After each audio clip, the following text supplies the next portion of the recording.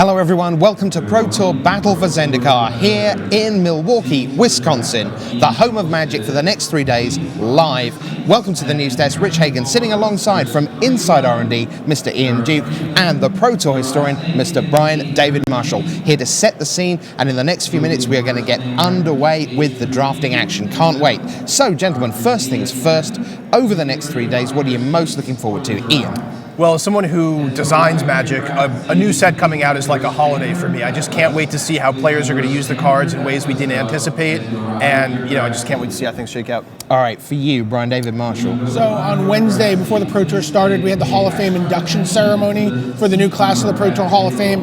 Really excited to see, in particular, what Shota Yasuoka does to build a new control deck in this new environment. All right, and I certainly can't wait to see the limited format. Madison last weekend, just down the road, was a terrific Grand Prix weekend. Now the best of the best get to unveil those packs and try and work out navigating their swim lanes towards the best deck in the format. So, what is going to happen over the next 3 days? If you're new to the coverage, you're extremely welcome. Thanks for being part of our Pro Tour weekend. Brian, why don't we kick off with the schedule for the weekend and the formats that we're going to see? Well, like you said, we're going to start off with draft. We're going to start off with Battle for Zendikar Booster Draft. We're going to have a featured table of 8 players.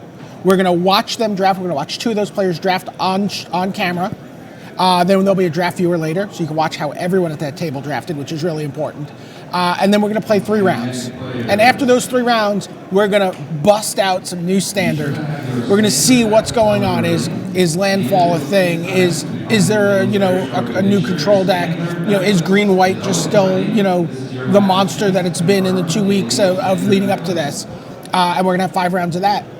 Okay, so that takes care of Friday. If you go 4 wins or better, 4 and 4, that gets you in to day 2. What happens tomorrow? Well, we repeat the same pattern. So, 200 odd players will come back tomorrow, and there'll be another Battle for Zendikar Booster Draft. Everyone will sort of be sorted by similar scores, so that top table is going to be, all the undefeated players and X1 players on day 1. Well, it's probably the table we'll watch draft again.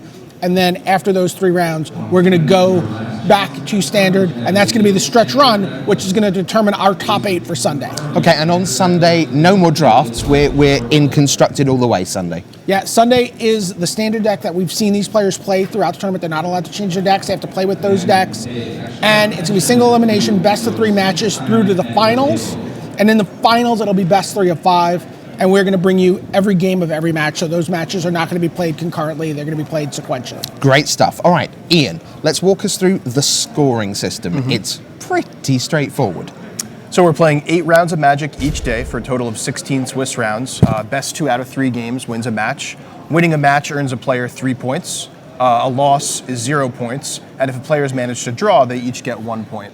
Okay, how do people draw in a game of Magic? So we are playing timed rounds today, Rich. So if the round goes to time and say the players are tied 1 game apiece, then they'll have 5 additional turns. And if at the end of those turns, neither player has won that 3rd game, the match will be a tie. Okay, now in general terms, simple math, giving someone 3 points for the win, that's 3 points going into the system. As soon as you draw 1 point each, that's 2 points going into the system. So kind of everyone loses with a draw. When we get to the very back end of tomorrow, you may see someone with a draw thinking, I'm so glad I got that draw back in round 4. But basically, draws are not good news. So if you just have that in the back of your mind. All right, BDM, what are we playing for? Because there's sort of lots of prizes on offer. Some of them monetary, just straight up cash dollars. Sure. But there's some other things on the line as well. So pro points and cash and invites are really the big things that you care about in this. $40,000 first prize, 30 pro points.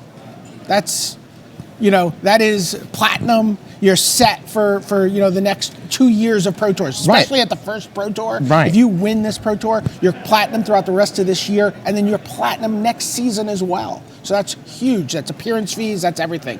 That's tremendous. $40,000 cash, obviously. Prizes go down. Pro points, there is a slight change. Right. In the way pro points are given out. Minimum pro points still 3, but now at 9 and 7, you can get 4 pro points.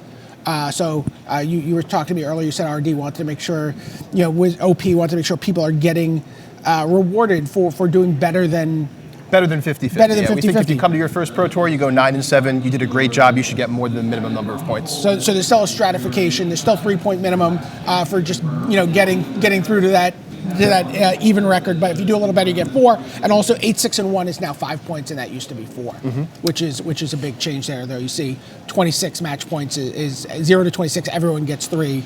27 is 4.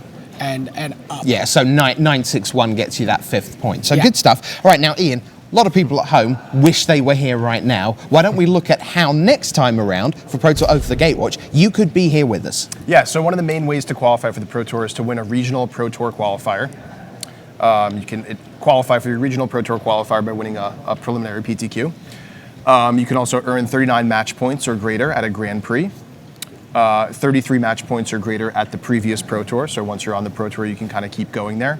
Or you can eventually become a Pro Tour Players Club member. As you earn more pro points, you can kind of level up and get more invitations. And finally, after a long and storied career, you may be inducted in the Hall of Fame. We'll see a few Hall of Fame members here this weekend. Yeah, it's fair to say that if you just started at your local Friday Night Magic a couple of weeks ago, the Hall of Fame bit, it's quite hard to get in that way. Yeah. You're probably going to struggle. What's the qualification for that, BDM? It's like... So to get on the ballot, 10 you have to be years? 10 years out from your Pro Tour debut. So the first Right. time you earned those 3 pro point minimum, you can have had Grand Prix pro points earlier, but that doesn't count.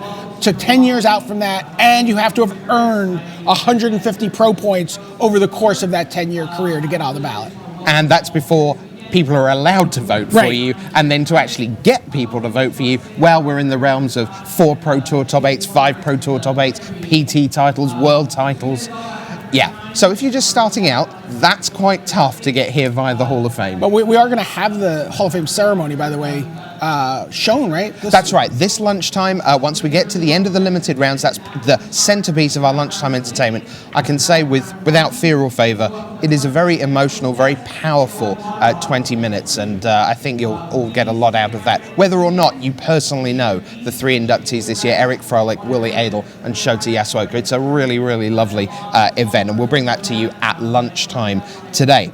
All right, so gentlemen, the players gearing up towards draft action, but let's try and mark people's cards, because one of the real moments, we have 3 days of great moments, but one of them is the opening of Pack 1. Everyone's looking at 14 cards, and no one's made a mistake yet. So if you were sitting down, Ian, for round 1 for the draft, what card would you most like to see staring back at you in BFC? That's a good question. My heart want to say Ulamog, right? I love Right. casting big Eldrazi. Sure. Maybe off a Hedron Archive or something like that. But I think at the Pro Tour level, one of my favorite combinations is blue and red.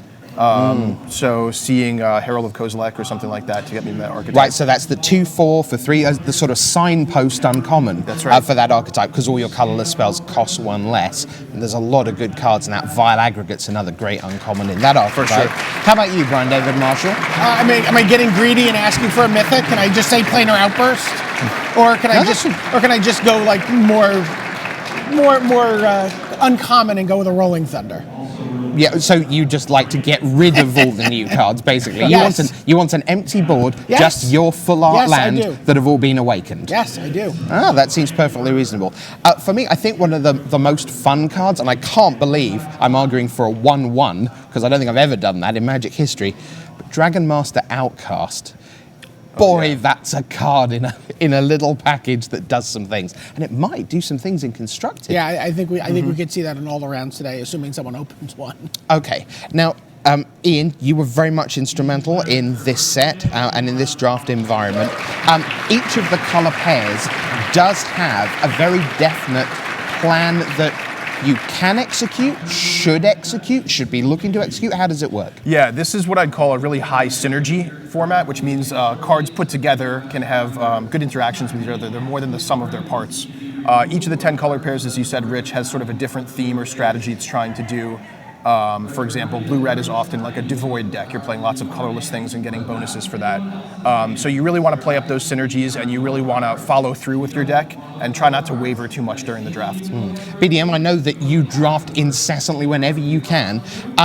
This feels like a format where, because of those synergies, each of the players, if they're in a particular color pair and a strategy, are getting good cards for their deck very, very late, because those cards are kind of only powerful in those strategies. Is that the way you found it? That's the way I found it, but I'm wondering if that's going to be the way things play out here. I think when you get to the Pro Tour, you often see people drafting on power, right? They're just like, I'm just going to take the best cards, and I could see some of that synergy. I could see someone getting some synergistic cards very late, because people are like, well, you know what, I don't want to take a Mist Intruder. Right. You know, I don't want to go and do this cute ingester, processor kind of synergy kind of thing. I just want raw power. There's also something to be said for staying open and seeing what cards come to you later on in the draft and reacting to that. So that's kind of one of those age-old questions. Do you stay open and see what comes, or do you jump right in and try to maximize? Yeah, and that's what I'm really excited to see how these guys will play it out. Because if you see someone like a William Jensen taking a Mist Intruder early, then you know. Someone like who? William Jensen. William Jensen. Let me just have a look at our feature pod here. Well, we have Jorge Guerra of Chile. We have Tom Martell of the United States, a Pro Tour champion. From Czechoslovakia, Jaroslav Buček. From Mark Tobias of Germany. Denmark's Martin Muller. Ooh. So this is getting pretty good. Then Oliver Pollak-Rottmann of Austria. You two, at that wall, in about 20 minutes' time, are going to go through every pick of Brian Kibler. Nice. Oh, wow. But right now, it is time to hand down to the floor for every pick of William Jensen. Let's kick off Pro Tour Battle for Zendikar.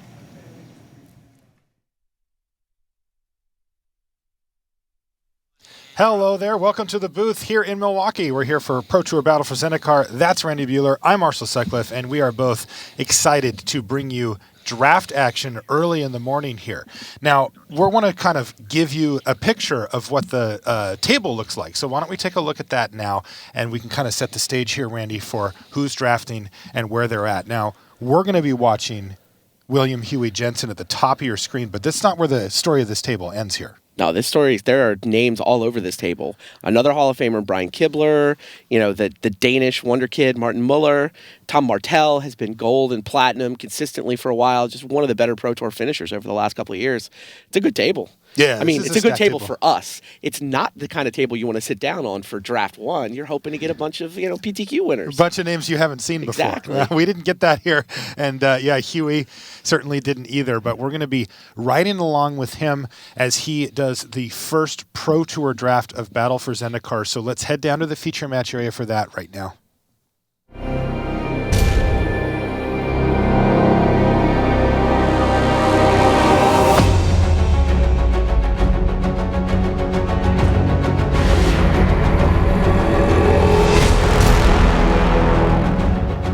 Hello and welcome to coverage of Pro Tour Battle for Zendikar. Marshall Sutcliffe in the booth with Randy Buehler, and we are underway in our first draft. This is, of course, the first Magic action that's going to happen over the course of the weekend. So the players, well, maybe not that player. That's William Huey Jensen, who we're going to be watching. Doesn't look particularly nervous, but you will see some nervous excitement down there sometimes as they go. And here we go. Let's take a look at his pack and see what Huey has.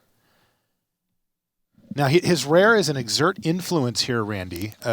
Not a bad one, but he's still looking through the rest of his pack to figure out if there's anything better than it. I see he's got a Mindraker there. There's a Cryptic Cruiser kind of hiding at the back of the pack as well, a Belligerent Whiptail, but nothing really that seems to be jumping out as better than Exert Influence, which is, we call these mind control variants now. You'd probably call it a control magic variance. Yeah. He would too. Yeah, and he would too, to be fair. and he will, because that was his pick. Yeah, it seems reasonable as well. You can play this in a two-color deck with maybe like a minor splash. Yeah, if you steal something with 3, it's fine. If you steal something with 2, it's a little less good, but still worth it.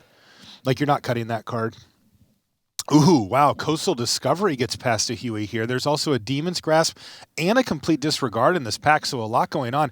But I got to say, Randy, the card that there's a Drana's Emissary too, but the card that really jumps out for me is Coastal Discovery. I think I'm in love with that card, by the way. It's once I saw it printed, I thought, please just be good. just be good. And it turns out it's excellent. Fantastic card. I wouldn't be surprised to see Huey take it here. Jonna's Emissary is also very good, but it's just not lining up with his colors. You don't really want to add a gold card that's 2 new colors here at Pack 2 when you can, I think you give up a little bit here taking Coastal Discovery over Jonna's Emissary.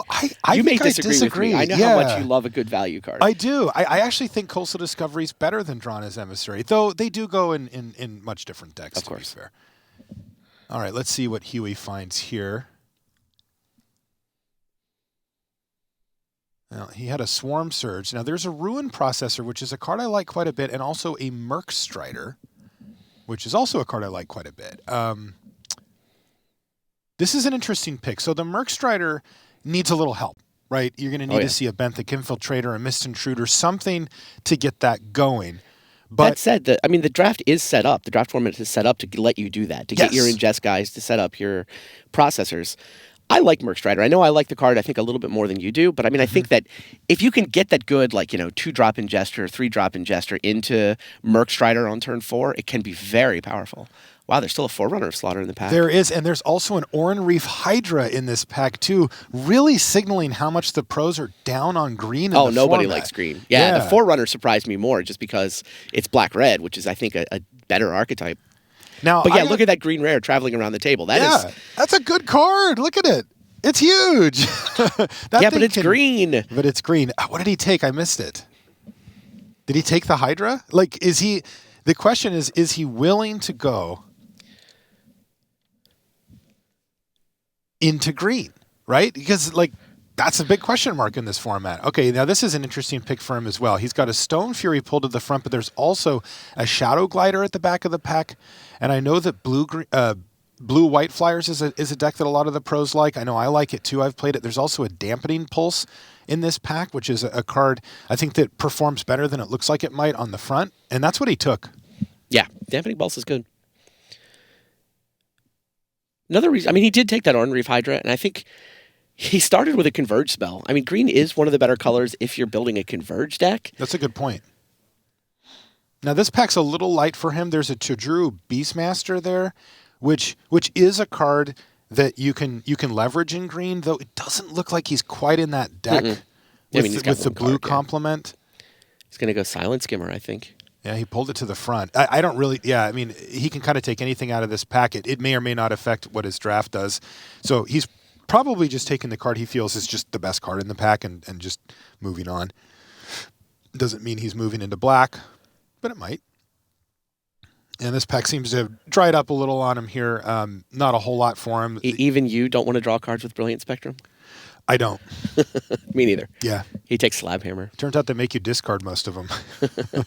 Yeah, he takes a Slab Hammer here, which, again, it's a colorless card that could go into his deck. It might not. It kind of depends on how things go.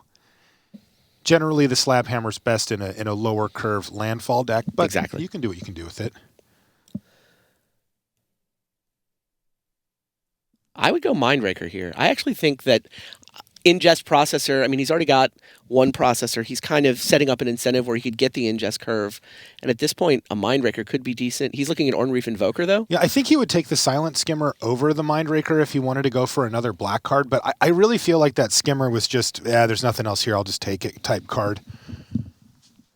Yeah, Invoker's nice in that it can get you a board presence early, but then later in the game, and these games do tend to go later, can be very powerful. Yeah, he's got a Skyline Cascade in there. There's a Territorial Baloth and a Snappy Gnarlid. He goes for the Skyline Cascade. Picking up these spell lands, as we call them, can be important. It's basically you get a minor effect, but it's attached to a land, so it doesn't take a critical spell slot in your deck. You want to have a few of those in this format. Just going to take a Plummet here, I guess. Yeah. Sure. Little sideboard action. This format hasn't been conducive to playing Plummet in the main, at least thus far. By the way, that Plummet artwork is sweet. Look at that. I'm pretty sure that's a Cloud Manta or some type of Eldrazi he's taking down. Yeah, another Skyline Cascade as he winds down pack 1. This is a decent pack for him, though. He's well positioned for blue. Indeed. And he's kind of open. He can... Yep. Maybe he's going to wind up being a green mage. I don't think he's committed to that at this point. Wow. And that's an interesting one, too, there. Unnatural Aggression. Was in that pack. And it has just, at first we thought, okay, well, there's a green fight card. That's a good card. And it has just plummeted in everybody's viewpoints. Nobody wants to play that card anymore. And he passed it, too. He's just off it. Geyser Field Stalker. And I think he's right. That card has not performed well. All right, so let's take a quick look at this. Is the review period, of course, for Huey. And like you said, Randy, he's blue-green, but he's heavy blue. And if pushed, he could go into another color here. I mean, he would be giving up basically the Oran-Reef Hydra's, the main pull that he has to play green at this point. Yeah, I'm not in love with his card quality at this point, and I'm sure he's not either. Yeah. That said, it's not like he passed anything good either. Right. It feels like this run of packs was not amazing, and he situated himself for colors. He knows green's underdrafted. He probably knew that before people started passing in packs. But the fourth pick Oran-Reef Hydra certainly cemented it at this table. I think it was fifth. For him. Was it? Yeah. I mean, that card, look, it's a really good card. I mean, it tussles with Eldrazi. It finishes the game.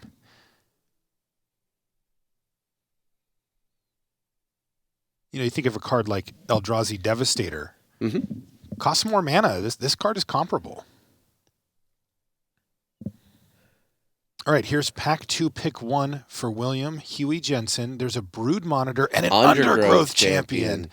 Oh, there are incentives to be in green. They just often come in the rare and mythic rare slot, and he's got 2 of them here. The Hydra, maybe not such a strong pull, but the Undergrowth Champion's very good. Yes. And it's not like there's a great blue card for him here, right? What would he take if he wasn't Undergrowth Championing? I think it was a Tide Drifter was the next pick, which is a fine pickup, but yeah, Undergrowth Champion's just great. Yeah, I think, part of the reason why we see green down a little bit here are actually cards like Oran-Reef Hydra, in that they are somewhat replaceable by colorless Eldrazi spells. If you need a huge fatty, you can get them. It's not a specific to green thing anymore. Green is no longer the only place to go for giant creatures. Exactly. All the Eldrazi are giant. Yeah, and even though the Hydra, is fine, it is only a little better than those Eldrazi. There's a giant Mantis, a Retreat to Emeria I saw at the back. That's a card that's performed really well. There's a Call to Scions as well if he wants to stick in green. I think you take Mantis over Call. I agree. There's a Smite the Monstrous. Now, he is going to start to be a little concerned here as he doesn't have any way to deal or even really interact with his opponent's creatures yet. No Clutch of Currents, nothing like that. And he has a Converge cards in his pile, and he's in the Converge color combination of blue-green. So right. He might be actively looking to splash. He is, yeah. You can tell. I mean, because the giant Mantis is a perfectly fine pickup, but Smite the Monstrous, fills a need that he really has here, which is removal. He just doesn't have any yet. Yeah, especially he's not in either of the traditional removal colors. So right, you got to take it when you can get it. When you're in, blue, green, and white. Catacomb Sifter, very good, but I don't know if he wants to add a 4th color. Yeah, that is the best card in the pack here. Yep. Now, if he wants to stay down this white path, he has a Courier Griffin or another Smite the Monstrous, though the second Smite the Monstrous isn't quite as tempting. The other thing he might be a little bit worried about? Brian Kibler, 2 to his left, could easily be in green, traditionally known for playing with the green cards. He is a green mage to the core. There's no doubt about that. Now, this is getting interesting here. He took the Courier Griffin there. Like I said, the second Smite, not so exciting, but the interesting thing here, of course, is that's another white card he just added to his pile. Yeah, he could wind up in blue-white flyers from here. He could. He would have to give up. The Undergrowth Champion's a tough one to give up. Yeah. The Hydra, I think he could live with. Here's a Bane of Bala-Ged, and there's also a Rush of Ice, which is like Clutch of Currents, but worse. It's like the sad Clutch of Currents. Still, it's still a solid tempo play. Yes, and you will play it in a pinch for sure. But he's going to go ahead and take the Bane of Bala-Ged. That's the one, of course, that has it feels like Annihilator. It's the long lost relative of the Rise of Eldrazi Annihilator cards. All right. Well, there's an Incubator Drone in this pack. Grove Tender Druids, I think. And a Grove Tender, too. Yeah, and if he is on the splash, you could consider taking that card as well. There's a Titan's Presence in the back, too. That's not bad. Yeah, I think I like just keeping it simple and taking the Incubator Drone here. It's kind of like a Grove Tender Druids that just spots you a creature for free, but... Courier Griffin. All right, so that signals to me that he is thinking he's going to be in blue-white flyers, which, I think it's one of the best archetypes in the format. I wrote about it for the column this week in preparation for the Pro Tour. I really think it's great. Holy smokes. Halimar Tidecaller? That is the dream uncommon for the Blue-White Flyers deck. Hello, friend. That's a great card. Suddenly, all those lands you've awakened have flying, and you get to pick up an awakened card from the graveyard. And it's a 2/3 body for 3, which is as good as you're going to get in blue anyway. Yeah, there's nothing you can say that's bad about Halimar Tidecaller. It just hits it's either adequate or very good at every corner. Now the problem is, again, the one of the best commons in the set is Clutch of Currents, and he just hasn't seen or been able to take a single one. Right. I don't even think he's held one. I don't think so. He hasn't. No, I think he's going to take Anticipate here, though. This is going to be a really interesting pick to see what he does, because we're going to get an idea for how many colors he thinks he's in right now. And it looks Natural like Connection. It is 3. Yeah, it does. The answer is 3. So if he's taking a Natural Connection, then that means he wants to play, well, we'd call it Bant, right? Yep. Green, white, blue is what he's doing. So he's not going to be blue-white Flyers. He's still going to be able to play those green bombs that he got. Oh, here we go. Ring to Light. Neat. That's kind of interesting. It's in his colors. Yeah. I don't think there's anything else really here. No, you take it. Yeah. I mean, it seems like it's probably only going to converge for 3, but I mean, if he manages to pick up a random dual land, he could sneak a 4th color into his deck. Yeah. So he'll when he lays out his deck later, he'll look at the options he can hit with it and see if it's worth bringing it in. Like, would you pay 5 mana for a Halimar Tidecaller? Well, sometimes, but not really happily. All right, the Tajuru Beastmaster what's the came land in the back. Is there a land in there? Did not see it. There is. He also passed a Territorial Bailout there. So Natural Connections, Natural Connection is not the premier way to fix or ramp your mana in the set, but it'll do in a pinch. And he's going to take Brilliant Spectrum here, I think. No, he didn't. He took the Felidar Cub. One of the things that the players are going to be thinking about a lot as they draft is how many 2-drops they have. Now, the interesting thing about that, I guess he got an Anticipate here, or that Giant Manus came back. The interesting thing about the 2-drop situation here is that there's not that many of them. So sometimes you get a little concerned. But the other thing is you kind of don't need that many. Oh, Rush of Ice. Yeah, that's that might nice. make the cut. Yeah, you actually don't need that many 2-drops. You can. They don't have a major impact on the board, and the games are rarely lost to somebody playing a 2-mana spell. So even if you're not really stocked up on them, you don't have to freak out and over-prioritize them. It's just something to consider.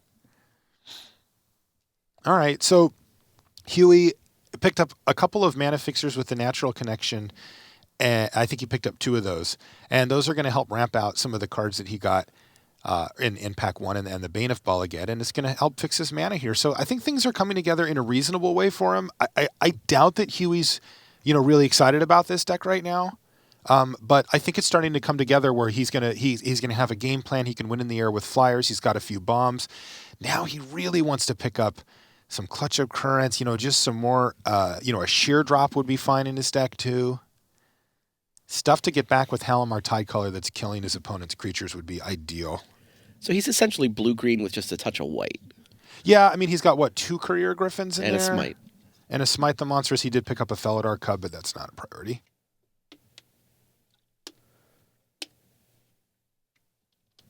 All right, this is leading in, of course, to Pack 3 here for our Hall of Famer. Huey is widely considered one of the best drafters of all time. I know people that would put him at number 1.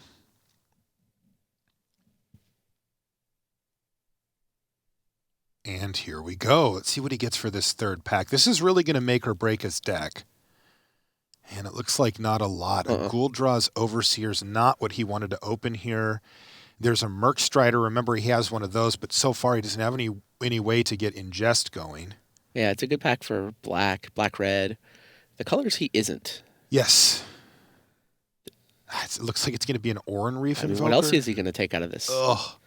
Yeah, Stonehaven? There's Call the Scions. Like these are just not the options that Huey was hoping for. So a really tough first pack here for Huey. He is not going to be happy about that.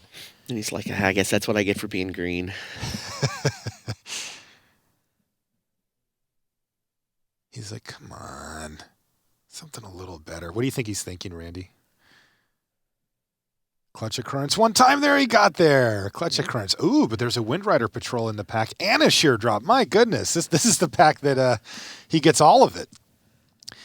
So, Basic, and why couldn't one of you have been in the first pack? Yeah, normally I think it's close between the Wind Rider Patrol and the Clutch of Currents, but I think he just wants the Clutch. He's low on ways to interact with his opponent's creatures, and he's got a Halimar Tide Caller.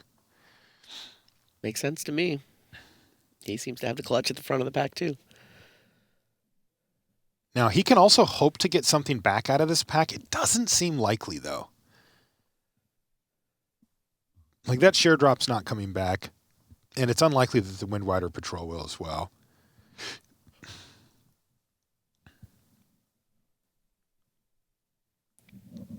I think Spell Shrivel was the only card I saw out of that mess that he wants to play.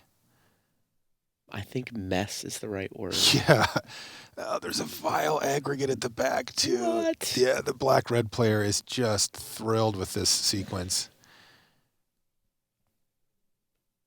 There's a black-red Devoid deck in this format that's properly aggressive, and Vile Aggregate's one of the best cards you can get for it, and there was a Forerunner slot. Yeah, he's passed Forerunner to his left twice, right? Yeah. Whoever took that fifth pick Forerunner. I just feel awful, like when I just ship a great deck.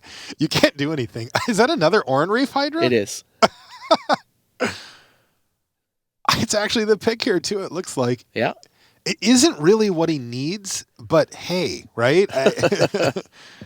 Like, otherwise he's taking another Courier Griffin over it. And I think the Hydra pulls its weight, especially now that he has the 2 Natural Connection. He's going to be able to get that thing out on turn 5 or even use Natural Connection to help, as like a combat trick with it. Funny, I know that we're going to be watching Brian Kibler's draft next. I'm curious to see if those Forerunners, do they get all the way through to him, or is Oliver Pollak-Rottmann, is he getting the hookup? I mean, think about it. This guy sits down in between 2 Hall of Famers, right? He does. Pod 1 at the Pro Tour, you sit down, William Jensen on your right, Brian Kibler on your left. But I mean, look, if Huey passes anybody, if Huey passes me a 6-pick Forerunner of Slaughter, it's like, thank you, sir. I'll move in. Yep. Thank you for telling me what to draft. Signal acquired. Here's a Territorial Baloth now for Huey.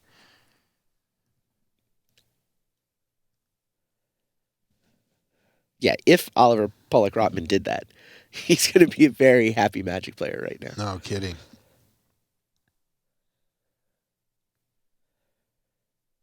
There's another Incubator Drone for Huey, and then if that White Splash is still happening, there's a Grove Tender Druid. Oh no, it does Stalker too. Yeah, I like Incubator Drone a lot. I think it's a really good 4-drop in the format. I think I like just taking it over the Grove Tender Druids here. It's just easier to cast. Ramps out your stuff where the Druids doesn't. Yeah.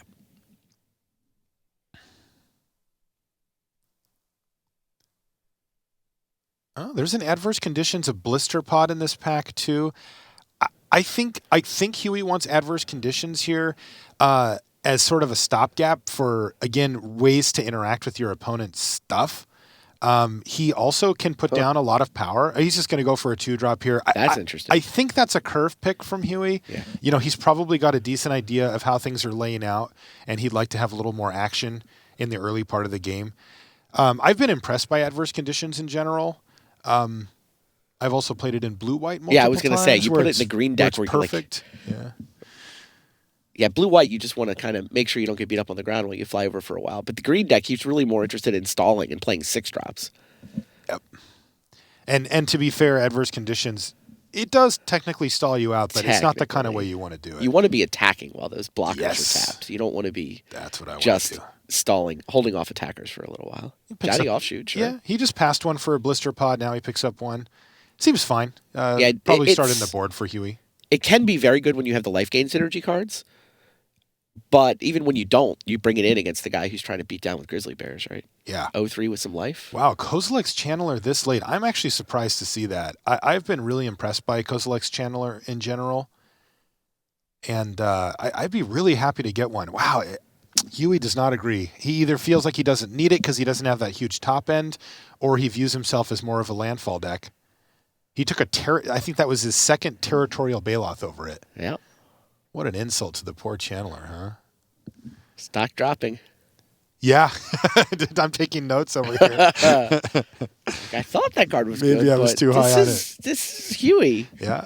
There's a Tide Drifter, a nice late Tide Drifter for him. Not going to go great into his deck, but it's a good defensive card if he needs it. And he's just going to pass that McKinley Slide Runner to take Angelic Gift. And that is going to round things out for our first draft of the day from Huey. It came around for him, I think. This deck isn't a blockbuster, but he drafted his seat well. I agree with both of those things. I think that the deck is okay, but I think Huey's draft performance is like, what else was he going to do? Yeah. He was going to switch into black-red like halfway through pack 1. I mean, I guess that would have been the psychic play, but you can't make the psychic play. No, and I think the real turning point for the draft was, is he willing to draft green? Because we have heard some of the pros be really down on green. Now, I'm not as down on it, for example, as some of the guys. And I've also heard some of the pros say, it's not that bad. Like, it's the worst color, but there's a gradient there, right? Like, it could be down here and the rest are up here, or it could be here. And, I have it kind of in the middle where my preferences don't usually bring me to green, but hey, if they're going to give me Oran Reef Hydras that late, like, I'll take the thing. I'm in, and it was a nice open there too with the Undergrowth Champion. Right. And so, so anyway, Huey looking pretty good here, I think. I mean, this is a type of thing that he can put together for sure. What kind of grade do you give his deck? I mean, and remember, we did get to see a lot of the cards that were flowing around the table, too. B-, C+. I don't think his deck's great. Yeah, it's somewhere in that range. It's 3-color without fixing. It's like he's splashing for 2-3 flyers. He's got for 2 4? natural connection. Without good fixing. Okay. Yeah, I mean, he's got a little bit of it without enough fixing. Mm-hmm. So I'm not saying he did anything wrong. Like, I give his grade on the seat, I don't know, A-, maybe just a straight A. Mm-hmm. But, I mean, the deck isn't great. It's got some power level, which is nice. I mean, the green cards, he's got, 3 different green rares? Yes. So, if you're going to draft including green, a mythic, you do it when they pass you 5th pick rares, and then you open a mythic. So, yeah, maybe it's a B- deck, but a good draft. All right, well, that's going to do it for Huey's draft. Let's send it back to the news desk and Richard Hagan. All right, thanks very much, Marshall. The first strategic insight of Pro Tour Battle for Zendikar comes to you courtesy of Kermit the Frog, and it is, of course, that it is not easy being green. So, Huey Jensen, we see what he does. He does have some very powerful cards. Right now, it's time to head over and see what Brian Kibler cooked up 2 seats round. Oliver Pollak-Rottmann, former Austrian champion, on the left, in between the two. So what did Brian Kibler do? We're going to find out pick by pick in the company of Brian David Marshall and Ian Duke.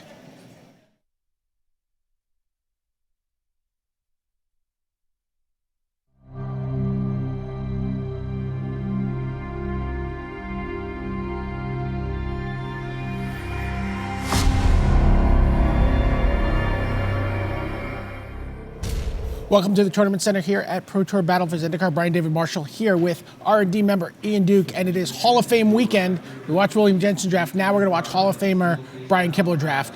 What do you expect from Brian Kibler in a draft format like this? Well, we know Brian Kibler is a player who loves big creatures, green creatures especially, so I expect him to maybe be a beatdown kind of a deck. But yeah, we'll see what comes out of it. All right, well, let's take a look at the draft by Brian Kibler as he opens up his first pack. And, all right, well, so we talked about the idea that, there we go. There you get a look at the table. There you get a look at Brian Kibler as he flips through this first pack. And then what's jumping out at you here? First thing I see is the outnumber. This is a comment I think players have been particularly impressed with as they play with the format more and more, just a 1-mana removal spell. The idea you get to play 2 spells on one turn with it. 2 spells in one turn is huge, so big. Cinderglade shifted to the front of the pack there for him. Yeah, it's a Juru Beastmaster, not something you're looking to pick up early. Cloud Manta is solid, but again, not something you're super excited to first pick. This looks like a fairly weak pack overall, but I think Outnumber is probably the strongest card, most players would agree. And yeah, it looks like that's what he picks. Are you disappointed to not open a rare when you open a Battle for Zendikar pack? I think so. I think there are quite a few rares and uncommons that stack up above the top commons, but even so, Outnumber being one of the top commons, you're not too disappointed. Okay. So there's a So Evolving Wilds I saw. Was that an Ulamog's Nullifier that went by? Mm-hmm. Ooh, turn against. Turn against. That's quite appealing there. Kozilek Sentinel, he pulls to the front of the pack. Typically, I'd be looking at the turn against here.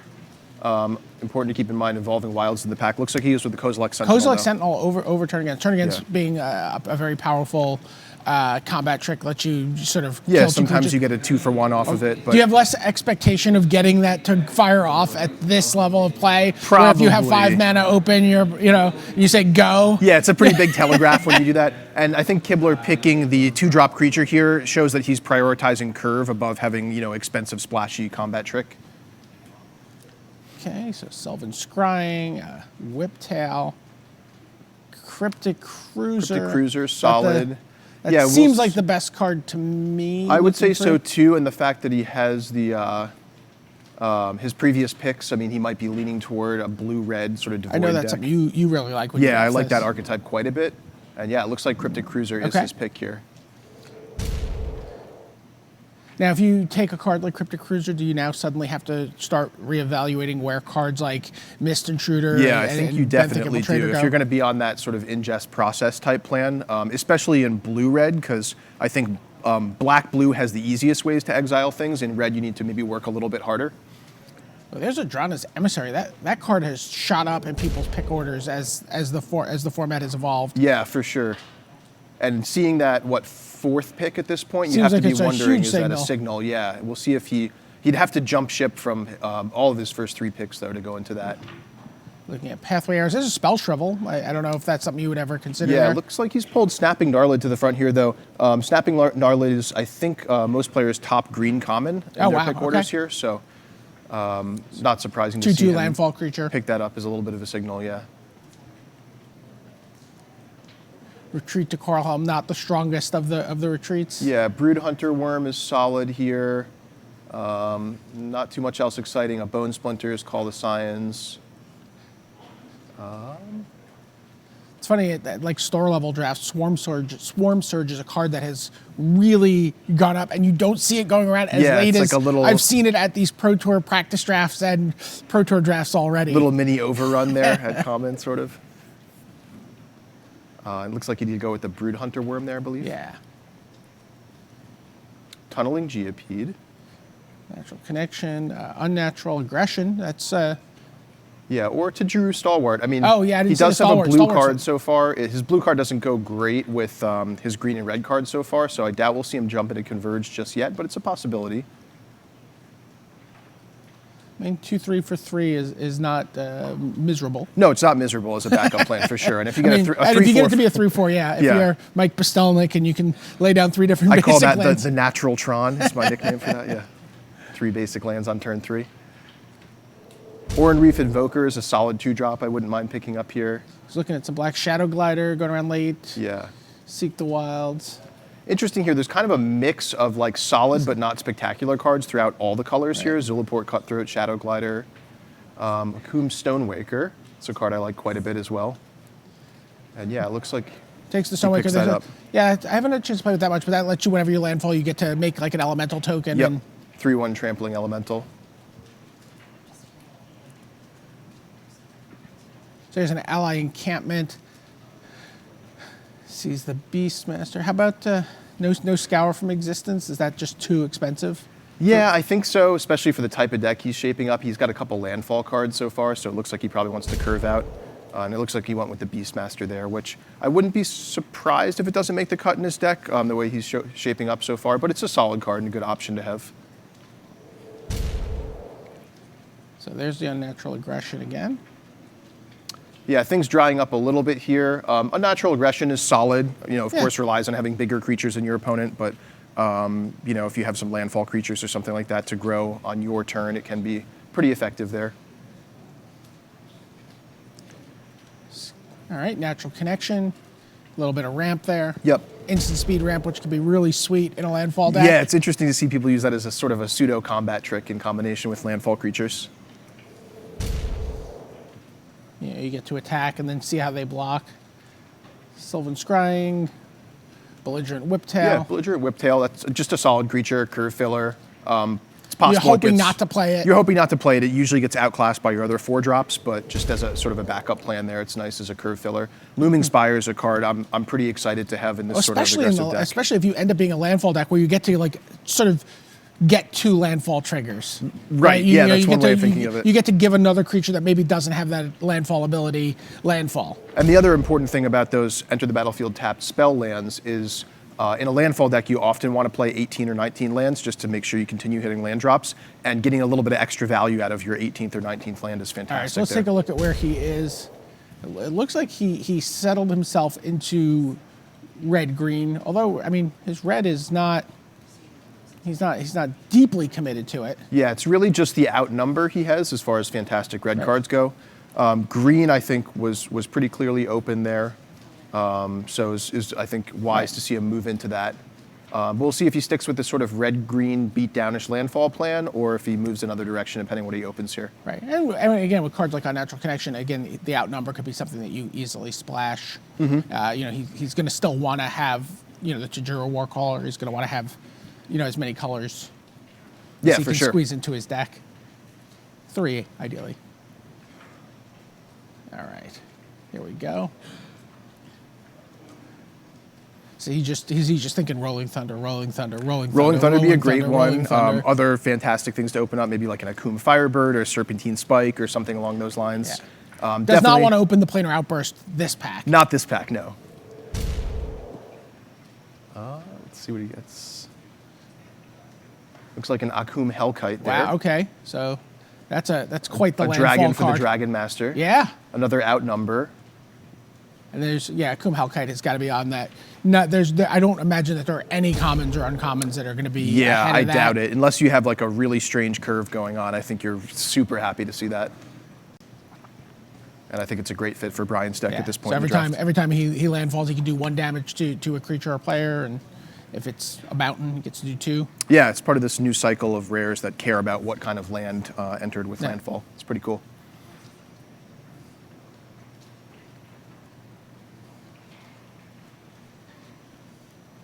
So we did see Brian picking up sort of a lot of mid-level red and green cards from his packs. So that could lead to him being rewarded in pack 2 as he sort of cut things off. Wow. Didn't you just mention a Serpentine Spike? Yeah. Wow. That's pretty awesome. It's a little bit on the expensive side, but it's just so powerful. I think it seems like an expensive. I mean, we saw him take a 2-drop over a 5 casting cost spell earlier in the draft, but that's just too good to. It's too good to pass up for sure. Just double checking what he's passing there, what might come back around, what green cards might make it all the way around the table back to him. Yeah, we've heard a little bit of whispers of green maybe being underdrafted at the Pro Tour level so far. So, we'll see. Brian could be reaping the rewards of that if he's one of the ones that was eager to jump into it. Again, we hear it a lot. You hear, people always have some color that they have, think is the weakest. And green has not been looked upon very favorably from the people we've talked to. Yeah, but that means you can look at it as an opportunity. So I see actually two landfall speaking cards. Of opportunities, Scythe Leopard and Valakut Predator. Yeah. Is that right? Both those cards fantastic. Scythe Leopard just functioning as like a 2/2 1-drop, and Valakut Predator. Do you like just Scythe beating Leopard down for 4. in Limited? It feels like there's so much toughness that it's really hard to get it through. it can be hard to get it over the blockers early in the game, but it just fits the curve so nicely. A 1-drop is so irreplaceable. I'm happy to pick them up and play them for sure. Yeah, you took Valakut Predator there, though? I agree with that, though. I like the Predator sort of as the default pick there, but would still be happy with the Scythe Leopard. There's a Giant Mantis, a Kozilek Sentinel, a Looming Spires. There's Turn Against. Ooh, okay. So this is a similar pick that he had earlier. Yeah, and it looks like he valued the turn against to maybe a little bit less than I would expect last time. We'll see if he goes for it this time. He's got Giant Mantis. Okay. He had Giant Mantis ahead of it there. The other card worth mentioning here is the Looming Spires, too, which he doesn't have pulled to the front, but I think he'd be super happy to get that later on. Considering Giant Mantis, okay, he does take the turn against. Okay. We older players refer to it as the Ray of Command of the set. Exactly. It can be tough in these sort of beatdown type decks to leave up 5 mana, and Turn Against is a card that's often better on defense than on offense. Wow, that's a late forerunner of Slaughter. You are allowed to just take their creature and attack with it also. Yes. Like you're allowed to make the bad play with it. It is active treason as well as Ray of Command and block your creature. This pack not super exciting. Yeah, not excited to pass a Forerunner of Slaughter and take a. Yeah. Goes to the Giant Mantis, is that? Yeah, it goes with the Giant Mantis. Yeah. I thought he was going to take down. He looked like he was going to go with the Natural Connection, but. Yeah, I mean, he already has one. How many Yeah. of those are you really going to play? Probably one maximum. And Giant Mantis is just good against, defense against flyers. Processor Assault, another Valakut Predator, a Bring to Light. Yeah, the Valakut Predator I'd be really happy to see here. He doesn't really have any... He can't Processor Yeah, Assault. no Like, that card's ammunition for that. fantastic if you have like the blue-red deck that you were talking about. Totally agree, but that's not what we got here. Okay, another Valakut Predator. So we're getting a nice little landfall thing going on here. Yeah, and the great thing about these landfall creatures is the more of them you have, sort of the more focused in your deck becomes, and you really have a game plan of like, okay, I'm going to play 18 or 19 lands, play lands every turn, and just crush my opponent. Tunneling Geopede would be a nice pickup here. Gives your deck a little bit of reach.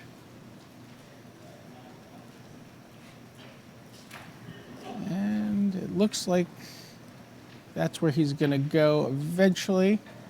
Yeah. The shiny Tunneling Geopede. You guys see foils are... Yeah, Are foils in are in the the pack. packs. That's a new addition, sort of. Wow, for this wow, group that tour. is a late McKinney Slide Runner. Got to be super happy to pick that Yeah. up with just, 6 or 7 cards left in the pack. Wow. Love it. So his deck's really starting to come together. I was a little worried after pack 1. He had a kind of a lot of mediocre filler cards and not really a clear, coherent game plan. But loading up on these landfall creatures means that he knows exactly what he wants his deck to do at this point. Is that another slide? That is another Slide Runner. Another Slide Runner, wow. Yeah, not even looking at the Giant 5 Mantis cards at this left in the point. pack. He's That's like, yeah, no, goodbye, excellent. Giant Mantis. We don't need to think about you anymore. Right. And you talked about Scythe Leopard being, even though it has landfall, being sort of tough to get past early blockers. I think the difference between a base 1 power and base 2 power is just huge on these landfall creatures. Yeah. The Slide Runner's a lot more likely to get through against early creatures. Plus it has trample too. Lithomancer's Focus, just, Yeah, kind of like, I want to get this out of the pool. Right, don't want to have to play against this. Wow, that's a Scythe Leopard and a Valakut Predator again. Wow. We've seen that pick before. He goes the same way again. So That's Valakut amazing Predator. with just 4 cards left in the pack. Yeah. It looks like Brian's really picked up on the underdrafted strategy at this table, and it's panning out excellent for him. A second Lunar It's almost like Looming he's going Spires. under. Like, I mean, people are going over in this format a lot. You see people ramping up to these big creatures, or setting up this ingester processor thing, which can take a little while to get going. And he's just like, you know what? I want to start attacking on turn 4 for 8-9 damage. Right, it's like we're all playing synergy decks. My synergy is creatures and lands. Yeah, look That's at a lot this easier deck. to assemble than many Just of the other multiple decks. Predators, multiple Slide Runners, 2 Looming Spires. Yeah, he's looking to be in good shape. He's a little bit Doesn't- light. I was just saying, light on removal. Light on right? removal, yeah, that's the he's got key. the outnumber and he's got the turn against, which is sort of Yep. situationally removal. I think he'd really love to pick up like one more outnumber. Oh, he's also got two unnatural aggressions. Unnatural aggressions, yeah, okay. Okay. His creatures are a little on the small side though, so Valakut- they don't really Valakut help him Predator- too much if he Valakut goes up Predator against can big get it blockers. done. That's true. Valakut Predator can get it done. One other sort of under the radar card for a deck like this is actually Evolving Wilds. Is a card yeah. I like to pick pretty high. You wouldn't normally think of it as like, a 3rd through 5th pick, but it definitely can be in these landfall decks. Just getting double triggers out of like a Valakut Predator is just insane. All right. So pack 2 was much better to him than pack 1. Oh, for sure, for sure. And I think a large part of it was he jumped into the colors that he saw were a little bit underdrafted. He was willing to pick those sort of middling type filler picks and sort of cut things going downstream and got we also rewarded for talked at the desk about the idea of synergy. It's like he kind of saw let the table tell him what synergy was going to be open. Right. Guardian Is that of a Marasa. Green Warden of Marasa? Green Warden of Marasa, yes. Yeah. That's a nice pickup. That is a kind of impossible card to beat, it feels like. And interestingly in this pack, so I think we're going to see him take the Green Warden, just the sort of double Eternal Witness is fantastic. Another Valakut There's also a Predator, Valakut Predator, another an Outnumber. Outnumber, and a Lifespring Druid is a card I Wow. think he'd be fine to have here too. There's no way Outnumber could make it around Probably the table. not. I wouldn't expect that. But the Valakut Predator, I mean, we saw it with four cards left in the yeah. pack, last pack, so that could definitely come around. That would nice be his pick for third him. Predator if that comes back around. Yeah.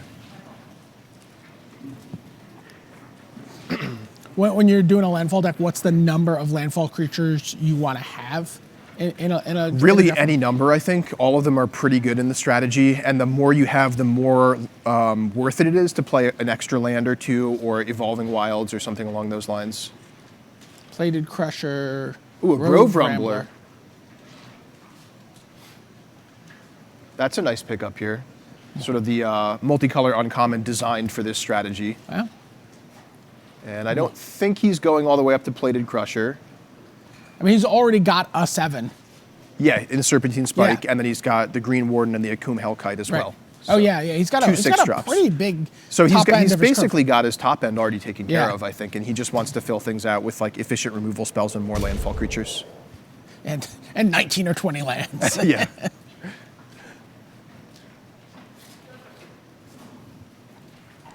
And a card like Natural Connection is going to actually be. I'm curious to see if he'll end up playing it. Yeah, it I'm seems really like it could be curious. very good in this deck. There's an Undo Champion. There's a Valakut Invoker. So Valakut Invoker is a card I really love in this strategy because it comes down on turn 3, it's nice for your curve, and since you're probably playing extra lands to get your landfall triggers, it gives you something to do with that late game mana. Same thing with Arden Reef Invoker. Yeah. In this deck. You know, where you get to 8 mana, you're like, okay, you feel a little flooded sometimes. Your opponent deals with some stuff, and then you have one creature left. You know, you get it to be that you can actually take over the board. Yep. I mean, lightning bolt every turn is no joke, that's for sure. And having a 3-drop that your opponent, is forced to answer at some point in the game is just great as far as putting pressure on their game plan. Wow. Touch of the Void, Touch of the Void. Territorial Baloth. Is that a Slide Runner in there? Yep. So I expect we'll How see many him cards take- are in that pack? Can he get the Slide Runner That's back? a good question. I want to say there were 12 left there, so it's possible it comes back around with like 4 cards left in the pack or something. That would be insane. But we did see him take Touch of the Void there. Again, he's a little bit light on Yeah, removal, he especially has to prioritize that here. unconditional removal, which Yeah. is really what he needs here.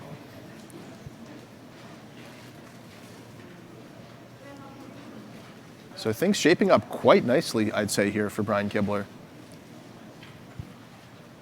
He just needs to become immense. There's a A Looming couple team of Spire. battle rages. There's a Looming Spire. Looming Spire, Fertile Thicket, either of those cards is nice. I like the Looming Spire a little bit better, but it's worth noting Fertile Thicket is one Sort of of those sets things. up, you go landfall into your next landfall. Exactly. It sort of like lets you throttle whether you want more lands or not, which is surprisingly powerful when you want to curve out in an aggressive deck.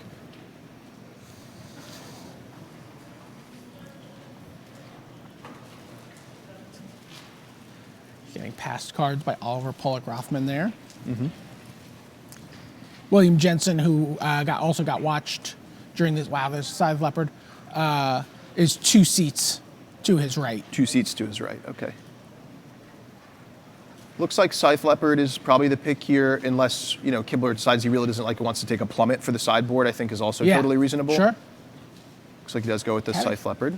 Like Catacomb Sifter just going around. Yeah. Guess nobody in that color combination.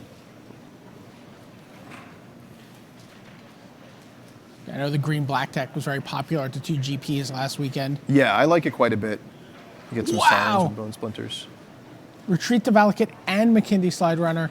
Takes Retreat to Valakut, again, doubling up your landfall triggers. Yeah, this is a card I personally like a lot in this kind of landfall deck. I've heard some people say it's underrated. Other people say it's overrated. These sort of non-creature enchantments that don't affect the board. If they think it's overrated, they probably talk to me because I'm super excited about this card. I love Yeah. it. Of course, underrated, overrated depends on how you're rating it in the first place, Yeah. right? So, I just feel like crushed when my opponents play it, and I feel Yeah. unbeatable when I have it. but those are the kinds of cards that are hard to evaluate, even for Sure. players at the pro But in a level. deck like this, Yeah, where you- I think it's perfect It's for this just kind of deck. unbelievable. Yep.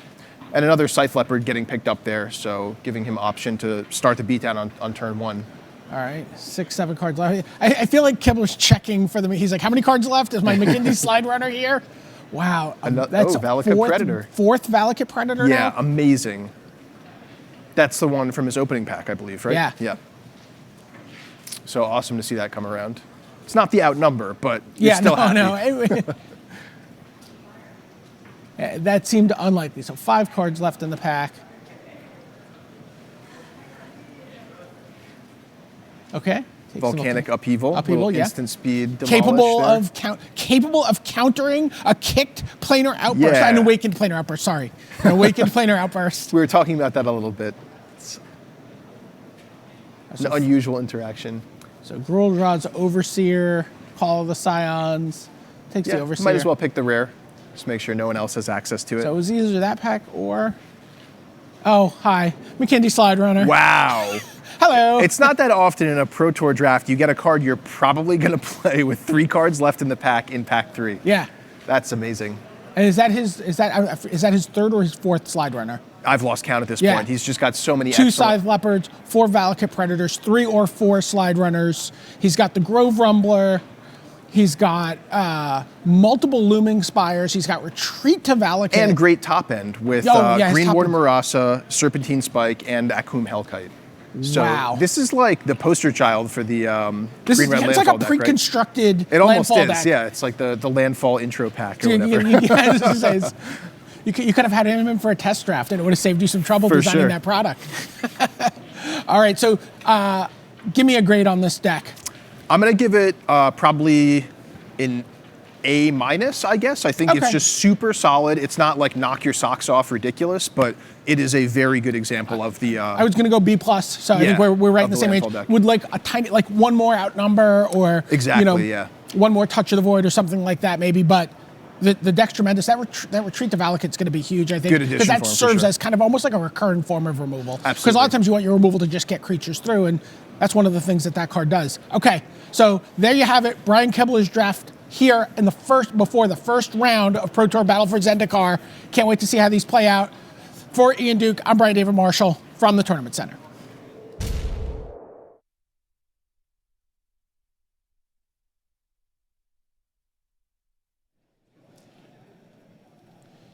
I didn't even know he got this one. Thanks very much to Brian David Marshall and Ian Duke there.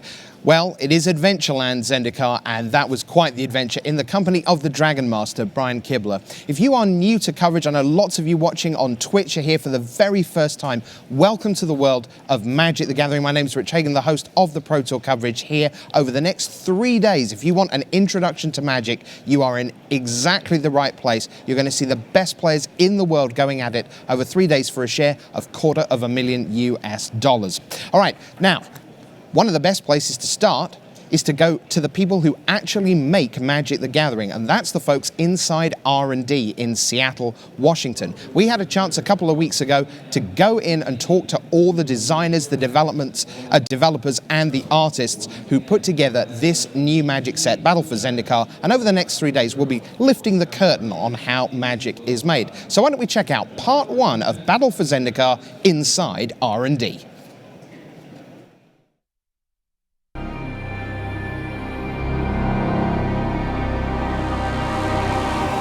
Hello everyone, Rich Hagan here, welcoming you to another episode of Inside R&D, coming to you from Wizards of the Coast in Seattle, Washington. Battle for Zendikar marks a seismic shift in the way our favourite game is made. So let's jump straight in to the big picture. Okay, so this October, I've been working for Wizards of the Coast for 20 years. And in that time, there has not been a change as big as the change right now that we're going through. Like, we are changing Magic. In some ways, like, it's exciting how much we're changing things. And I mean, for the better, for just doing really cool things. It is amazing how many things we're changing. And it is so exciting because, like, these are really cool things. These are things we should have done a long time ago. And just, eventually we came around and said, you know what? Let's do this. The biggest change in the department is just the sheer number of sets we're working on at one time now. Sheer number of blocks specifically. It used to be because a block would take a whole year. We'd have one block in development, the next one in design. There'd be this core set in the middle that required a lot less intense work because it was just more of a disparate pile of cards. But now every single set is very intense. Tons of mechanics, tons of new things going on, and more settings at once in the pipeline. So the fact that we are now having to do 2 world guides a year instead of 1, it's just the art and story team are just in overdrive constantly. I did the count recently, and at any given moment, I think people of the creative team, I think this has actually just gone up, but we're juggling about, I think, 6 worlds at a time. And they're at various stages of development. Some are basically just lists of themes on whiteboards, and some are fully immersive text that we're getting ready to generate the world guide. one of the things about Zendikar is, when you look at the previous block on Zendikar, we did something interesting, which is, we're in Zendikar's adventure world, something's going wrong. The Eldrazi are trapped inside, now they're out. Oh my goodness, the Eldrazi's are out. End scene. Like, we just ended in the middle of a cliffhanger. Like people kept saying, what happened? Did they destroy Zendikar? Did they leave? What happened to Zendikar? And so I knew when I came back, well, okay, I gotta answer that question. What happened to Zendikar? When we set out to tell our story, we were looking for tentpole moments that we wanted to shine a spotlight on the story that we could use in the card set so that people who were playing with the cards got a sense of the story. We chose 5 because that felt like it gave us a good storytelling arc. We were able to give you enough peaks and valleys, enough twists and turns of the action. So these moments are really like, if we had to say, know these 5 things out of the story, and you'll get a sense. Not the whole thing, you're not going to get the deep dive, but you'll get a sense of what's happening on Zendikar. The first of these pivotal story events is the slaughter at the refuge, depicted on the card Gruesome Slaughter. Gideon and Jace arrive on Zendikar. They know that Seagate, this center of civilization and learning, has fallen, but it's even worse than they knew. The Eldrazi have fanned out, and they are tracking down and killing the survivors. It's a grim scene. The only ray of light, the only source of hope, is that they do find Nissa among the survivors and start to hatch a plan. The story continues with Nissa's quest. Nissa, Jace, and Gideon come together at Seagate, and they are agreed the Eldrazi menace must be stopped. But they're very different people with very different methods of problem solving, and so they set out on these different courses of action. Nissa's part is to go to Colney Heart, the source of Zendikar's power, the source of its soul, where something terrible has happened. Unbeknownst to Nissa, it is Ob Nixilis has uprooted the flower at Colney Heart. But she has to go there, try to find out what's wrong with Zendikar and rekindle her connection to it. Pivotal Event 3, Ugin's Insight, the Revelation at the Eye. Jace is playing a role here. He's our third planeswalker we're seeing. He came with Gideon to solve the mystery of the Hedrons. The Hedrons, the merfolk who were working on those Hedrons, are no longer there. Jace goes straight to the source. That is the Eye of Ugin. Guess who's there? Ugin, the planeswalker himself. Jace and Ugin have a conversation about the merits of trapping or freeing the Eldrazi. That is left a little open-ended, but Jace heads back with some information towards Seagate to help Gideon. Meanwhile, Gideon has not been idle. He doesn't actually know how to do that. And he's been gathering an army for our fourth big story moment, the liberation of Seagate. Zendikar have come from all over. This is really where you see the allies in action. You've got, he has vampires. He has, under Drana, he has Noyandar's legion of trickster mages. He's got this incredible force of a kind that's never been seen in Zendikar's history, and together they are actually able to rout the Eldrazi and drive them out of Seagate and reclaim it for the people of Zendikar. Gideon has retaken Seagate so it can serve as this base of operations for them. Jace has studied the Hedrons. He understands now how to use them to trap the Eldrazi. Nissa has tapped into Zendikar's power so that she can use it to seal Ulamog in. Even Kiora's here with her legion of sea monsters to help corral the Eldrazi Titan right where he needs to be. So, working together, they're able to trap Ulamog, the only Eldrazi Titan known to remain on Zendikar, and it looks like their victory is at hand, and that is where the Battle for Zendikar story leaves off, and we'll see what happens when the Oath of the Gatewatch starts. We didn't want characters to just drop off for, half a year or a year at a time. Some characters are going to come in and out of the story, but this idea of cohesion, that Magic has a narrative to tell, implies a certain bit of continuity. We know that every 6 months we're going to go to a new place. So really the thing that is the through line is going to be the character. I mean, and in this case, we're following multiple characters. It doesn't mean that every one of those characters is going to have a Planeswalker type card in the set, not necessarily. But if they're involved in the story, you will see them. They will be present somewhere. They will be on spell cards. They will be in these pivotal event cards, and you will see the presence and feel the presence of these characters throughout this story. Magic is moving into a new era of fiction writing. We are doubling down on story, if you will, and it is informing both the card set and it's informing our transmedia approach to storytelling. So not only are we seeing expressions of the stories on this pivotal event cards, we're seeing it in duels. We're seeing you can walk through a story mode in duels and experience that story.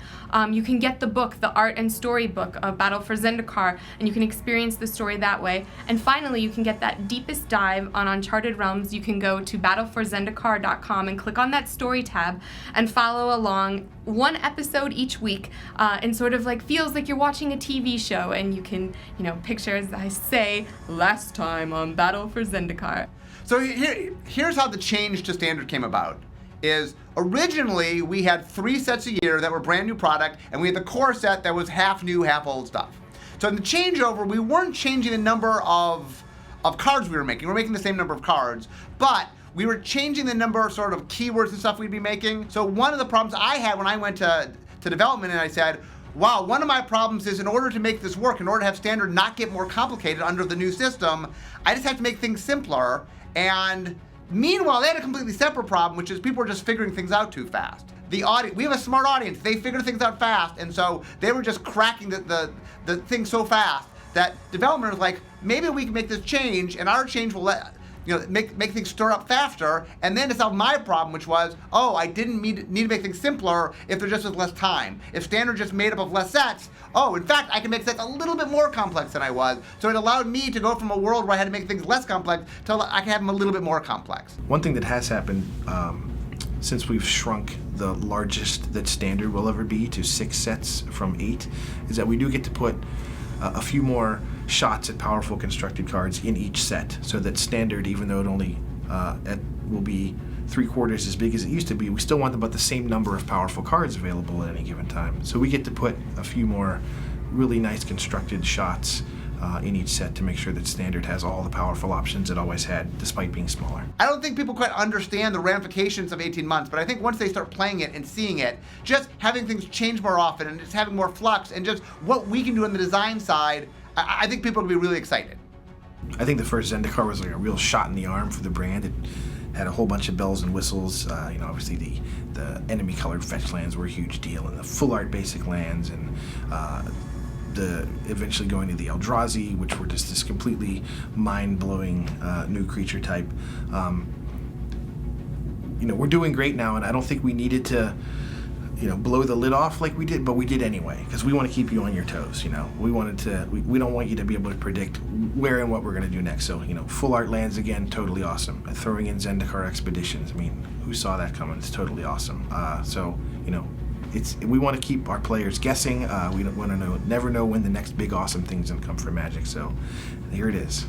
It is going to be, historically speaking, like a major turning point in Magic. Like this was, we studied the history of Magic. Like this was a major moment. This was a big historical time. And the cool thing is we're living it now. You guys are living this great change, and I can just see right now, just from, I'm 2 years ahead of you, but just seeing what we've done already, what we have coming up, this is the start of such cool things, and it is so exciting to be living in what I know is going to be one of Magic's golden ages.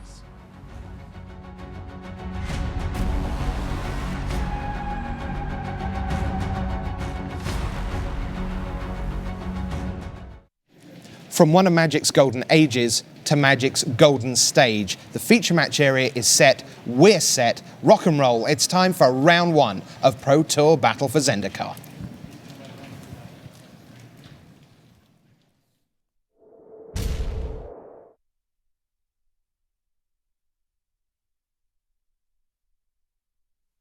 And welcome to the booth here in Milwaukee. Marshall Sutcliffe with Randy Buehler, and we're both super excited to bring you the first round of action. It's draft. We're going to see William Huey Jensen versus Martin Millett. Let's head down to the feature match area for round 1 right now.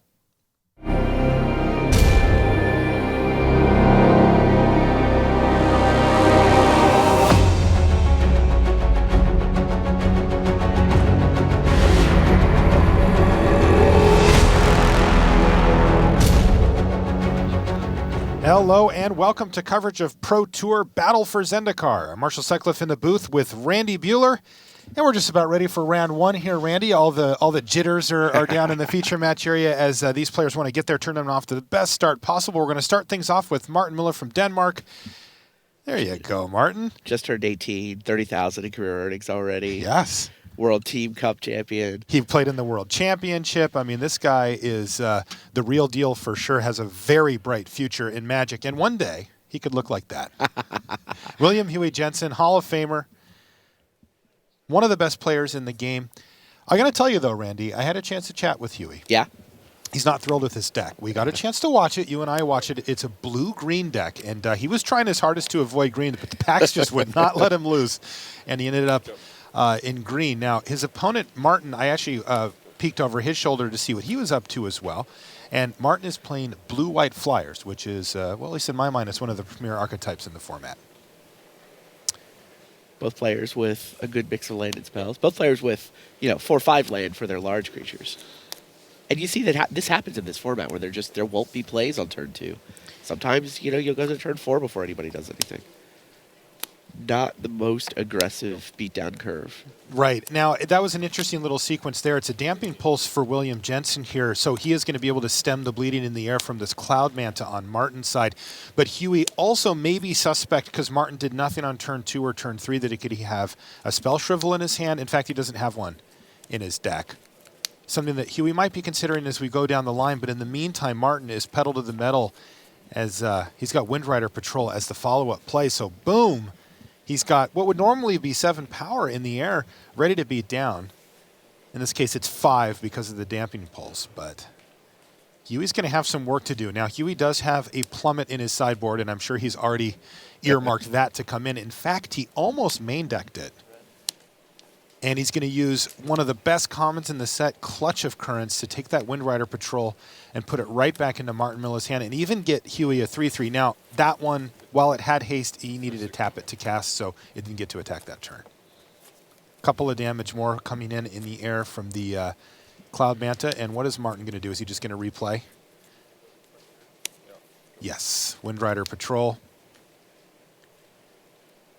hits the battlefield here for Muller. So back to Huey, and Huey's got a nice top end on this deck. He's got a pair of Oran-Reef Hydras that are going to be pretty tough for Martin to deal with. Martin's trying to shield up on the ground. He's got 2 Fortified Ramparts as his sort of premier 2-drops to keep the beats off. And you know what? That's not going to work. The Oran-Reef Hydra is going to run right over that after just a couple of landfalls, or even one.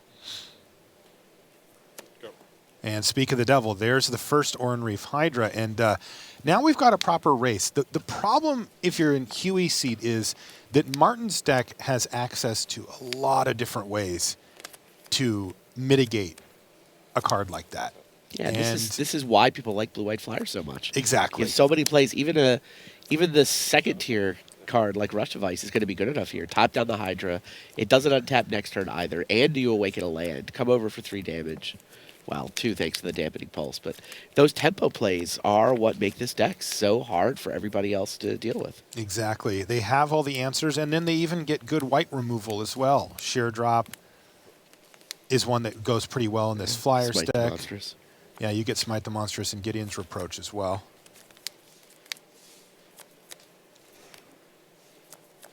Huey has drawn his Bane of Balaged, so if he can make this game go long, it looks like he's got the beef on the ground to clean things up, but he is in a world of hurt. I see that he's got a Skyline Cascade in his hand, which is going to help keep the Windrider Patrol at bay, at least for a turn, but he really needs to start turning this game around quickly as he's fallen all the way down to 9, even through the Dampening Pulse, which does a really good job of keeping your opponent from killing you quickly.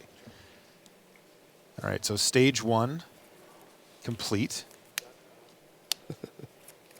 And this is pretty nice. He's got the combo in effect. He's got Exert Influence. Now, it's only for 2, but he gets to steal the Cloud Manta because Dampening Pulse is shrinking it down. So what a huge swing there for Huey.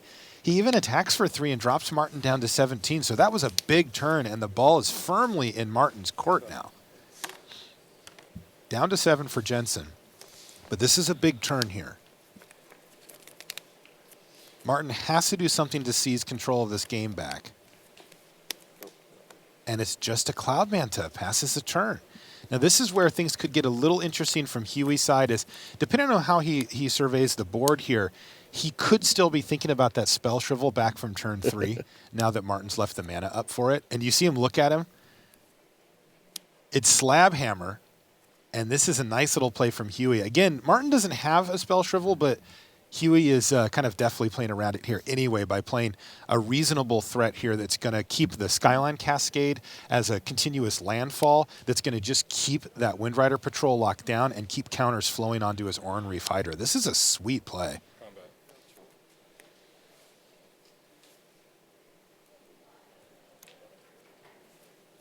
And you see he picks up the one of his Skyline Cascades here. Of course. And boom, take 11, Martin. He's down to 6 life after that hit. You know, I was talking earlier about turning the corner, and corner turned.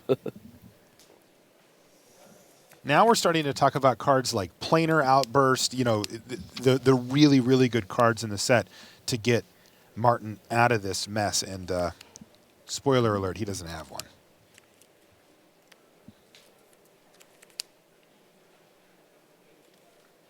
Huey may not have wanted to be green, but it looks like it's going to work out this game. His cards, you know, you talked about earlier, Randy, that, you know, he's got an Undergrowth Champion in this deck, which is, if you play that thing on turn 3, it is very difficult to beat. Maybe we'll even see that in Constructed later. I don't know. I don't know if it's good enough. We'll find out later today. Huey not interested in taking damage. And it's going to be a tandem tactics here for Martin. Gains a couple of life. Is that going to keep him alive for another turn? And that was his 3rd Cloud Manta there.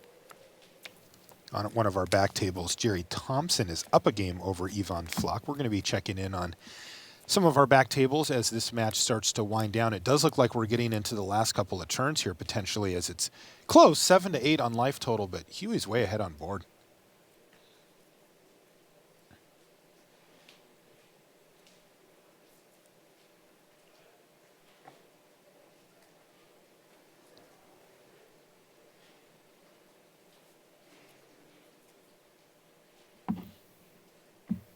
Huey's deep in the tank here as he tries to assess whether he wants to, what this turn plus probably the next turn are going to look like for him.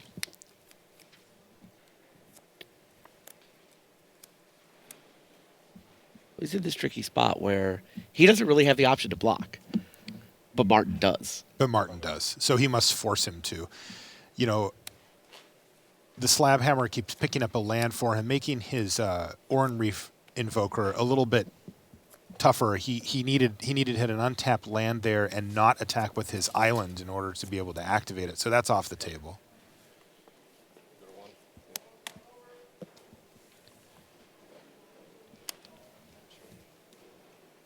And the triggers keep flowing here as Huey adds a Territorial Baloth to the battlefield. If it wasn't for the Cascade, Martin would have lethal. I think he's only attacking for 4, right? Right. Well, because the one guy doesn't get to untap. Absolutely. All right. And that is going to do it for game 1. You know, we talked about that one turn. Huey Jensen turns the corner and picks up the first game. We'll be back right after these messages. Ultra Pro is the place to go for all your Magic accessories. With card sleeves, deck boxes, play mats, and portfolios showing off the best Magic art, Ultra Pro is the standard in safe storage. Visit ultrapro.com for more information. Join the battle! Battle for Zendikar is now available on Magic Online. Explore the new set by signing up for Magic Online at ntgo.com.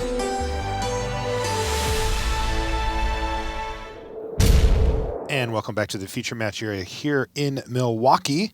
We're in the first round. Let's jump over and take a look at what Reed Duke is up to. He's playing against Olivier Ruel. Now, Brandy, Olivier, you know, I kind of missed his era. He trailed off and stopped playing by the time I came back to Magic and started doing coverage stuff. But he's kind of a big deal, right? Oh, yeah. One of the true road warriors in Magic. I mean, there was one year where he and Kenji Samura were chasing each other all the way around the world, going to every Grand Prix to try to see who was going to win Player of the Year. And Olivier does have, I mean, as he's on the short list of players with the most Grand Prix top 8s. Throw in a bunch. He has 27 would be my guess. I think was the number. Yeah, I'm going to look that up because that's one of those interesting little bites. But he is, him and Yuya and Shuhei are up there. 28 is the It's 28's the number. 5 wins. Road warrior indeed. And okay, well, we've jumped in at a pretty complex board state here. It's going to be tough to just break this down. But I do see a pair of tightening coils that looks like it's holding off Windrider Elf and a Felidar Sovereign. So doing good work. You can see that Reed Duke has also opted, like Martin Millett, to play the blue-white Flyers deck here. And it looks like a pretty classic configuration. Blue-white with a touch of green versus blue-white or blue-white-green. Right. Yeah. You can see a Lumbering Falls down there for Reduke. He's even got a Forest over there to activate it. It's a big attack here for Ruel. Yeah, I think with Olivier down to 6, Reed's the one. He's doesn't have in the air. This could just be one of those desperation attacks, right? There's not a lot of ways for Olivier to deal with those Ghostly Sentinels. So. Yeah, and it's Reed is highly incentivized to not block with them. He just doesn't want a disaster to strike, but I think that Inspire Charge is the only card that Reed Duke really has to worry about here, and he needs to do the math to see if he actually needs to block with one of his lethal threats. Now, the good news for him, though, is he can block with one of the Ghostly Sentinels as well. So Inspire Charge here would do 0, 0, 4, 7. So yeah, not even close to enough, even with an Inspired Charge here.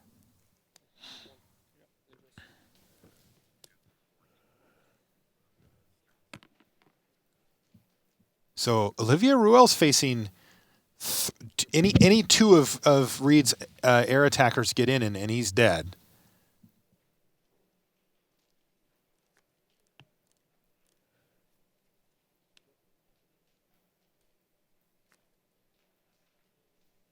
And he's just passed the turn back here. I think this game's about to end here. Let's just see this last turn, and then as you can see in the upper right, we'll probably jump back over to our main table, but this one looks like Reed Duke has it. He doesn't have a big incentive to do anything other than just ship him in there.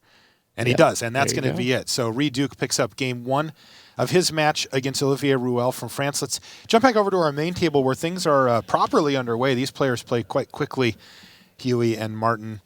And, Undergrowth champion there, Randy. Right off the bat, it looks like turn 2 into turn 3, so pretty rough if you're looking at it from Martin Miller's standpoint. That mythic rare Undergrowth champion is a beating. Also, I think people tend to forget or maybe just overlook. It's got this great ability where if it takes damage, you take off a counter instead of it taking. It just gets huge. Like you just keep playing lands, and it's like a 5/5 that you paid 3 mana for. Take a look at it on the right-hand side of your screen there. That is definitely one of the scarier cards that your opponent can play on turn 3 against you. It just gets out of control so quickly. Well, here's a Slab Hammer as well, so the landfall triggers will be flowing for Huey. All right, so that's 4 damage crunching in. And the Shadow Glider is going to stay tapped down, and the Undergrowth champion's going to keep getting bigger. And, this does put Huey in a bit of a holding pattern if he wants to keep attacking with his Invoker, but I think he's pretty happy with this particular holding pattern. Yeah, let's hold this pattern for a while, says William Jensen. All right, he's just going to rumble. In they go.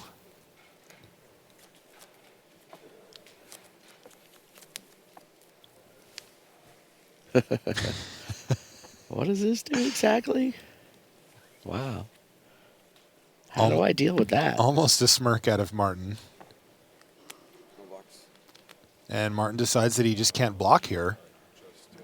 In the meantime, he's taking 8. Ouch. Take 8, says Huey. And again, holding pattern is in the same thing here, and Martin just has to find something. And, he's missing land drops here as well. What does Huey have on end step? A natural connection. That's a nice way to kind of get around the slab hammer, and it's going to put yet another counter on his Undergrowth Champion. And, you know, as I said at the beginning, it's easy to overlook just how big that card gets. It's a 6/6 now, and it's going to be a 7/7 when it attacks. It costs him 3 mana. Wow.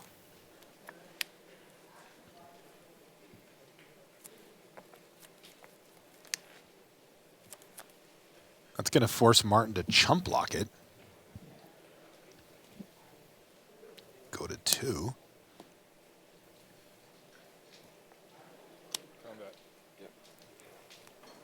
Oran Reef Hydra. Pick this thing up. And there's that chump block, and that's going to drop Martin down to 2. And he doesn't really have much going on here. That's going to do it. William Huey Jensen, unhappy with his deck, but a nice draw there on Green the back cards of are probably great. his best card. Yeah, green. And he wins the match 2-0. Oof.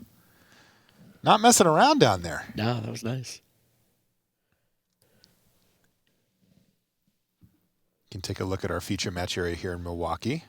And it looks like we're going to jump down and see Jerry Thompson playing against Ivan Flock. Welcome back, Jerry T.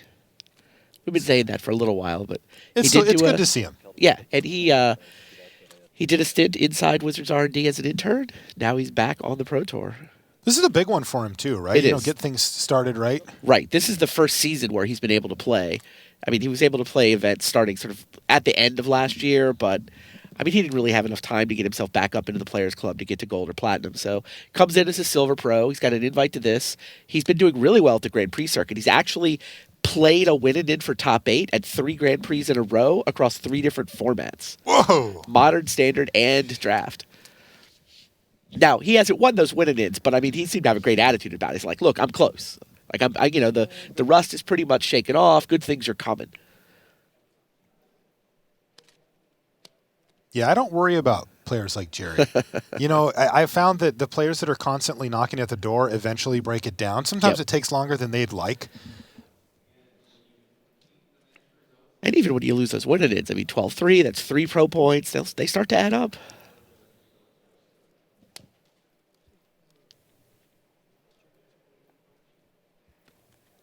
Man, it looks like Jerry Thompson's kind of tempoing out Ivan Flock here. Yeah, we get the black-red deck. That Sludge Crawler does so much work.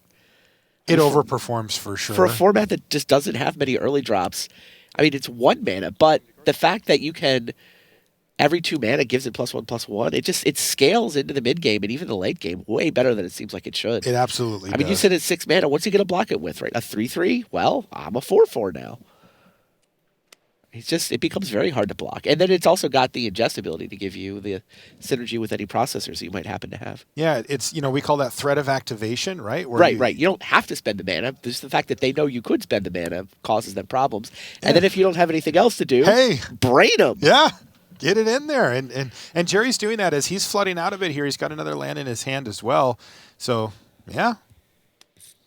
I'm not sure it counts as flooding when you have the Sludge Crawler to sink everything into. All right, tough spot here for Ivan Flock. Jerry's up a game in the match. And Ivan stuck on mana and susceptible to removal and tempo plays here from Jerry, and it is not coming together for him. That Processor Assault you see in the graveyard for Jerry. And that's going to do it. Turn again says, I'll take your McKindy Slide Runner, and I'll pick up the match. 2-0. So Jerry T wins his match. We're going to jump over and check up on Yoel Larsson and Patricio Roman. King of the Hill table. There you go. Now, the last time we checked in, Roman was up a game. And so I believe that we're in game 2 here. And right in the middle of it, by the looks of things. Yeah, Yoel Larsson went into the last Pro Tour. He hadn't quite locked up gold yet. It was one way to take care of everything. Just win the PT. Platinum, Worlds, all of it. I'm blocking the brute monitor here and the invoker with this. Good clear blocks there from Rahman. And that looks like a sure strike here on the Valakut Invoker.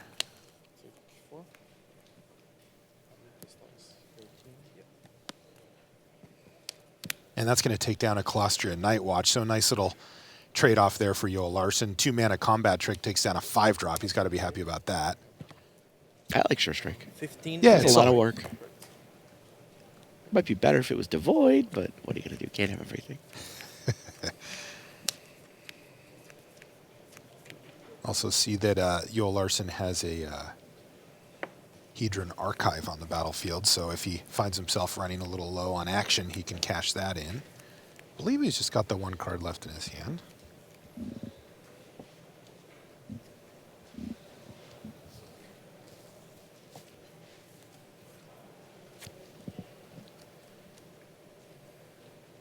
Now, over on Roman's side, Rally trigger.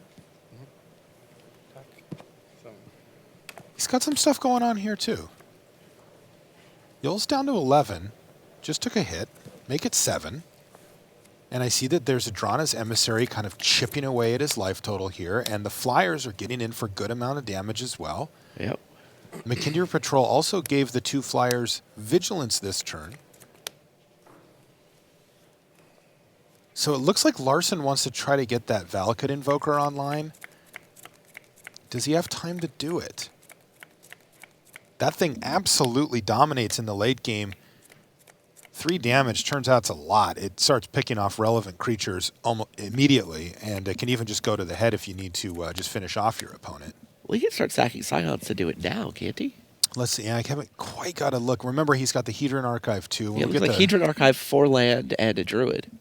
So 2, 3, 4, 5, 6, and then 2. Oh. There's 3 Scions in play. I mean, well, he ripped maybe Akum he's got better Hellkite things here. to do than just activate an Invoker. Yeah, I think his plan was to start activating the Invoker, and then he drew the Hellkite, and that changes things, because that shores up the air game quite nicely for him here.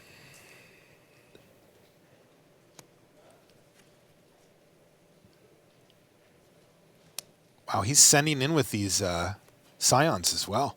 I'll tell you when to see final blocking, right? Interesting.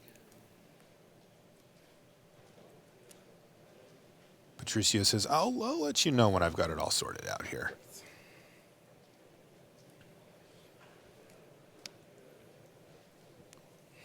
He's got a, one thing to note here from Patricio's side as well is that Yoel does have a Lifespring Druid sitting there. Yep. So he's got access to actually 4 mana right now.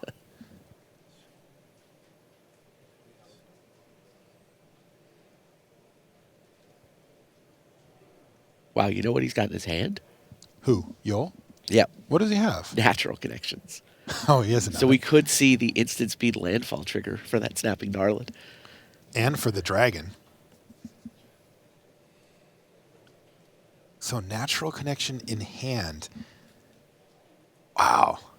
That actually gives Larsson a lot of agency here. Yeah, I mean, he'll have to sack his 2 Scions to cast it, but worth. I think he's fine with that. There you go. And he's going to go get a mountain, which means he gets to throw 2 damage around with the Hellkite as well. Oh, that's brutal. Gnarlid trigger wins that fight. 2 damage, takes down Drana's Emissary. That was pretty sweet. Wow, instant speed. That's nasty.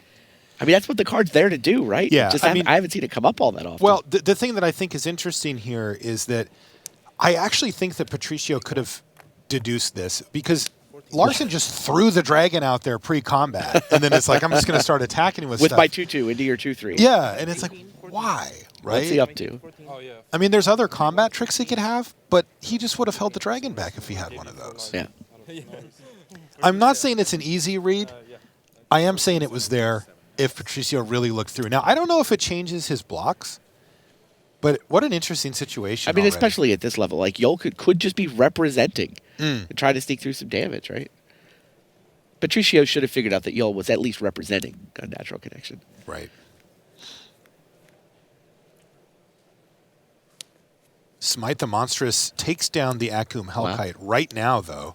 And the beats continue to flow here for Roman as he gets in for another 2 damage. And, he's not hitting super hard after his His emissary died, but 3 short turns away, and Yol could have this. Or excuse me, Patricio could have this. Patricio's got some direct damage in his hand, too. Kalastri, Healer, and an Arcana Assassin to follow up with. 9. A couple points of So direct damage. that's worth 2 damage right there. Oh. Cancel that order. Yeah. We now have Invoker online, and this is going to make life very difficult for Patricio Roman, as this type of strategy that he's doing, this, black-white allies, like basically everything he plays dies to that Invoker. True story. He will get the second trigger in here. But now what? Now the machine gun is online, and Yol's just going to start mowing down the threats. And by the way, he's also going to start just hitting him pretty hard here, too. He got in for 6 last turn. No cards in hand either for Roman. So this is going to be really tough for him to pull out of. It looks like Yol Larsson has successfully set up a pretty dominating late game scenario here, and he's going to be able to leverage it for the win. Go. And he's going to just start taking the control route here.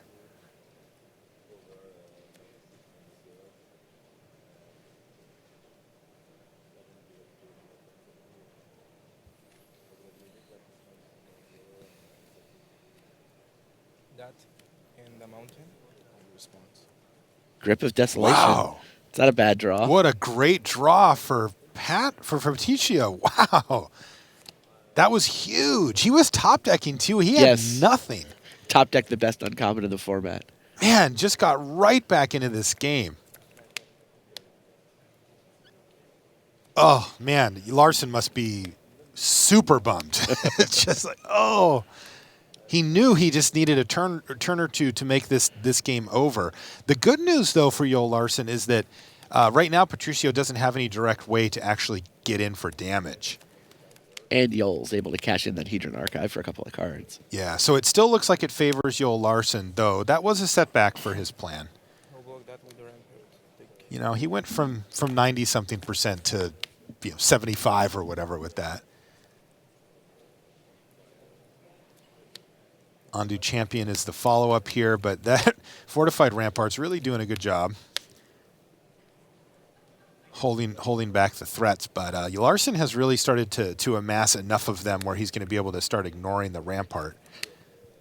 Roman passes the turn back to Larsson, who, again, does seem to be in the driver's seat, though not quite by as much as he was before.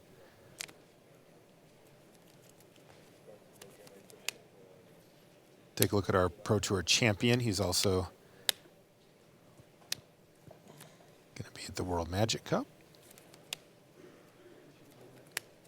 captaining his team. And he's rumbling. So this is 5 damage as it sits.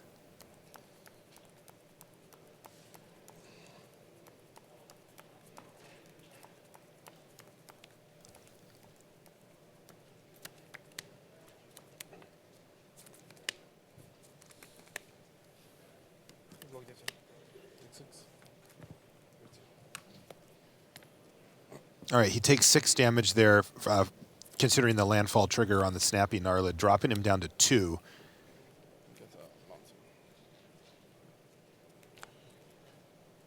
Pilgrim's Eye gets him another mount. Yep. The landfall will continue. All right, so Larsson says, all right, you got it again? You got yourself out of my previous soft lock on board, and now you got to do it again. Because he is going to crunch in there for lethal this turn. Roman's going to need something pretty tricky here. Encircling Fissure, if Larsson gets a little too frisky. Nope, doesn't have it, and that means we're going to get a game 3 here, which I'm kind of happy about. I want to see what these decks do against each other going forward. Looks like they're the only ones running there, so we'll just hang out here for a minute with you at home while we get set up for this game 3 and the players do their sideboard. I'm going to take a look at the deck list from Roman here as well.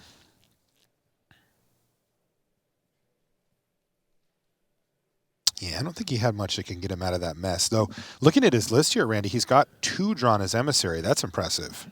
Nice. Yeah, the Black-White Life Gain deck definitely seems to be one of the archetypes that people are happy with. He's It's got also some of the best splashing. energy in the format. He's splashing for a Resolute Blade Master as well. Looks like he's got an Evolving Wilds and a Smoldering Marsh to accomplish that. What kind of combos does he have for the Drana's Emissary? Yeah, I'm taking a look right now.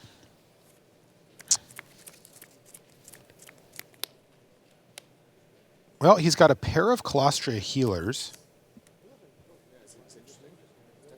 which sort of add on to the to the nonsense, but don't directly. 4 ways to consistently gain He's got life. 2 Colostria Nightwatch. There you go. So those are often going to be flying in his deck. He's got a Malakir Familiar. The Nirkana Assassin, he's playing one of the 2 he got.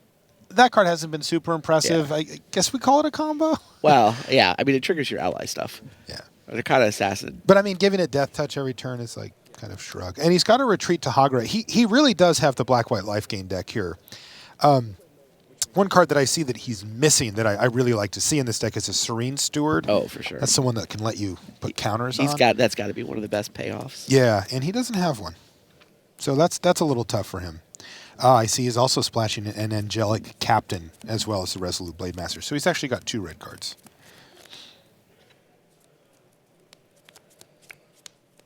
His deck looks good. He's got a Gouldraz Overseer for kind of the top end as well. The natural connection. The natural connection you played when you killed Missouri and pumped the other. Yeah, that was probably correct. I was thinking about the +2/+2. Yeah, that wouldn't have been so good. Oh, we got a little insight there from Patricio about what he was thinking about with that play that we had watched with the natural connection. And he was thinking about a different combat trick. He said that one wouldn't have been as good as the natural connection was against you.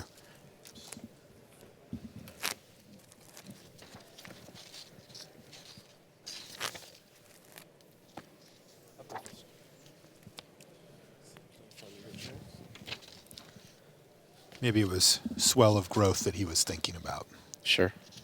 And, God, that would have been fine too, though, if he had a mountain in his hand. Bloodbond Vampire is the other nice card to get in these Black-White Life Gain decks. He's missing that as well. Yeah. Seems like he's got a lot of ways to generate extra life, and he's a little light on ways to really take advantage of it. Yeah, he's not capitalizing super hardcore on it. God, the Bloodbond Vampire gets so big when you've got to pair it with Drana's Emissary. I know. It starts almost immediately. And, I mean, it's a 3/3 ally for 4, too. It's a good card in that deck. I don't know, it's one of those, like, really good if you've got the synergy set up, but not good enough for other people to just poach it. If they're not drafting that deck, it'll tend to float around the table because other people don't want it.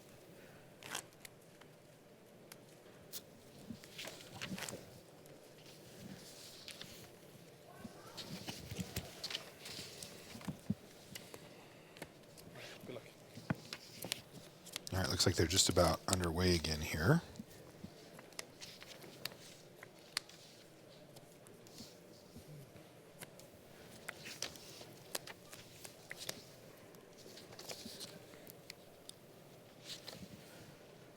There's that Grip of Desolation in the opener here. Unfortunately, it's the only spell. Oh, cancel that. He's got to Smite the Monstrous as well. That's a pretty tough keep, though. Patricio Roman is actually from Chile. I didn't realize that. 29 years old. Played Worlds in San Francisco in 2011. So has won previous time on the Pro Tour. Returns via regional PTQ. Awesome. Welcome back. Could Now, be King of the Hill if he can win this game. It's going to be tough. So, would you keep 5 lands, Smite the Monstrous, Grip of Desolation? No. I wouldn't either. You just lose. Like if he gets a little bit unlucky, and Larsson just has like some creatures, he could find himself way behind here. Yeah. Now, if one of those 5 lands was, a blighted land of some kind, like a spell land, A that could payoff. then I probably would keep it. I feel like 5 land, 2 spells. It depends what the 2 spells are. Yeah. If one of my lands has extra value for some reason. Hey, there's a Swell of Growth right there for Larsson. That's the card that Patricio said he was thinking about. Larsson maybe having in that big attack step. So maybe he had seen it in a prior game. All right, let's see if Patricio can draw well here though. and put himself in a position to start applying some pressure to back up those removal spells that he's got. Well, that is a snappy Gnarlid indeed. It didn't even want to stay on the battlefield. Did he find something? No, Patricio just passes the turn back. This is exactly what he didn't want to see, by the way, is a snappy Gnarlid on turn 2 to just take big chunks. And even this is a mediocre curve here for Larsson, and if he doesn't draw something to play this turn, he's going to be way behind. He's taking 5 damage next turn. And his removal spells are helpless against this board. He drew Tandem Tactics and a Colostria Nightwatch. Yeah, this is the downside to keeping the hand for Roman, and he's got to be miserable.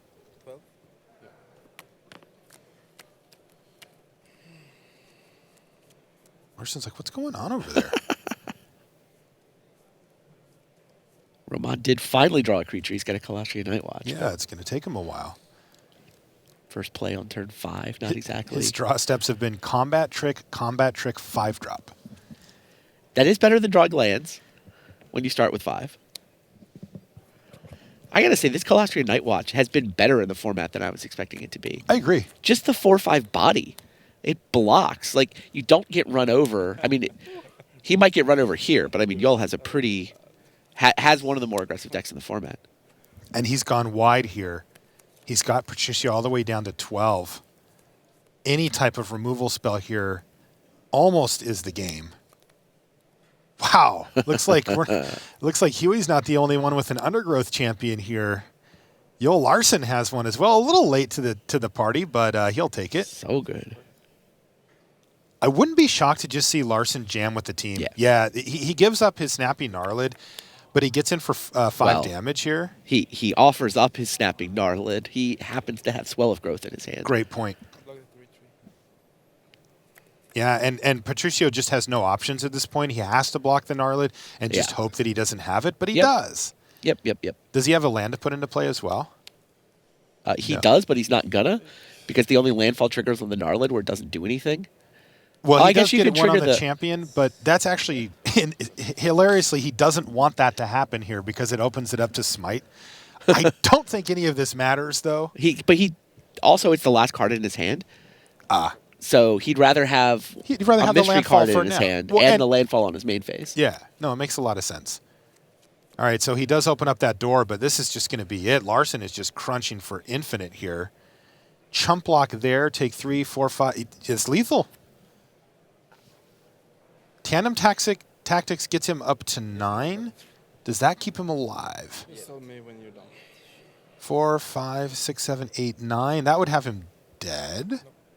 That's it. Yoel Larsson wins the match. When we came in, he was down a game, but ahead on board. He finished off that game and now wins this one. So he wins the match 2-1.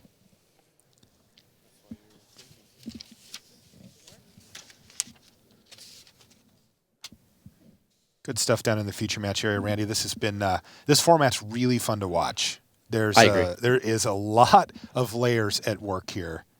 Yeah, you take a look at that Grand Prix results from last weekend too. Tons of name players. You know, I think it's a very skill testing format. There's just a lot going on. Yeah, and I think that's the feel that we get from the pros as well, as we've had a chance to talk to them, is they love it. I mean, they love the deep format. I know that my initial impressions when I first started cracking those packs and getting an idea for what was going on, is that this is deep. Like, I can go a lot of different directions here, and I'm really happy about that. Yeah. You know, I like the option to be able to draft a whole lot of different decks, and this one really seems to have opened up that door for us.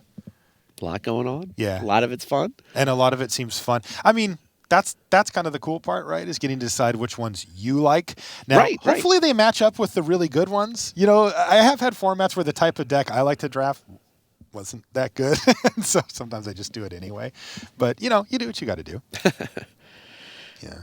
I'd be really curious to see how Kibler did with his green deck, too. I mean, I think that you talk about what's good in the format. Nobody seems to like green, but we saw Yoel win with green. We saw Huey win with a green deck. Reed had a splash of green in his deck that won in the feature match area. Yeah. I mean, green went. I guess there was a green on the other in Olivier's deck as well. But I mean, the green decks, if you get the hookup, maybe they're good enough. Yeah. All right. Well, I'm told Rashad Miller is ready down in the feature match area for a quick interview. Let's send it down to him.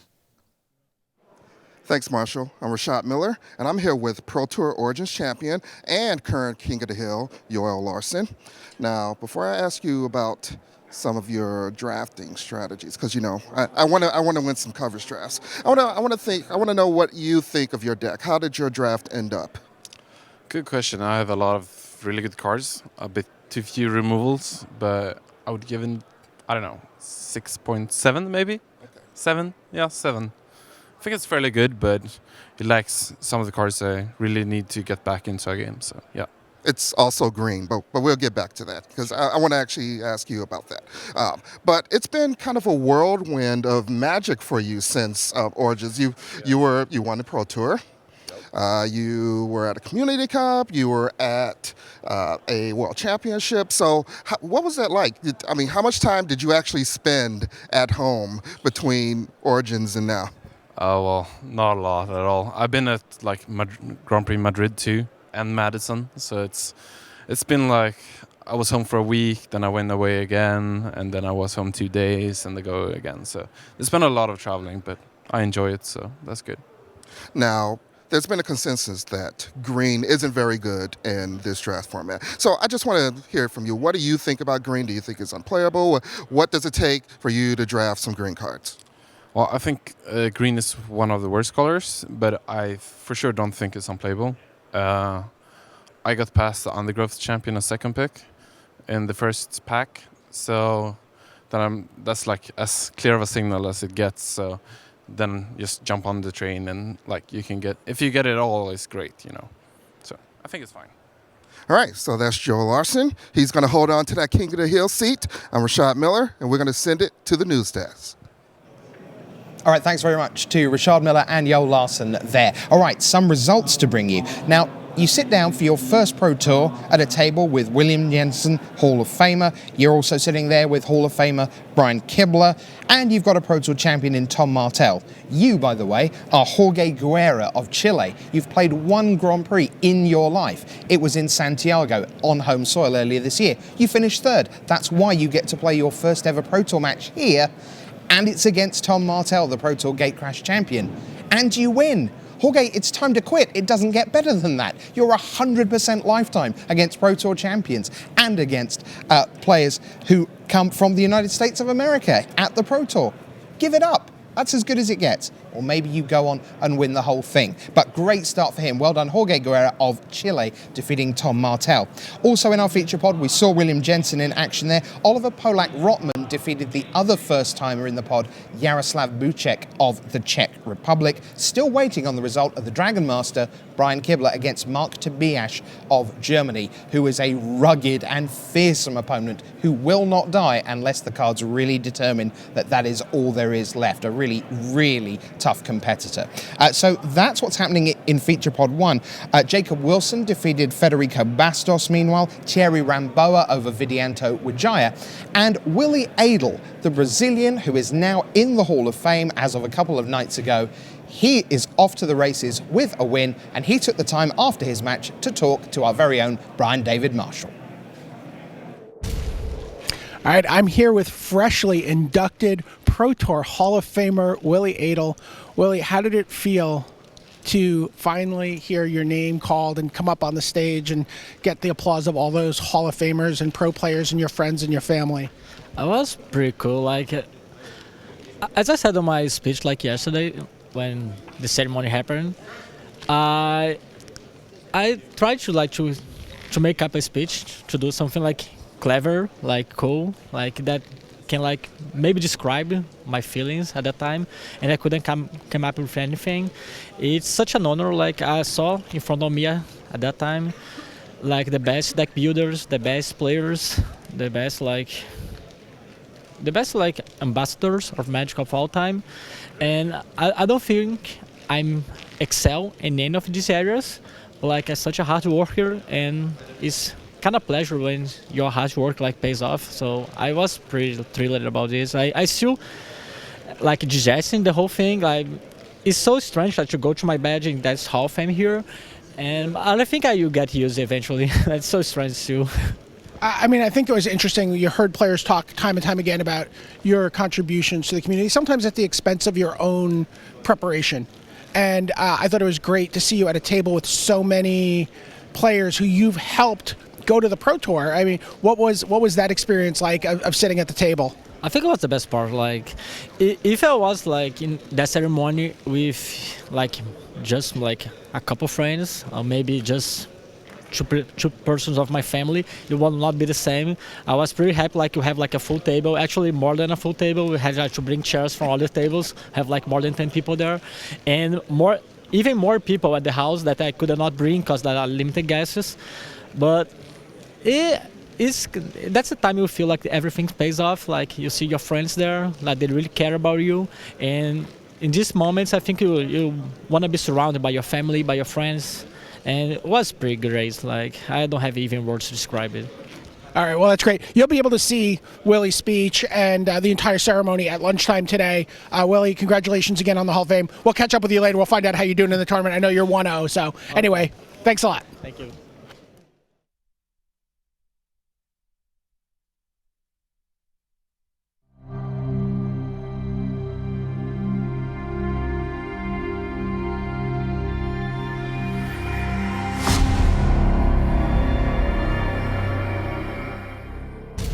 Hello everyone, welcome to the news desk. That little timer in the top left-hand corner of your screen means we are almost done with the main elements of round one. Rich Hagan sitting alongside Ian Duke from inside R&D.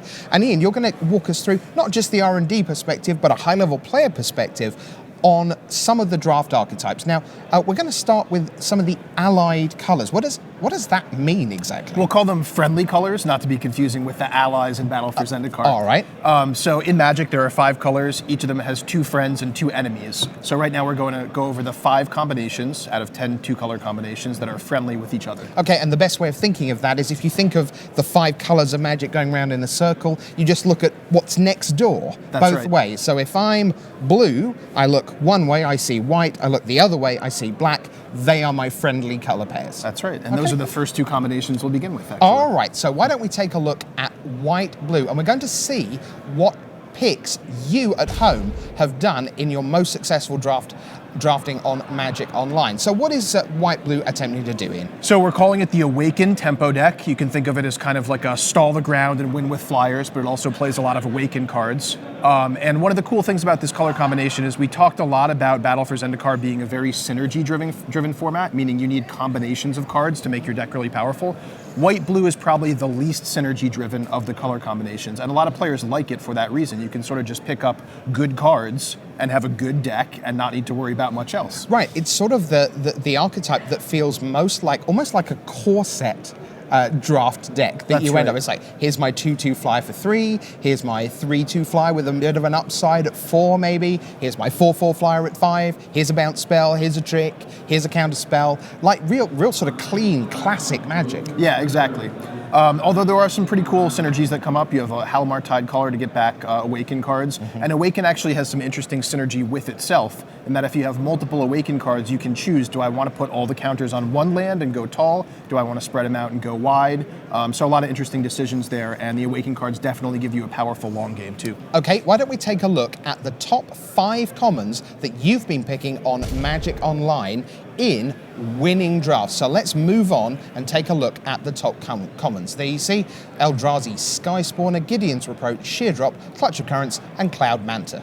So it's a little bit unusual to see a blue creature at the top of the pick order list, but Eldrazi Sky Spawner, absolutely fantastic. You get a 2/1 flyer plus a Scion. That's a 3/2 worth of creature for just 3 mana. 2 of it's flying. You can sacrifice the spawn for mana. Just a really flexible card that gives you a lot.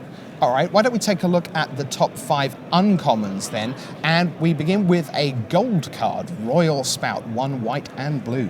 Yeah, Royal Spout, it's sort of what we call the guidepost uncommon for this deck. It's the card that if you see it, maybe 2nd, 3rd, 4th pick, you can deduce that this color combination is open and sort of jump right into it. Royal Spout, just an awesome card for tempo.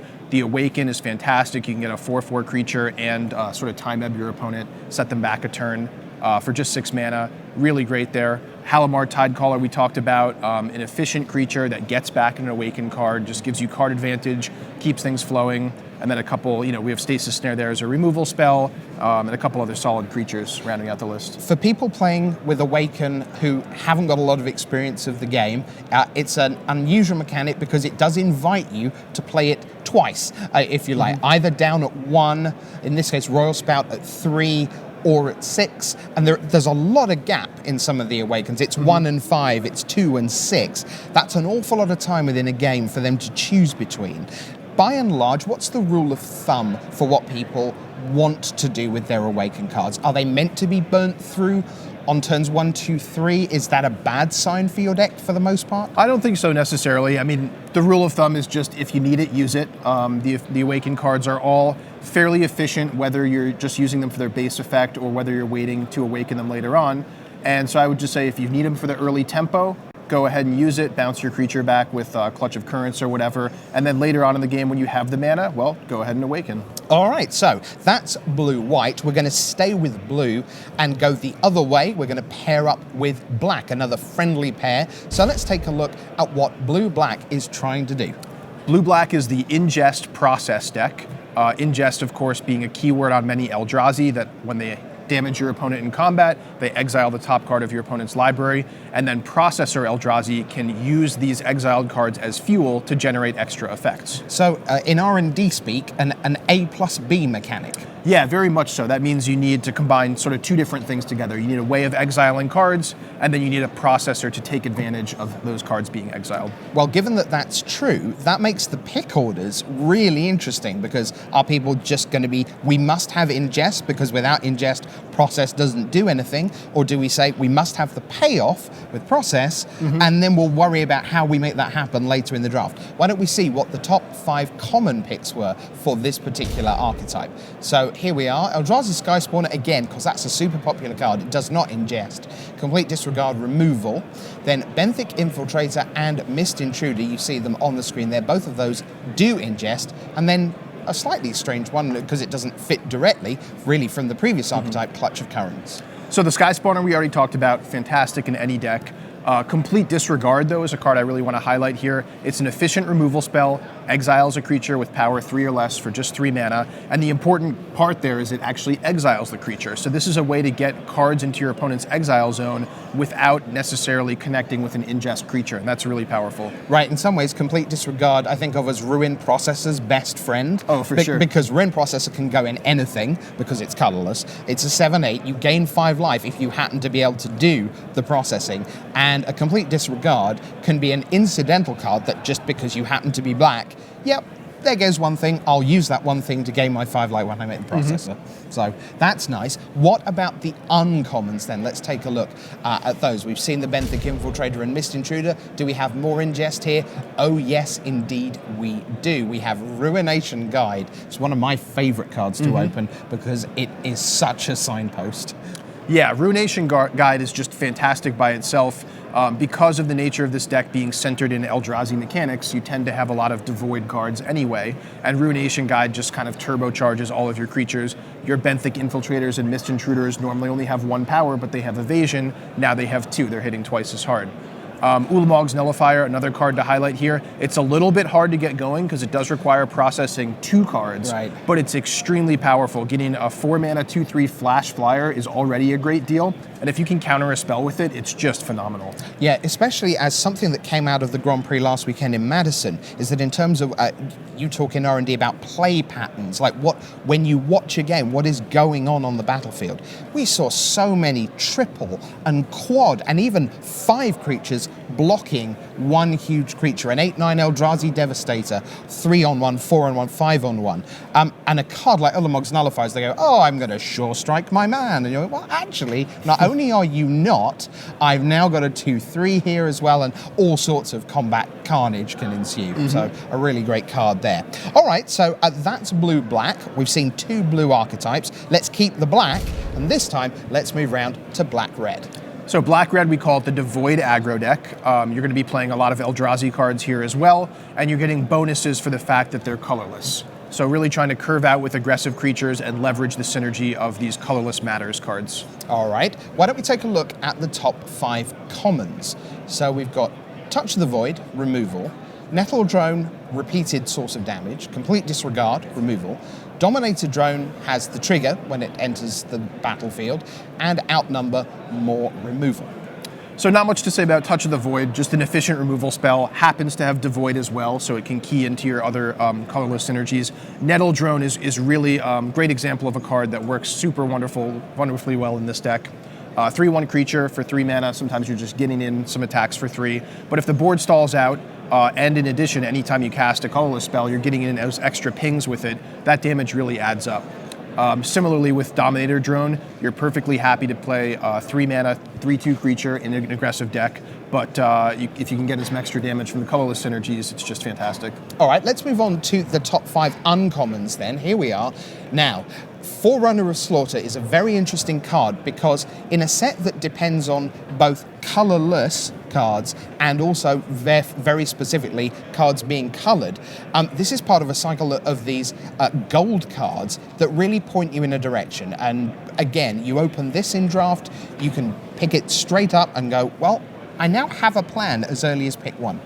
Yeah, I mean, Forerunner of Slaughter, just an awesome card. 2 mana, 3 power creature, that's great. If you play it on turn 3, it can give itself haste, that's great. Any creature that with Devoid you play afterwards, it can also give haste. Just one of the best cards in this archetype for sure. Following that up, Rolling Thunder, one of the top uncommons. We've seen this do a lot of work at the GP last weekend. Just an awesome removal spell, not much else to say there. And then Vile Aggregate, last card I want to highlight here. This is a card that's been super high in people's pick orders here this weekend at the Pro Tour. It's just really powerful. Often comes down as a 3/5 creature for 3 mana. Right, well, the thing about Vile Aggregate is Magic has a long and rich history of making people not understand what a star means. Right? On the card. Think Tarmogoyf. What is this 0 plus star, 1 plus star? And people really struggle to evaluate that. And when Vile Aggregate first appeared, a lot of people were saying, why would I want a 1/5 for 3 with Trample? What's the point of that?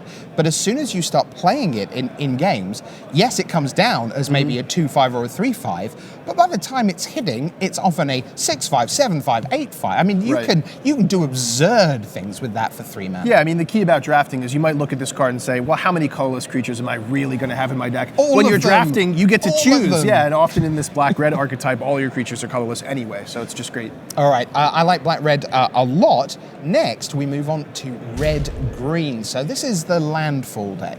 Yeah, we saw Brian Kibler draft this earlier this morning. Red-green is landfall. You're playing aggressive creatures. Of course, since they're keying off of landfall triggers, these creatures are often more powerful on your own turn after you've played a land, which means they're better for attacking than they are for blocking, and that's what you want to be doing with this deck. There's a card on screen there, Akoum Firebird, and I love the really small things that are within a set. Now, this has got a great ability, landfall, you can pay 6, bring it back from your graveyard to the battlefield. That sounds like it never goes away, and that's true in many sets. But we've seen a simple card like Complete Disregard that exiles a card with 3 power or less, and it just turns out that turns off Akoum Firebird completely. And that's just, there are lots of sort of little hidden nuggets within sets which are great to discover when you play a game and you go, I'm going to make my Akoum Firebird, and they go, completely disregard it.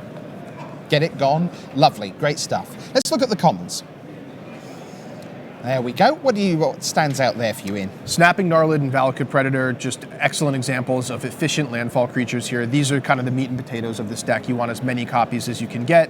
Valakut Predator in particular, I mean, it's a 3 mana creature, but it's attacking for 4 the following turn. That's just huge. And if you can combine these landfall creatures with things like Evolving Wilds, or maybe even get lucky and get an Expedition fetch land or something along those lines, they're just really, really powerful. Yeah, it's also noticeable that a card like Nettle Drone, which we saw earlier, 3/1 for 3 with its repeated ping ability, doesn't quite belong here. And that's a skill in design to make sure that people are going to generally prioritize the Slide Runner, the Gnarlid, the Predator over things like that, so that Nettle Drone gets to belong elsewhere in the draft. That's right. Great point. Great stuff. All right, let's take a look then at our top 5 uncommons. These are the cards, remember, that you are drafting in your winning decks on Magic Online. picks 1st through 5th. So what stands out on the uncommons, apart from Rolling Thunder, because we talked about that once? Yeah, that you're happy to have at any red deck. Grove Rumbler, a great example here. It's got landfall, it gets bigger, it's just what your deck wants to do. That one's pretty straightforward. Turn Against, pretty powerful card here. It's like an active treason type card, but it's an instant, so you can surprise your opponent with it in combat. Okay, now I have a question for you about Tajuru Warcaller.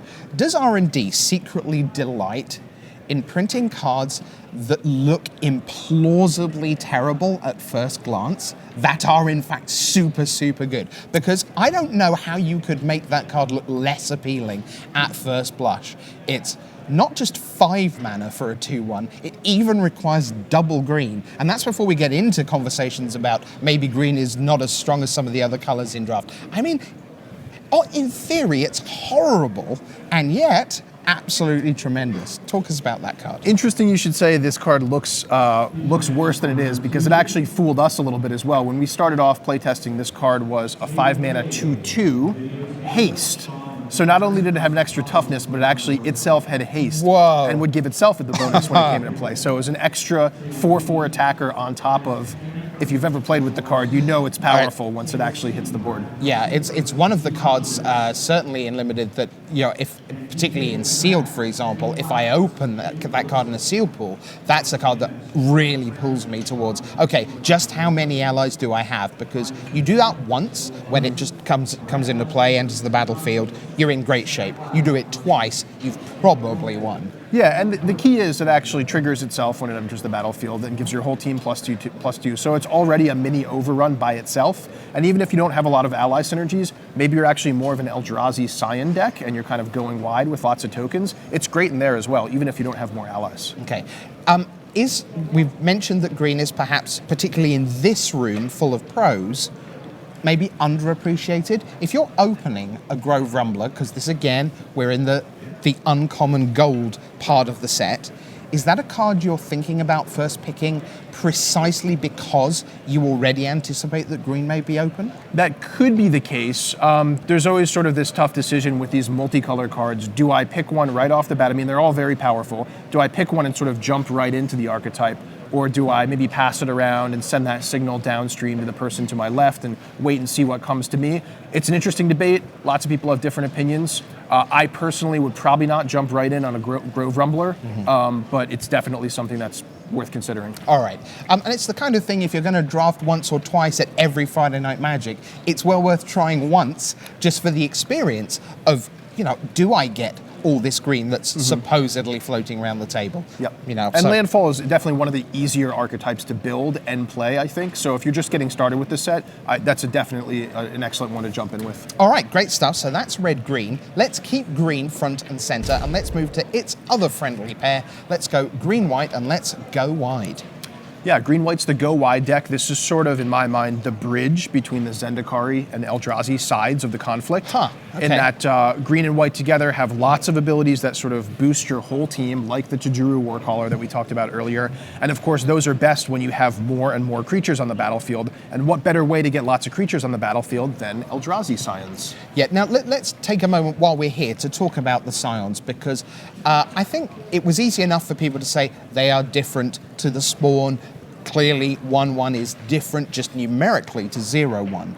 But I'm not sure that everyone fully grasped just how different they were and how incredibly different the set plays as a result. Definitely. I mean, the main difference is Eldrazi Scions can attack and they can trade in combat. When you're comparing them to Eldrazi Spawn, which means they're a little bit more useful to remain on the battlefield, and so it's a little bit more costly, in a sense, an opportunity cost sort of a sense, to sacrifice them to get mana to play bigger Eldrazi. So that's sort of where the bridging comes in, where this green-white archetype is leveraging the combat stats of the Scions more so than sacrificing them for mana. All right, so why don't we take a look at what you've been picking in your successful winning Magic Online decks if you are green-white. Gideon's Reproach, fantastic removal spell. It's great in combat. As you said, Rich, there's a lot of double and triple blocking or, involved combat steps in this format, and so being able to disrupt your opponent by killing one of their creatures as a surprise in combat is huge. Snapping Gnarlid, one of the best green commons. It's great in a dedicated landfall deck. It's also just great in any old deck, so we see that here. Sheer Drop, this is a card That's just a great removal spell. It also has Awaken, so it can give you some extra punch in the late game. It's in the nature of the game that if you do get good, you understand the set.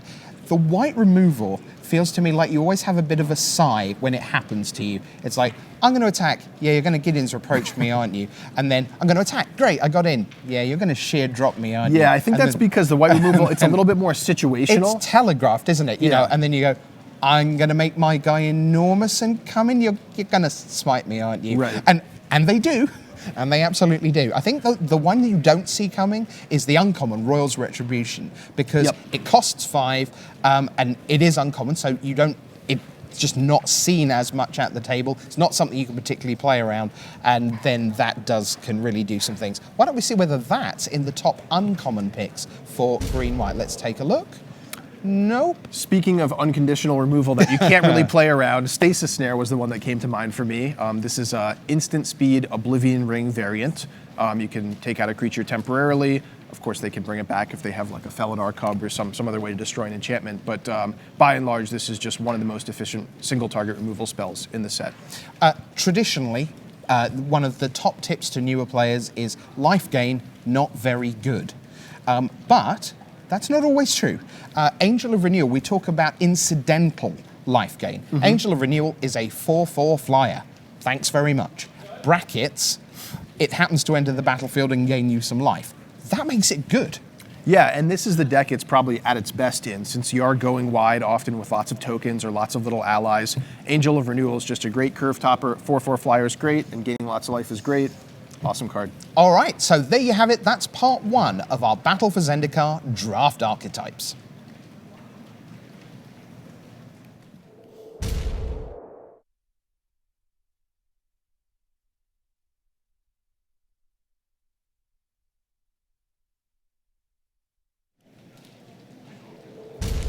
All right, everyone, the players are ready. We are ready. Let's get down to the feature match area for our real headline act. How about Sean McLaren, Pro Tour champion, against the Hall of Famer from Brazil, Paulo Vitor Dama da Rosa? Take it away.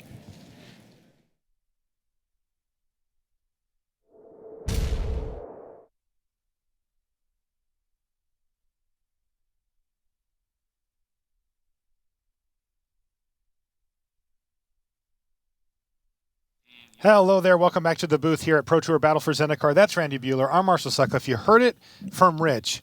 We've got in our feature match area Paulo Vitor Dama da Rosa and Sean McLaren. Let's get down there for round number 2 here from Milwaukee.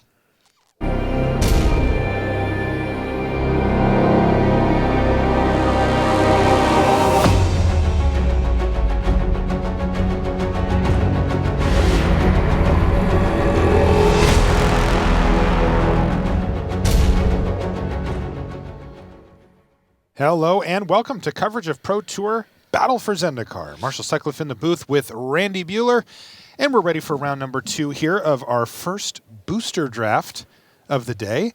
And you get a look at Sean McLaren of Canada. Looking good with that short haircut. Normally he has kind of the flowing mane thing going, and here's his opponent, Paulo Vitor Dama da Rosa of Brazil. And they are ready to go, and we are underway here. Now, I want to remind you, this is the booster draft, and let's take a look at what Paulo's up to here. What kind of deck are we looking at? Paulo's actually 4-color. Oh. Yeah, I mean, the red splash is... Converge-y here? Yeah, well, the red splash is for Radiant Flames. Okay. So there you get a little bit of Converge. He's got some big boys in the deck, too. Oblivion Sower, Ruin Processor, and Bane of Balaged. Here's a Seek the Wilds now for Paulo. Yeah, so he's definitely trying to ramp up into Eldrazi. He's going to take a swamp, and that's going to help him cast that Grip of Desolation in his hand. You know, that card is, that's got to be one of the best cards in the set right there. Grip of Desolation, I believe it is the consensus best uncommon. Number 1 uncommon. Do you know what else is that uncommon in this set? Rolling Thunder's that uncommon in this set. Thunders. There are people who don't think Rolling Thunder is the best red uncommon.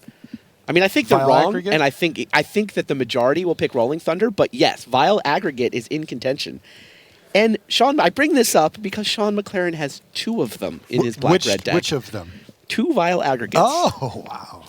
and a turn against, which, I mean, when the first set first came out, I thought would be one of the top uncommons. Yeah, Vile Aggregate is great. I mean, the black-red deck, it wants to be a Devoid deck, and Devoid is almost like a tribal word. It's almost like an elf deck or a goblin deck. Just get all the Devoid decks, and then you get paid off the more of them you have, and here you go. Here's one of the best ways. Yeah, it's Trample funny. There's and no ingest. flavor text on that. Yeah, that's just ability, 4 abilities on this uncommon. Yeah. Star 5 for just 3 mana. If you get your hands on one of these, just go draft all the Devoid cards you can come up with. Now, a nice gets aggressive huge. start here, by the way, for Sean McLaren, who is going to look to capitalize on what's probably a slower deck from Paulo Vitor Rosa, and he's got an Akum Stonewaker right into a Nettle Drone. So a nice little start here for Sean on his beatdown path. I see that Paulo... Another Stonewaker in hand. Yeah, I see that Paulo already has a second swamp for... Paulo uses a complete disregard on that Stonewaker, and Sean's got another one in his hand. They do not stack well. You can't really afford to make 2 guys very often. Yeah, I so. think Sean's going to be kind of happy. I think that's like not a bad result for him. I agree. Especially because he probably wasn't going to start making 3-1s yet anyway. All right, he's going to get in with Nettle Drone, knock PV down to 15. Yeah, the one problem, Stonewaker. The one problem the Akum Stonewaker has is that it's not colorless. Right. So it does not untap the Nettle Drone. Does not trigger the Molten Nursery that Sean's running. Or pump up the Vile Aggregate. There's a Blighted Woodland for Paulo, and that is going to set up future turns here. It's pretty likely, I think, if you're sitting in Sean McLaren's seat, that that's what Paulo's plan is for his turn. Though there are instant speed things he can have here, too. In the meantime, Sean's going to rumble for 3 more. And, man, that Nettle Drone's already got in for 6. And we may be bumping it up to 7 here, depending on what he plays from his hand, excuse me. Yeah, that was tap for a point of damage. Because Duskstalker's got haste. Jeez. So, yeah. Tap for a point of damage, untap it, now attack for 3, along with this 5-power haste guy. Well, he did get it to 7, potentially here.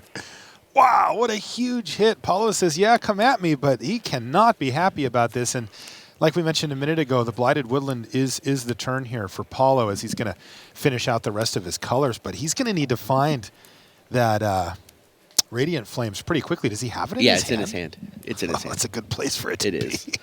This black-red aggro deck, the way Sean's got it, this is my favorite deck in the format.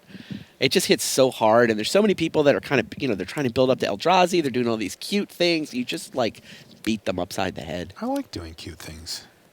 Well, I don't like getting all my creatures killed by Radiant Flames after I've got them down to 4, though. That was a little less cute from Sean McLaren's side. He's going to need to find 4 more damage out of his deck as he gets his board wiped away by Radiant Flames. Oh, he's holding turn against? That'll get through some surprise damage. Probably just game, right? Like, if Paulo plays a creature, oops.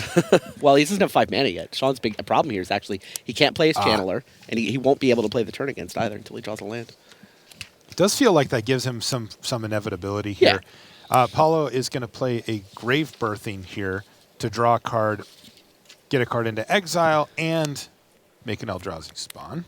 Excuse me, Eldrazi Scion token.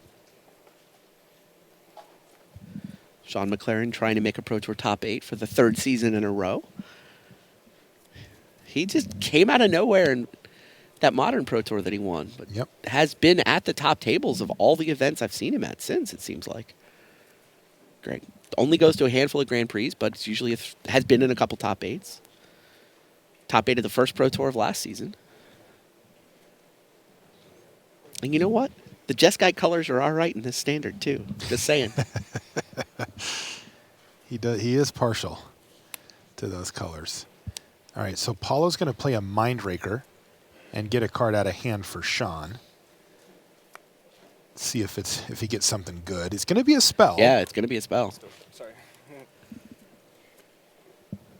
He's got a 5-mana spell, It's going to be a 5-mana spell, in fact. Sean's hand is... What is it? 3 5-mana spells. Demon's Grasp and a turn against, and then the Channeler. Right, okay.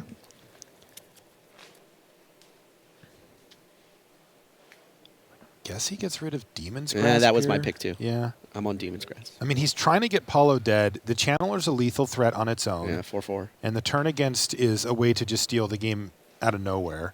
It's got to be Demon's Grasp, right? I think so. Yeah, that's what he chooses.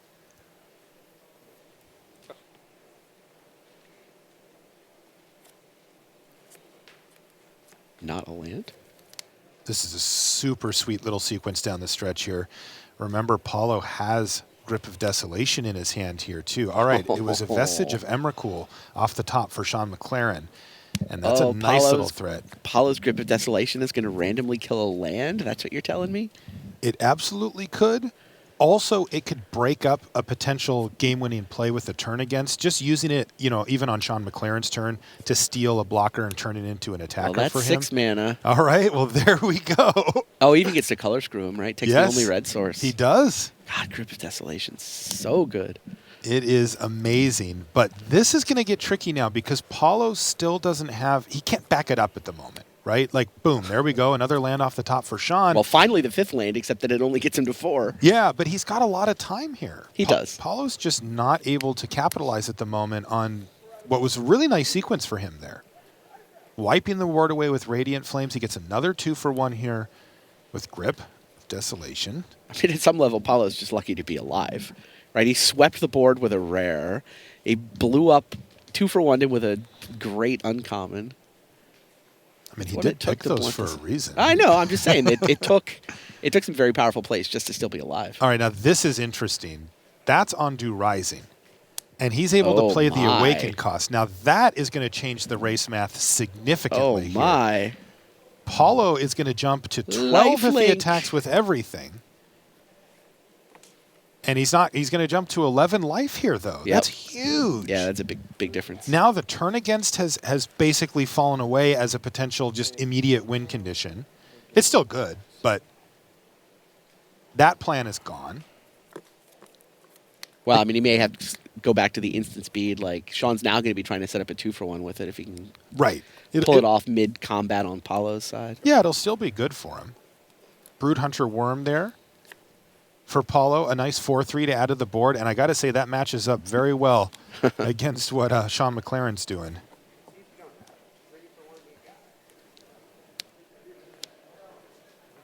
Molten Nursery, that just feels like not great here. Yeah, it's late. So late. This is, of course, the downside to a card like Molten Nursery. We've seen that it has plenty of upside, so I think we're going to see it in decks, but it is not the perfect card. There's another Grave Birthing for Paulo, kind of just churning through his library. Wow, Paulo's going to win this game, isn't he? He is. I think he just drew a Bane of Bala Ged, too. He was so dead. He was so dead. But, Sean McLaren missing a couple of land drops, the big play with the Radiant Flames. But honestly, Ondu Rising is what got Paulo out of range of, many, like Molten Nursery would have been a big deal if not for the Ondu Rising. And there's that Bane of Bala Ged. Yikes. If that thing gets to turn sideways, the game's over. Well, wait. If Sean draws a land, Bane of Bala Ged, is that enough? To kill? I mean, it's close. I think he just sacks 2 lands and chump blocks it. Because he still has something there, right? Yeah, he winds up with the Mind Raker. The Mind Raker's just sitting there. Yeah, and that does it. Wow, Paulo Vitordominator Rosa falls way behind, down to 4 in the early stages, looking way behind, and he ends up finding the victory to take Game 1 against Sean McLaren. We'll be back right after these messages. Outfit your Magic collection with the newest Battle for Zendikar accessories from Ultra Pro. You can see the full array of card sleeves, deck boxes, playmats, and portfolios in your favorite Magic artwork at ultrapro.com. Qualify for the next Pro Tour on Magic Online. Go 5-0 or 4-1 in one of 10 preliminaries to advance to the finals. You can see the full schedule at mtgo.com. And welcome back to the feature match area here in Milwaukee. Pro Tour Battle for Zendikar is underway. We're in the second round. And, we kind of got the shuffle cam going here, Randy. This happens occasionally. Yeah, I heard an update in my ear that I was kind of expecting I would hear later in the day, which is Brad Nelson wins a game with Dragon Master Outcast. I thought that would happen in Standard, but happened here in Booster Draft. Right. Got Game 1 from Zvi Malshowitz. Yeah, he'll take it. We're actually going to be checking in on Sam Black versus Jacob Wilson there once they're all ready to go. I hope our kit includes enough dragon tokens for all the Dragon Master outcasts we may see. You anticipating a lot of that card in Standard? I think it's, I actually am. I think that it suits those sort of like the Jeskai decks, the Dark Jeskais, that they've got this nice curve of Mantis Riders and Crackling Dooms. The thing is, Dragon Master Outcast is both like a way to win those grindy matchups when you get to 6, and it comes back with Ojutai's Command. Oh, yeah. Like Ojutai's Command to get Dragon Master Outcast out of the graveyard into play just got sounds shiver sweet. on end step. I mean, Jace is normally the better play, but yeah, having that, I don't mean, it's not like they're going to play 4 Dragon Master Outcasts, but it's going to be a thing. And like when that happens, it's just going to spit out dragons and win games. Now, what about for draft here? You open up a Dragon Master Outcast. How likely are you just taking it? Likely. I mean, it's great. I mean, I don't know if I would take it over Grip of Desolation, but yeah. I mean, I'm going to take it over all but the best uncommons and rares. Yeah, there's no common I would take over it. No. Very powerful card. Nice little shot of the feature match area here, as you can see. Sean McLaren double checking. Did I sideboard everything I wanted to sideboard here? Yeah, back table's got Jacob Wilson and Sam Black on it. I think Jacob's up a game there. Yeah, we're going to live look in on that one if they get running, but we're going to, of course, keep an eye on our main table down there. Oh, did Yol already win? The King of the Hill table's empty, isn't it? I saw them picking their stuff up. Yeah, I'd heard that he won the first game. I didn't realize he already won the second game. That was fast. Oh. So, yeah, defending Pro Tour champion hanging out in the feature match area for a while. Not that long. Well, he he'll be back for next about round. 4 minutes, yeah. Holding his claim to the King of the Hill table. Indeed. Wow, that was fast. Yeah. I mean, they were standing up when our game 1 was finishing on the main match. That was quick. Jacob Wilson on that back table against Sam, actually unaffiliated with a team for this Pro Tour. He'd been testing with Pantheon for the last couple, but really wanted to focus on university and didn't spend as much time sort of sequestered in a testing house as he's used to. All right, well, let's check in on the match that is underway here. That's Svi Moshwitz versus Brad Nelson. As you mentioned, Randy, Brad picked up game 1 already with the Dragon Master Outcast here in Limited. And it looks like he's got some Oran Reef beatdowns happening here.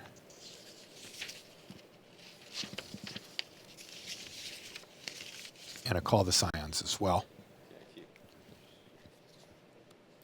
Zvi looks like he's got a 3-color ally deck, mostly. Ally Encampment and Cinderglade for fixing. Black, green, white. I like that combo. I drafted that last night, actually. 3 copies of Calastria Healer. That's the key. Like, the allies at first looks like it's a Naya-colored strategy, but Calastria Healer is probably the best ally at common in the set. So you want to pick those up, especially in multiples, and just get those drains for 1 really add up. Nice little sequence there for both players, actually. Svi got the Oran Reef Invoker off the battlefield with a Lithomancer's Focus after a block, but the follow-up play for Nelson was nice. Brood Monitor. Actually, you know what else Svi has to combo with those Calastria Healers? What's that? 2 copies of Serene Steward. Oh, wow, that's great. Wow, that's great. Yeah, and then a bunch of gold cards. Veteran War Leader, Grove Tender Druid, Drana Emissary, Catacomb Sifter, Brood Butcher. Cool deck. Tajuru Stalwart's a follow-up play, but you know what? We're underway on our main match, Yeah, so why don't we jump over on that one and keep an eye how things are progressing for these players. I see that, I believe that's a Blister Pod in play there for Paulo. Yeah, confirmed. Not doing much here. Kozilek Sentinel holding it back and not really going to be able to block it effectively either. There's a Fertile Thicket, though, for Paulo. And that's a nice little card. It's going to put a forest on top of his library for him here and keep the land drops flowing. I would have expected that we would see a different color, as he's already got 2 green sources, but maybe he just didn't find one. You don't get to look at that many cards. Paulo's actually considering a chump block here with Blister Pod to get him some more mana. I mean, a chump block. It's an upgrade. It is an upgrade. He wants to upgrade it into a Scion token. Yeah, and then I think what he wants to do is play that forest, and he's got a Brood Hunter Worm in his hand, and that would effectively, put him ahead on board. But he does have to give up a chump block with the Blister Pod in order to do it. Yeah, he's just going to take it. It's only 1 damage.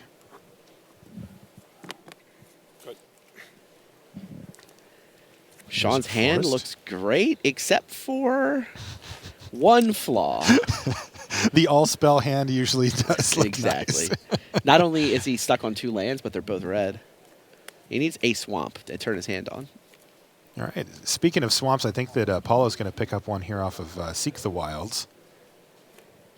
He's got a Blighted Woodland to sort of power himself into the late game, as we saw in the other one. It fixes his mana. It also ramps him by a land drop as well.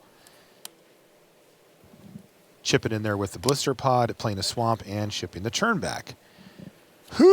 Non-land off the top for Sean McLaren. And, you know, the good news for Sean is that Paulo's deck is quite slow. It's not like it's just going to shut the door on him before he gets to play anything. He will have some time. But the bad news is that he's falling woefully behind as Paulo's able to craft his hand, his mana, and kind of get things moving in his direction. I wouldn't be surprised to see him play a Broodhunter Worm here and just kind of take control of this board. There it is. All right, tick-tock. And there is a land off the top for Sean. Unfortunately, it is a mountain, so he's going to be limited to only red cards. Well, there we go. Let's just shore up this board with the Vile Aggregate.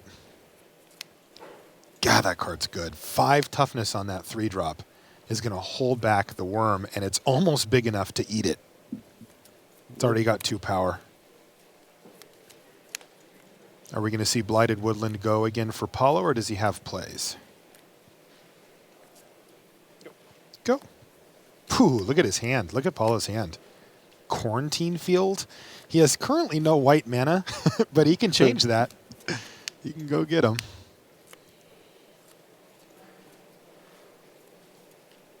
See multiple black cards in hand for McLaren, who misses another land drop here. This is no fun for McLaren fans. Coastal X Channeler's back in his hand again. He's had that in his hand for every turn of the match. Yes. And not yet been able to cast it. So Paulo's probably going to have to just go get Plains here, even though he really would like to see a mountain and a swamp. Or, I feel like he's going to start pushing towards just getting that Quarantine Field in and just shutting the door on this game. It is going to limit what he can cast a little bit later by not being able to get black and red mana here.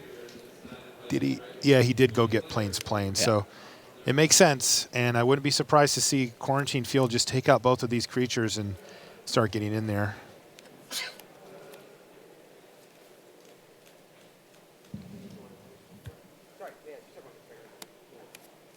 No, looks like he's doing something else. What has he got? He's got Grave Birthing. And he's going to be patient here. He can build up and get even a full 3-for-1 off of Quarantine Field here. There is a land, but unfortunately it's a tap land. It's a Looming Spires off the top there for Sean. It is going to be so tough for Sean to win. Even if he draws lands, looks like he's pretty stuck at just casting a spell a turn here. Yeah, it's going to get in for 3. It also has Ingest, in case that matters. Ingest. Yeah, this is where things could start to get interesting. Processor Assault or something along those lines can do some work here. 15. Yeah. I mean, if you didn't have Trample, I bet Paulo would have chumped with Blister Pod, right? I think you never know. Like, the first time your opponent hits you with an Ingest creature, you've no idea how many different things in their deck you're turning on by taking that hit. So it's nice to avoid getting hit by an Ingest if you can, and Blister Pod could have turned into a Scion, but the Trample word messes up any plans along those lines. Oh, Oblivion Sower now, Paulo? Yeah. Really, buddy? All right. What do you want to bet? These are just all lands. All right, well, 2 of them were. Yeah. So he's just going to get these 2. He says, you wanted to hit land drops? Well, I'll hit your own land drops for you. Thank you. Arcana Assassin is the follow-up play, but at this point, Paulo's just setting up for a devastating turn where he fires off that Quarantine Field, gets a 3-for-1, and probably just wins on the spot. Paulo kind of patiently biding his time, and I think he's going to go for it here. This is going to be gross, Randy. Don't. God, that's disgusting. And Sean can only say, yep. Doesn't hurt quite as much when the game wasn't even close, I guess. That's 13. That's going to bring Sean down to 1 and leave him with no reasonable draws to get himself out in the whole set. And the hand gets extended, and Paulo says, yeah, you gave my slow, very powerful deck a little too much time with missing all those land drops, and Quarantine Field kind of cleans up the mess, and that was going to do it. So Paulo Vitor Dama Rosa wins 2-0 over Sean McLaren, leaving us with 2 matches still going. Yeah, Zvi did win that second game, so Zvi has forced a game 3 against Brad Nelson. And this is Sam Black on the left, and you mentioned it a minute ago, Randy, that's Jacob Wilson on the right, taking a little break from his studies.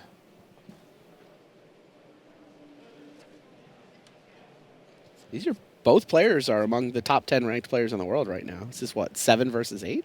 6 versus 7.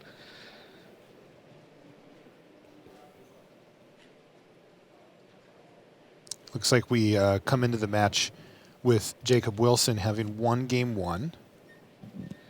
That's going to be outnumbered to take down an Eldrazi Sky Spawner and get a Mist Intruder in for Sam Black, who's trying to set something up. He is, well, he's all the colors of Devoid.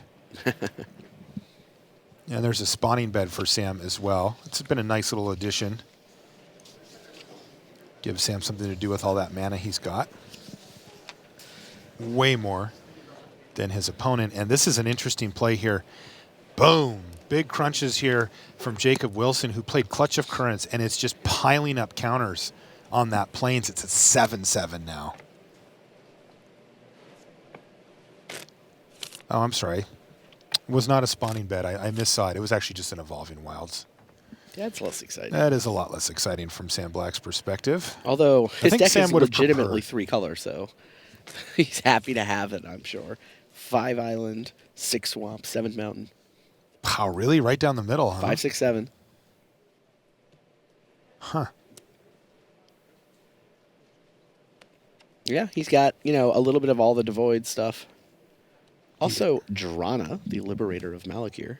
All right, here's Touch of the Void, but Sam is completely out of gas. He drew a land for this turn, Randy, and it is not looking good for Sam. He is taking 7 damage here and dropping down to 4. Crunch. Ouch. And he's got a draw step to go here. And now there's even more pressure. Shadow Glider, and it's another land, and Sam just can't do anything here, finding land after land after land. Look at Jacob Wilson. He's got 5 lands. One of which is 7/7. Yeah.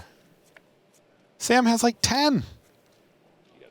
And that's going to do it. Merc Strider says, I'm winning this turn right now. And Sam says, yep, you got me. And not much Sam could do there. He just drew too many lands. And Jacob Wilson's going to take the match 2-0 from him. You can see our camera crew eagerly moving over to catch our last match in the feature match area. This is Zvi Moshwitz versus Brad Nelson. Pretty quick start for Zvi. Jeez. It's turn 3. Looks like he's got a cliffside lookout there on turn 1. And now he's kind of doing the ally thing. He's even got all of his colors now, too. 11. Down to 11, take 4. Jeez. Wait, Woodland was that what Bellower. I thought it was? Is it a Woodland Wanderer? Wanderer, yes. Oh, man. 5/5, Vigilance, Trample. It's not even an ally, though. I mean... Whatever. He's got quite the streak going in Limited, by the way. He was 6-0 in Limited at the last Pro Tour. Is it an Elemental ally? V has won 7 Pro Tour draft matches in a row, and looking at number 8, this is a guy who got into the Hall of Fame largely on his reputation as a deck builder and a constructed player. Limited specialist Zvi Moshwitz. He could be the limited master. Yeah. I mean, he wishes they could have that 6-0 be this season, and it's kind of split across 2 seasons, the run he's on right now. But yeah, maybe he'll just do it here. A run's a run. I feel like Zvi is the type of person that could be a master at what he decided he wanted to be a master at, and maybe he's just focused on draft.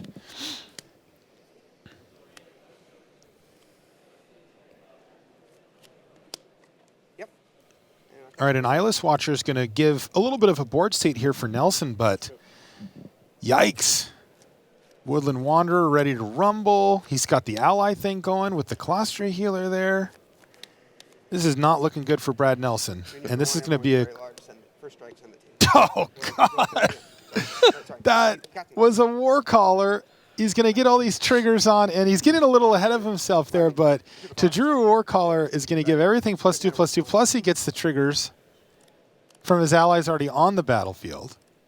And remember, this is all of his creatures. They don't, Rally doesn't care here, you know, like the Woodland Wanderer is going to get +2/+2. Everybody gets +2/+2. Yeah, and the Warcaller is exactly what you want at the top of your curve in your ally This deck. is absurd, Randy. This is gross. Because he's also got a core Blade Whirl there that's giving them all first strike. Uh-huh. And he's getting the healer action going. It's just crazy. And the elemental tramples, naturally. Yep. Brad has what, an outnumber or something? He's thinking about responding with? He better. Is that even enough? Yeah, it is an outnumber. He can't even figure out which one to something. kill. Kills the healer. So that was with the Warcaller on the stack. Now it comes in. Sure. So there's trigger, no trigger, trigger. trigger. Or I should just say But trigger, not trigger. the drain trigger, yeah. That's right.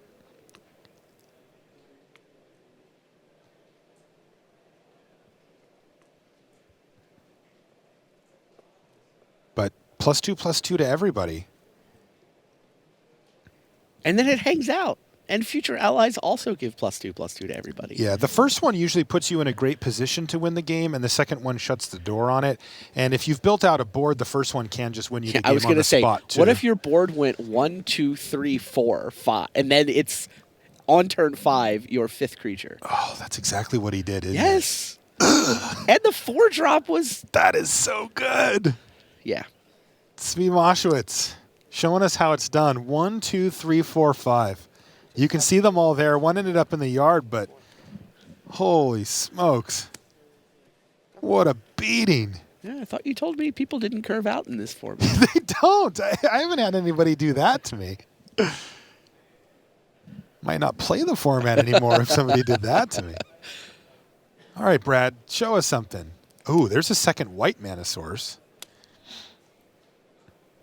Dragon Master Outcast. Okay. And he's got Call to Scions for chump blocks, but he Wow. needs a lot of them. Because he needs to put at least 2 on the Woodland Wanderer. Oh, Yeah, the no. Wanderer tramples. Now what? I can't see it. What did he play? It's an ally, of course. It's the Colostria Night Watch, which is an ally and is going to trigger the Tajuru Warcaller, and there are not going to be blocks here. He's dead there. If he had a removal spell for the Wanderer, he'd be in the game. He's got something. Oh, he does? He has Smite the Monstrous. Okay, so he's going to go chump, chump, smite. Chump, chump, chump, smite, I should Right. say. But now he's got Okay. Dragon Master Outcast online. Okay, he's still at 4. He's going to need something. Huh. This has to be good.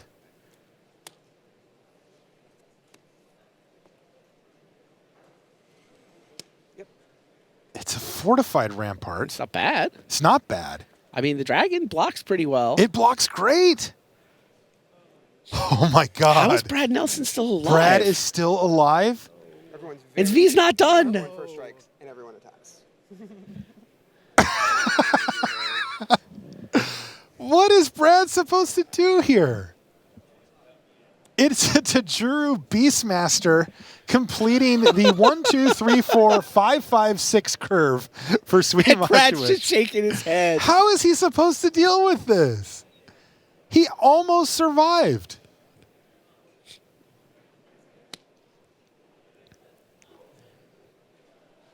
Does the Outcast have to jump here? Is that the world we live in? Oh, such a sad He's just Outcast. dead. He's just dead. Yeah. He's taking It's lethal like, either way. I've done the math. You're just dead. Wow. Okay. Oh my God. I can't believe that Brad almost survived that. Yeah. Brad played it great. He did. He beautifully played that. Wow, that was insane. But Zvi Moshowitz does, in fact, take the match down off of one of the best curve-outs I've ever seen in the feature match area, period, let alone in this format. That was 1, 2, 3, 4, 5, 5, 6 for those counting at home. Yes, it And, was. That was unbelievable. That's the stuff of dreams for limited players right there, getting that full curve out, especially with the synergies that he put into play there. Yeah, most of them were allies. Yeah, most of them were allies. You either had to be an ally or a rare to make the cut. Yeah, it did. You needed a very high threshold. So fantastic stuff from Svi. And I got to say, Brad was very close to getting he that almost thing came back and turned. stabilized. Yeah. Take out any one of those cards, and Brad would have actually been right in it. Yeah, unbelievable. All right, that's going to do it for round 2 from the booth. Let's send it over to the news desk and Richard Hagan. All right, thanks very much to Marshall and Randy in the booth there. Dragon Master outcast, as it turned out. Just great game of Magic there. One more round of Limited coming away. That's round 3. At lunchtime, after round 3, don't forget, we'll have the Hall of Fame ceremony. You'll see Willie Adel, Shota Yasuoka, and Eric Frolic inducted into the Pro Tour Hall of Fame. And I can tell you that each in their own way have a very special speech. 3 very different perspectives on the game, and really, really great stuff. So hope you'll be with us for lunchtime. Then, of course, it's into standard 5 rounds through the afternoon. All the 75 card action you can handle here in New Standard. All right, so some results to bring you. At our feature table, Oliver Pollak-Rottmann of Austria goes to 2-0 at the expense of Hall of Famer William Jensen, who we saw draft first thing this morning. Martin Muller is underway with a win over Tom Martell. So Jorge Guerra and Mark Tobias, they're still going at it. You've seen Jacob Wilson in the feature match area defeat Sam Black. Sam Hardy, who has 5 Grand Prix top 8s in 2015. He's having a terrific calendar year and now early 2015-2016 season. He's underway with his first win, putting Vidianto Wijaya of the United States to 0-2. Other winners in the feature match area, we've seen Paulo Vida Dama de Rosa over Sean McLaren. Larsson remains King of the Hill. Someone sent me an email saying, Rich, what exactly is King of the Hill? So the deal is, basically, the previous Pro Tour champion starts as King of the Hill, and whoever wins that match in round 1 stays on. We would say in England, winner stays on. So that table right now belongs to Joel Larsson. He's gone 2-0. He will play there again in round 3, and if he gets beaten, that will take over the King of the Hill. So that's where we are there. So coming up in just a minute, we have a draft viewer with Tom Martell. But first, BDM was on the floor interviewing a gentleman by the name of Steve Hatto from Luxembourg. Now, you may be thinking, it's got to be great going to a new city and you play test with all your friends. Well, yes, it is great. But how do you actually find tables, space, quiet, all the things you really need for great playtesting? Let's find out with BDM. I'm here with 4-time Luxembourg national champion Steve Hatto. Steve, your team for this event is called Take Me to Church. Is that because you love that song, or is there a better reason for the team name? Not at all. I think most of my team hasn't been to church for a while. Well, that means until this week. When we arrived in Milwaukee, we found out that they didn't want to have us at the room that was actually predicted for that in the hotel. So we had to look for alternatives, which was pretty hard. All we found was like rooms at $500 or no rooms. After like 3 or 4 hours of wasting time running around, we took a last resort and went to church, asking if they would have a spare room, which they did. And so we donated like some amount of money to the church in order to... Some amount, less than $500? Yeah, but more than you might think. But it was for a good cause, so I can go with that. And we used the last days to test there. The people there were pretty cozy and very social engaged, like feeding those in need. And we even ate with them. So it was the full experience. I think I've seen some of the worst in the US, but also some of the most amazing things you're doing here. That's awesome. And how do you feel like your team testing went? You guys feel really good about this format? How did everybody's drafts go? Well, most of our guys figured it out pretty quickly, except for me. But I haven't been punished so far. I'm 1-0 in the first draft. More luck than skill. That helps as well. All right, Stephen Hatto, good luck. You have some mighty forces at your side for this tournament. Thanks a lot.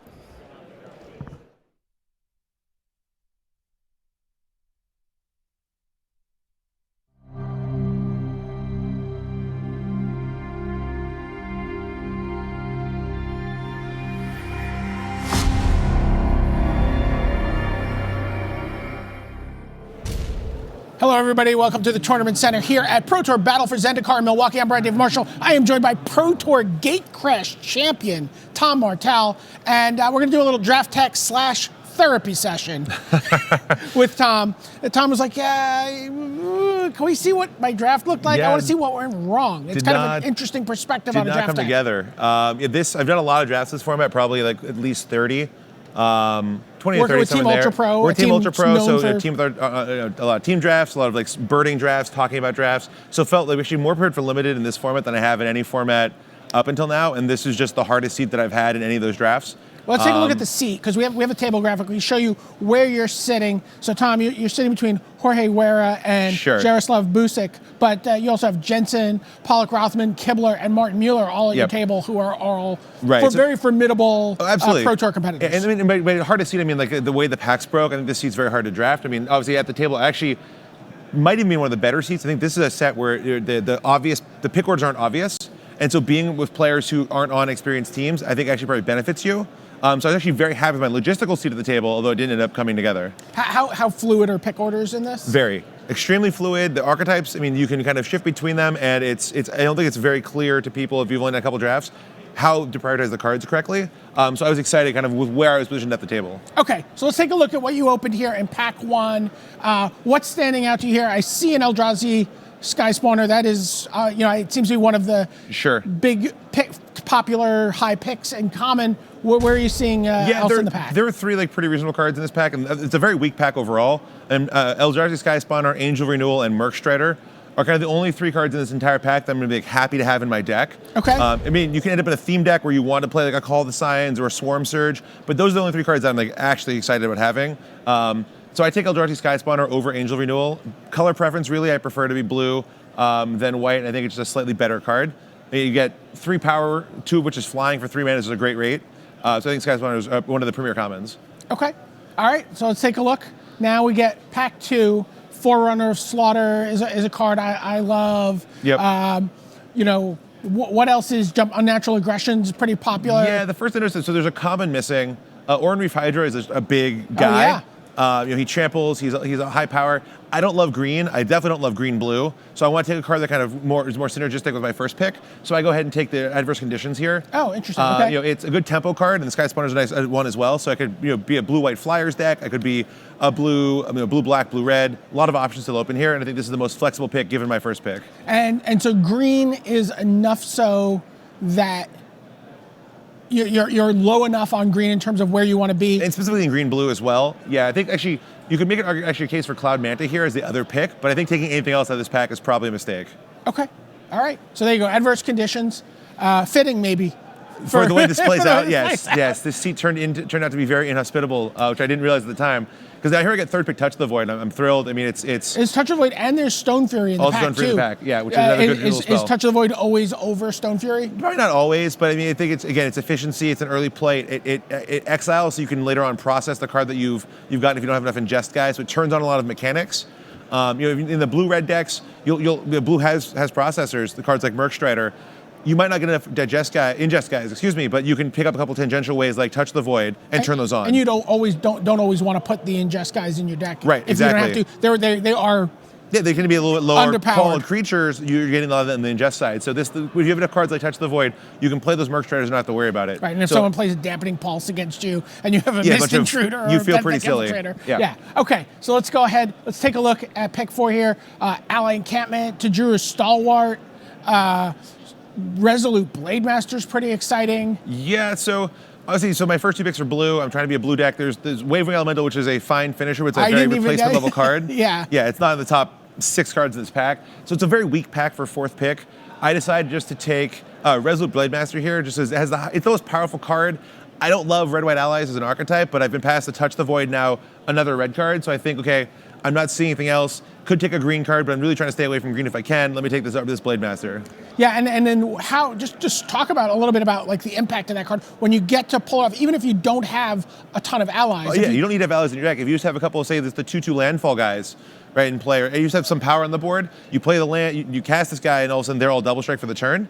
even if it's just a one-time thing, it's still a 2/2 that gives your team double strike once, with the threat of they have to play around the rest of the game, you having double strike at any point in time, even if you don't have a lot of allies. Super powerful card, one of the reasons to be in allies. And is it also a card that you're willing to stretch your mana for in terms of the number of colors you're playing? It's pretty easy to splash this card. Also, looking at the pack, I thought maybe this ally encampment might wheel, because there's 2 other allies, so someone else who's drafting allies will take those over it. So if there's another allies drafter, I might get the encampment back, and then that makes it even easier to splash this guy if I'm only half the colors. All right, let's take a look at your 5th pick here. So what doesn't jump out at you? Unnatural Aggression is another pretty mediocre pack. I mean, I'm trying to backdoor maybe into some kind of allies deck, so I take the Unified Front here. Okay. I'm thinking, 3-color allies of some variety. My favorite allies deck personally is black-white. I haven't seen a black card that's castable, I've ever put in a deck here. So I'm thinking black-white's out the window here. Scrounging for something else to do. Maybe it'll end up being like white-green. Maybe it'll end up being white-red or Naya, something in there. Do you think about a card? You're looking at multicolors. Do you think about a card like Brilliant Spectrum at all? I don't think Brilliant Spectrum is playable. Okay. I mean, at its best, you spend 4 different colors of mana, you draw 4, discard 2. That would be a good effect. But getting 4 colors of mana is very hard. That's basically my question is, can you reliably get to 4, or do you ever want to? I view most of the Converge cards as sort of like some value in your deck is train wrecking to make up for that, not cards you want to try to build around. Sure. Okay, let's take a look at pick 6. So we see Turn Against, Auron Reef Invoker, blue cards, Dispel, and Rush of Ice. Yeah, not a lot here I really want. I mean, Auron Reef Invoker is fine, again, if I want to just be this base green deck, but I haven't seen any of the You don't want to premier- be green. You've made that clear. I don't agree, and I also haven't seen any of the premier green cards. Yes, there have been green playables, but they're like 5/5 for 6, which is a fine guy, but not exciting. You don't want to fall into the trap of being behind the person who's taking the premium green cards, right? And you're sort of taking the second hand. Since I don't like the color, I definitely want to be getting kind of the second choice out of the. So really, the choice here is between Turn Against and Rush of Ice. I'm thinking, okay, maybe blue is just like not open to these packs. Maybe I can move back into blue. My first 2 picks are blue. Rush of Ice is great in a tempo deck. Turn Against the card, I think it's fine. I've moved way down on it over the course of drafting the set, so I decided to take the Rush of Ice here. Okay. I mean, and that's definitely a reversal from where I think people were 2 weeks ago. It would be inconceivable, I think, to make that pick 2 weeks ago. But I think the pick actually very well might be wrong, especially since I haven't seen any blue cards since my first 2 picks, and I've at least taken like the Blade Master. Maybe I should just take Turn Against here for color reasons. Right. I don't love this pick, but I don't think it's a huge push either way. Sure, let's take a look at your 7th pick. We're coming to the end of the pack. You're starting to, how are you starting to feel at this point in the draft? Are you really do you have to see the writing on the wall that maybe I things have no aren't playable cards. Literally, I have 1 card that I think it's above like a replacement level card in my deck right now. Assuming if I can play the Sky Spawner, that card's above replacement, so is Adverse Conditions. But if I don't get to play those, I have like the Blade Master, my only plausible decent card in the touch. Yeah, what are we taking here? I take Beastmaster as like, okay, I have this Unified Front, I have this Blade Master, maybe I can put together like a sweet allies deck. It seems kind of open.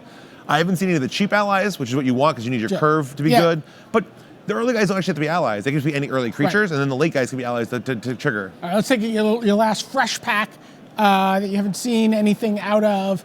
A couple of the spell lands that come into play tap, the Whiptail. What are we taking here? When you're short playables, you're looking at being 3 colors and you don't know if you're trying to be aggressive or controlling, like the spell lands aren't super great. I believe I take Plummet here for my sideboard. It is a good sideboard card in some matchups. I take Fertile Thicket. Okay, sorry. I see the writing on the wall that my deck is a 3-color train wreck, so I decided to prioritize the fixing of the Fertile Thicket, over the sideboard card of Plummet. Okay, all right. So let's take a look at all your, we also have, now this is your opening pack that came around. And there's really nothing left. Maybe the Call of the Silence? I'm pretty sure I take Call of the Silence here just as like maybe I end up green. Yeah. Who knows? Yeah. Okay, let's take a look at all your picks here. So what are you thinking about as you're doing your pack review? I'm wondering like what time I can go get lunch. Like can I move my flight up a day? It's not. I mean, obviously I'm joking. This is not a disaster. A lot of drafts come together like this in this format. You figure out what's open in pack 1 and you get rewarded pack 2 and 3. I haven't passed a lot that's good in any color to the left, so I'm not happy with pack 1. I want to be in a streamlined deck, but it's salvageable. All right, let's look at how the second pack goes for you. So this is your opener here. What's the big jump out at me card? Yeah, this is the moment of truth point here. I mean, there are only 2 good cards in this pack: Hedron Archive and Green Ward of Marasa. In pack 1, I saw some green cards. I could be green. I've passed them to the left. None of them were that exciting. I decided Hedron Archive is going to go in any deck. No matter what I end up doing, I can still backdoor into like a decent control deck, I think, because I have some removal. So I take Hedron Archive over Green Warden because I think it's comparable power level and colorless. Okay. And how do you feel about that? Do you feel like that's... would you go back? Would you make that same pick I think the only way if I just sat down forcing green, I think I could have had an okay deck, and that deck would have ended up having Green Warden. I think at that point in time, it's already too late to move into that point. I'd rather have the Hedron Archive in almost every deck I draft from this point on versus the Green Warden. Okay. All right, there we go. All right, so now pick 2.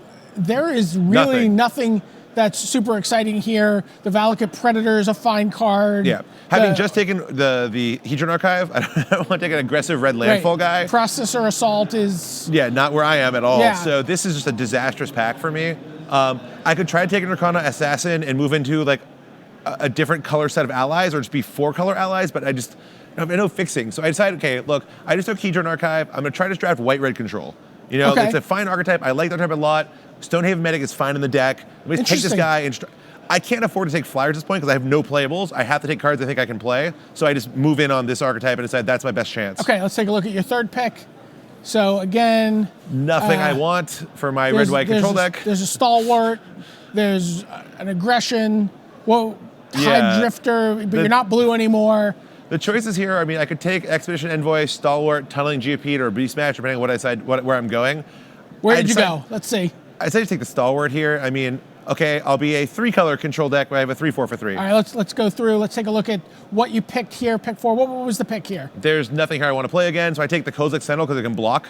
Okay. It's like a poor man's 06 wall. Okay, pick 5, and this is... Finally happy. I get to take a Stone Fairy card I like. It removes things. My control deck can kill stuff. Over a Slide Runner? Oh yeah, easily. I mean, the aggro deck is sailed at this point. I'm trying to draft a control deck, taking the Stone Fury. Let's take a look at what everything was here in Pack 2. What was really notable? I see a Ruin Processor was your 6th pick. Yeah, and then Fortified Rampart 7th. But I mean, you can see here, I have 3 cards from this I'd ever want to play in a deck at most out of the entire pack.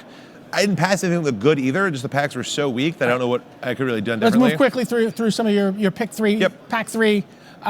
So show me, let's see what card you took here. So I take Nissa Renewal here over Violet Aggro. I think it's very close. Violet's insane, but like it's gonna be like a 1/5 blocker in my deck. You don't have a ton of Devoid one creatures. Devoid creature. Yeah. So it's gonna be a 1/5 blocker. I have enough of those already. All right, so Nissa's Renewal.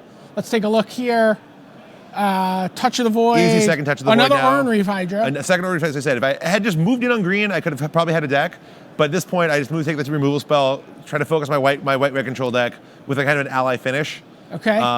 And for that purpose, I take Courier Griffin here, which is a fine flyer. Pick 3 Clutch Occurrence that's late.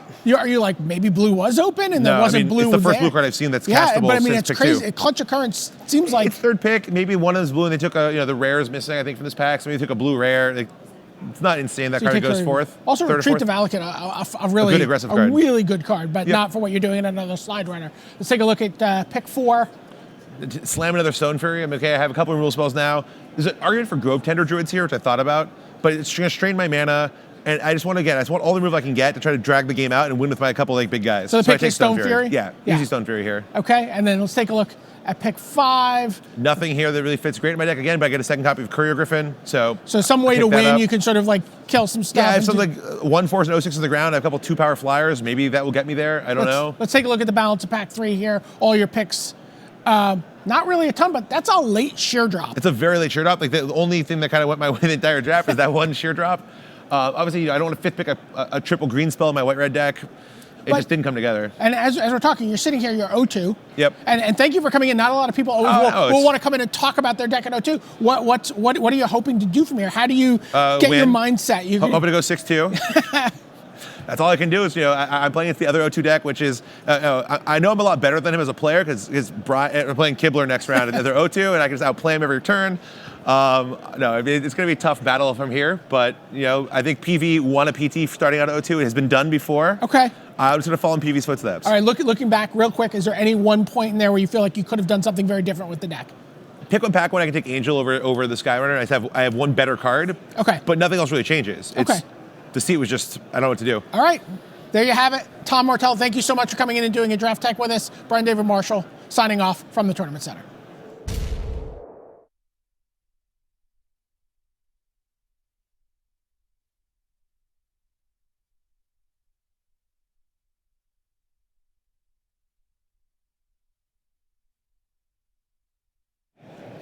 Thanks very much to Brian David Marshall, and I'd like to echo those sentiments. Not easy when you're at 0-2. You want to run and hide, and also get ready for that elimination match, if you like, for 0-3. Generally, the rule is the fourth loss puts you right on the edge of elimination here at the Pro Tour.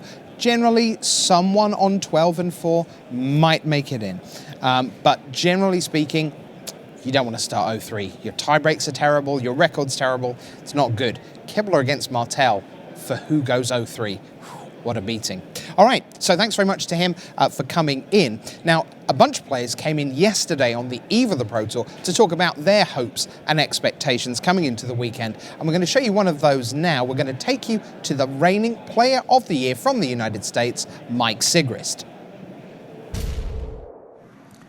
All right, Mike Sigrist, Player of the Year. Yeah. Holy cow. Yeah. What's it been like preparing for this Pro Tour after all the success you had last year? Tell me about your team and some of the new members that you had working with you for this event. Well, I guess the only one I hadn't worked before was Tyler Bloom, who's a pleasant surprise. He's a good kid, smart, good at Magic. So the rest is just the traditional face-to-face guys, and we added Paulo and Shuhei from Channel.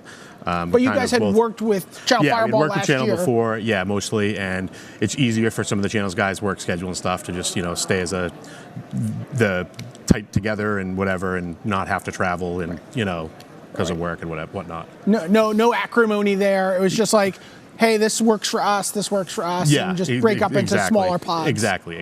Smaller groups. Any cross-communication between the two groups, like because you've worked together before? No, not this time, no. Was that weird for Paulo? I don't think it was, actually. I think he was fine. I was most concerned about Shuhei. I'm like, does Shuhei know what he's getting himself into?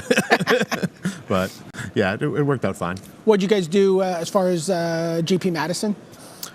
So most of us arrived in Iowa on Monday of last week. We stayed at Josh McLean's house for 4 or 5 days, and then we played in Madison. All of us played in Madison. And the 4 of us who didn't make day 2, myself included, left a day early from Milwaukee and started, continued to test from there. Okay. How do you feel? I feel pretty good. First Pro Tour of the year is always tough. It's, you don't know what to expect. It was a good one for you last year. Oh, yeah, it was a great one for me last year. I feel kind of the same, to be honest with you, as I did about last one. And it's not great. It's not bad either, though, so. Okay. All right. Mike Sigrist. Team USA. You're the national champion of the United States. Make the case. Give me your best wrestling, pregame, announcement. Why is Team USA going to be playing in the top 8 of the World Magic Cup on Sunday? I think it would be hard to argue that we don't have one of the best teams. I mean, I've worked with Neil in the past. I've worked with Tom in the past. We have a good team chemistry. Joel is new to the group. I'm sure he's great. He won a top 8 with him. So that's Tom Martell, Neil Oliver, and Joel Sadowski. Yeah. Okay. And like I said, I haven't worked with Joel before.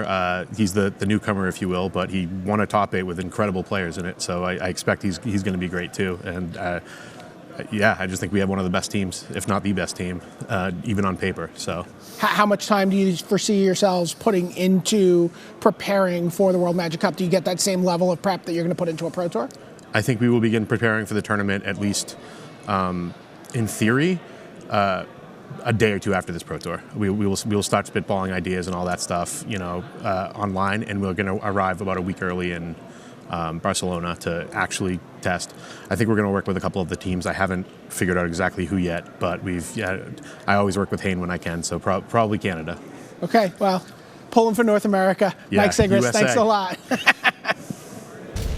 Neil Oliver is a very, very good Magic player. If Neil Oliver is the 3rd best player on your World Magic Cup team, you are in amazing shape. This is one of the best American teams there has ever been for the World Magic Cup or World Championship, as it would have been in days gone by.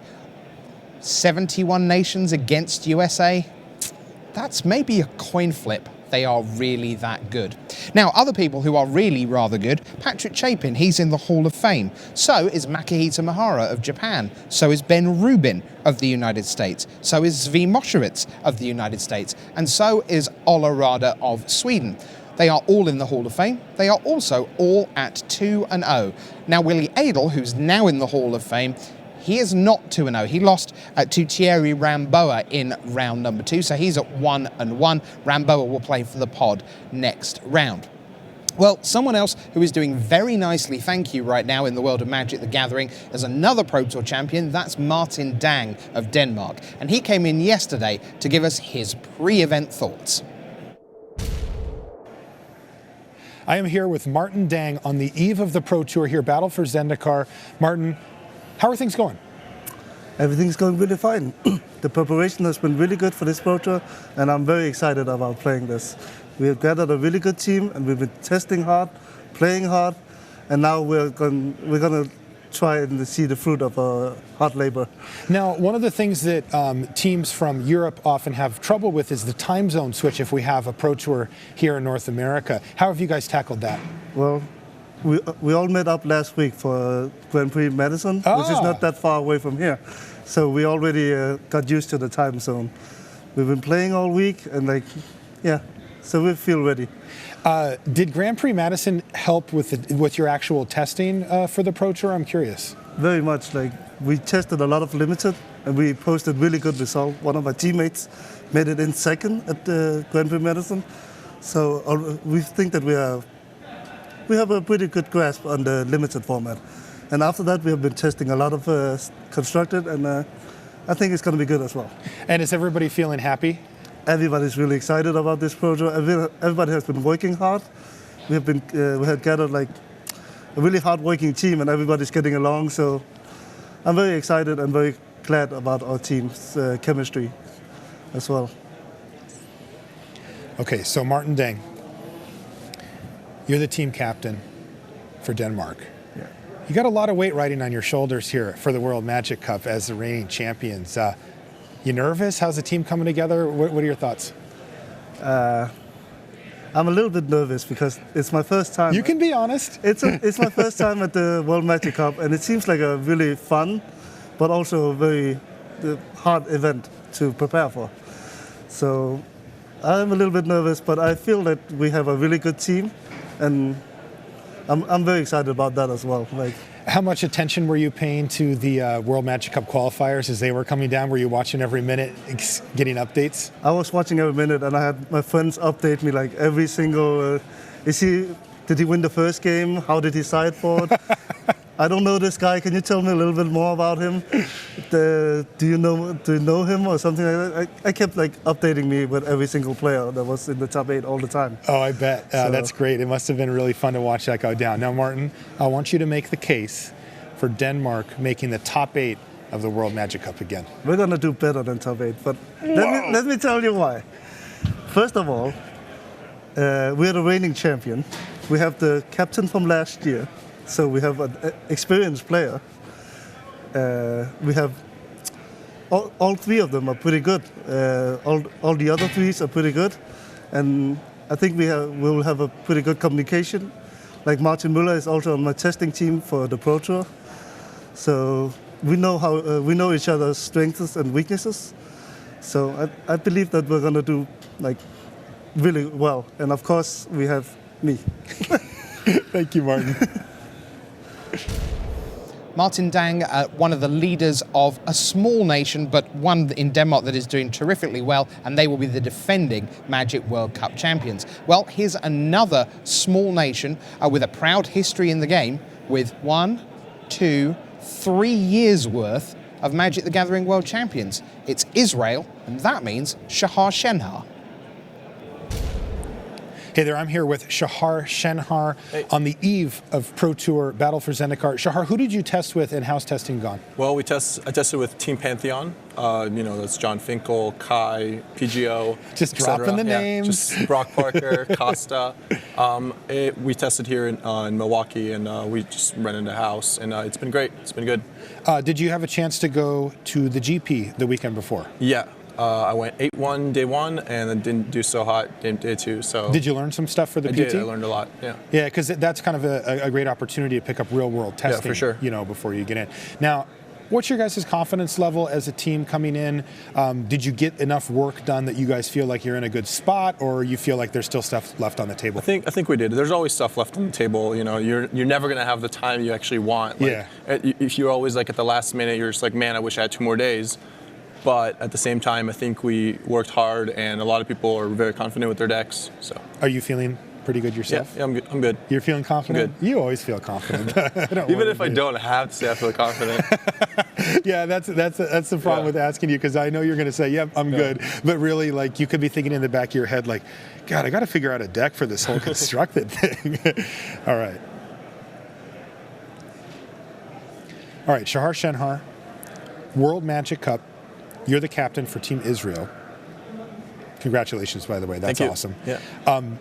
How's it been? You know, have you had a chance to meet up with your teammates yet? How's testing going to go? Where are we at on I had a chance to meet up with him. I actually, 2 pre-releases ago, I met one of the teammates that I have, and I played against him, and I didn't really know him. That was the first time we met, and he played against me. And I was thinking to myself, like, man, I really wish this guy is going to win the World Magic Cup. And then he did? And he did, yeah. So he was very good. He was really good. So I'm happy we have him. I won't name any names yet, but. Okay, yeah. And then overall, though, as a team, you know, you spend a lot of time on the road as a professional Magic player.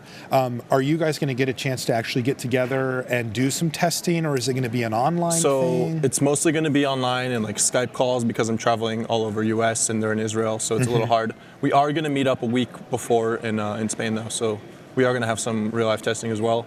And I got to see him at this pre-release, so that was good too. You're by far the most experienced player on the team. You know, you've got the most pro points, high level experience. You're used to the pressure and stuff. Do you feel that they look to you to kind of be their leader?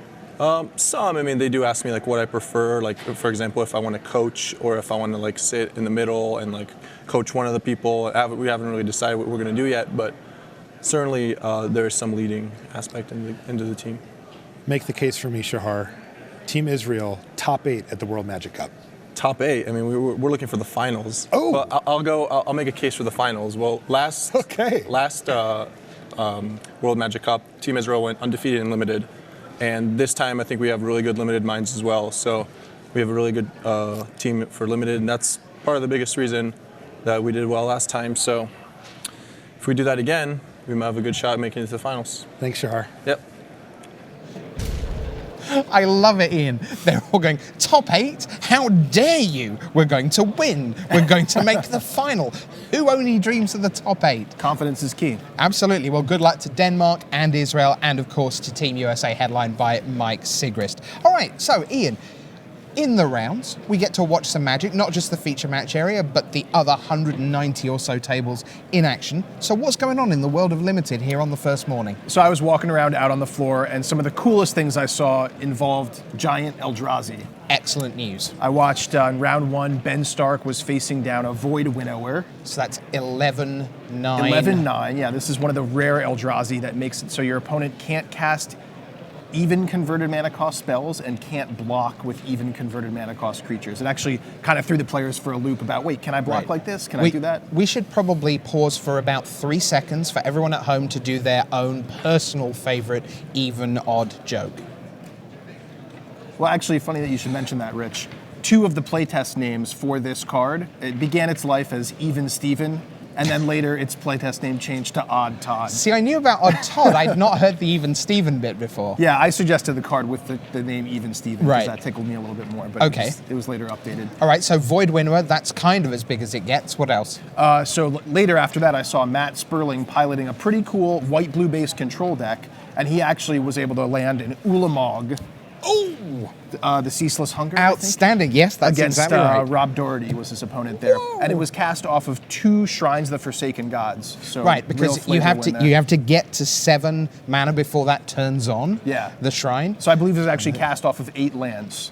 So that's accelerated Ulamog, pretty awesome. Just chewed through Rob's library and went to the win. It will do that, because 20 cards is quite a lot in a 40-card deck, because by the time you get to actually casting it, whether it's off 8 land or 10, you are basically getting very close to the end of someone's library with Ulamog. All right, so that's the top end. What else is going on out there? So I saw some faster, aggressive ally decks for sure. A lot of synergy going on, a lot of ingesting and processing going on. I saw a lot of blue-black and blue-red control decks among top players.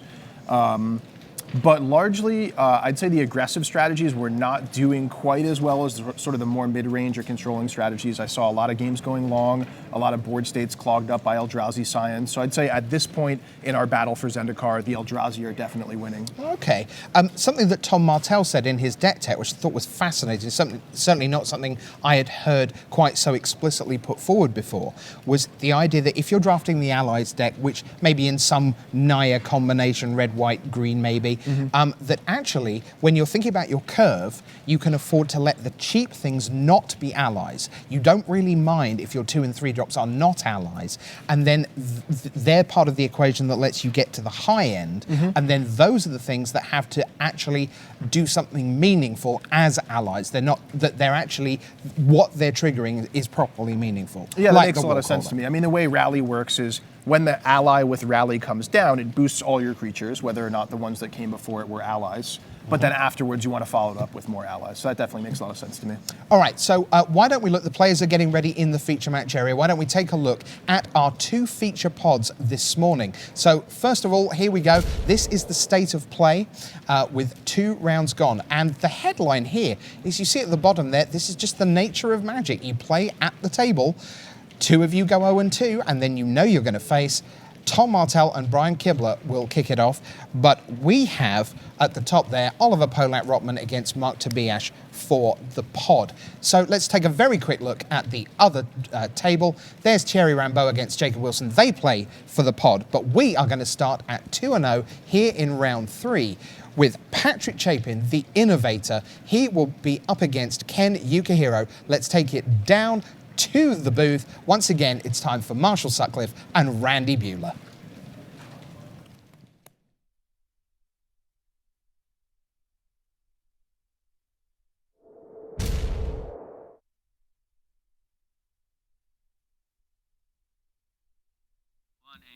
And thank you, Rich. Welcome back to the booth here in Milwaukee. Marshall Sutcliffe with Randy Buehler, and we're ready for the 3rd round. Now, this is huge, right? This is the people that get to come out of the draft with a 3-0 start, which is a huge deal. Let's head down to the feature match area for round number 3.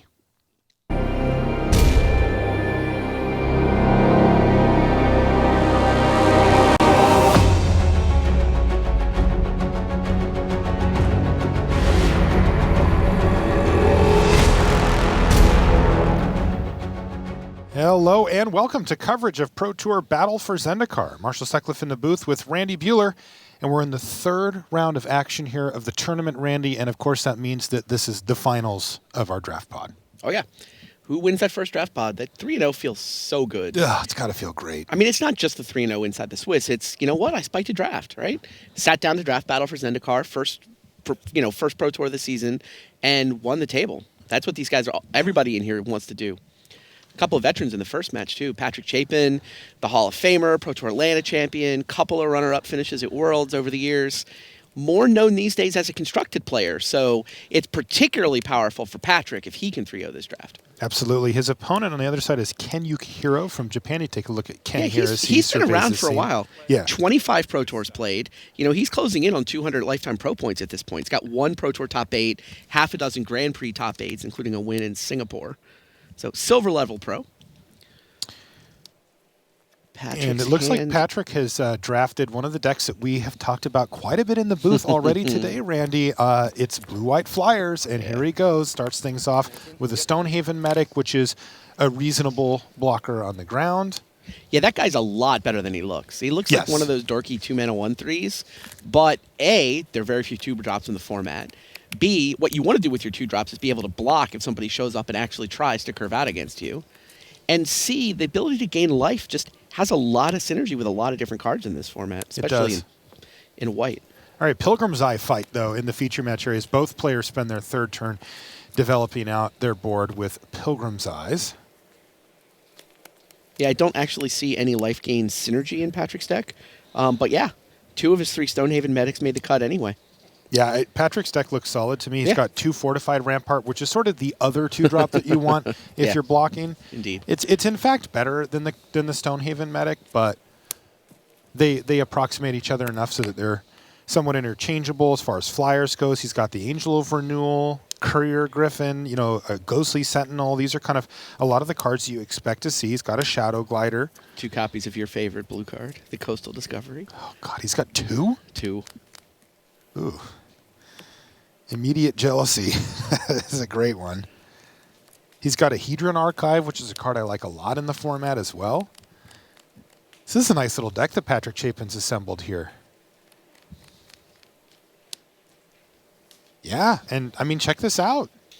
Grove Rumbler on the ground, can't get through the 06 Fortified Rampart, and now a Ghostly Sentinel is going to start chipping away at Ken Yukihiro's life total. Yeah, Ken's got very much the red-green landfall deck. 4 copies of McKindy Slide Runner in this deck. 3 copies of Grove Rumbler in this deck. Oh, by the way. And he's got a Zada here as well? Oh, by the way, a certain red uncommon X spell. Oh. Rolling That is how Thunder. a lot of these red-based decks start, is I'm going to take a Rolling Thunder and then figure out what direction I'm going to go from there. 15? Yep. Yeah, and a lot of people prefer to draft the devoid side of red. That's you'll, right. you'll often see, McKindy Slide Runner going pretty deep in a pack. Even Valakut Predator will go just a lot later in a pack than it might if it wasn't for the fact that those cards have anti-synergy with the devoid side of red. Yeah, this is just really working out exactly how Patrick Chapin hoped it would. A pair of McKindy Slide Runners. But the problem here, of course, is that the 06 Fortified Rampart has held off the Rumbler such that any landfalls that Ken has made while it's on the table are just squandered. And eventually Ken runs out. And those landfall triggers, those are a precious commodity in this landfall deck. And that Fortified Rampart is just effectively eating them up. And here's a Coastal Discovery Indeed. now as well. Wow, this has been a really nice sequence here for Patrick Chapin. He has curved out beautifully. He's employed his game plan. He set things up. He's got pressure in the air. Now, the one thing that you will note about this Blue-White Flyers deck, it isn't bulletproof. If you have enough removal to just kill their Flyers, look at his ground game. I mean, outside of the 4/4 that he just made, it's pretty meager here. He's got a 2/3, a 1/3, and an 0/6. And Ken, clearly outclasses that as far as defense goes. So it does get interesting where if Ken can find his Rolling Thunder, if he can find Touch of the Void and just pick off each of the Flyers, it can really force Patrick to go long. That's where cards like Coastal Discovery become absolutely key. They reload and keep the threats and the blockers going on the ground for Chapin. Whoa, he just totally went off. Check this out, Randy. Yeah. So that is Zadra Hedron Grinder being abused with Earthen Arms. He just put 2+1 counters on every creature he has because that's what Zada does. She Zada copies. does. If you cast Instant or Sword, you can read it on the side of your screen, but she copies them for each creature. So now Ken Yukihiro just going off. That is sick. I've never seen anybody do that. No, that's cool. That's kind of the dream with Zada, is to pull off something like that. And there are 2 copies of Earthen Arms in his deck, along with it Infuse the Elements, to try to set up exactly this combo. This might be the best case, right? Like the other combat tricks are temporary, and while you can get a Right. big swing out of it, I mean, he just transformed his board from being kind of shrug-worthy to being really nasty. Wow. Ken Yukihiro comboing off with Zada Hedron Grinder. That's absurd. And he's not wasting any time. He's just going to send everything into the red zone here. He has not played a land this turn, which is really interesting because he has one. He could have triggered. He had Swell of Growth in his hand. He wants to play the land at instant speed. And you know what? Patrick's going to be keenly aware of this fact. What do you do about it, though? You Swell of Growth. I'm not saying he can do anything. I'm just saying Targeting he's going to Zada. know. Don't forget you get to target Zada. Oh, my God. What? How many lands does Ken have in his hand? Just the one. Oh, that's so sad. 4 landfall triggers. He could attack for 100. I'm calling it. Chapin's at 21, yet somehow his life total is actually being threatened here. Yeah, this game took a turn. At the beginning of this turn, you were talking about how awesome Patrick's setup was and how amazing the blue-white deck lined up here. He had just plotted right along, and the difference maker here is Zada Hedron Grinder. And Yeah, I gotta be Zada's honest, insane. every time I've played with or against Zada, sure, like I'll play it in the deck. Yeah, Zada's fine. There's nothing wrong with the card, but I've never seen anybody go off like this. This is insane. Zada's an ally. She helps the team. But this is just silly. Block. 2 blocks, swell of growth targeting Zada, and Patrick knew it was coming. Yeah, he's not surprised. It does take down his fortified rampart. It does. Oh, gain a life. I like it. Wow, sure. How much is he taking? That's what I want to know. 5, 7, 9. 4, 5, 7, 3. 3 trample. That's 11? 7, 10, 19 points. 19 points! 5, 6, 7, 8, 9. 9. This is 4, 6, 8. Minus 4 is 4, so That's 13. Press 1. Yes. Press. Yeah. And then 4, 5, 6, 7. Yeah, 19 points. I'm at 3. Yep. Oh my God. That was insane. And Yukihiro brought a combo deck to the limited table. And he has left Patrick Chapin from 22 to 3 in one hit through an 06. 1,000 years of magic from a Hedron, I guess. Gosh, I have not. That is incredible. Yeah, Zada seems more destroyer of worlds here than grinder. What is Chapin going to do here? Now, he still has Ken down to 12. He's hitting him down to 9 here with his Ghostly Sentinel. He's got a game plan here. Can I tell you a secret? Yeah. Look at Ken's hand. There's another Earthen Arms coming.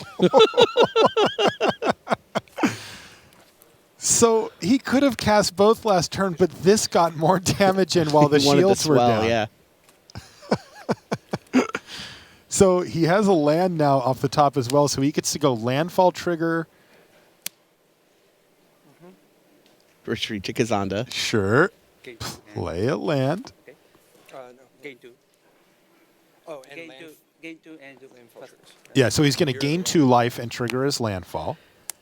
And here's Earthen Arms in number Really? 2. Yeah, it worked last turn. It's going to work again, isn't it? Also, I think Chapin's looking at it like, well, what if I kill it in response? The problem is that those copies are, it's on the stack. It doesn't have to be there. The copies are created. It's a triggered ability. So it just triggers for Zada. And Chapin knows that, too. I don't think he has anything in his hand to do. 4 +1/+1 counters on every creature. And remember, Zada's not going to rumble. Zada's just hanging out. Yeah, and remember, there was landfall here as well. And all 3 of those creatures trample. Yep. Good luck, Patrick. So what's in Patrick's hand, Randy? Does he have a Smite the Monstrous? He does. Wow. So that was actually pretty brutal, because one thing that Patrick has the option to do, right, is to kill Zada on his turn. He can smite Zada and then pass the turn back while Ken's tapped out. Sure.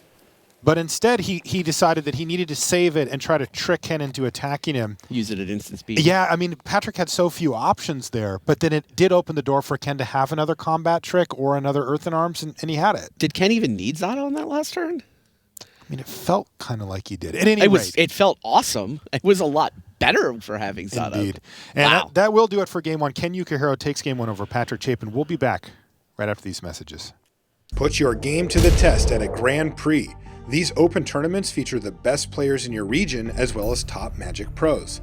Upcoming Grand Prix include Beijing, Quebec City, Porto Alegre, Lyon, and Indianapolis. Visit magic.wizards.com/Grand Prix for a complete schedule.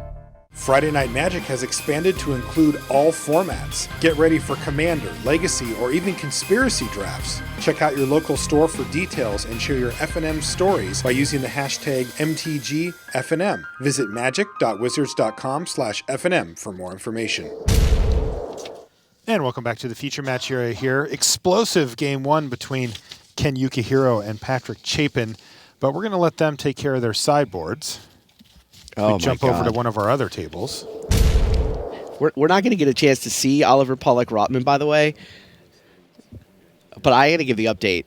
If you were here for the draft, Oliver Pollak-Rottmann was the guy sitting on William Jensen's left who got past some nice black-red cards, right? Did he take them? He took them. Oh. He has, like, we saw 2 Forerunner of Slaughter and a Duststalker go through pretty late, and it was just like, oh man, if he had been Psychic, maybe it would have been black-red, but man, if Oliver Pollak-Rottmann got the read and moved in, he should be hooked up. He has 3 Forerunner of Slaughter, 2 Duststalker in this black-red deck, couple Silent Skimmers, 4 Kozilek Sentinels at the 2 spot, multiple Nettle Drones, multiple Vile Aggregates. Wow. How do you get 2 Vile Aggregate, 3 Forerunner, 2 Duststalker in your black-red aggro deck? He finds himself somehow at 2-0 competing to win his squad. Oh, no, he's 3-0 already. Done deal? They're Okay. done. He's already 2-0'd this round. Wow. He has defeated Mark Tobias to win that feature pod. All right. Well, congratulations to him. He found the right lane and stuck in it. Now we're checking in, of course, on Greg Orange versus Bill Chronopoulos. And it seems that they're still in game 1 here. Yeah, still game 1.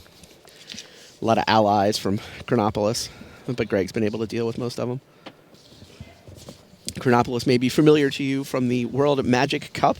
He was on the Greek team that took second last year. Totally remember him. I mean, I won't lie. It's because of its really cool last name.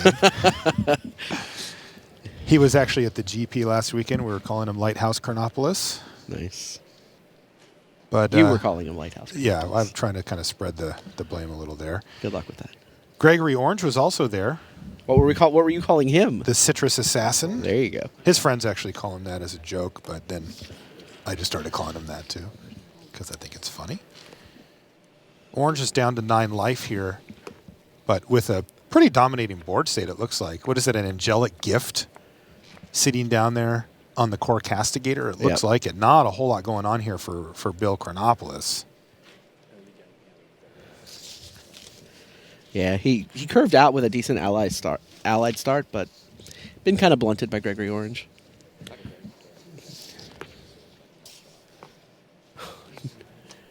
Up there at the top of the screen, it looks like Dragon Master Outcast got ingested. It's not where you want that guy to be. Orange also has 2 copies of Grip of Desolation in his deck. Not 1. He's got 2? 2. Yeah, that probably contributed to him sitting here playing to win the pod. Yeah, it looks like he's hit that stage of the game as well. He's got a huge board here. All right, well, we're going to let's let Greg and Bill kind of finish things up here. And we'll move back over to our main match. I have to see what happens in Chapin versus Yukihiro here. I don't want to miss a minute of it in case Ken does something crazy again. So let's jump back over to our main match. We'll keep you updated on our back tables as usual. 22. King of the Hill match has Yoel Larsson ahead. All right, and it looks like Tightening Coils basically nullified a McKindy Slide Runner, but a nice follow-up play here for Ken.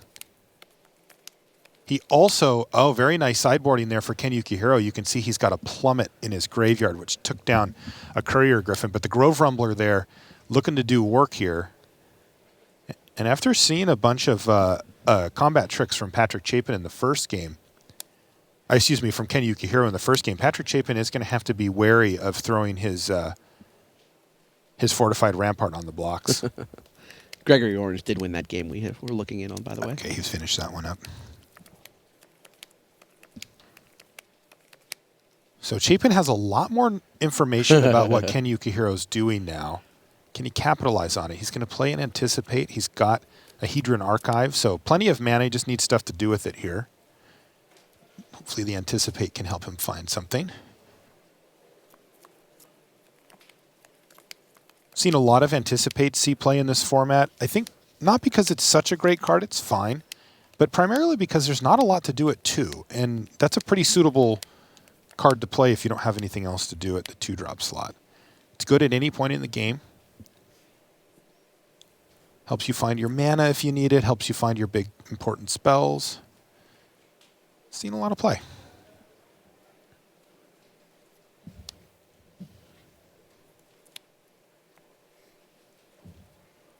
Speak of the devil, there's another one.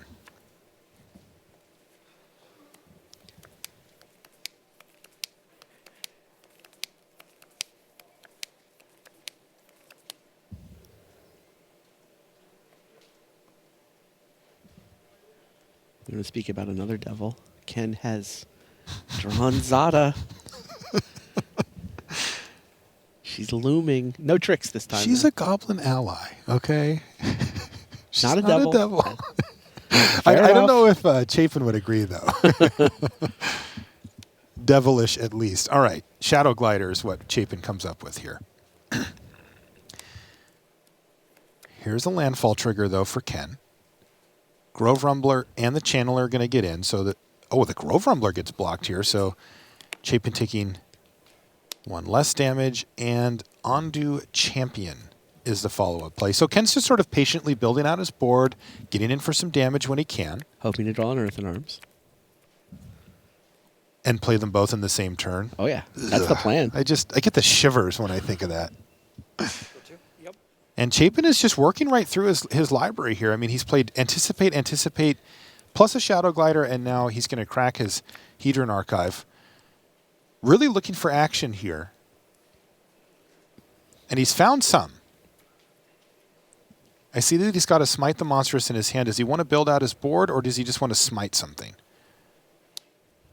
He wants to build out his board. McKinney Patrol is going to give his team Vigilance until end of turn, so he's going to get in with the Shadow Glider, though realistically the Shadow Glider is probably not blocking anyway.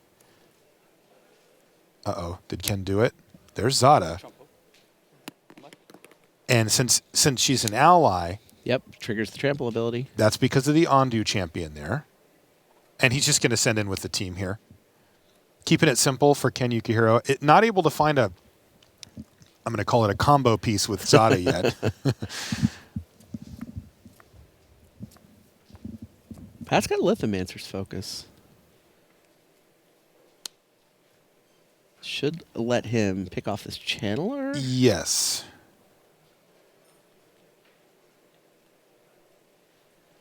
But yeah, definitely where he doesn't know that there's no combo piece for Zada. He's definitely got to worry about Swell.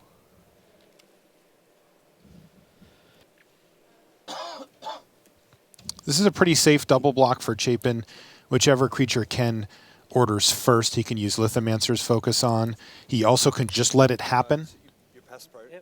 He said you pass priority, because Chapin still has the opportunity to use Lithomancer's Focus if he wants. Chapin's trying to figure out, Ken, are you going to play a combat trick here or not? And Chapin gets to be the last one to act in this sequence, so he gets to know whether Ken does, and Ken has to forego the option to do it if he doesn't want to.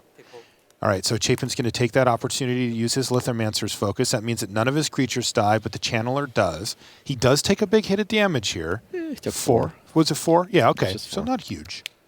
Effectively a 1-for-1 trade, but the 1 mana instant for the 5 mana creature. Yeah, he's got to be happy with that.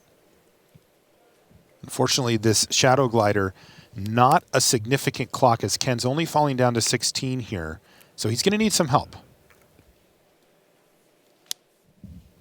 All right, that's nice. He's got a Tide Drifter. That's an 0-5. And he has deftly left up the mana for Smite the Monstrous here as well. Patrick is, in fact, holding Smite the Monstrous. And Yukihiro's just going to simply pass the turn back. That Tide Drifter has successfully held down the ground. Now, the issue here, though, is that Ken is 1 Earthen Arms off the top away from growing out his team pretty huge. Now, Chapin can take down 1 of them. Ken's going to have attackers. And Ken's just playing land go here. He doesn't want to waste those landfall triggers, but he wants to be able to, cast Earthen Arms. It costs 7 to awaken that. Right. as an example. A blighted step there for Chapin means that he's not going to get one-shotted out of the game. But Ken's rumbling now. In they go. Now, what's changed here is the question for Chapin. He's like, no, you didn't attack the last 3 turns, or the last 2 turns, but now all of a sudden you decide you're going to get frisky here. What's the difference? And I'm sure that Chapin will find out shortly. There's a block. And a block. And it's sure strike. Now this Targeting isn't Zada. targeting Zada. Now this isn't his best combo, but it's pretty good. It's fine. Yeah. And Chapin actually has an interesting decision on whether he just wants to kill Zada. He would take less life but lose his creatures. But it just takes that threat off the table of Ken drawing an Earthen Arms and kind of blowing up his side of the board. Or just to take less damage. And Chapin says, look, I know you don't have another trick right now. I'm going to risk that you're going to draw one and just take out your Grove Rumbler, which is, going to eat a creature currently and do some damage later. So Chapin relying on the fact that Ken is unlikely to draw more combat tricks. And he's right. So that turn winds up as 2 cards for 2 cards. But Zada's still around. But I mean, so is the wall. So is the wall. Man, Fortified Rampart has done such work for Chapin here, too. Pilgrim's Eye for him. Now it's 3 power worth of flyers. This has been a great match. It has been. We could still get another game of it, too. Oh, yeah. I mean, for selfish reasons, I would like to see that.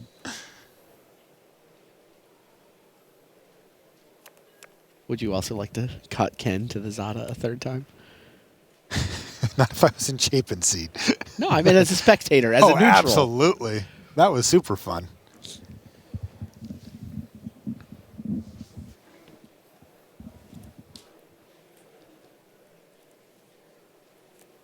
Chapin's patient with that blighted step. The longer he waits, the more potential life gain he can get out of it.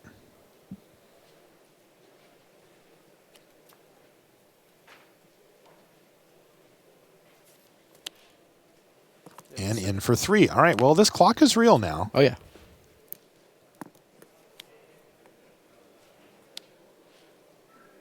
That's a Halimar Tidecaller there for Chapin. Unfortunately for him, he doesn't currently have a target to get anything back. But it will give any future Awakened lands flying, which could end the game next turn. If Chapin finds Coastal Discovery or something, this game can just be over. McKindy Slide Runner for Ken Yukihiro isn't super impressive on this board, so let's see if Chapin finds it. Well, he didn't immediately go for it if he did.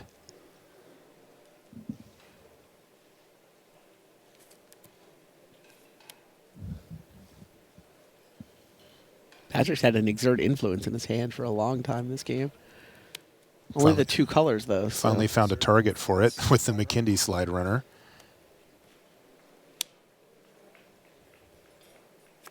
Yeah, you can still play that card for 2. I think it's fine.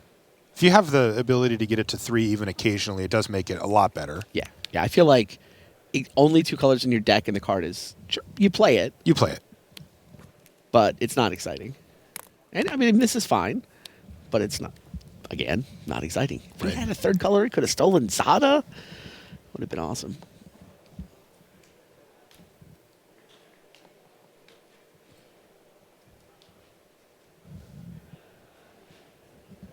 Card off the top for Yukihiro. He picked up game 1 in an impressive fashion against a perfectly reasonable draw from Patrick Chapin's side. But Ken, what he did you could not describe as reasonable. But this game's been a lot more straightforward from Ken's side. He hasn't done anything super abusive yet.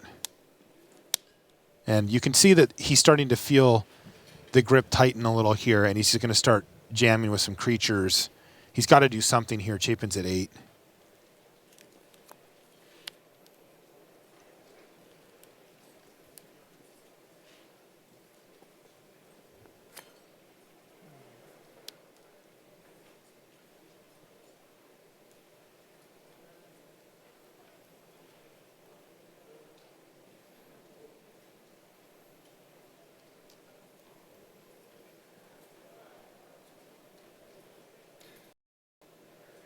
block here.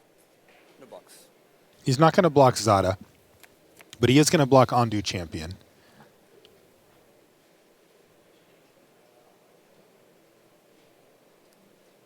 Ken's thinking.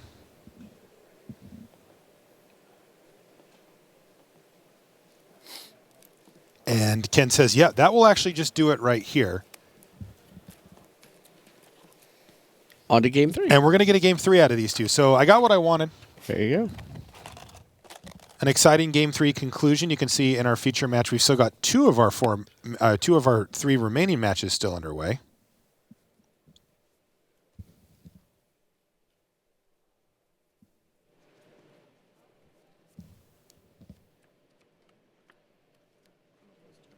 See Joel Larsson down there. In fact, why don't we take a look at our back table here, where we're going to rejoin Bill Chronopoulos versus Greg Orange. We checked in on them a few minutes ago as Greg was just finishing up the game, which he did. Wow. Dragon Master Outcast. Finished this one up for the other side. Speaking of finishing up the game. Yeah, multiple dragon tokens. All right. Wow. Yeah, that thing can just dominate, especially Dragon against Master certain Outcast, colors. yeah. Dragon Master Outcast does not take very long to clean up a game like that. No, the first dragon's fantastic, and the second is so difficult to overcome. So that'll do it for that one, game 2, but that does mean that we're going to get a game 3 on our back table, so reasonable chance that we have a chance to check in with that again before the round is finished. Let's go over to the King of the Hill, though. And you see Joel Larsson is lining up blocks here. There must be a swarm. Oh, there's a swarm surge. Okay. Right? Yeah. No, that's not a swarm surge. What is going on? Why is that drifter attacking? It's Ruination Sage, maybe? Ruination Guide. Ruination I don't Guide. see one, though. Is that it in the middle? Yeah, I think it's the second creature. Okay, that must be a Ruination Guide. Because Tide Drifter usually doesn't get that frisky. Yeah, that's definitely Ruination Guide. Ah, there we go. Good. You'll up a game the world in the is match, right again. Yes. But up against it here, it looks like. Down to 5. And this looks like a pretty complicated block here for Larsson. He's throwing multiple looks at this, trying to figure out exactly how to do it. Larsson's down to 5. And he takes 4 to go to 1. Remember, lands are colorless, so Ruination Guide does pump them. So what is Marcos's plan here? How does he get that last point of damage through? Well, I guess he's got 3 creatures. All right, so he just put it on Larsson to say, all right, well, come up with a creature right now. Even a chump blocker would be fine. Because that Plated Crusher will gobble up a land. Oh, that's wow, a creature. What a huge rip. 2 creatures for Joel Larsson, including an Undergrowth Champion. Wow, that is a major... Uh-oh. What does he have? Oh, he has Clutch of Currents. Yep. Clutch of Currents, get Undergrowth Champ out of the way, and attack with 4 creatures into your 3. I didn't think it could have gone better for Joel Larsson as the turn was passed to him rather than cast 2 creatures, including an Undergrowth Champion, but Marcos had the line the whole way and could even beat 2 creatures there. That evens things up for that match as well. So we're going to get a game 3 there as well. Game 3 is all around here, except for Oliver Pollak-Rottmann, who, as you described earlier, Randy, kind of had the sweet red-black Devoid deck and really put it to Mark Tobias. Looking at all the cards he wound up with in that deck, I mean, it'll be up for the draft. You were ready with the featured draft pod, so go in and you just dream about this hookup. He must have started in black-red and then gotten past the late Forerunner. It's so insane, good. right? Like, he doesn't even have cards of other colors in his sideboard. You know, this is just beautiful. This set can be very synergistic in the decks and the way that they play out, and that does happen sometimes. That you say, I'm just going to plant my flag in this lane and see if it comes together. Yeah, and then when it does, it's cross like, your fingers and hope. Yeah, exactly. And when it does work out, it's just amazing. That featured pod also on the other side, we watched Brian Kibler draft, and he seemed really happy with his red-green landfall deck, but he was 0-2, did finally get the first win. Okay.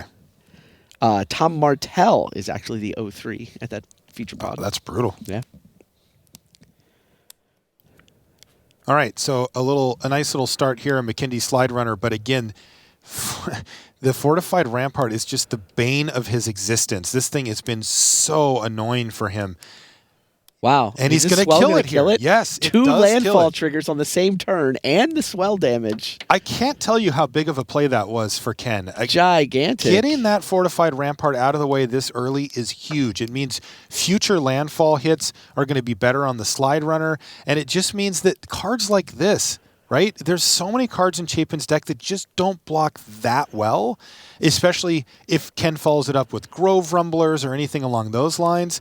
He's going to trade off his slide runner for the McKinney Patrol, but there it is, a Grove Rumbler. And now, this is where Chapin plays cards that are like 2/2s for 3 with flying and 3/3s for 5 with flying, and the Grove Rumbler just does not care. Interesting. So, and this is a good example here, the Cloud Manta. But, Randy, are you seeing that mountain? Did he put that in just for the Exert influence, or I wonder if Patrick actually had something in the board for him here. He's got an Akum Hellkite, a Chasm Guide, Warpaint, Lava Step Raider, a Rolling Thunder, and a Stone Fury. So he has 3 really good red cards, but they're all double red. Yeah, I doubt those came in. I doubt it too. And he did it. He had the Exert influence. Wow. And he takes the Grove Rumbler while the shields are down. Crazy. Oh, that was huge. Crazy Patrick Chapin getting the sweet sideboard plan there of bringing in a mountain, and it totally paid off there. Just needed Exert influence to do 3.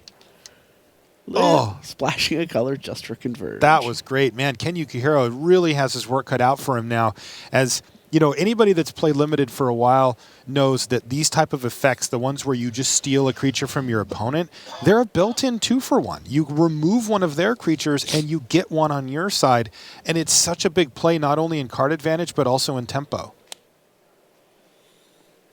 Patrick Chapin recognizing this. Here's Earthen Arms. This is Earthen Arms with Awaken. Uh-huh. Okay, well, Ken's not giving up yet. That's 6 damage right there, dropping him down to 9. So Chapin, part 1 of his master plan worked out great, but he does still have to follow up here.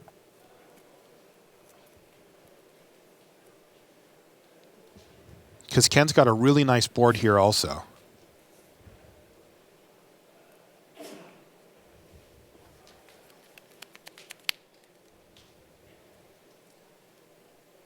A 6/6 and a 4/4 can get a lot of work done here, especially since Patrick's at 9 and has no life total to work with there.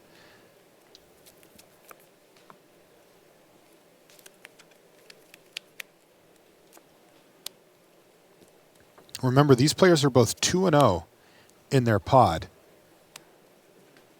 And this is going to be a Coastal Discovery to make a 4/4, but it's tapped as Patrick had to tap out here, and he's going to peel a couple of cards off the top of his library. So he actually doesn't affect the board in any meaningful way this turn, which means that he's going to have to block. But you can see him turning the corner here. Ken does not seem to have much removal in his deck. I don't think we've seen any from him yet. His removal is, you need to block. Oh, wow. Pat brought in the double red cards. Oh, he did bring them in? There's a Rolling Thunder in his hand right now. Ah. So he must have felt like he needed that extra punch. Now, Ken just passes a turn back.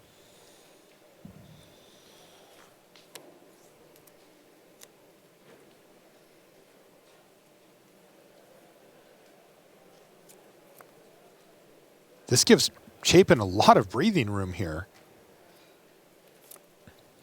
Chapin with multiple anticipates in the deck can also try to find his other red mana sources. Well, how about a Pilgrim's Eye? That gets it right out of the deck, and that's going to unlock Chapin's hand of now Rolling Thunder and Stone Fury as well, which are going to be huge here.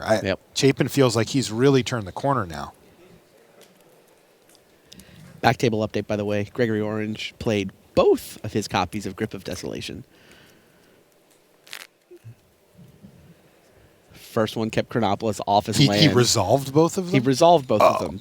Not only killing things, but also turning off Dragon Master Outcast by destroying land. The thing I haven't figured out is why did Ken not attack last turn? He had a 6/6 facing down a 3/2 flyer and a 3/3 on the ground. You would trade that. but he declined to attack. Now that 3-2 flyer's hitting him in the air. The 4-4 is now untapped. It was tapped at the time. And it looks like he's falling behind further and further as Chapin has drawn cards, hit his mana, has some really powerful spells in his hand as well.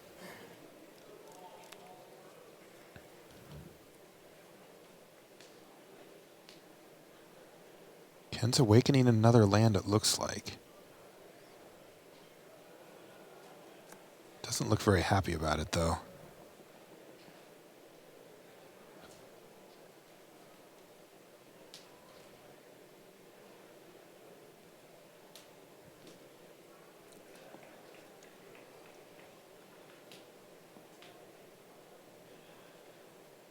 Telegraphed a little something there to Chapin. Yeah. It looks like he may be changing his mind.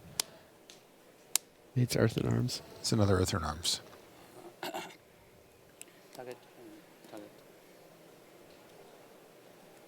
All right. Let's see what Chapin says. Okay. And this kind of explains why he didn't want to attack into a potential trade.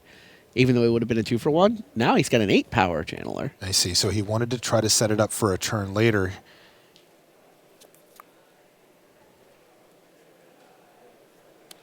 And he is forcing a chump here. And just these two. Anticipate. So Chapin is going to be diligent here. He's going to cast Anticipate right now. He does have Lithomancer's Focus in his deck.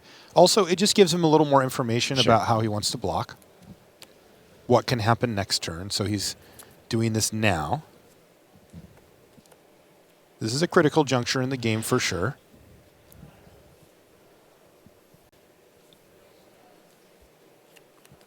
I mean, it feels like Chapin should be ahead here, but Ken does have an 8-8 hitting right now. And that's no joke. Chapin thinks about it for a while and takes a card. He has to block something.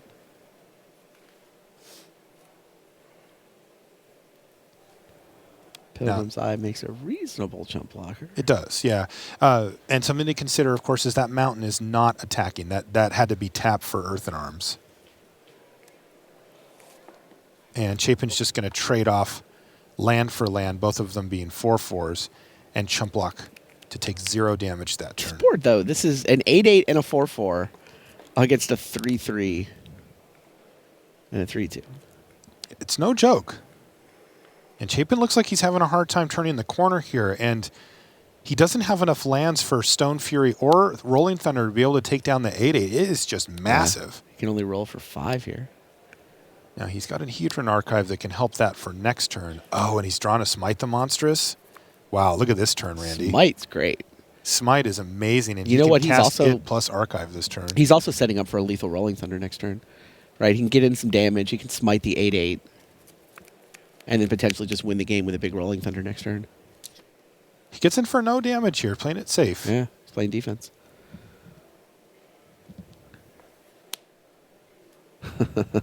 Trample. Trample would Ken change thinks things. he's got it. He was very excited to top deck Trample because Chapin looked like a man who wanted to chump block. Man, Ondu Champion was going to do it, and Ken just has to say, oh, Yeah, why Patrick did you was- have to have that? Yeah, Patrick was not in chump block mode. He was in double block and smite your 8-8 mode. And there's no cards in hand for Ken, so Right. Chapin knows that the coast is clear on this double block here. Yep. Wow. So it turns into a 1-for-1 trade and leaves Ken with just the recently drawn ally. Yeah, and you know, it felt like Chapin was ahead, and that's why. He had more cards in hand, and he has more options to leverage, and after he just anticipated, and now he really feels like he's turned the corner here. Yeah. Sitting at 9. Wow, he can Rolling Thunder for 8? 7 right now, 8 with a land drop. Yeah. He can get in for 3 with the Cloud Man to drop into 11, and that sets up the win next turn. Rolling Thunder. 3. Yep. And 5 to you. Yep. 9. Make it 6. Patrick Chapin, ladies and gentlemen. McKindy slide runner off the top for Ken, but he kind of flippantly passes the turn back because he knows that this has not gone well down the stretch, and Chapin is poised to 3-0 his draft pod here on day one at Pro Tour Battle for Zendikar. And you know he's got something for standard. Always. He's going to kick things off by cracking the Hedron Archive because he still has enough mana for Stone Fury anyway, if anything were to go horribly wrong. How about an Akum Hellkite? How about? Yeah, how about a scoop and a handshake? And that will do it. We have our 3-0 from that pod. That's Patrick Chapin. And he's going to come in again. You know, we're going into the standard rounds after this round here in Milwaukee. And, I mean, he always brings the goodness for that stuff. So what a start for Chapin. We're going to certainly have our eye on him. And that leaves us with just one match left in our feature match area. It is our King of the Hill match. That's Joel Larsson on the left. And we've got some action here, it looks like. Oh, yeah. We've got an Invoker. We got a Valakut online. Invoker online, and that is a huge deal, as we've seen that card dominate the late game multiple times. That'll do it. And that's it. The Ulamog's Nullifier would have killed Joel Larsson, but instead it dies to the Invoker. Joel's comfortable in the feature match area. He just kind of belongs there, I think. He's been there for a while now, dating back to the last Pro Tour. Yeah, so he gets to hang around for yet another round as, again, we wrap up round 3 here. When's the last time we had a Pro Tour winner 3-0 the first draft and hang out in the King of the Hill chair? You know, I don't remember it happening. No, I don't either. Yeah. We've seen some long King of the Hill runs, but not usually from the defending champ. No, it usually comes when somebody puts together a run at the end of day one and then puts together a great draft and kind of continues it through. Great stuff down in the feature match area, though. I tell you what, I can't wait for the drafts tomorrow as well. I know a bunch of you at home. What are you talking about? I can't wait to see what Standard is about. Yeah, teach their own. It's Christmas morning. We get to open presents and see what all the Pro Tour players have brought us to play with for the next month. I just opened all of mine on Christmas Eve, as it turns out. No, I'm excited too. I mean, this is going to be great. Huge changes to the format coming up, right? And this is going to be our first chance to see what the true pro teams get together, what they come up with when they get together for a PT. It is almost time. It is. All right, let's send it back to the news desk and Richard Hagan.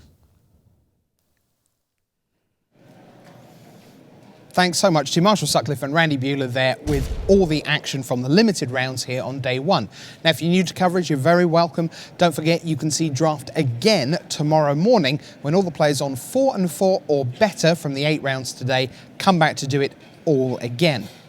But we're going to move away from the Pro Tour for a little while. It's lunchtime here. Players are going to get a little bite to eat and swap their 40-card decks for 60-card decks, already 75 with sideboards for the standard rounds.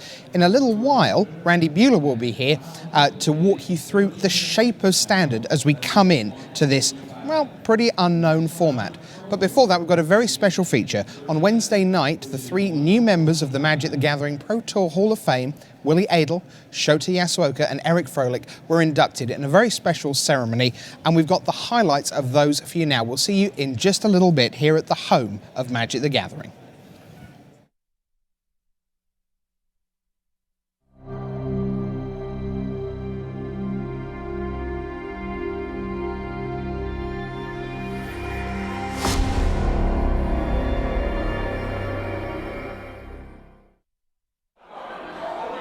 Good evening, Hall of Famers and special guests, and let's extend a big thank you to Rich Hagan for his musical stylings here. Welcome to Milwaukee, the start of a new Pro Tour season, and most importantly for 3 very anxious people sitting in the front of this room, the induction ceremony for the 2015 class of the Magic the Gathering Pro Tour Hall of Fame. I'm Pro Tour historian Brian David Marshall, and I'll be your MC for the festivities. As I can see a broad cross, well, I can't really see right now, but I saw you guys when you came in. I can see a broad cross-section of the history of this game sitting out here in this room as we move into our 2nd decade of Hall of Fame inductions. And we're right on the brink of the 20th anniversary of the very first Pro Tour.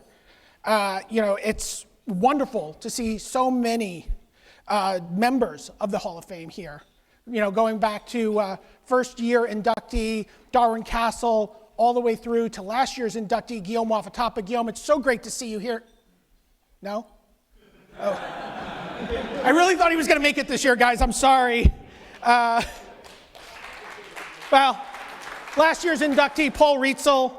And as we induct these three players from three different regions around the world, I'm fascinated by the different aspects of each of these players' careers. Not just the geographic disparity, but the very different arcs of their careers that the selection committee latched onto when they were filling out their ballots, and of course, politely talking about on social media. There was the Brazilian player who wanted to win at all costs and left all his friends behind. The gregarious Japanese player who loved to net deck. And of course, the reclusive American player who succeeded despite his cold dispassion for the game. Now, if that doesn't sound quite right to you, that's good. It means you're paying attention. And after all, a lot of you guys voted for this class of the Pro Tour Hall of Fame that we're going to be inducting. And a lot of you were gracious enough to share your thoughts with us about why these players are so worthy of this induction today. So, ladies and gentlemen, without any further ado, let's meet the 2015 class of the Magic the Gathering Pro Tour Hall of Fame. Brazil's Willie Adel made his Pro Tour debut in New York in 2001. After a pair of Worlds appearances, he returned to the Pro Tour in 2006 with back-to-back second-place finishes. The very last Invitational in 2006, Willie was in. And one of the interesting thing about it is when Willie got in, how many people were happy for him? Like, I'd never seen so many people happy for somebody who had gotten an Invitational. That, like, it was really neat that clearly he's a representative of where he comes from, that from Brazil, he is a spokesperson. And that so many people rally around him, so many people, like, just the amount of sheer happiness that happened when he finally made the Invitational, just, it was a joy to see. He would post 4 Pro Tour and 7 Grand Prix top 8s with the win in Toronto 2012 and twice captained the Brazilian national team. Willie's done a very good job of kind of smoothing those out for a lot of people who otherwise wouldn't be able to get to these tournaments or do well in them, and he's offering them a lot of assistance in addition to, you know, making 4 top 8s and having good stats of his own. So it's the fact that he's able to hit both sides of the equation is really big for me. He has built a Hall of Fame resume as a player, but it is his role in the South American Magic community that will be his enduring legacy. And everything that he's done for Brazilian Magic, you know, setting up tournaments for flights for people to go to the Pro Tour, just because it's so expensive to fly out of Brazil. So, I mean, just all the things that he's done for Brazilian Magic, on top of just the fact that he's a very good Magic player, is the reason why I voted for Willie. Even if it cost him opportunities to work with global super teams, Adel has always made it his priority that the next generation of South American players could get to the Pro Tour and have access to a player of his caliber to play test with. I know Willie would rather play at the World Magic Cup than at a World Championship, and I don't think that's true for any other player on the planet. He just cares so much about the Brazilian Magic community, and he's helped a lot of people. He's helped me. I don't think I would be here if it wasn't for him.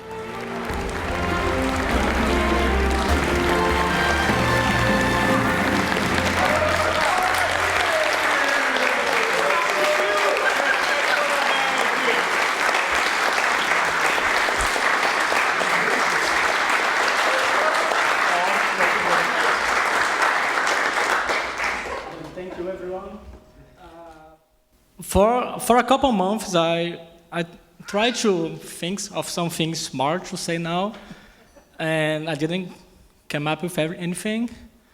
So I just want to thank you. And I got a message like 2 months ago from someone that's starting to play Magic now. He's 30 years old, and he asked me if he's too old to start because he wants to make the Pro Tour someday. Well, like, at 30 years old, I found myself, like in 2011, I found myself unemployed because I quit my job to pursue the Magic career. I quit my master's degree to do the same, and I fell off the train. And I didn't have a job. I wasn't qualified Pro Tour anymore. Everything I have at that moment was my family that really supported me at that time and supported me to convince me to give myself like another shot to try to come back to the Pro Tour, and I'm here. So if there's anything I can say now, it's never too late to start, and you should never stop believing if you think you can do something great.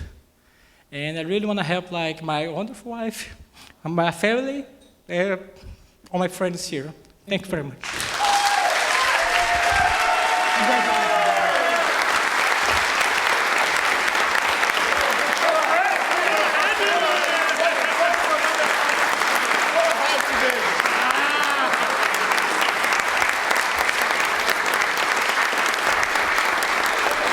Willie Adel, everybody.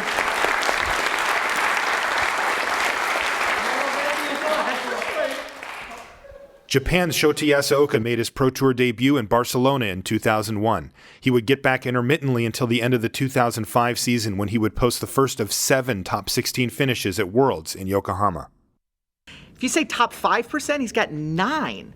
The guy's always in contention. He's always making a deep run at the Pro Tour. That, for me, is the mark of a great player. It would start a 5 Pro Tour run where he would not finish lower than 34th. Shota's one of the most impressive Magic players I've ever met, played against, or watched. It's actually just incredible how fast he plays, how well he plays, and how well he wins with the decks he plays. He won Pro Tour Charleston that year, earning Player of the Year honors. But he's not been part of a think tank or a group or an established team. He kind of keeps to himself, brews his decks, analyzes the metagame, and just plays very well. He has 2 Pro Tour top 8s, 19 Grand Prix top 8s, including 1 win, and was the Magic Online Player of the Year in 2009. So that was a blue-red-green Aether Vial deck with Snapcaster Mage and Eternal Witness, and then you use Cryptic Commands to bounce back, to counter a spell and bounce back your Eternal Witness and replay that and bring back Cryptic Command. It was very different, and it was the first time I think that people played Aether Vial in a deck that wasn't creature-based. He had like 14 creatures, and the card was still incredibly good in his deck. Shota's winning. I come back. What's that? Shota's winning. What's going? No, something new. Last time that's what you were telling me, and nope, Shota's still winning. And then I'm like, okay, well, what team did he work on? Who did he work with? Nobody. A renowned control player with a solitary approach to deck building. His deck creations are always original, and in his capable hands, dominating. He actually has invented and pioneered many, many variations of his own style. There's a whole school of deck building, the way that Shota builds decks. It is a joy to see his work. Ladies and gentlemen, from Japan, Shota Yasuoka.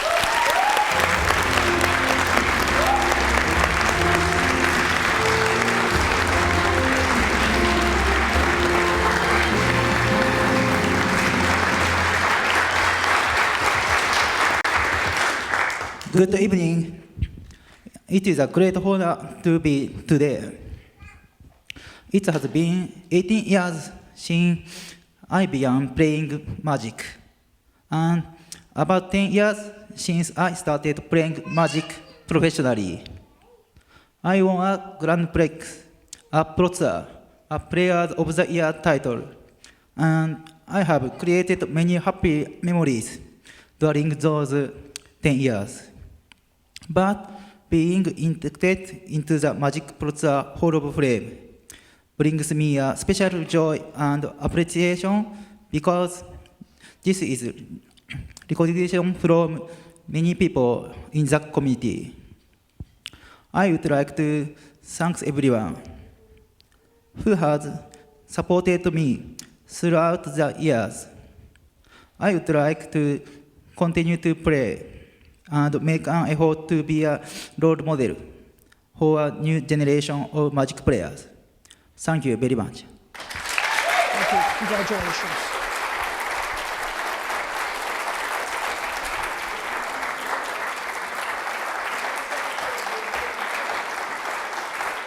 United States Eric Frolic cashed his very first Pro Tour as a 15-year-old playing in London in 2000. He cares a lot about Magic. He watches a ton of Magic. He listens to a ton of Magic. He basically spends so much of his time consuming Magic content and now making Magic content and offering feedback and all these other things. He really just lives and breathes this game. He would post the first of many top 16s the next season in Los Angeles and earn the first of 4 Pro Tour top 8s in San Diego in 2002. People see 4 top 8s and they say, yeah, that's what most Hall of Famers have. It's good, but it's not that exciting. But most Hall of Famers don't have another 6 top 16s. I mean, a top 16 is almost as hard to get as a top 8, and to have 10 finishes like that is incredible. During the first leg of his career, he was known as a limited specialist, but after a break from the game, he returned in 2010 to become one of the most dominant all-around players with a 3-year median finish of 23rd. Eric, for me, is one of the best pure players the game has seen.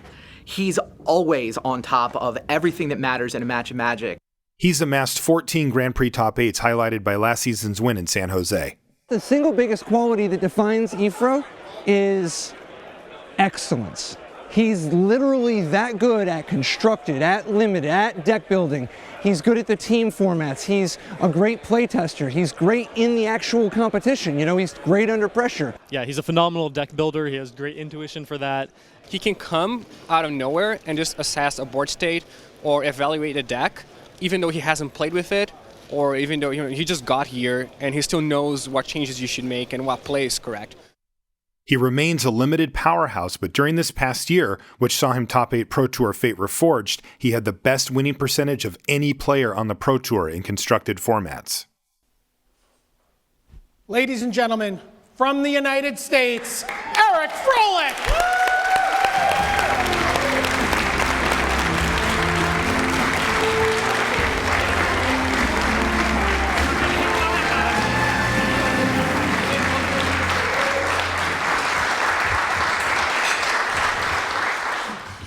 Right.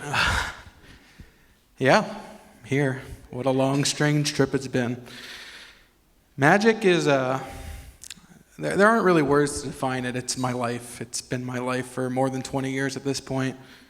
It's brought me so much. The people who have made Magic, the people who continue to care a lot about Magic, a ton of you are in this room. Thank you for all that. I mean, this game has brought me everything. My lifelong friends, so many of them are here today.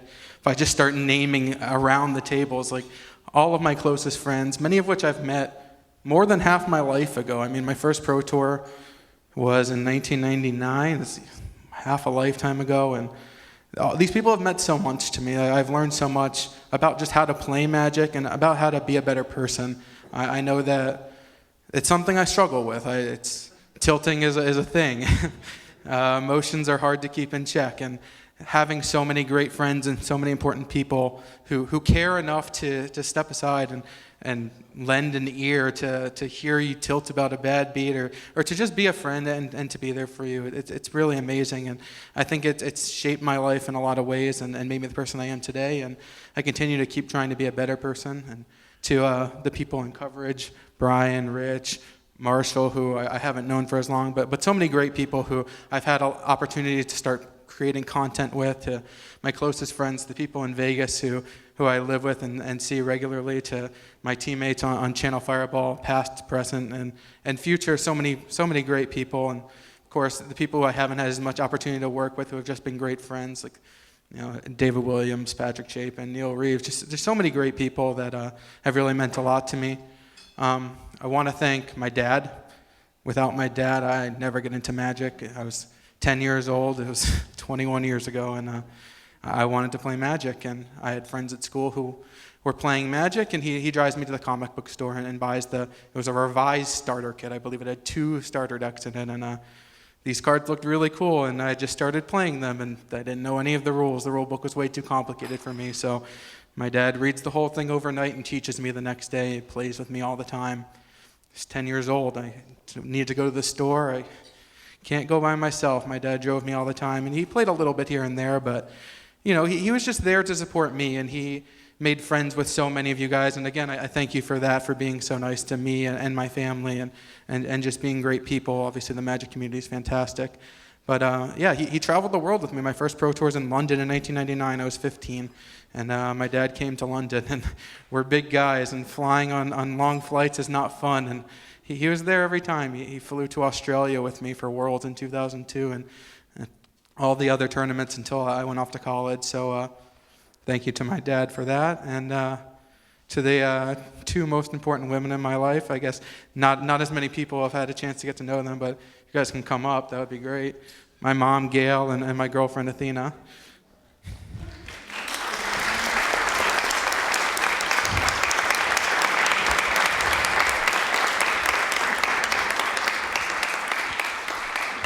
I know a lot of you have gotten a chance to meet my dad, and he still asks all the time, how's Huey doing? How's Brock doing in the tournaments? How are they doing in life? Like, people have just embraced my family, and nobody's really gotten a chance to meet my mom. She hasn't been to the tournaments, but she's my best friend. I try to talk to her every day, and I know that's sometimes considered soft to say, but she really is an amazing person, and hasn't always been the case. I mean, I think that as a child, it's kind of hard sometimes to relate to your mom, but she was always very supportive of me when times were tough, when I didn't want to go to school, when I wanted to play poker, when I wanted to play Magic.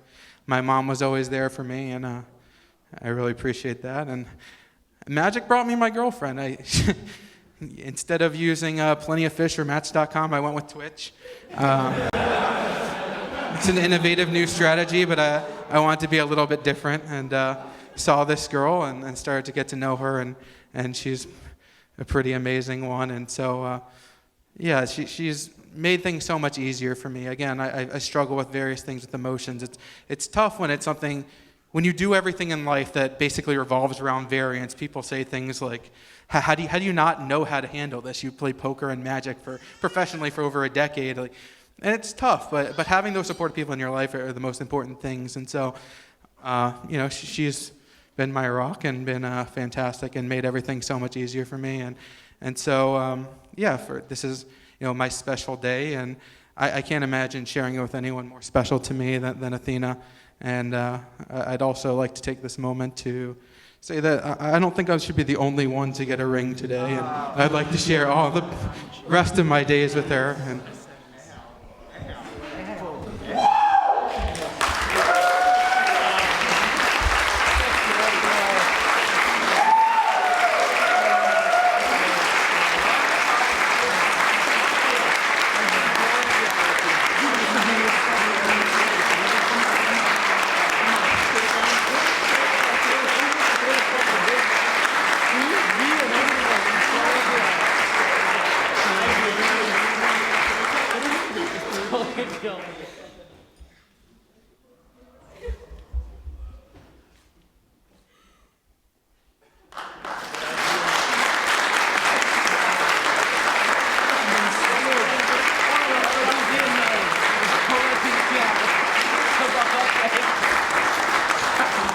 she said yes.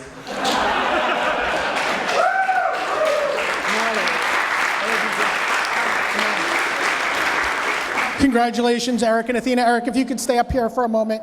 Eric, if we could just bring up one last look, the whole class, the 2015 class of the Pro Tour Hall of Fame. Willie, Shota. Let's give them a big hand.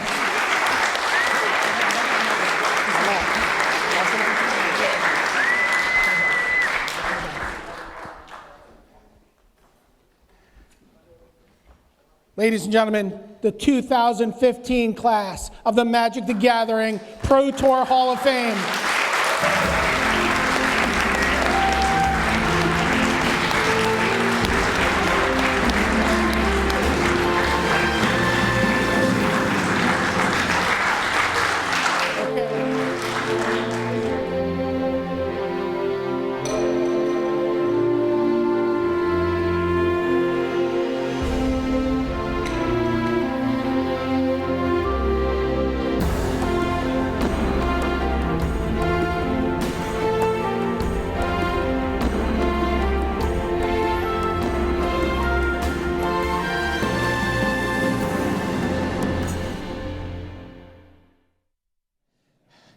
Yeah, that wasn't emotional at all, was it?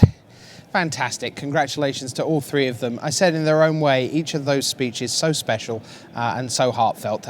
Willie Adel, Shota Yasuoka, Eric Frolic. Fantastic. The class of the Hall of Fame 2015. Well, who comes next? Well, if you want to get in the Hall of Fame, you need wins and lots of them. Why don't we put a bow on our limited coverage here as we look at our two featured draft pods from the morning. All the results are in, we're heading towards standard, but this is what limited did to our two featured pods. And it was Oliver Pollak-Rottmann sitting between Brian Kibler and William Jensen who got the black-red hookup, and boy did he deliver. He annihilated Mark Tobias in approximately 6.5 minutes to claim the pod title. And then just extraordinary. When you look at the countries there, just think back 10 years, 2005. That would almost certainly have been reversed. It would have been United States, United States, United States, and then the Europeans just fighting for that one win down the bottom to avoid the 0-3. And at this table, Austria, Czech Republic, Germany, Denmark are your winners at the table. USA, USA, USA, and Chile. Jorge Guerrera, 1 and 2. Guerrera, though, that's his very first Pro Tour So well done to him. He beat Tom Martell in round 1. Let's take a look at our other featured table for you, and we'll see what happened there. Well, the result we were waiting for right at the back end of the round was Jacob Wilson against Thierry Ramboa. As you see there, it is the Canadian Wilson who claims the 3-0 start. He's gone all the way to the very last match of the tournament. Doesn't yet have a title though, so can Jacob Wilson convert 3-0 into a strong standard finish here on day 1? Willie Adel, fresh from the Hall of Fame, 2-1. Philipp Baum of Germany, also 2-1.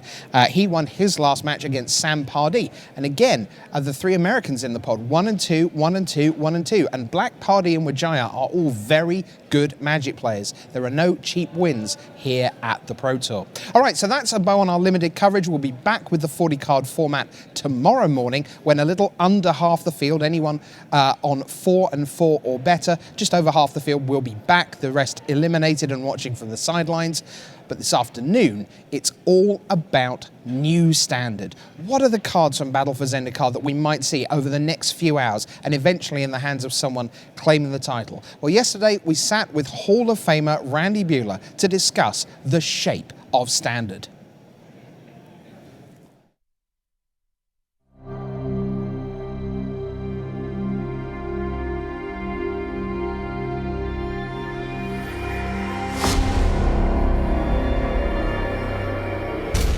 Hello everyone, welcome to the news desk on the eve of the Pro Tour. Rich with Randy here to set the standard scene. And Randy, it really is the most wonderful time of the year. God, big rotations are just, yeah, it's awesome. Bunch of cards leave standard, bunch of new cards come into standard, and then all bets are off. Let's find out what's good. We get to find out. Now, the Pro Tour is here. It's time to find out what the good decks actually are. Now, obviously, we hype the new cards. We're all excited about the new set. But not everything left standard. There are plenty of things still here. So why don't we start with some of the familiar cards that are going to carry on, we think, being familiar here at Pro Tour Battle for Zendikar. Yeah, I mean, you've definitely got a whole year worth of cards that are very good.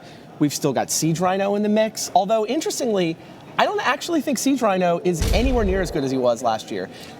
Because there's no Elspeth and there's no Thoughtseize. Like, not having Elspeth as that, 6 mana trump for whatever your opponent is doing, that's a huge loss. And without Thoughtseize, it's not as compelling to splash black in your green-white deck either. So, I mean, Siege Rhino is around and it's still a very good Magic card, but I actually think Mantis Rider is going to be that sort of 3-colored creature that becomes omnipresent that you kind of get a little bit sick and tired of seeing across the table from you. Well, it's very, very, very efficient. We gave them a very one for each of the colors. There you go. That works. And then the really interesting thing is I think the decks are now able to take Mantis Rider and the card next to it on that slide of Crackling Doom.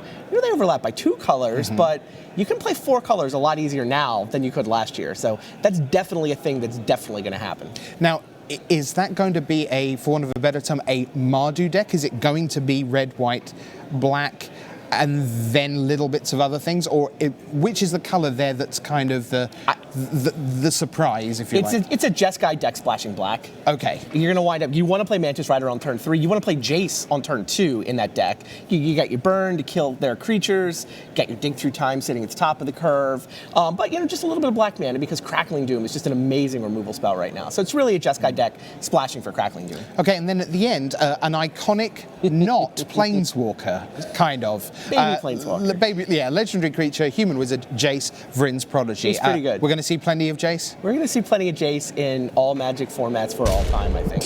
Okay. So, is it a Magic format today? Yes. All right, we're going to see Jace. Fair. All right, so they are still here. What else is around at the moment?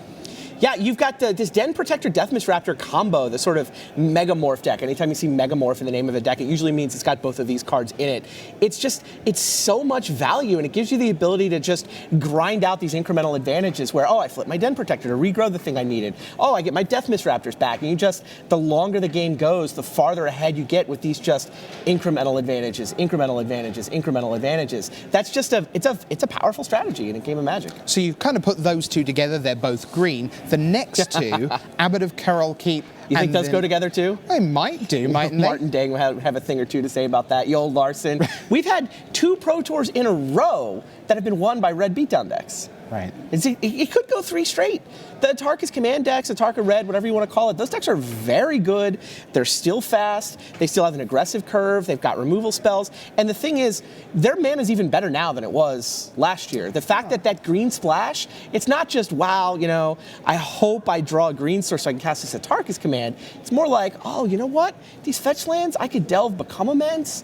I could have 2 or 3, maybe I could have 4 copies of Become Immense and the Atarka's commands in my red deck. Well, we had plenty of 3 and 4 color references in our a moment ago, and then we sort of come down to 1 and maybe 1.5/2. Let's finish with none. Hangerback Walker. Yeah, it's just good. I mean, it's just very, very good. It's good enough that you're going to see people bending the removal around the fact that they expect to run into lots and lots of Hangerback Walkers. So even when you're not seeing Hangerback Walker, you're going to see things like Silk Wrap suddenly. It almost feels like Silk Wrap was in the new set. But no, it's been around. It's just now that Hangerback Walker and people are looking for ways to deal with creatures and sort of get them off the battlefield without necessarily killing them. Hangerback Walker's causing a lot of shenanigans like that. All right. Now, last time I checked, there were still 5 colours in Magic, but what you don't always get is the ability to play 3, 4, and 5. Often you are constrained and you play 1 or 2. That's all about mana base. This set, all about the mana. Oh, yeah. I mean, you can tell we're going back to Zendikar. It is lands, lands, lands. The interaction between the fetch lands and the battle lands is amazing. Cinderglade, Prairie Stream, that whole cycle. You get to build these mana bases that can just reliably cast 4 mana spells, or reliably cast triple colored spells. Archangel of Tides, whatever you want to do, you can do it. Pick the spells you want to play with. You can build a mana base that will reliably cast them, and that's just not normally true, especially in Standard. Right, and it's also not something that you have to pay extortionate amounts of life for. No. This is not a format where burn decks think of you as starting on 12 or 14. We're not going to pay lots of life for this. You do have to pay a little bit of time. Pay a little bit of life to the fetch lands and a little bit of time. Like, being able to order it so that all of your lands come into play untapped is tricky and can't always be done. I mean, you often get these hands where it's like the puzzle, like, all right, how do I want to drop Jace on turn 2 and then Mana Strider and then have Crackling Doom available. It's usually doable, but the order in which you get those lands out can be tricky, and often you are going to be playing some comes into play tap lands, and that's what the red deck is going to take advantage of. Not the life, but the time. Okay, and despite that 4 and 5 color mana bases, you've also got room in the format for things like Shambling Vent and Lumbering Falls. Yeah, having a couple nice new creature lands to play with. Creature lands that tap for 2 different colors of mana are just great. I mean, they were great in Worldwake. They're great once again. Those are just going to be cards that you see floating around people's mana bases and attacking and killing folks. All right, let's have the fun bit. What are the new toys in Battle for Zendikar? Yeah, lots. In addition to all of those lands, Gideon, I believe, the ally of Zendikar, is going to be the most played card from Battle for Zendikar, and you can start having conversations about what else, but there's all kinds of cool stuff. Converge is a thing. Both Radiant Flames and Bring to Light take advantage of the new Converge mechanic. That's definitely a thing you're going to see. Dragon Master Outcast is kind of hanging out too. Like, you get a lot of these grindy decks that are just incremental advantage. The game lasts a little while. If there's not one of those Atarka red decks involved in the game, you're going to get to 6 mana. And like, having a 1-mana creature that can just spit out dragons is kind of exciting. You want to know what's even more exciting? Getting it back from the graveyard with Ojutai's command. Oh boy. On turn 6. So bing, dragon. Yeah, good times. So of those, look, we know that Gideon Ally of Zendikar is out there. We know there are many copies of that Planeswalker sitting in deck boxes ready to go tomorrow. This is not news. Of the other 4, if you could put a deck that really takes advantage of one of those 4 into the top 8 for Sunday. So I'll give you a slot in the top 8 right now for a deck that uses either Bring to Light or Radiant Flames or Drana or Dragon Master Outcast. Which would you take straight to Sunday? I mean, am I choosing for entertainment value? Fun, or yeah. Entertainment? I want to see if Bring to Light is really a thing. Like, Bring to Light, it's just the idea that for 5 mana, I can cast basically any spell in my deck. I like being able to build that toolbox. I think that that's just a cool take on Magic. It doesn't resemble the other decks in Standard. I hope that that's a real thing. This is what it's always like at the beginning of the first Pro Tour after a big rotation, right? We don't really know what's going to come up. Like, we know kind of what's done well at a couple of Open Series events, but is that really the metagame? Probably not. Like, there's going to be some new stuff this weekend. There's going to be some cards that I haven't put on slides that show up and have a big impact, and now we get to find out which ones they'll be. And by the time you see this, it will be time for the standard rounds here at Pro Tour Battle for Zendikar. I can tell you that the players out beyond the camera are sitting down, gearing up for this next round. Now, again, this morning, everyone sat around draft tables of 8, meaning they could only play people within that table. That's to keep the cards, the variance of what's actually in the packs, relatively fair. You might have a table packed with lots of really great cards and a weaker table, so you always draft just within your table. Once we get to Constructed, which is coming up now, and I know a lot of you already know this, but if you're new, this is for you. What happens is it's your record, just your record in the tournament, that determines who you can play. So right now, everyone who won their draft pod this morning at 3-0 are scheduled to face someone else with a perfect 3-0 record. Someone might be the odd one out and get pared down, as we say, to someone on 2-1. But fundamentally, all the 3-0s are on a collision course, and it works out 4-0, 5-0, 6-0 until tonight. Well, we'll have 1 or maybe 2 players with a perfect day 1, 8-0 in great shape for the top 8 on Sunday, but still with a long way to go. Well, someone who started out 3-0 is one of the smartest men in Magic in multiple ways, not just up here, but also sartorially. Let's meet the sartorial Swede and have a word with Joel Larsson. All right, Joel Larsson, tell me about your preparation for Pro Tour Battle for Zendikar. All right, it started with our team, which has a new name to it. Okay. We're called Team Eureka. Okay. Yeah, that's formerly known as Team Tamo, but now it's Eureka. And we all came down to Madison Monday before the Grand Prix, and we started limited testing for a long time. Then we continued to stay after the GP in Madison, testing Constructed and preparing for this event. So we came in today. We had some great additions this year. We have Golden Pro Fabrizio Antieri, Pierre Dachin, also a very good player, Daniel Fior, and many others, so it's going to be great, I think. So same core, but you're just adding on some other high-end European pros that you feel confident will be there throughout the whole year because of their player club status. That's the plan. Yeah. Yeah. We'll see. Okay, so Joel Larsson, tell me why Sweden is going to do well at the World Magic Cup. You're their captain. You're the national champion. Why is Sweden going to do well? I had some preparation with this before, third time in a row, so I kind of know what to do now. Okay. When I have World's Community Cup, the Pro Tour behind me after this weekend, it's gonna be all it's gonna be all focused on the World Magic Cup, so it's gonna be great. I think we have a solid team, and I think it's gonna be great. What is that preparation like for something like, because you get a range of experience, like you are a seasoned Pro Tour veteran at this point, but you don't always have that level of experience on the team. So how do you sort of catch people up? I think there's going to be a lot of talk on various social medias about how the preparation will go. Since I've worked with so many different teams and for a long time, I have a pretty good idea how it works. So I'm going to try to get them into that and this is how we're going to do, this is how we're going to test, and we'll figure it out from there. I think it's going to be good. Yeah. Okay. So another Eureka moment. You guys have that's right. You've won a couple Pro Tours in a row now. Yep. It's third one coming up. Okay. You got it. All right, Joel Larsson, good luck this weekend. Thank you very much. Well, he's doing just fine, BDM. 3-0 to kick us off. Why don't we take a look at our first leaderboard, true leaderboard of the weekend, all the players who are at 3-0. So here's part 1. This is going to go on a while because this is everyone who won their draft pod. So let's start. Here's 1 to 20. So, anytime I think you see Patrick Chapin at 3-0 coming out of draft going into Constructed, I feel like everyone should be very scared. I mean, he's been a tremendous drafter for the last 2 seasons, but historically that was sort of, I think, the weakest part of his Pro Tour game. Right. Traditionally, that's where he would handicap himself a little bit against the field. Yes. So 3-0 a really big deal. And he's just been a monster in limited for a little bit of while now, and now with Team Ultra Pro for this Pro Tour, and we've seen what their sort of how good their pick orders have been and how well they've been able to predict the draft tendencies at these events. To see him 3-0, that's pretty exciting. Paul Cheon at 3-0, also Channel Fireball, the classic lean, mean Channel Fireball squad. There's only half a dozen of them, right? There's Cheon, LSV is in there, David Ochoa, Matt Nass.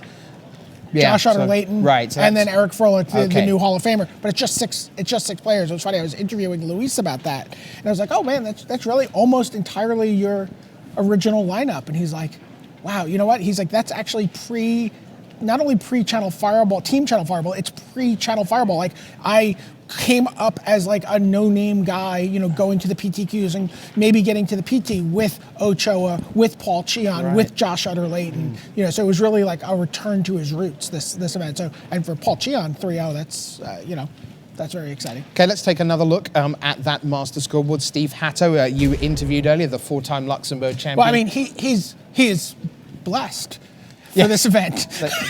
he was taken to church.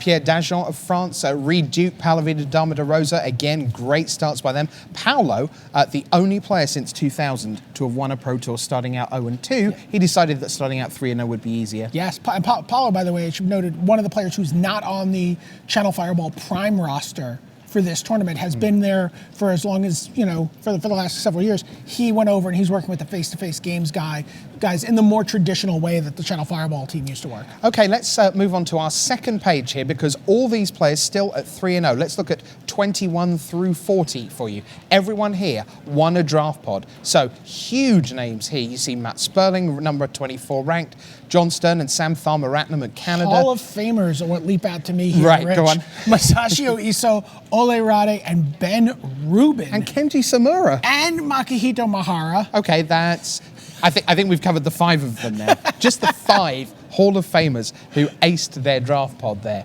Yeah, just By the way, Don van Ravensvash is someone coming off of a pretty heartbreaking season last year. I hope he can pull it out this year. Okay, there are a few more, but never mind that right now. It's time for the 40 cards to be done. It's time for 60 cards to begin. What in the world are we going to see from our 400 Milwaukee Brewers? It's time for round 4 of Pro Tour Battle for Zendikar.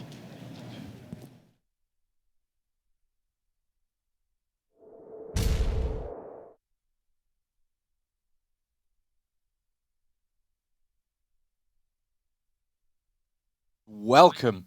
Hello and welcome to round 4 of Pro Tour Battle for Zendikar. I'm Tim Willoughby, here with R&D member Ian Duke, and we've seen the Hall of Fame induction ceremony. There's a lot of Hall of Fame players in our feature match area. Let's head down and see some more magic.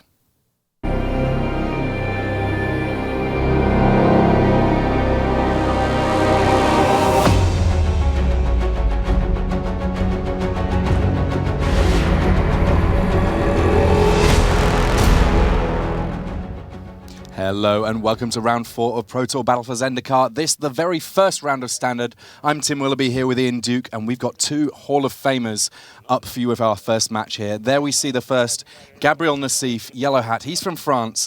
He's on a very interesting deck that we're very much looking forward to showing you. Looking pretty excited to get into Constructed, because not necessarily known for his limited play. Came out of 2-1 in Limited, and now he's got a nice one for Constructed, but his opponent for this round, Frank Karsten, I spoke to him before the event and he said, this is not normally the sort of deck that I like to play, but he's looking pretty happy again at 2-1, and these guys, old friends, and an old school duress there from Gabriel Nassif, meaning we get to see exactly what Frank Karsten's up to.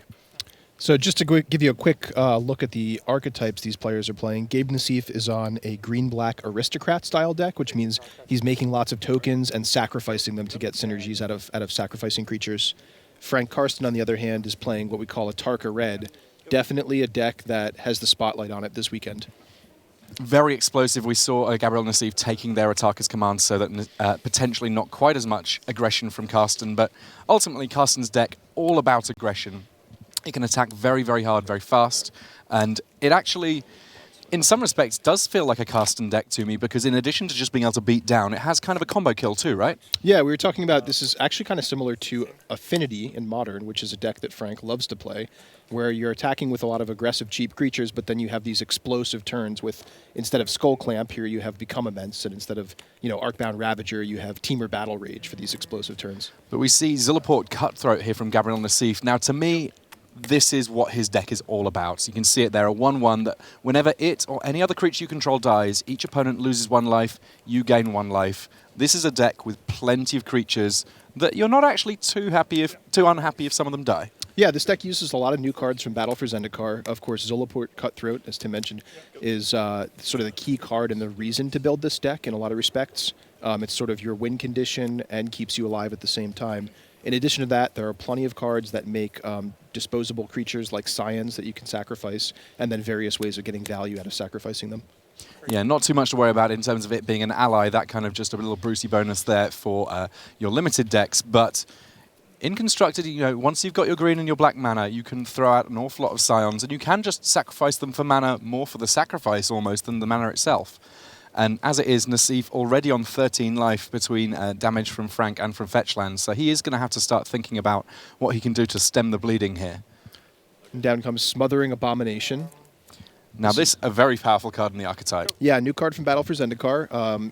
It's a 4/3 flyer, and during your upkeep you have to sacrifice a creature.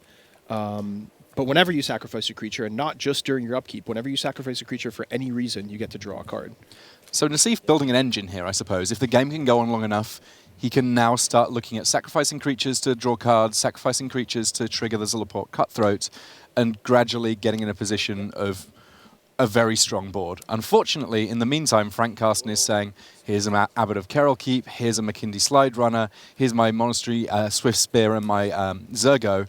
Even though he's only got 2 lands, he's got an awful lot of power on the board. But already the brakes come on for Frank Karsten, unable to attack into Gabe Nassif's board with disposable things like Eldrazi Scions and even the Smothering Abomination being big enough to take down those red creatures. He's got no choice but to stop his attack, and this is going to open up a window for Gabe Nassif to perhaps resolve a second Zulaport Cutthroat, kind of tightening the noose here. It looks like he does just that. He does, yeah. I mean, I suppose that he would rather not have to sacrifice that to Smothering Abomination rather than something else, but anyway round, having those in play is certainly not going to be the worst for him. Mm-hmm. Smothering Abomination there, effectively the roadblock on Frank Karsten's plan, at least until he can get a little bit more mana. The difficult bit for this Ataka Red deck now is that with the format rotation, there's not quite as many big burn spells for this red deck as in previous iterations that we've seen. Though speaking of burn spells, Frank Karsten is sitting on 2 copies of Wild Slash in his hand, and these could be instrumental in taking out the Zulaport Cutthroats, which I think are sort of the real threats here against his aggressive red deck, perhaps even above and beyond the Smothering Abomination. So Karsten here thinking it through. I mean, one of the great thinkers in the game, we're not necessarily likely to see him play a red deck as fast as many other players in the room, but he will still be very aggressive. He certainly knows where to pick his spots in terms of getting into the red zone. Can you play a bit faster, please? Landfall. Yeah. And landfall trigger. There's lots of different triggers that can happen in this deck between prowess, landfall, and so on. Everything getting stuck in the red zone here. And this potentially meaning that Karsten isn't going to need 2 removal spells to deal with that Smothering Abomination. Assuming it blocks, just 1 will do the trick. Now, the other key thing to realize here is Frank does have 2 copies of Wild Slash, which could take out those Zulaport Cutthroats. If he were to do that, or if those Cutthroats die for some reason, Smothering Abomination would have to sacrifice itself. It does not sacrifice another creature. It would even sacrifice itself if it's the only one. And we have our first score update from one of our back tables. Kenji Samura, he showed me his draft deck. He wasn't happy with it, but he went 3-0. Already 1 game up against Pedro Carvalho. Potentially might be able to see a little bit of that matchup later on.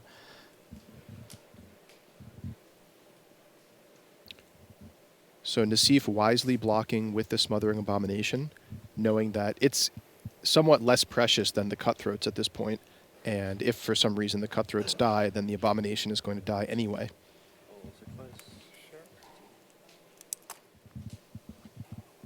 And Frank Karsten going for an additional landfall trigger for his McKindy Slide Runner in the middle of combat because of his fetch land.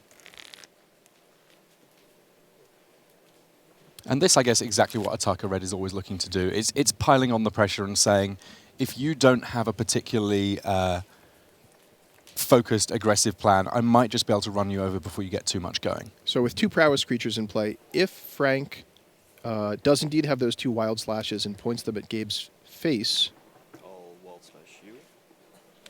with prowess triggers from the Abbot of Kerrol Keep and the Monastery Swiftspear, this could be a potential lethal here.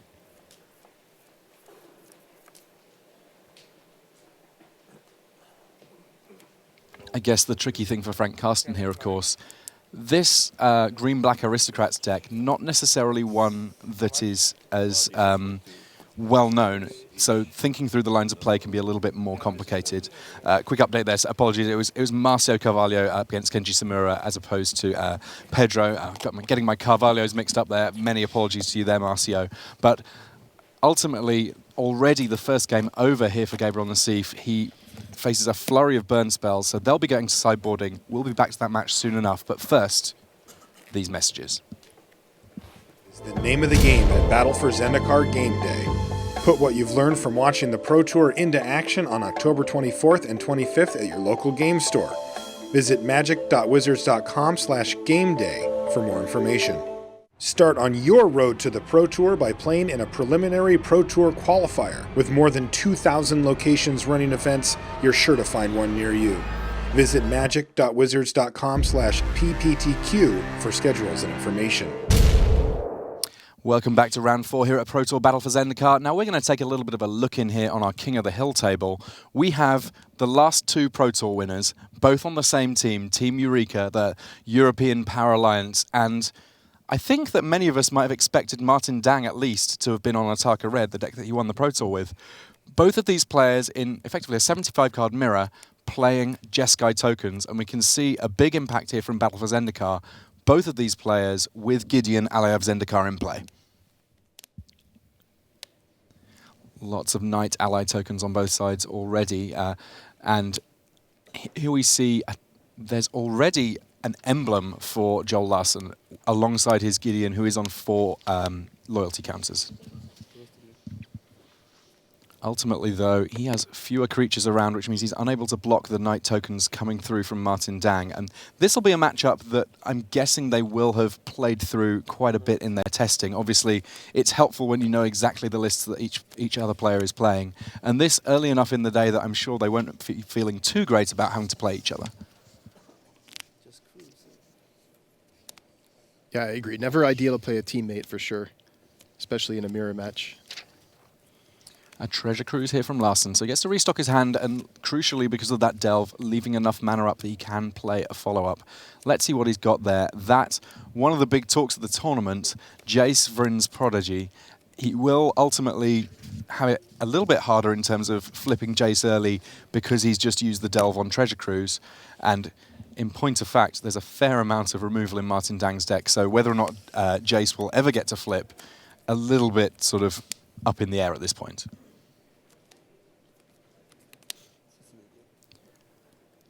Martin Dang says, I like that emblem that you've got, I'll have one of those as well. The difference is I have rather more creatures in play, and my creatures now very hefty indeed. They can get stuck right in. Joel Larsson's life total, it was at 12 before that attack. It's gone down a little bit further now. Larsson at just 6 life here and has to look on as some Goblin tokens come into play for Martin Dang.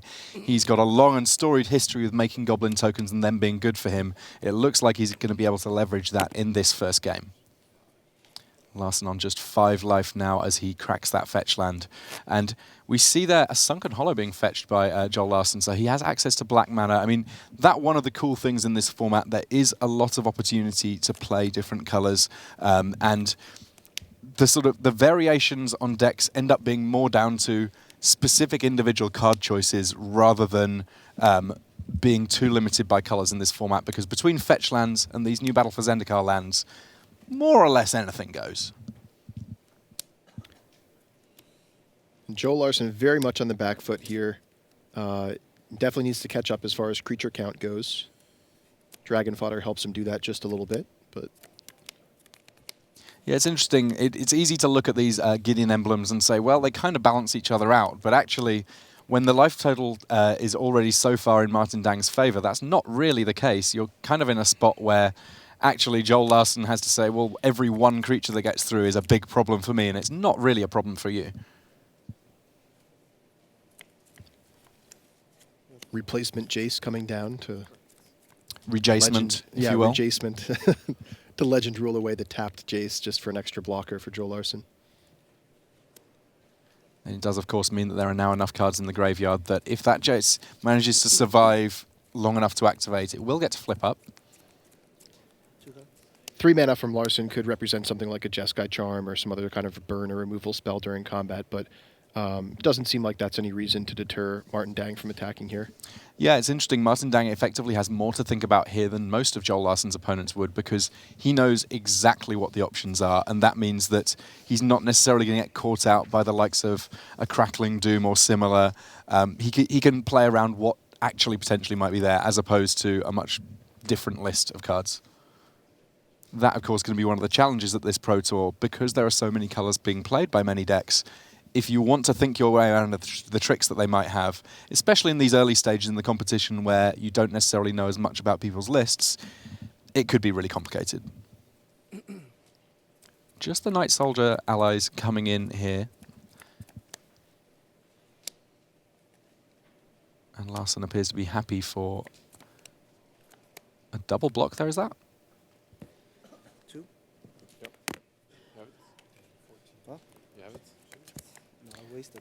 And just 2 life here for Joel Larsson now.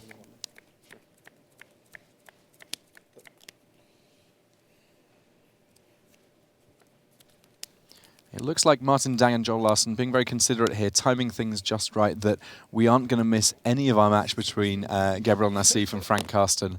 They're just presenting their decks there for the main game, and Joel Larsson, one has to think, is in very rough shape here to win this game, now down to just a single point of life. Yeah, I think Joel was pretty happy to survive that turn. I expect what we saw there was Martin Dang playing around a Jeskai Charm, giving team +1/+1 and lifelink. Can't think of much other reason why he wouldn't just commit with everything, including Giddy in there, with Joel on such a low life total. But it's good to see these players, respecting the possibilities from each other's decks and knowing that they're both good players and not wanting to walk into some kind of big trap. And a relatively big pickup there from Joel Larsson as he activates Jace. Firstly, of course, he gets to flip it and now has some options for flashing back. But I believe that he drew an Ojutai's command there off at Jace. And that's certainly the sort of thing that you want to see when you're this low on life. Lots of powerful options there for Ojutai's command.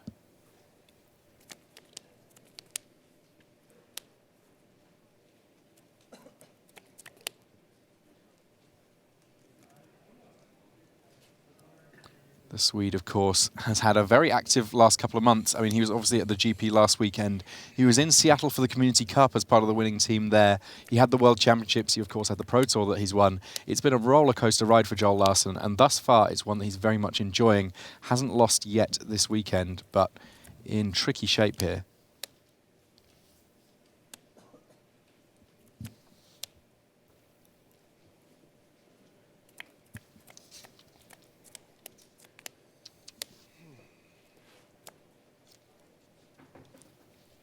Ojutai's Command, a really powerful card with Jace, Vryn's Prodigy, capable of, for example, gaining 4 life, bringing back Jace, getting flashed back by Jace again.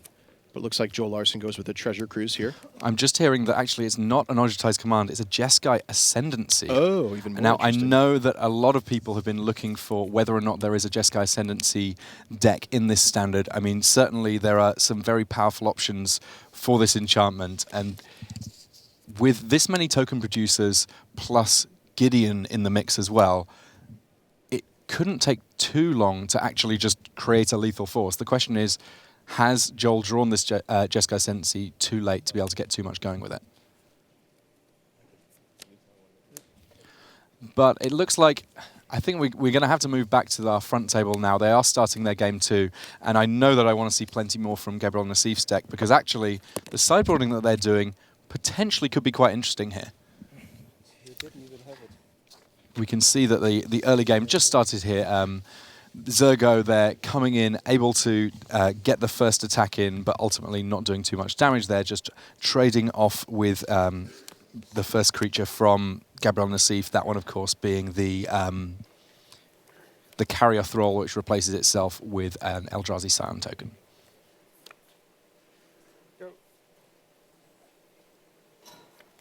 Quick update for you from our back tables. It seems like Japan is doing rather well in our feature match area. Yuta Takahashi a game up against Pro Tour winner Antonio Del Moral Leon. So another win for Japan there. But in the meantime, we see a fetch land here for Frank Karsten. He's looking to get as much on the board early as possible.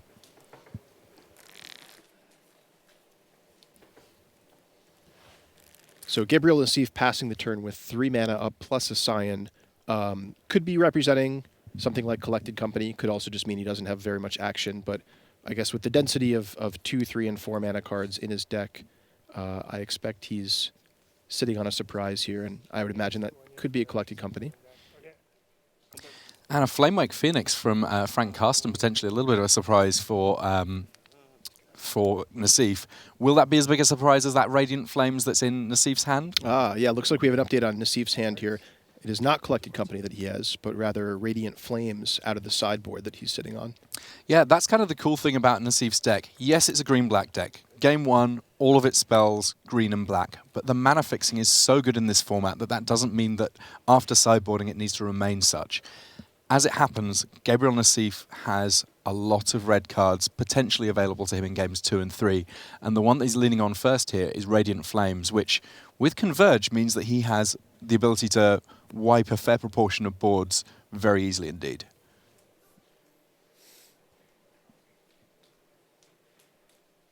The jig potentially up here as Frank Karsten sees that there is the opportunity to make red mana, and Nassif says, well, this Scion's going to die anyway. I'm going to sacrifice it for mana, see if I can get something going.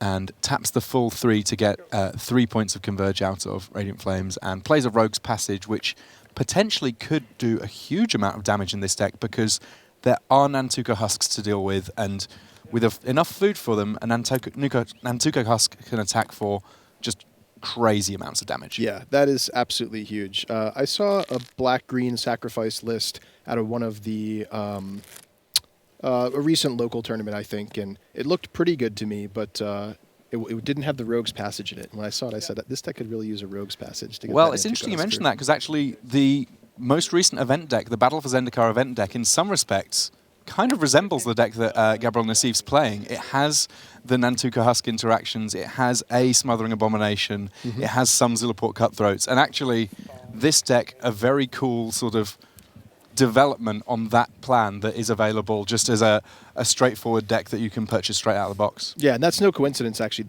These black-green decks were something that we playtested a lot in our internal metagame in R&D's FFL, our Future League. Whereas Frank Karsten's Ataka red deck, not necessarily something that works straight out of the box, and this sideboard version that has a huge amount of flyers, very powerful. He's got the Thunderbreak Regent there, able to get back a Phoenix, get some attacks in. Flamewake Phoenix, of course, flying, haste. Yes, it has to attack every turn, but once you've got a 4-power creature in play, you can potentially keep getting it back, even if it's getting blocked by something like a Smothering Abomination. And there's that Collected Company out of Gabriel Nassif's deck, getting a Zilliport Cutthroat and a Carrier Thrall, it looks like. Collected Company, of course, so powerful once you say that all your deck wants to do is have lots of creatures in play. Finding the right sort of fuel for his Smothering Abomination, letting him draw cards, letting him drain life from Frank Karsten. This is kind of what Gabriel Nassif wants to be getting going. And, of course, he still has a Scion token in play to sacrifice later, and everything's kind of flowing for him now. Now, it's worth pointing out that Frank Karsten's deck looks a lot different in this Game 2 than it did in Game 1. Instead of all these weenie creatures like Monastery Swiftspears and Zergo and so forth, now we're seeing Flamewake Phoenixes and Thunderbreak Regents. And that is no coincidence. I think Frank has gone to many of these flying creatures as his answer to Gabriel Nassif's game plan of sort of gumming up the board and chump blocking a lot. Yeah, I mean, even though Radiant Flames isn't necessarily something he would have seen coming for sure from a green-black deck, Radiant Flames is certainly a card that he will have been preparing for this Pro Tour. It is a card that's very good against quite a bit of the field, and so it certainly makes sense to have a sideboard plan that bears that sort of thing in mind. So the big question here is, how is Gabriel Nassif against flyers? Not very good. Yeah, I mean, well, essentially, what, Hangerback Walker plus Smothering Abomination? Are those his two big sort of ways of getting something in the air? Or just actually outracing them. I mean, once his engine gets going, if he gets something like a Smothering Abomination or multiple collected companies or an evolutionary leap going, he can just start chaining creature into creature and gaining a whole bunch of life off of Zulaport Cutthroats, even to the point where he could just race these two Flamewake Phoenixes. So he's certainly not out of the game yet, despite not being able to block. And it does seem like Frank Karsten here is stuck on effectively largely lands in his draws, not necessarily where you want to be with any deck at this stage in the game. And Gabriel Nassif is drawing extra cards every turn thanks to that Smothering Abomination. He is able to block at least one of those Phoenixes each turn. And the fact that he's able to block and doesn't then see a follow-up spell to kill off his Smothering Abomination suggests that there simply isn't one there. Ooh, but that's a pretty big deal. Follow-up Thunderbreak Regent for Frank Karsten, which means Flamewake Phoenix is going to come back next turn due to its ferocious ability. Yeah, those guys very much a team. Without a 4-power creature, the Flamewake Phoenix, yeah, it's all right. It's certainly not a bad card, but it really does want to have the ferocious ability enabled to come back again and again and again. Nassif here, drawing lots of cards though, so potentially able to put something together even in spite of what Frank Karsten has going on. And we see his draw there, Grim Haruspex, another card that really does support this idea of my creatures are temporary resources, they're going to get me into more resources later. Whenever one of Gabriel Nassif's creatures dies, Grim Haruspex will trigger and let him draw a card over and above the cards that he's already looking at drawing from Smothering Abomination. Yeah, one important note is Grim Haruspex only triggers off of non-token creatures, so it won't give him cards off of Eldrazi Scions, but it will give him cards off of, say, the front half of a Carrier Thrall, or the main body of a Catacomb Sifter, or what have you. But Nassif here already doing quite a bit better than he was in game one. He's got through to the mid game, and part of that is down to Frank Karsten having tweaked his game plan. But ultimately, Gabriel Nassif does have a deck that it's looking to get to the mid or late game, whereas Frank Karsten, at least in game one, is saying the mid game is game over. So down comes Catacomb Sifter with an Eldrazi Scion, as well as Grim Haruspex. And Frank Karsten, with just a forest in his hand, draws for the turn. Looks like it might have been another land. We'll get you that update for sure in just a moment. But he does get to return Flamewake Phoenix. Well, I'll tell you what, I'm just hearing from the back tables, if we had tried to stay with that match between Martin Dang and Joel Larsson, we might have been waiting a while, because there are now 4 Gideon emblems in play. It's getting big over there. These tokens, do not rumble with them. They will get you in all sorts of trouble. And in the meantime, Gabriel Nassif here trying to work out what sort of trouble he's in. Yes, he's got the ability to scry when his creatures die thanks to Catacomb Sifter. Yes, he's got the ability to draw cards when his creatures die. However, that frown on his face is because he might be the one dying, because there's a huge amount of creatures attacking in the air here, and he has a relatively limited number of creatures that are going to be able to block. That's right. Gabriel Nassif, with only the Smothering Abomination, the 4/3, able to block, having to decide whether to block one of the Phoenixes or the Thunderbreak Regent, wisely chooses to take out the Thunderbreak Regent, which will stop those Phoenixes from recurring anyway. It looks like he's sacrificing his Eldrazi Scion first, though, so he can get a bunch of useful triggers to both scry and draw cards. And of course, this the area where getting them in the correct order, very important. He's choosing to scry before he draws, so potentially the card he can draw is a little bit better. They both die. Yes. Same stack, so we'll lose one. Wow, and this really showcasing the power of Gabriel Nassif's deck. He's got his engines going. He had, I think, 6 triggers off of his various creatures this turn due to things dying. Gaining 2 life, drawing 2 cards, scrying twice. Certainly takes the edge off those attacks. Draw. Okay, so 6 to 12 right now? Yeah. Karsten, all business. Let me check your life total, and just see whether or not I can do it the easy way of just beating you up. Now, he draws a Murderous Cut there, Gabriel Nassif. That's certainly a welcome draw. The green-black deck, of course, very easily able to fill its graveyard and doesn't have too many ways of delving things out of the graveyard again. Starts with a Duress to make sure that the coast is clear, sees 2 lands in Frank Karsten's hand, a forest and a mountain, no help there. And now we're going to see something, it may well be another Radiant Flames here from Gabriel Nassif. And The good thing for him is here that he can potentially tailor the size of it to just work exactly as he needs it to.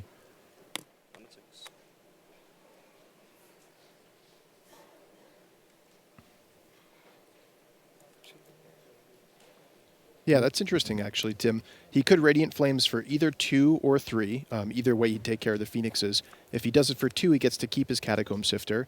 If he does it for 3, he actually forces his own Catacomb Sifter to die, which may be beneficial to him because he'll gain another life and draw another card off of the Grimhair specs.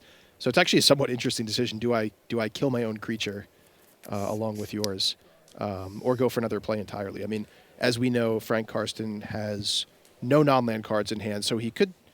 Gabriel Nassif could sort of just sit tight and murderous cut one of those Phoenixes on Frank's next turn. A little quick update from one of our back tables. On the King of the Hill table, Martin Dang finally able to win game 1. We thought at the point we left it, it would have been maybe a minute or two. It turns out it was a minute or two plus a minute or two more. But Martin Dang currently 1 up on the King of the Hill table against Joel Larsson. Looks like Gabe Nassif taking probably the most conservative route here. Radiant Flames for 2. Keeping the Catacomb Sifter, gaining 2 life, drawing 2 cards. And then I'm going to go after scrying 4, this guy dying. Oh, and by the way, scrying 4. Or 4 scry 1s, I should say. Yeah, 4 scry 1's quite different to 1 scry 4. This is effectively, look at the top card. If you like it, keep it on top. The other scries won't do very much. If you don't, you get to do an awful lot of putting cards on the bottom until you do. And this leaves Frank at just 4 life, facing down a 2-power Catacomb Sifter. And Gabe Nassif has, I believe, Murderous Cut backup as well. He does, yes. For the next threat. A Tarkus command off the top there for Frank Karsten. Unlikely to be good enough here, though certainly a piece of the puzzle that many times would be. Plays a land that Gabriel Nassif already knows about, no harm there. It looks suspiciously like we might get to a game 3 here in this matchup. Yeah, this has been quite impressive from Gabriel Nassif's deck. Completely weathering Frank Karsten's aerial assault. Frank getting a little bit mana flooded, but I think generally had a fine start. Radiant Flames just being a key card out of the sideboard here for Gabe Nassif. And even if Frank Karsten had found a blocker, there was always that Rogue's Passage to potentially just sneak through anyway. Good point. So that will go to a game 3. We'll find out exactly how this match concludes soon enough. But in the meantime, we're going to get a chance to get a look in on one of our other tables here, because as you can see, everyone else still playing in this feature match area. King of the Hills shuffling up for game 2. But we're going to move across to the back table where Yuta Takahashi currently 1 game up against Pro Tour winner Antonio Del Moral Leon. We can see there Takahashi on the right-hand side of our screen. He's playing Abzan. Antonio Del Moral Leon, he's on an Esper deck, Esper Dragons. Now, I spoke to Takahashi a little bit earlier in the day and asked him what deck he was playing and why. And he said, well, we'd been testing green-white a lot. We thought green-white was very powerful, Megamorph specifically. But we're going with Abzan. As it turns out, the main reason was not that Siege Rhino that you just saw come into play, which would have been a perfectly good reason. In fact, it was all down to Anafenza. Anafenza the Foremost, so powerful against those Megamorph strategies, against creatures or coming into and out of the graveyard, that was the reason that Takahashi said, I would like to have access to a little bit more colors than just a straightforward green-white deck, but it doesn't hurt to have a Siege Rhino either. Certainly does not. Crux of Fate there, dealing with all of the creatures Yuta Takahashi had in play. But Antonio Del Moral Leon here, the only permanent he's got to work with is Jace there. And he is still going to face some attacks here because one thing that happened with Battle for Zendikar, lands got pretty good. And in this case, lands got very good indeed because those Shambling Remains attacking Jace, getting pumped with an Abzan Charm, now a land with 2+1/+1 counters on, and whenever it attacks, yes, it is going to have lifelink. And putting counters on a man land, potentially a very powerful play against these sorts of control decks. Yeah, absolutely. Very hard to interact with, especially at sorcery speed. It's not going to die to like a Wrath of God type effect or anything. But down comes Silumgar, the Drifting Death. This will put the brakes on that Shambling Vent. But another Siege Rhino off the top for Yuta Takahashi. It's a story as old as time, and along with it, Anafenza, the Foremost there. So Yuta Takahashi, he's got some pretty good options available to him.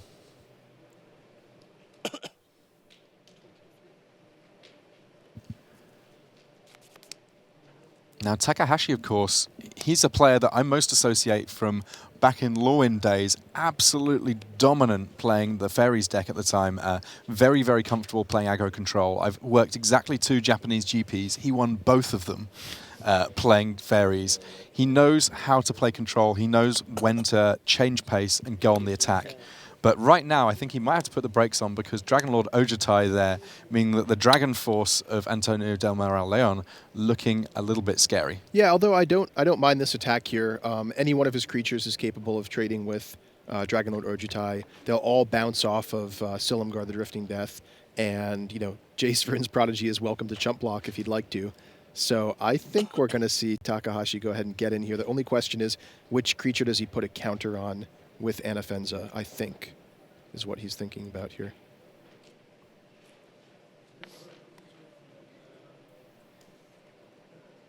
That counter, of course, being able to save either the Siege Rhino or the Shambling Vent from dying in combat to Dragon Lord Ojutai. Yeah, it's an interesting consideration because ultimately part of it's going to be which counter he puts a creature on very much influences how Antonio Del Moral Leon blocks. So you have this kind of butterfly effect of things that happen based on this one decision. Right, and it looks like he did decide to put the counter on the Shambling Vent. It always has lifelink, so protecting that makes a lot of sense. It's also harder to interact with, I think, is the more important thing, with it being sort of dormant on Del Moral Leon's turn. Yeah, I mean, we've already seen a Crux of Fate from Del Moral Leon. We know that that's something that might be followed up with a Languish or similar. Having extra ways of meaning that your creatures are simply not going to die to those spells, always an attractive option.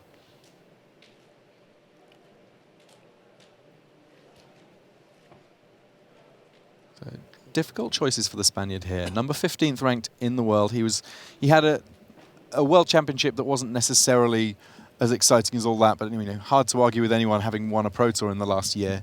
Obviously enjoying his platinum status this year.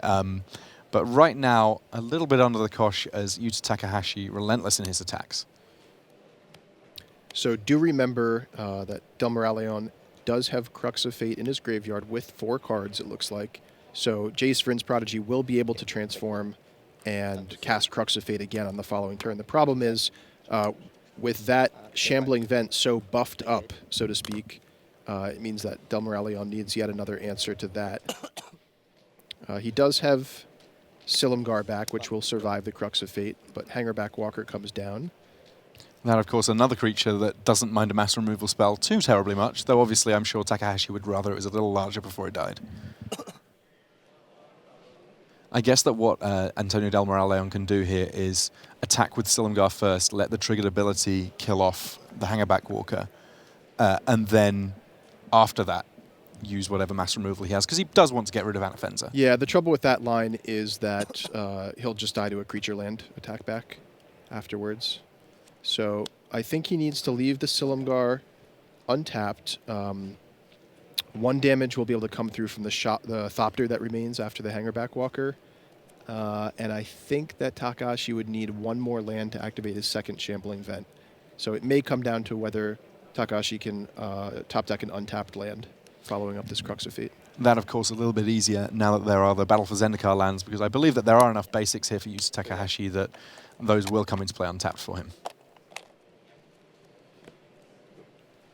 So if that's the end of the turn, we have possibly Thopter plus Shambling Vent plus Shambling Vent attacking this turn, which would be lethal with Del Moral Leon on 3 life. Question is, does he have the untapped land to go for it, and does he go for it into 2 untapped mana? And I think the answer is probably yes. Certainly in terms of the going for it, whether or not he has the land is a slightly trickier question. Right, sorry, I meant the going for it if he has the land. Yeah, absolutely.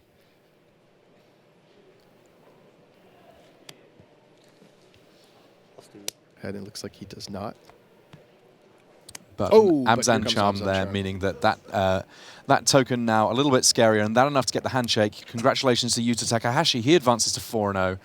And as with all of our players in the feature match area, quite considerate in terms of their timing, we are now going to get a chance to potentially get back and see all of the Nassif cast and decider, because that match, it looked interesting in game 1. Sideboarding, to me, only made it much more interesting. I totally agree. Yeah, it's the sort of thing that I think that everybody now is going to have to really consider, regardless of what colors I'm playing in my deck in game one, does it make sense to actually move across and have a few extra colors for my sideboarding, because land bases can support it now. Here's the goblin-infested table between Martin Dang and Joel Larsson. Of course, playing a mirror match of these Jeskai tokens type decks. Well, I mean, it's a mirror where we have 2 emblems on the right-hand side of the screen and Jeskai Ascendancy on the left side of the screen. So between these two players, while the tokens are relatively similar, all of the sundry benefits are very different indeed. And this one of those moments where the older Jeskai tokens deck might have been able to threaten something like a Stoke the Flames. Now there are no free spells to cast, but there's still an awful lot of tokens to work with. But Jeskai Ascendancy can easily equal 2 Gideon emblems in terms of brute force. Just depends sort of what Martin Dang has in his hand here. And it looked like that previous turn he was on the back foot, forced to chump block to prevent lethal damage. But here we have a Treasure Cruise for 1 trigger of Jeskai Ascendancy, potentially into more triggers. We'll see what follows. So that a great start for a turn where you need to trigger Jeskai Ascendancy a lot. We see there Martin Dang there, keeping track of the number of triggers he's had for us. Thanks for that, Martin, just making life easy on us watching here from the booth, and indeed for all of you at home around the world. So his goblins currently 2/2s. He's going to need to make them quite a bit bigger than that if he's going to bring this out, because I realistically think that he has to win this turn. Yeah, assuming our life totals are accurate, it looks like Joel is on 14 life, which means he'd need, what, four triggers of Jeskai Ascendancy to win this turn, making each goblin a 5/5. So he has 4 lands. He basically needs to cast a spell with each of those lands. Well, he has 1 trigger so far, so he's got a little bit of a head start, but we'll see what we can put together.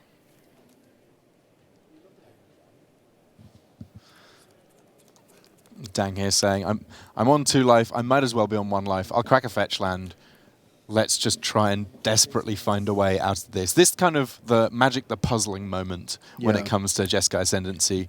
It's not one of those things where you can search things up. You just kind of need to know your deck really well, play the odds on how you can get the most spells cast. So I can't quite see Martin Dang's hand, but I'm thinking along the lines of something like a Wild Slash plus a Jeskai Charm in +1/+1 in lifelink mode. Might do the trick here. Dragon Fodder, the creatures it's making, not as important as the fact that it is a spell. It's enabling Martin Dang to cycle through his deck a little bit further. He gets the loot off Jeskai Ascendancy, plus his creatures now 3/3s. I mean, not beyond the realm of possibility that he gets enough blockers here, but I think far easier to work on the let's just kill you plan.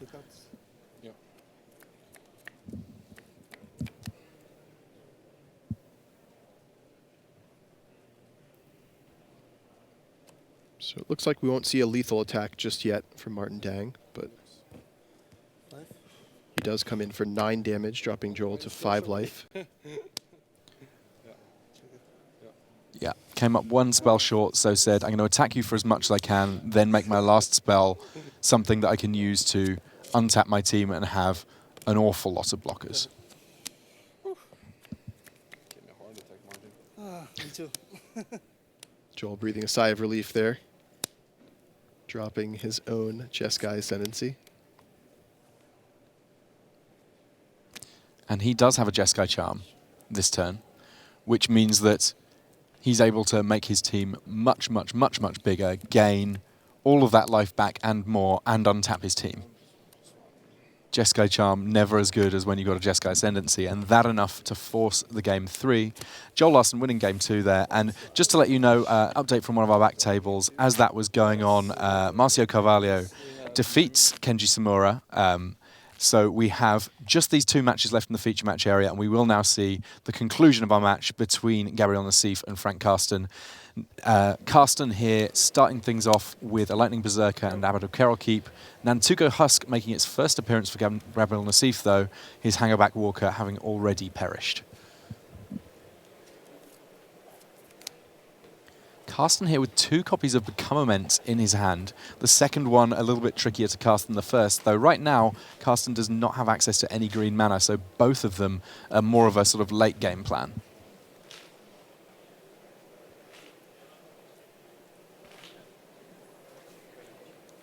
Carsten deep in thought here, because actually the sequencing of these sorts of decks, very fiddly indeed, especially once you have the constraints of any kind of mana woes or similar.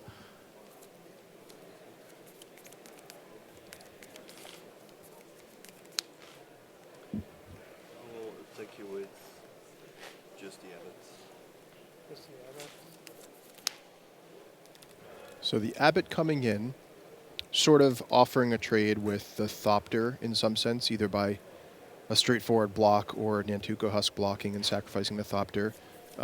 Karsten, of course, representing some kind of trick with the Prowess ability. He has already shown a Titan strength, so he's done a good job of giving Gabriel Nassif something to think about there. Yeah, interesting. I wonder if that was sort of a bluff attack in some sense. I mean, I don't think he's happy to trade his Abbott for the Thopter, probably just hoping that Nassif wouldn't block because of the Prowess and trying to get in as much damage as he can, given that he's a little bit stuck on mana here. It looks like we're just double-checking the life totals here. These players playing relatively fast, just making sure that both players' life totals are the same. Sometimes if it works out that one player has a different life total noted down the other, it just makes sense to roll back the game, figure out exactly what has happened thus far so that all of our numbers are accurate, and they are now accurate. Sadly for Gabriel Nassif, that means he's on 13 and not 14 as he had previously thought. Yeah, sure. Yeah, that's fine. Okay. Draw.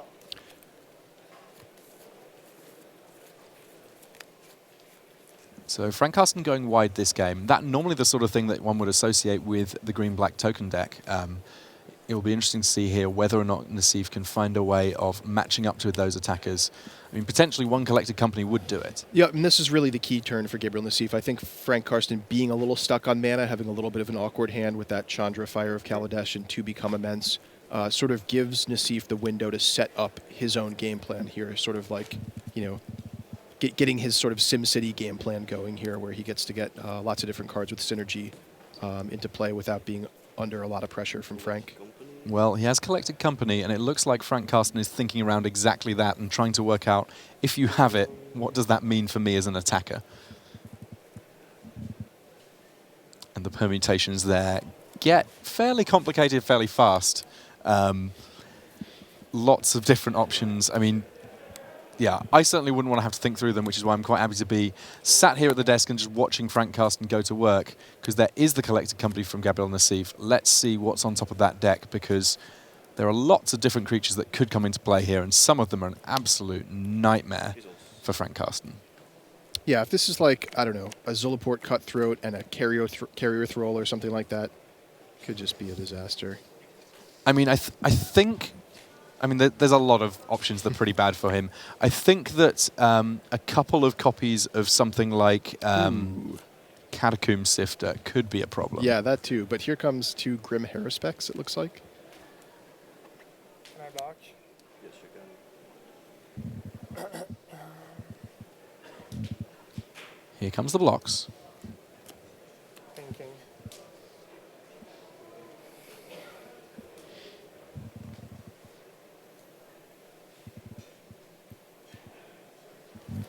So Nassif thinking about his blocks. If he does line them up, as he has here visually on the board, it could be devastating for Frank Karsten. I mean, this represents Nassif drawing 4 cards and clearing away Frank's board. Yeah, Nassif actually presenting Frank with an interesting question here, which is, normally, given the option of trading or no, you'll make the trade happen. With the Lightning Berserker in the middle there, it's being blocked by Grim Haruspecs. Karsten has the option of not letting it die and ending up with slightly fewer death triggers to draw cards for Gabriel Nassif here.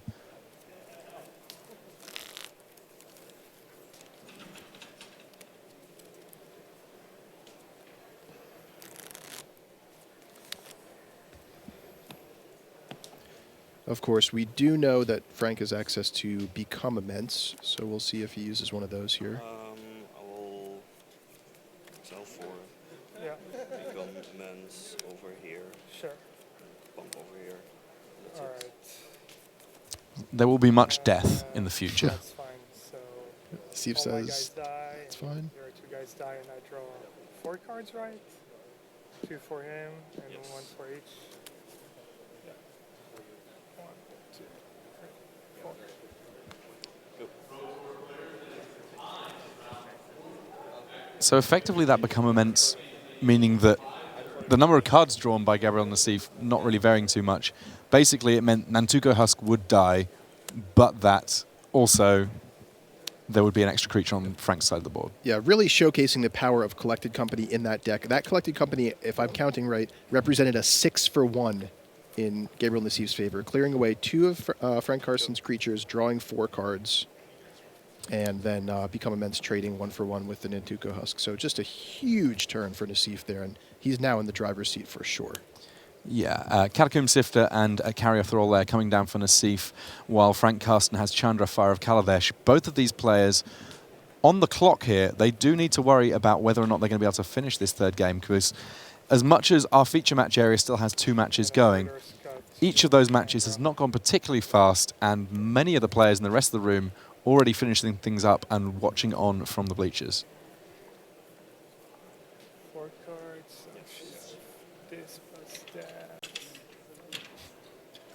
That's 7-14.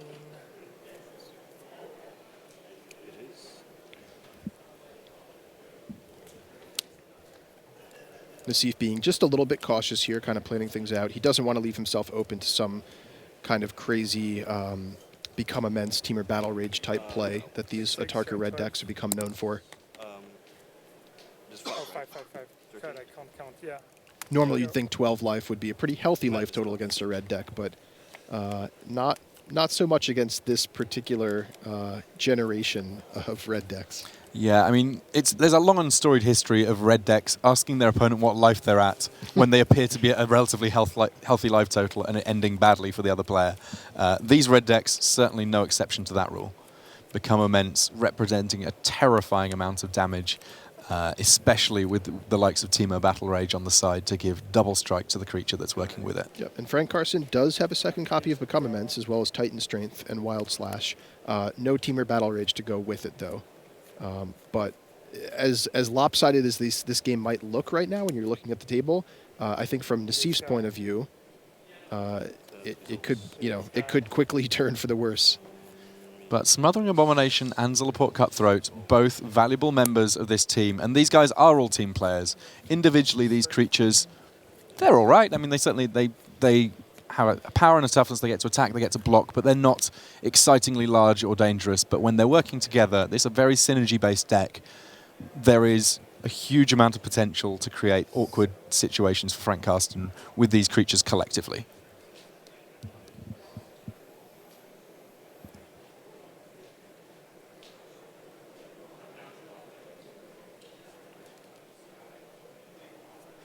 Frank Carson here quietly thinking about exactly what's going on. He knows that he has got some work to do if he wants to pull this game out. So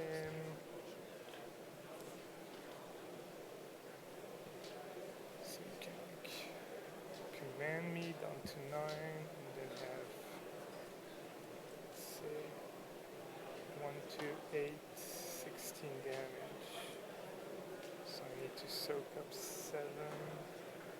We can see here Nassif very aware of quite how badly it could go for him if he sequences this turn wrong. He's leaving back exactly the amount of blockers that means that he's safe from the largest number of permutations of scary spells from Frank Carson, but still attacking in such that he might actually be able to at some point win the game.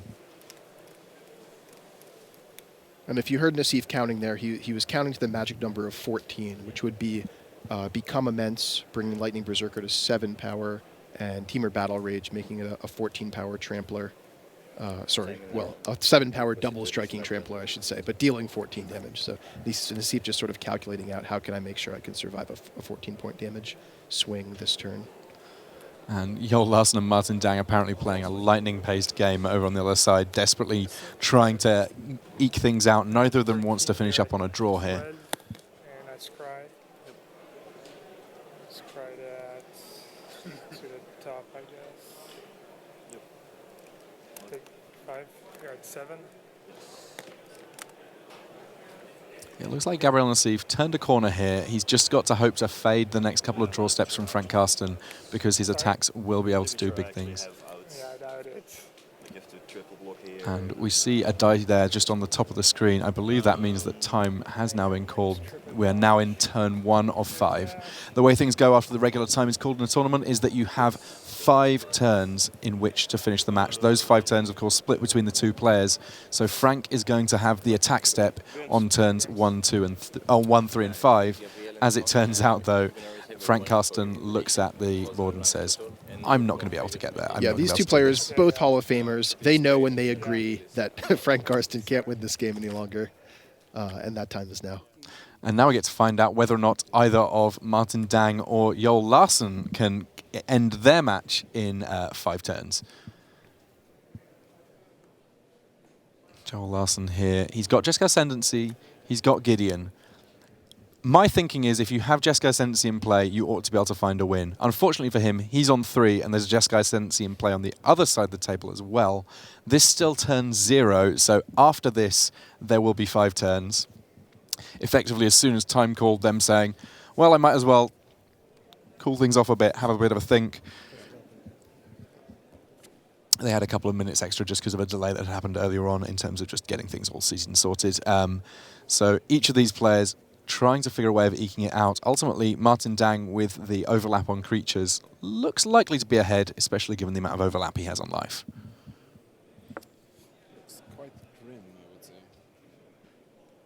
According to the players we've heard, it is a full 75-card mirror. They know every single card in main deck and sideboard. Nothing to say they won't necessarily have sideboarded a touch differently, but realistically, these both good players, they both kind of know what's important in the matchup. It wouldn't be at all surprising to me if basically we were seeing the full mirror match here.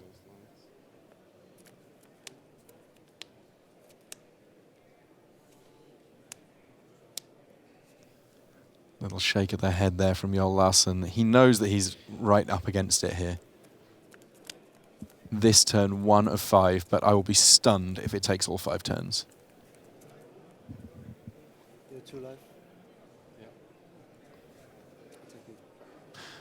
Turns out, don't need a Jeskai Sensi, don't need any fancy tricks. Still had this Jeskai charm, but ultimately that enough to get there. And big smiles from both these players, good friends, teammates, and a victory there for Martin Dang, who will be on the King of the Hill table next round. So, quite a lot of variety in this new standard. I was certainly very, very happy to see the green-black sacrifice deck, or secretly kind of green-black-red sacrifice deck. Right. I actually had already picked up the event deck and have been messing about with doing the training wheels version of that deck. And it's a super fun deck. I'd highly recommend. Oh my goodness, go check it out. Seeing the red sideboard, ooh, that's sneaky. Yep. Gabriel Nassif, a masterful deck builder, able to find the way to get the win there. And a great feature match in general, feature match area in general. We didn't get a chance to see too much of Kenji Samura there as he fell to Marcio Carvalho. A little bit of Yuta Takahashi up against Antonio Del Moral Leon. But, I mean, the cool thing for me, I was excited to find with Battle for Zendikar, firstly, that some cards got a little bit more opportunity to shine because the likes of Elspeth weren't around, but also the mana in this format. Oh yeah, the mana's fantastic. You can really push it to the limit and take your deck in whatever direction you want. And I was particularly impressed by Martin Dang and Joel Larsson's Jeskai Tokens deck. That deck looked really powerful to me, and it makes excellent use of Gideon, ally of Zendikar, which is one of the most powerful new cards in Battle for Zendikar. Absolutely. Also, of course, Jace, one of the most powerful cards from immediately before this format. So I'm sure that we'll get a chance to speak to those guys, get a deck tech with them soon enough. But this is the end of round 4 here at Pro Tour Battle for Zendikar. We'll be back with you soon enough. But in the meantime, let's head to the news desk. Thanks very much to Tim and Ian. They're bringing you the first round of 5 here on day 1 of Pro Tour Battle for Zendikar, the World of Standard. Now, seven Hall of Famers had a perfect 3-0 start to their Pro Tour weekends. Underway flawlessly in draft. How did they do in constructed? Makihito Mihara lost 3-1. Ben Rubin lost 3-1. Masashi Oiso lost 3-1. Kenji Samura lost 3-1. Paulavita Dama de Rosa, yes, he gets a win. Well done to him. And we're still waiting for news of Olarada, who was up against Patrick Chapin. So 2 Hall of Famers on collision course. They were deep in game 3 with just a couple of minutes left in the round. But it is deck tech time right now. We've got a very special guest waiting on the other side of the studio. So without any more delay, let's get to it.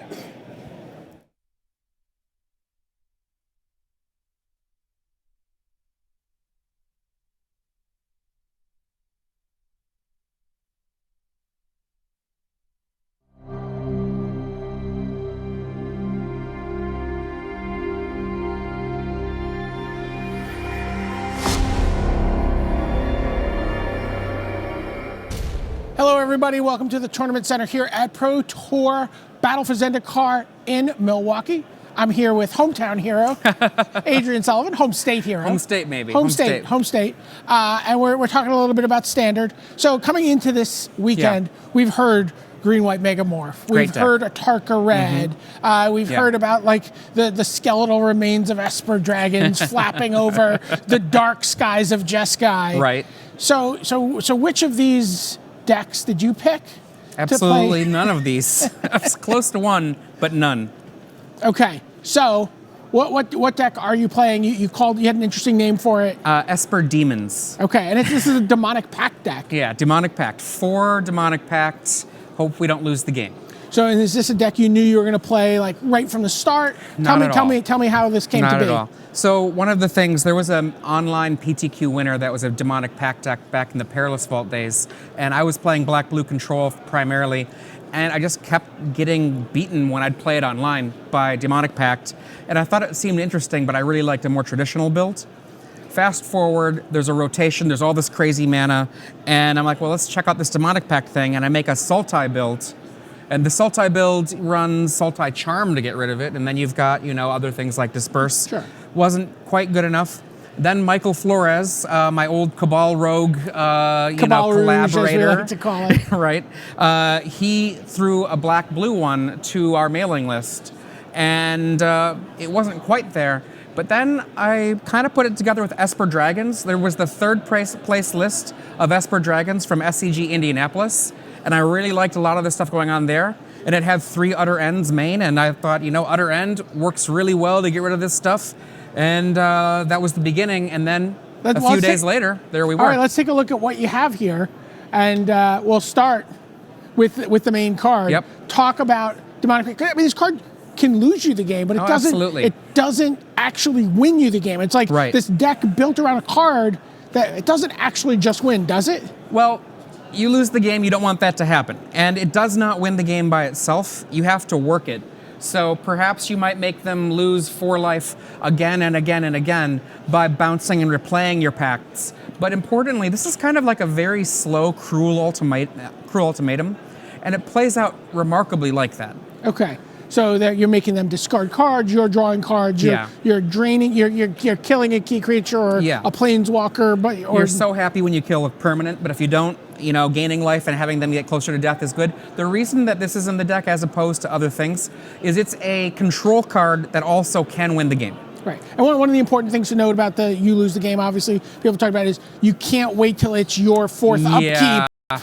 Yeah, you cannot do that. And put it on the stack because losing the game will go on the stack. Exactly. Right? So, although you have actually won with lose the game on the stack. I have won with lose the game on the stack before. I had several other Demonic Pacts in play, so I lose the game on the stack, drain for 4 on the stack, drain for 4 on the stack. Sweet. All right, so let's take a look at what's going on here. How are you dealing with getting rid of this pack before you have to lose the game? You can see all of these cards do it. And one of the things, Disperse and Silumgar's command will bounce it back up so you can relay it. And then Utter End can just utterly get rid of it. And one of the things that's kind of fun, though, besides getting rid of it, Utter End is just a great card right now in Standard. Silumgar's command is not a great card, but it does something useful. But Disperse is interesting because you're often having people have very small hands. You can disperse one of their permanents and then have them discard it to the Demonic Pact. Okay, so it becomes effectively removal because you know that's coming up when you get around to your upkeep. Okay, let's take a look at some more of the cards that work in here. Some of the stuff that lets you kind of get to your pack. Talk about Dark Petition. I'll skip that for a second. Okay. Take Your Time is obviously good, right? So that's a great card, and it fights Dark Petition a little bit because Delve and Spell Mastery don't like each other very much. But Dark Petition is Demonic Tutor, essentially, if you have Spell Mastery. So here's yet another demon in the deck. So we've got Demonic Pact and we've got Demonic Tutor. And being able to search for a pact or a way to get rid of your pact, or sometimes just a card like Languish or Crux of Fate is great. And then talk to me about Despise. It's sort of here with the cards because is the coast clear? Exactly. There is a way in which you do it for the coast clear check, but also the deck has a lot of more expensive cards. So you need to be able to say, okay, turn 1, maybe this will mess up your ability to make me dead. Okay. All right, let's take a look at some more cards here that are going on. A couple Planeswalkers. Yep. Ugin the Spirit Dragon is someone we've seen a lot of, but talk to me about Obnixilis Reignited. So here's another one of the demons. And Obnixilis has been really, really good for me. In some matchups, you actually never even go into the Demonic Pact, or at least maybe not more than once, just because you've got things like Dramoka's Command that are messing stuff up. You can put this down, it murders somebody, and then when you just draw a life, draw for life, it's great. And you can kind of become a traditional control deck. And obviously, Ugin costs 8, but Ugin, that ability to minus X, that's another way to get rid of all of your Demonic Packs. Just be like, clear them, they're gone. Someone had told me that the way to play Obnixilis is it's very simple. It's very binary. If you're winning on board, draw a card. Yep. If you're losing, kill a creature. That's about right. That's about right. This is like an expensive but awesome Necrotal. Okay. All right. Let's take a look at some of the more things that you're doing if things go horribly awry. Right.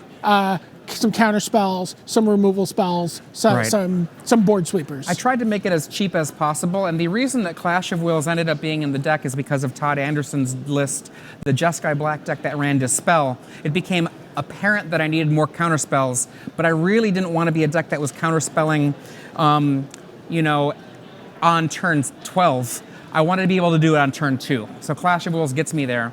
Horribly Awry snuck in just primarily because I wanted another card that could maybe be similar to a Reeve Soul in stopping something early, but it can get a Rhino. There are very few creatures actually that dodge the Horribly Awry. Dragon Lords are the only ones that are typically played. Right. Okay, and so Languish, Cracks of Fate, clean things up. Absolutely. This is the best of the removal. This is necessary removal, and this is a tutor target.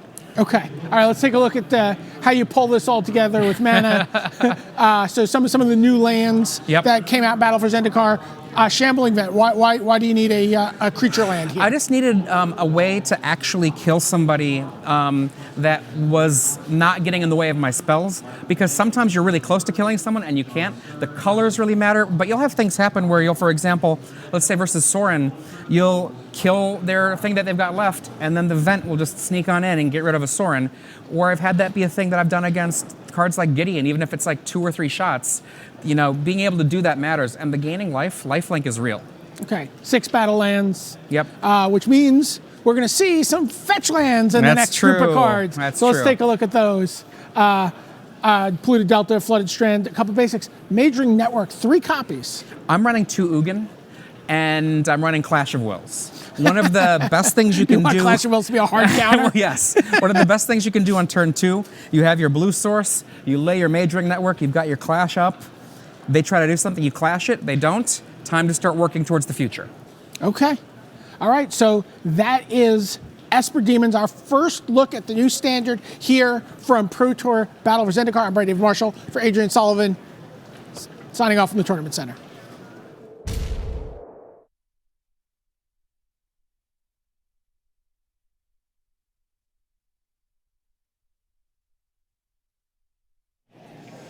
Thanks very much to Brian David Marshall there with Adrian Sullivan, our first deck tech of the weekend. Well, BDM's been a busy boy. He's been out on the floor, and during round 4, he caught up with one of the Hall of Famers from Brazil. That's one of the Hall of Famers from Brazil, because of course Willie Adel's in now as well. But he got a chance to chat with the now 4-0 Paula Vita Dama de Rosa. All right, Pro Tour Hall of Famer Paula Vita Dama de Rosa. You once started a Pro Tour 0-2 and then went ahead to win it. You're 4-0 right now, so does that mean you're like 4 times as likely to win this Pro Tour? Probably more than 4 times as likely, I would say. Many times more likely. So this was a kind of a big event for you. You've been a fixture with the Team Channel Fireball that we've come to know over the past few seasons. A little bit of team change for you, sort of. Tell us about what was different in your preparations for this Pro Tour. Well, for most tournaments, I've been playing with the Channel Fireball crew, which is like Luis Scott Vargas, David Ochoa, Josh Leighton, Eric Frolic, Pochian. But for this tournament, since a lot of those people work, they wanted to test online. And I don't like that very much. I like to, be here in person, and I think it's just better for me. So I decided to play with face-to-face instead, which was part of the team that we were playing with before. So basically CFB and face-to-face split up, and I stayed with face-to-face. So it was very different. Okay, but you felt productive, and you feel good about how that all worked out for you? I think so. We were very disorganized at first, I think, but that is usually how it goes. Even like very established teams will be disorganized in the beginning, and then things start picking up, and you start focusing things more. So yeah, I'm happy with how it turned out. Okay, Paulo Vitor Domitorosa getting his hands dirty with physical playtesting 4-0 here at Pro Tour Battle for Zendikar.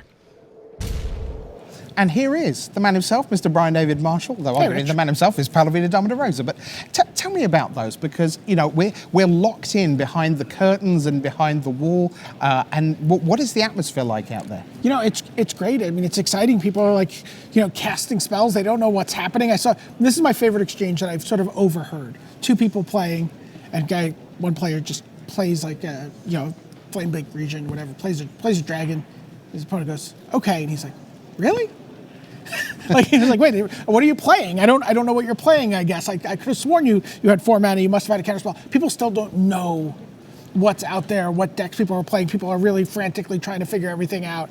And and that's one actually the reason we're doing these interviews out there is we can be a little portholed in here sometimes. Mm-hmm. And so I really getting out to the floor, just talking to some people, that really cool story with Steve Hatto about their playtest experience. Yeah.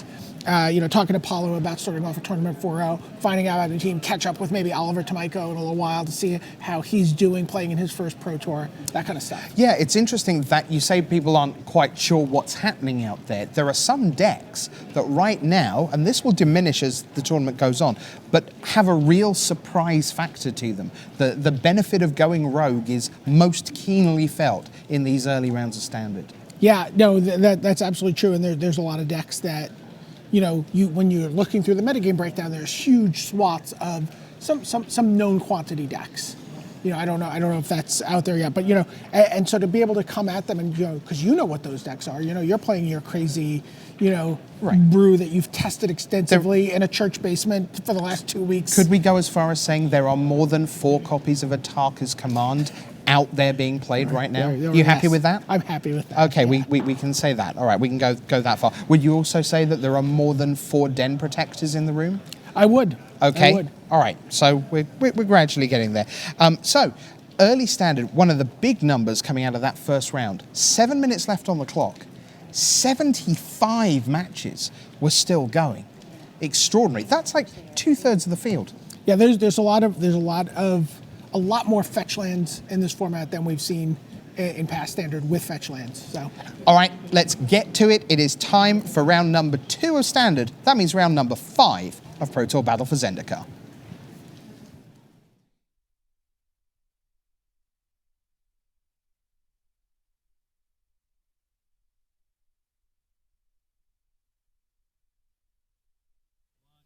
Hello and welcome back here for round 5 of Pro Tour Battle for Zendikar. I'm Tim Willoughby. This is Ian Duke. We've got 8 players down the feature match area who I know you're going to enjoy watching. Let's head right down now to see some more magic.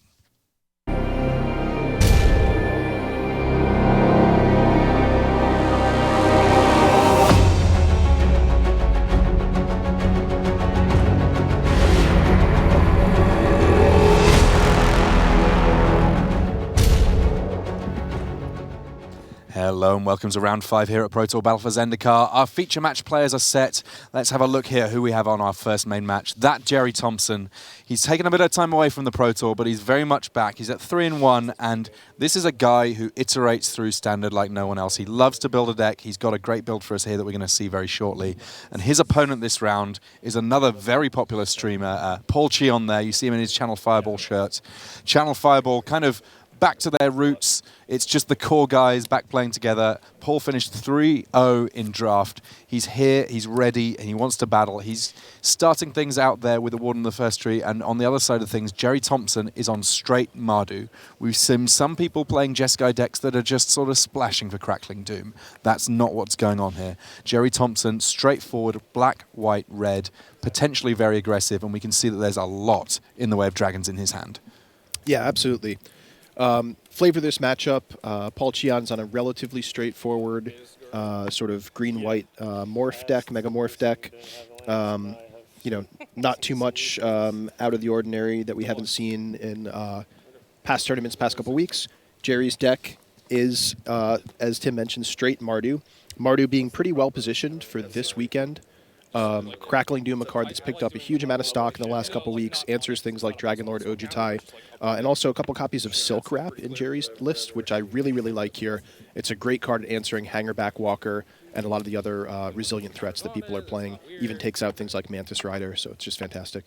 But we see the first creature of the game there is Warden of the First Tree. There's a die just immediately above it. That shows what level it's at, so what number of different activations have been used on it. It's not a +1/+1 counter. That's to say, it's been activated once. It's got a few extra creature types. It's currently a 3/3. Attacking straight in there. Jerry Thompson taking the early hits here, but we know that his hand has some late game power.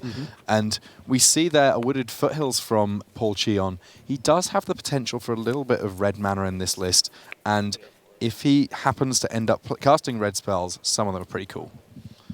No spoilers just yet, though, because at the moment, Paul Cheon, business as usual. The only damage he's taken is from his own fetch lands, and his mana is pretty much sorted. And certainly doesn't hurt to have Nissa there just to make sure he is able to fetch up an extra forest with that. But it's Dragon number 1 here from Jerry Thompson. That one there, a Thunderbreak Regent. It's the only creature in the air right now. He is going to be able to swing back and meet some of the damage that's come from Paul Cheon right head on. Yeah, Jerry's starting out with a little bit of a clunky hand this turn. He actually has triple Thunderbreak Regent, I believe. Finally, he can start producing those. But we'll see if the early sort of tempo lead that Paul Cheon has is too much for him or not. Of course, double Thunderbreak Regent, potentially pretty powerful because it then does mean if you target one of them, both of them are going to trigger. Yeah, definitely true. Although this green-white Megamorph deck is sort of more in the business of making big creatures and just sort of rolling over the opponent than using one-for-one removal spells. Yeah, Dromoka's Command and Silk Wrap, pretty much all that Paul Cheon has going on in terms of targeting, apart from maybe a Valor's Stance or two somewhere in the mix. But Gideon comes in, immediately says, my emblem is all that's going to stay of me. My team is going to be bigger, but I am going to be sitting in the graveyard. And Paul Cheon gets struck right in. Jerry Thompson now on single digits, just 9 life after that attack from Warden of the First Tree.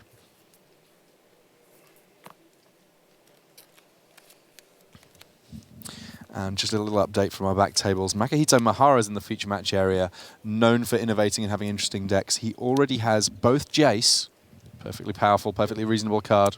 We don't believe it's reasonable at all, but you understand. And Siege Rhino, about which many of the same things could be said.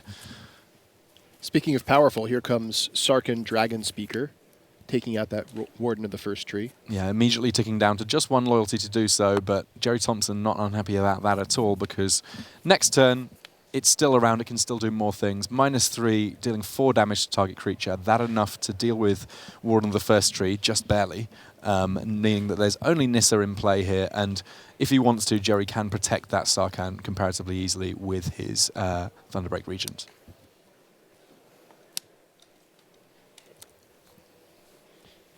And Wingmate Rock there, coming to the party without a friend, just getting straight cast. Paul Cheon not willing to send his Nissa into attack there.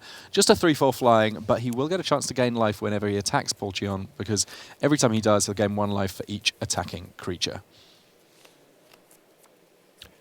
Yeah, actually somewhat interesting that Paul didn't attack with Nissa there. He had the opportunity to sort of upgrade it into a 4/5 flying with Wingmate Rock's raid trigger. But the fact that he kept the Nissa in play probably indicates that he's settling in for a longer game here and wants to get value out of it, turning into a Planeswalker. Meanwhile, Jerry Thompson says, I want this game to end as soon as possible, please. I'm going to attack with my dragons and see what happens.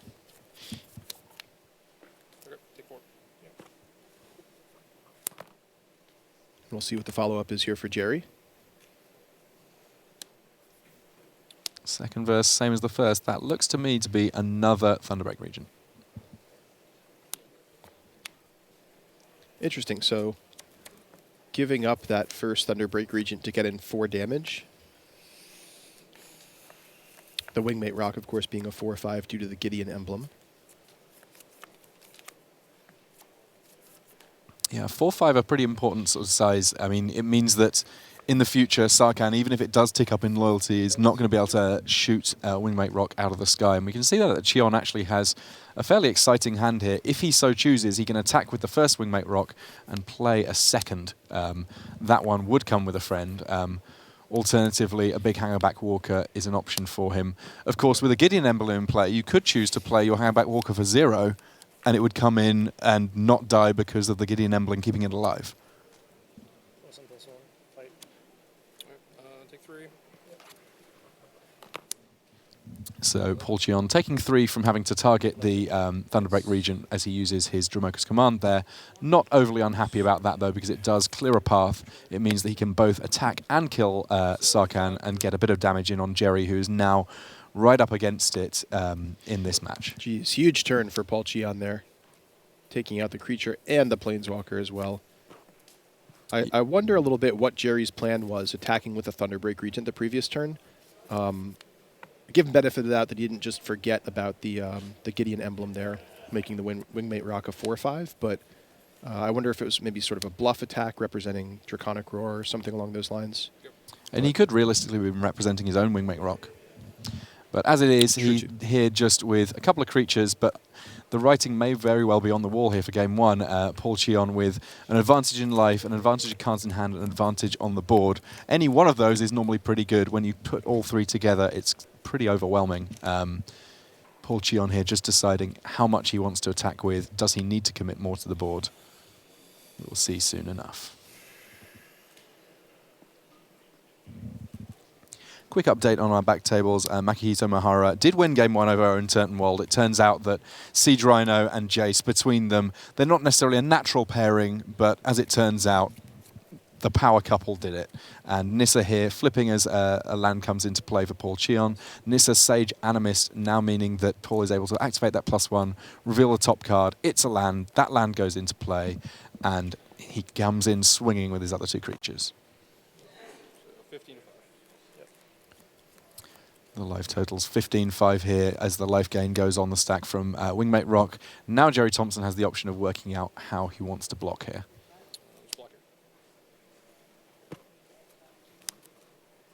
Chooses just to block the Hangerback Walker. He is now down to just 1 life and sees a second Wingmate Rock. That enough to put him in all sorts of bother. And not even enough time to find a bird token there because this game is over. We will be back for more of this matchup between Jerry Thompson and Paul Cheon. But first, these messages. Ultra Pro is the place to go for all your Magic accessories. With card sleeves, deck boxes, play mats, and portfolios showing off the best Magic art, Ultra Pro is the standard in safe storage. Visit ultrapro.com for more information. Qualify for the next Pro Tour on Magic Online. Go 5-0 or 4-1 in one of 10 preliminaries to advance to the finals.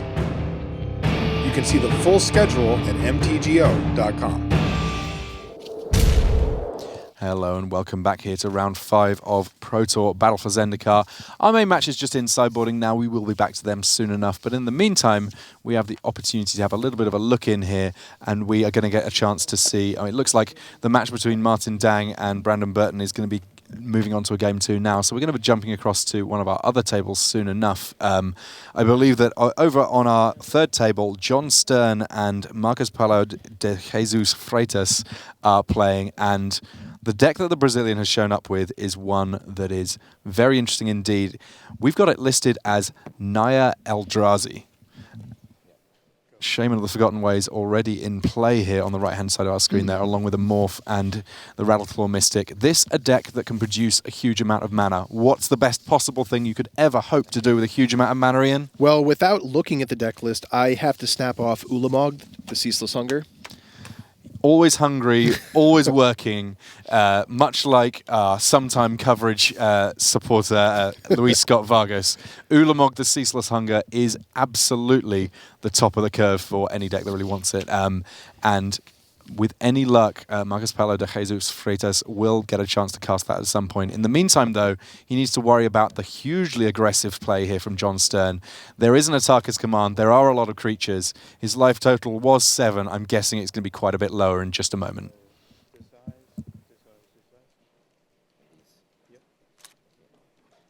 carnage in our feature match area here as many, many creatures die, and the life totals for the Brazilian here down to just a single digit. This is game one, so there is the potential that we'll get a chance to see a little bit more from this deck soon enough, but it's lightning fast Magic here. Lots of shuffling going on all 4 tables now, as we've got a chance to see just the very, very end of the scooping for the match over on our King of the Hill table. A little bit more from our match over with John Stern there, but all 4 players sideboarding, which I guess means it's time for us to start thinking about how the sideboarding goes in our main match between Paul Cheon and Jerry Thompson.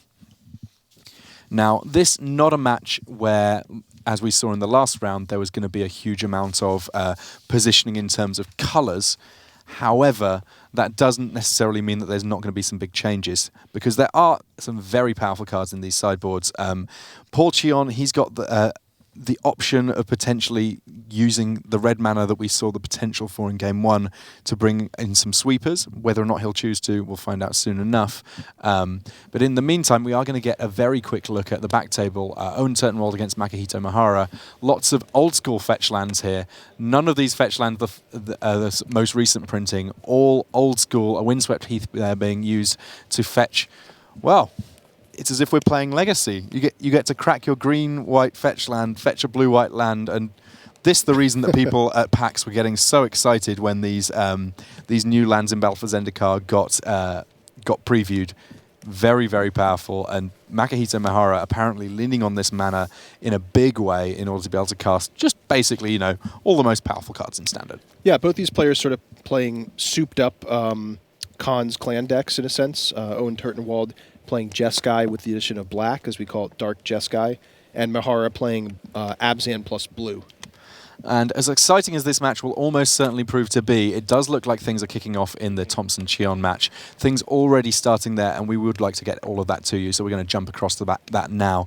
Already we see a Warden of the First Tree from Paul Cheon and a Silk Wrap from Cheon on Hangerback Walker, meaning that in this very early stage of the game, I kind of want to put it in Paul's favour.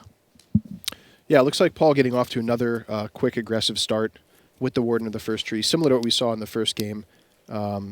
Jerry actually getting on board a little bit faster this time with Hangerback Walker and then Seeker of the Way, but looks to be stuck on mana, unfortunately for him. Yeah, the clue with Zendikar is always about the lands, and missing land drops in this format, potentially even more punishing than it is in many formats, and immediately Warden the First Tree here, getting a bit bigger, making it so there's not really a favourable block for Jerry Thompson. There is another Silk Wrap on the board, though. Each player has one Silk Wrap. Each player has got rid of one powerful threat. And also a prowess trigger there means that Jerry Thompson winning a little bit of life back, stabilising things a little bit there. But ultimately, there's more threats on both sides, and this Nissa means that it may well be that Naya Megamorph is not dead yet. And I like Jerry's sequencing here. He had a pair of Silk Wraps in his hand, and rather than playing one immediately to answer the Warden of the First Tree, he opted to get the Seeker of the Way on board and follow it up with the Silk Wrap so he could take advantage of that prowess trigger and lifelink. I guess that the other thing is that because Warden of the First Tree, to be a real threat, requires your opponent to spend a little bit of mana doing so, it means that by waiting, he was able to use up some of Paul Cheon's mana to not a great deal of effect. Silk Wrap number 2 dealing with Nissa, and now Jerry Thompson's looking in great shape. He's still getting life off that Seeker of the Way. He's still getting to attack in unimpeded. Paul Cheon on just 13 now. And Paul, a little bit of an awkward reactive hand here. It looks like he's got a couple of copies of Dromoka's Command, Valorous Stance, and 2 Wingmate Rocks, but he'd have to, I guess, play one of the Wingmate Rocks without Raid if he wants to get on board now. Opts not to, it looks like. Yeah, a tricky decision that when it comes to Wingmate Rock. It's definitely very, very tempting always to say, I want the raid. Without the raid, it's not good enough. But ultimately, if he waits too long, he may just find that he's not able to claw this one back. Jerry Thompson just getting in for 2 here. Dromoka's Command does threaten to end of turn make Jerry sacrifice one of his Silk Wraps and possibly into a second Dromoka's Command. Using that creature to fight, maybe, or to just taking out the second Silk Wrap and putting a counter on one of the creatures. Lots of options here.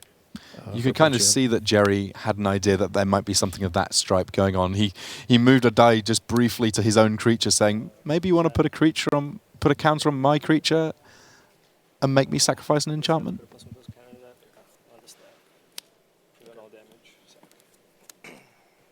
Really interesting play here from Pollak-Rottmann. So he's casting one Dromoka's Command. I think making Jerry sacrifice an enchantment. The second one is in response to the first one, preventing damage, I believe.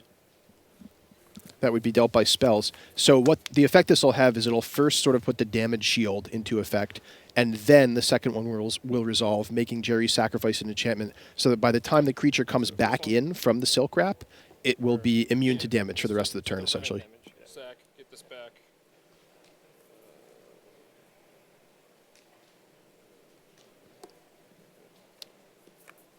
And then, yeah, do that, and then I'm also going to roar this and show you Thunderbreak.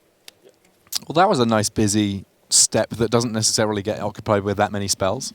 2 copies of Dromoka's Command dealing with Silk Wrap, 1 copy of Draconic Roar here on one of the creatures that just came back. Clarification on that sequencing there, since it was a little bit weird with all the possible modes. Pollak-Rottmann did choose the damage prevention mode from the second Dromoka's Command, but it doesn't prevent all damage. It actually has to target the spell. So the reason he did it that way was so he could target his own first Dromoka's Command with the second one, because it does need 2 targets to do the 2 different modes.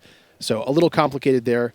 Apologies for my confusing explanation, but it was a pretty complicated sequence of plays there. And that the reason that the first Dromoka's Command had to put a counter on Seeker of the Way, because otherwise it just wasn't a spell that could have been cast. Right. It is also worth noting that Pollak-Rottmann has a Valorous Stance in his hand too, so that in combination with the +1/+1 counter and a Prowess trigger could allow him to Valorous Stance away the Seeker of the Way on a future turn if he wants to do that.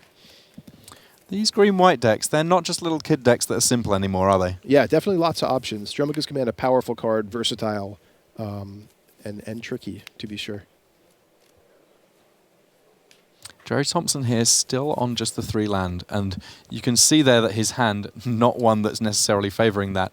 2 Crux of Fate, 2 Thunderbreak Regent, only the Murderous Cut, something that he's able to cast, and even that cost him both the Silk Wraps in his graveyard in order to delve. Deals with Nissa. Plenty of creatures still in play, though, for Pollak-Rottmann. I took 3 from, yeah, the Draconic Roar. Yeah, 424. Good? Yeah, okay. Go.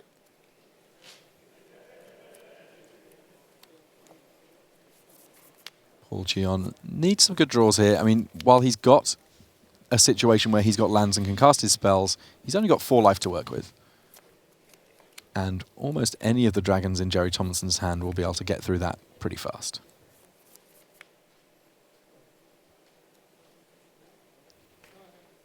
Wingmate Rock, of course, will threaten to regain some life for Pollak-Rottmann pretty quickly here with its attack trigger. 3rd copy of Dromoka's Command adds a counter to the token and fights. And Jerry's still stuck on mana, fails again to find a 4th mana for his Thunderbrick Regents, and simply has to pass the turn. Not the way that anyone likes to have their Pro Tour go, where it's ultimately down to whether or not you draw lands and spells in the right mix. He's here. He had a great start. He was able to put Pollak-Rottmann right on the ropes, but now he finds that that persistent lack of lands and these back-to-back Wingmate Rocks put Paul in a great position here. Big draw, finds a land, but it comes into play tapped, and that enough for a wry smile and a handshake from Jerry Thompson. Pollak-Rottmann wins that match 2-0, and as much as it's sad that we don't get to see any more of that match, happy times, because we get to see a little bit more Magic elsewhere in our feature match area. So we're going to jump to our back table. We saw the very start of this game between Makihito Mahara on the right of our screen and Owen Turtenwald. Owen Turtenwald here on the Dark Jeskai, and you can see all of the key players in that. Tasiga the Golden Fang, Mantis Rider, and Jace there in play. But Siege Rhino has something to say about all this. And Siege Rhino alongside Treasure Cruise is not something you see every day. I want to do that. That sounds powerful, Tim. Owen Turtenwald sitting there going, I kind of want to do that too.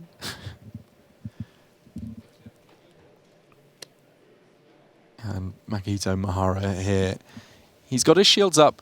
He can block the Mantis Rider in the air with his tokens. Yes, his Siege Rhino isn't really able to get through Tasiga too easily, but drawing extra cards is a good way of finding a way out of most spots. And a relatively full grip now for the Japanese Hall of Famer.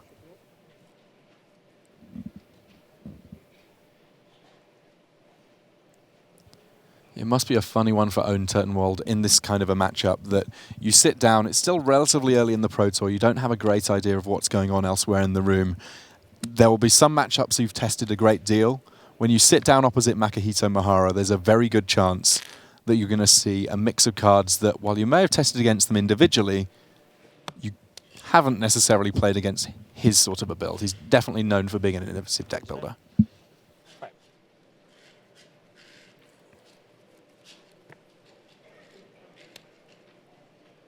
But there's a reason there's a 5 next to that name on the left-hand side of our screen. Owen Turtenwald, currently the 5th ranked player in the world in terms of performance this season, and we see there he's got a removal spell in order to make life a little bit trickier for Mihara. Casts the Fiery Impulse there and says, what do you want to do? Owen looking to be in pretty good shape here, almost regardless of what Mihara chooses, with Jace able to flashback Roast on the Siege Rhino on the following turn. Apologies there, he wasn't casting the Fiery Impulse, he was getting it back with Tasiger's ability. Right. And once Tasiger is active, you certainly do get an awful lot of cards to work with. We see there a relatively full grip for Owen Turtenwald. And give a great player some good options, and you have a good recipe for a good game of Magic.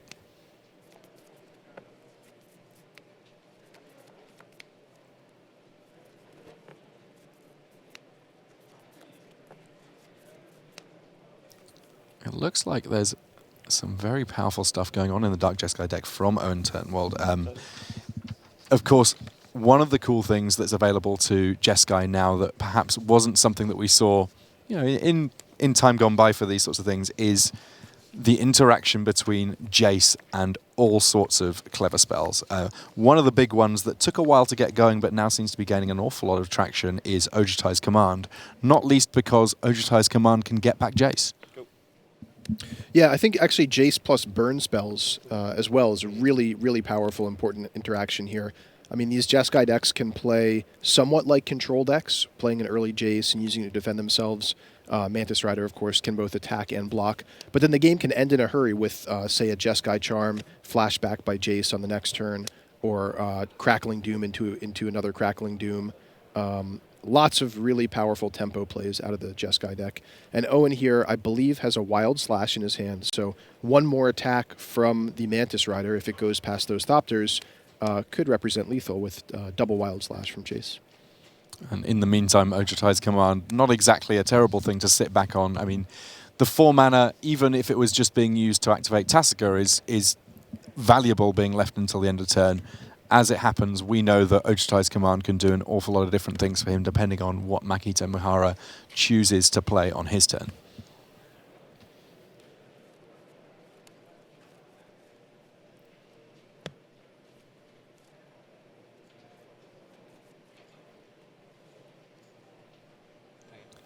Abzan Chan there targets the Mantis Rider. Let's see what Owen Turtenwald wants to do about that. He does have the option of casting some sort of response, but he says, no, I'll think better of it. I don't mind too much if you want to attack Jace for 3, because he had an awful lot of loyalty prior to that. And a quick update on one of our other tables. John Stern has won his match 2-0 there against his Brazilian opponent, Marcos Paulo de Jesus Freitas. So Naya Eldrazi not quite pulling it out there in that round. Oh, brutal from Mihara here. So Mihara playing Tasiger, delving down to just 1 land. Owen, of course, opts to use Ojutai's Command to counter and draw a card, and Mihara responds with Dispel, countering it for a single blue mana, a card that's picked up a huge amount of stock in the last couple weeks on the Star City circuit and in other tournaments. Yeah, Dispel in the same hand that came from the same hand that now holds Den Protector, amongst others. But we see all the modes there in Ojutai Command: countering creatures, returning creatures with mana cost 2 or less, drawing a card, gaining life. Ultimately, though, this game's all over. And there was that Crackling Doom into a Jace flashback on Roast, clearing the path, and Owen takes it with Tasiger attack. So we are going to have one more game there between Owen Turtenwald and Makihito Mihara. Plenty of play still in this match.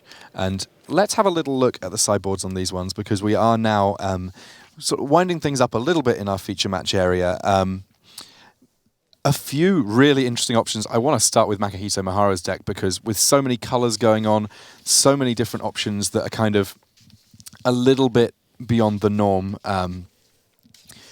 he has the potential to really radically change the state of his answers, because as much as he has got a deck that can beat down with Siege Rhino, actually this is all, to me, this is a control deck that just happens to have some really good finishes. Yeah, that's a fair way to cast it, I'd say. Or just, it's just kind of a good stuff deck. I don't know if I'd classify it as control or mid-range or what, but just playing a lot of the most powerful cards in the format, things like Jace, Hangerback Walker, Siege Rhino, Tassiger, Dromoka's Command, just they're all good cards, frankly, and the mana allows you to do that kind of thing. What the mana also allows you to do, there's just the one copy, but he does have Bring to Light in his arsenal, and what that means for Makihito Mihara is there are lots of 1 and 2 ofs in his sideboard. Effectively, any of those that he chooses to bring in, he actually has 2 copies of, because if he happens to draw into the Bring to Light, basically everything in his sideboard he's going to be able to converge into, assuming that that mana has worked itself out. That's right. That's a really cool aspect of the deck. Bring to Light, one of my favorite new cards, a card I designed, in fact. And I think it adds a lot of cool flexibility to these kind of decks. It does, of course, mean that by choosing to play Bring to Light, chances are you're also choosing to play what I refer to as the puzzle. Now, basically how that works is the new lands from Battle for Zendikar are great. I don't think anyone's in any disagreement about that. The fact that you're able to fetch up a land that makes 2 different colors of mana very powerful. However, if you want to sequence your turns so that you have optimal access to mana on each and every turn, the decisions as to which lands to fetch, be they basics, be they non-basics, which exact ones on each individual turn, is not a straightforward set of decisions. Yeah, in fact, I think Frank Karsten wrote an article a couple weeks ago solely on the topic of how do you sequence your lands, what do you fetch, how do you build your mana base, what order do you get your lands in to cast spells on the right turn. It's pretty deep topic. If you're into that sort of thing, go check it out. If you're not into that sort of thing, don't worry about it too much. Just play Ataka Red. Yeah, right. There's still plenty of decks where you don't have to worry about that, and still plenty of Magic to enjoy this weekend without worrying too much about the intricacies of mana bases. But, I mean, the good thing is, if you want to go deep, there's the opportunity to. That, to me, one of the real strengths of Magic is that there are so many areas that there's lots of thinking space. If you're looking for things to think about when you're on the bus, when you're, in a family dinner where everyone else is talking about something you're not so bothered about, you can be sitting there going, oh, well, if I want to be able to cast Crackling Doom or Jeskai Charm on turn 3, how do I need to sequence things? Mm-hmm. And we see here, those are some of the decisions that some of these players are going to have to think about right now. One interesting card in Owen Turnwald's opening hand here.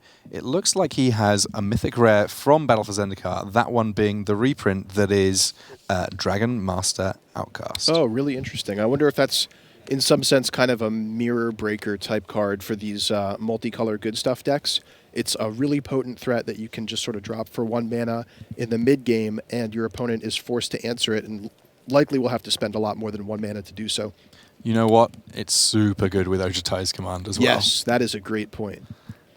So I doubt we'll see him just sort of dropping it out early. I think what we'll see with Dragon Master Outcast is probably waiting until something like turn 4, turn 5, and then dropping it alongside another threat and saying, hey, you need to answer both of these together in the same turn, and I bet you don't have enough mana to do it. And if you let me untap with this Dragon Master Outcast, it is going to be bad news for you. I mean, the other interesting thing about it is one of the removal spells that's picked up a large amount of traction in the format right now is Crackling Doom. Crackling Doom, fantastic at dealing with big threats. This is a format where, especially with the likes of the Eldrazi knocking about, people might want to deal with really big creatures. There's a good chance that much of the time, Dragon Master Outcast likely to be among the smaller threats on the board, and hence, surprisingly Crackling Doom proof. Mm-hmm.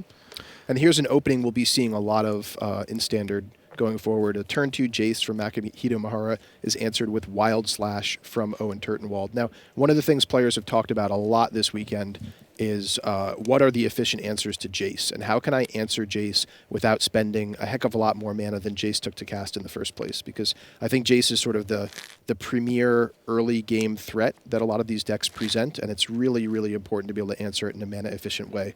Wild Slash and Fiery Impulse, as we saw last game, are two cards that do just that. And Makahito Mahara here, averaging, I think, 1.2 shuffles per turn, with Nissa there fetching him a forest on turn 3, in addition to assorted fetch lands, meaning that his mana right now, absolutely exemplary.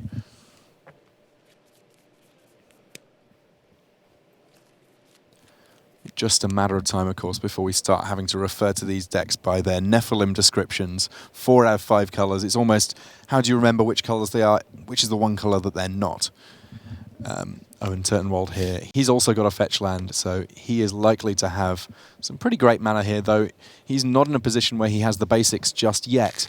And fetching an island here may well be a concession to him saying, in a few turns' time, I want to make sure that if I draw one of my Battle for Zendikar lands, it's going to come into play untapped.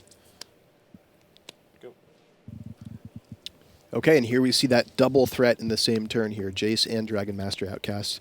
Of course, the Dragon Master Outcast not threatening to do anything just yet, but if Mihara does go ahead and try to answer it, Owen Turtenwald can follow up with Ojutai's command, bringing it back yet again. 6 lands, of course, breaking point when it comes to getting Dragon Master Outcast going.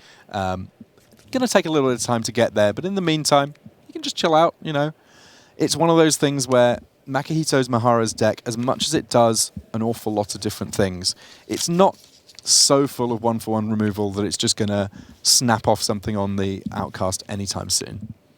And in some respects, it doesn't need to just yet.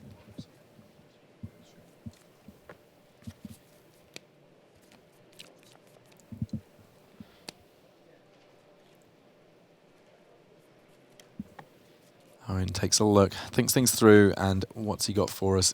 Look at that hand. He's got a Kolaghan's Command and an Ojutai's Command. Those two, the only overlap on mana is on colorless mana. But actually, you can almost certainly find a way of casting either of those spells. So Owen probably thinking this turn, do I want to be proactive or reactive? He could go for the Tasigur this turn, delving and probably tapping out. Or he could just leave up Ojutai's command and say, you know what, that Nissa by itself is really not much of a threat to me.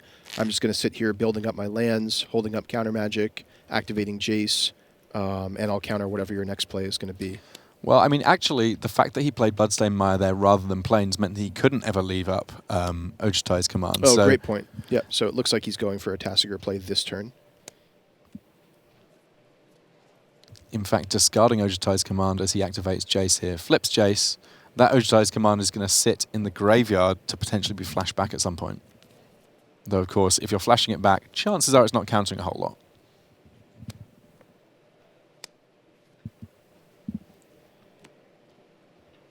Okay, I like this play. So this is Tasigur leaving up Kolaghan's command. Is the card that Owen is planning to cast with his remaining 3 mana.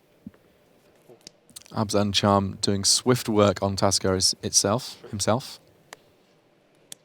The exiled zone there above Owen Turtenwald's graveyard as he looks at it, above his library, sorry, as he looks at it. Of course, the exile zone feels a lot more active now that we've got processes in the mix. It's nice and important to have sort of clear delineation between your zones.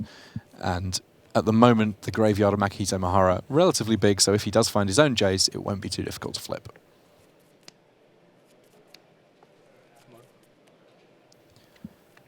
A morph here from Makahito Mahara. Likely to be a Den Protector, one must think. Yeah, and I'm sure Owen knows that. I mean, just the telltale sign of 5 mana, tapping 3, playing a morph, leaving a green and 1 up. I think it's pretty well known to both players that is a Den Protector. Kolaghan's command here, nice and straightforward, 2 for 1. I'll take 1 creature in play, that creature being Nissa, 1 card in hand, that one being whichever one you choose to discard. And in this case, it is a forest that goes to the graveyard.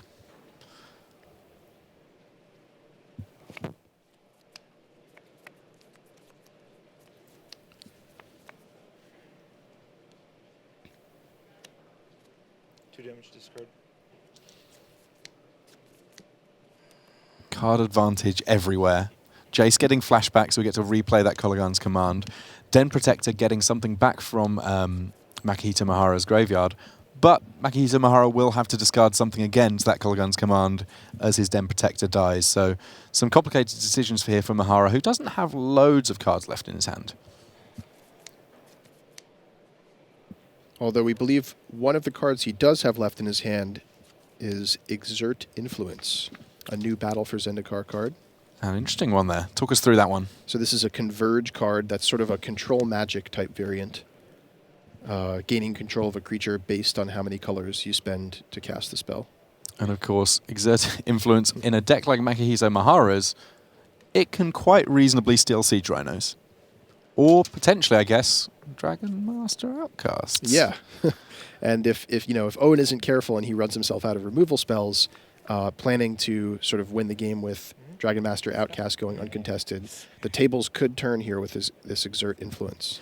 An Exert Influence, a sorcery. I mean, many of these effects we've seen have been on enchantments, but because this is a spell that permanently gains control of a creature, it does mean that there's not going to be some enchantment removal later on to spoil your day. Yeah, that is absolutely huge here. I think when a lot of players first saw this card, they were thinking like, it's like Mind Control. It costs 5 mana, but I have to jump through all these hoops of having these colors. Well, a couple things turn out to be true. First, the difference between sorcery and enchantment is huge, especially in a format where Dromoka's command is running rampant. And second, getting those 4 or 5 colors to cast this is not that hard at all.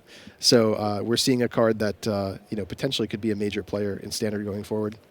And realistically, not so many creatures in the format with a power of 5 or greater. Stealing something with a power of 4, a Siege Rhino or similar, pretty good. And here, a testament to the quality of the mana in Makihito Mahara's deck, able to cast the double white for Gideon, ally of Zendikar. Gideon bringing a friend, that friend being a 2/2 white knight ally creature token. And from next turn onwards, if Makihito Mahara so wishes, he can turn Gideon into a creature, get stuck in with him, or indeed an emblem to mean that all of his future creatures are pretty massive threats.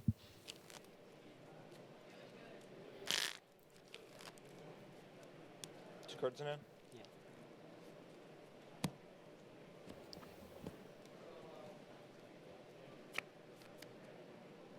A land to pick up there for Owen Turtenwald, so he's fast approaching the 6 lands that he needs for Dragon Master Outcast to be a big player in this game.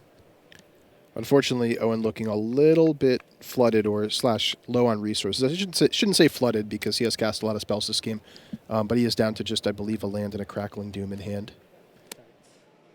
And here comes the Exert Influence. Nothing but land in here for in hand for Owen Turtenwald. So this is a little bit of Hollywooding as he decides whether or not this spell is going to resolve. Spoiler alert, it will. So at first I was thinking, I wonder if we'll see Owen Crackling Doom himself, but he actually doesn't need to because his Jace minused the power of the Gideon ally knight there. So it is a -1/2. So Crackling Doom can still be cast on Mahara, killing the Dragon Master Outcast, presumably in response to making another Knight token here. And we'll see if that's what happens. Yep, and Owen says, hold on, I have a response.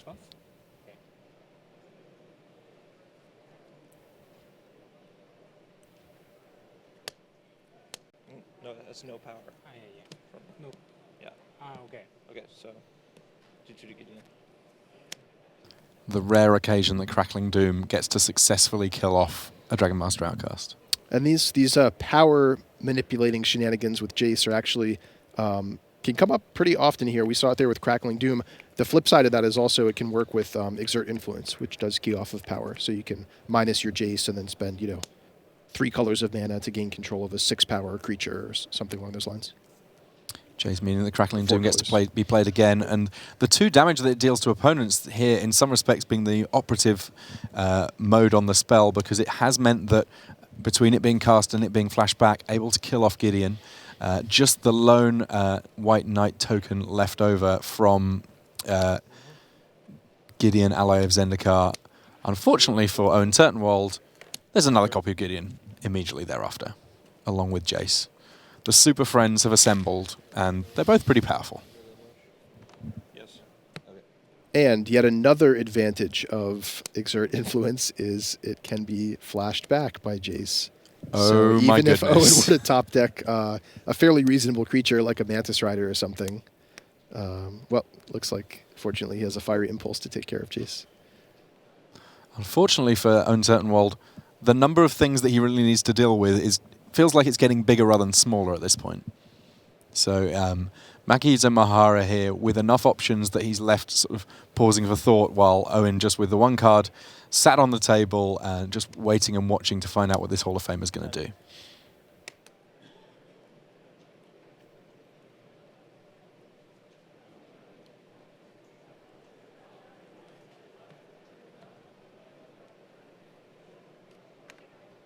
You can see in the background there the laptop of Adam Staborski. This a match that will be fully written up, so you can read the coverage of it over on magicthegathering.com. So we do have the full write-up on this one. So don't worry about the fact that we didn't see the whole of Game 1. You will be able to check this all out. And of course, in the fullness of time, I'm sure that there will be access to some of these deck lists. So if you're looking to do some of the fanciest plays in Magic with all sorts of new things from Battle for Zendikar, be it with Owen Turtenwald's deck or indeed Makihito Mahara, you will have the opportunity to do that soon enough.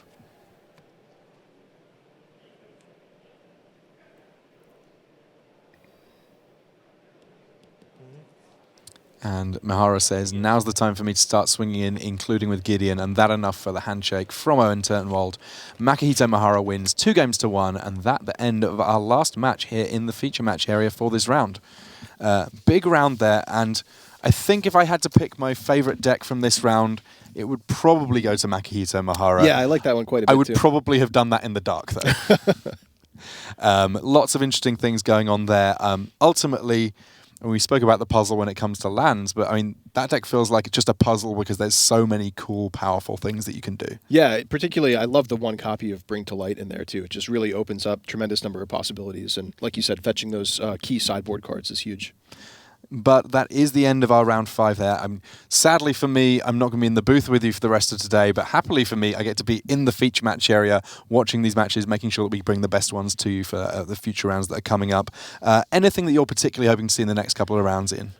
Just excited to see more Battle for Zendikar cards. I mean, I love that green-black sacrifice deck that we saw earlier from Gabe Nassif. I love these interesting combinations of decks of different colors, sort of the clan decks adding in new colors, playing converge cards and things like that. It's just a really exciting combination of things here. Well, there's 3 rounds of Standard left to go. We're going to head back to the news desk for now, but stay tuned for plenty more Magic. All right, thanks very much to Tim and Ian there. 3 minutes left on the clock, 48 matches still playing. Now, if you think that's slow, the format, you're not wrong. And here's the thing, in general, at the Pro Tour, this actually is a little counterintuitive. Players play quickly on the tour because they're super crisp, they've had a ton of practice, they really know what they're trying to do, they know how bad draws are for them. Generally, matches go quicker than a typical match at your F&M or just when you're play testing or even at a PPTQ. Players play fast on the Pro Tour, and 50-odd matches still to go as the clock ticks down into the last couple of minutes.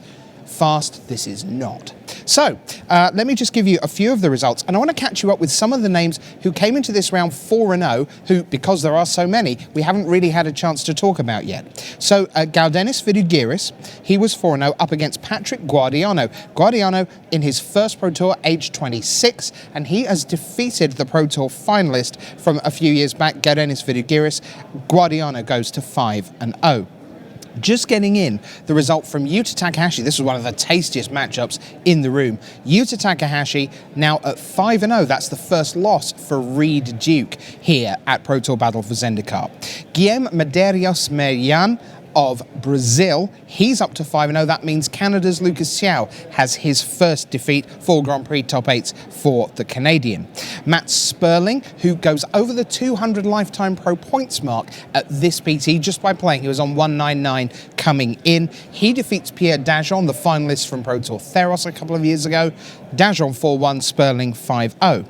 Eric Severson is 5-0. That means Steve Hatto, Luxembourg fans, he's down to 4-1, having a terrific year. 2 Grand Prix top 8s in 2015 already, but he falls to Eric Severson, who has a very good GP record himself from 25 Grand Prix starts. And then Marcio Carvalho of Portugal, he's up to 5-0. Timothy Wu in his 8th Pro Tour, 50 54% win rate. That's gone down just a tiny fraction this round, but he's having a great start anyway. He's 4-1. Carvalho is 5-0. So there you go. That's just some of the scores on the doors. Give you a sense of some of the names that are bubbling up towards the top here. But it is time for another Deck Tech, and waiting for us patiently at the wall with a very special guest, it's Randy Buehler.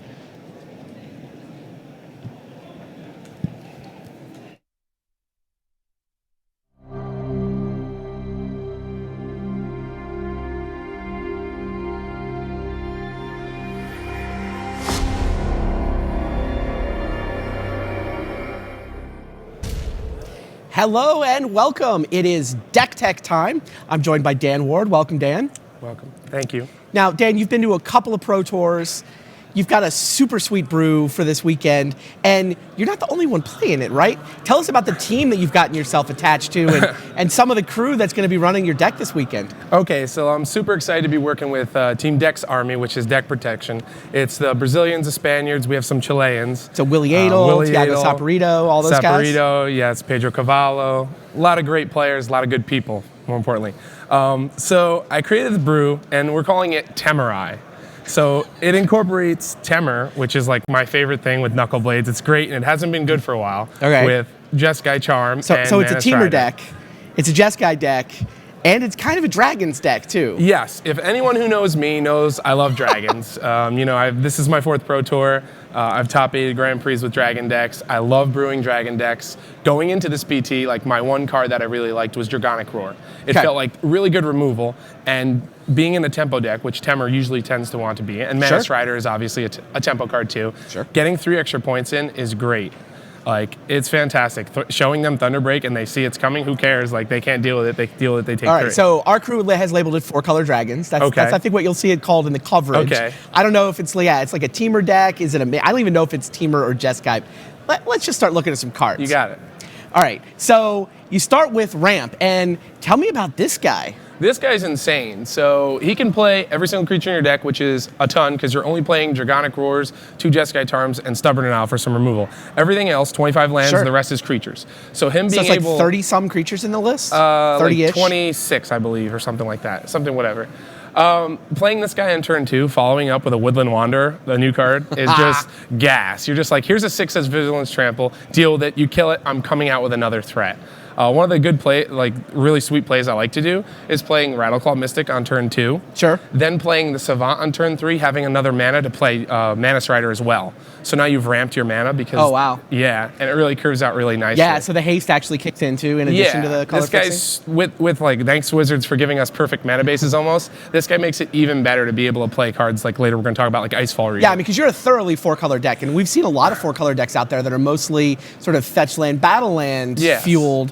But your Beast Caller Savant fixes the mana, Rattleclaw Mystic fixes the mana, and you were telling me a story earlier about morphing this guy. So this card's great in testing. All my guys, after like the first day of me building this deck, knew what was going on. So they totally was ready for all of my morphs, which is Ash Cloud in this card.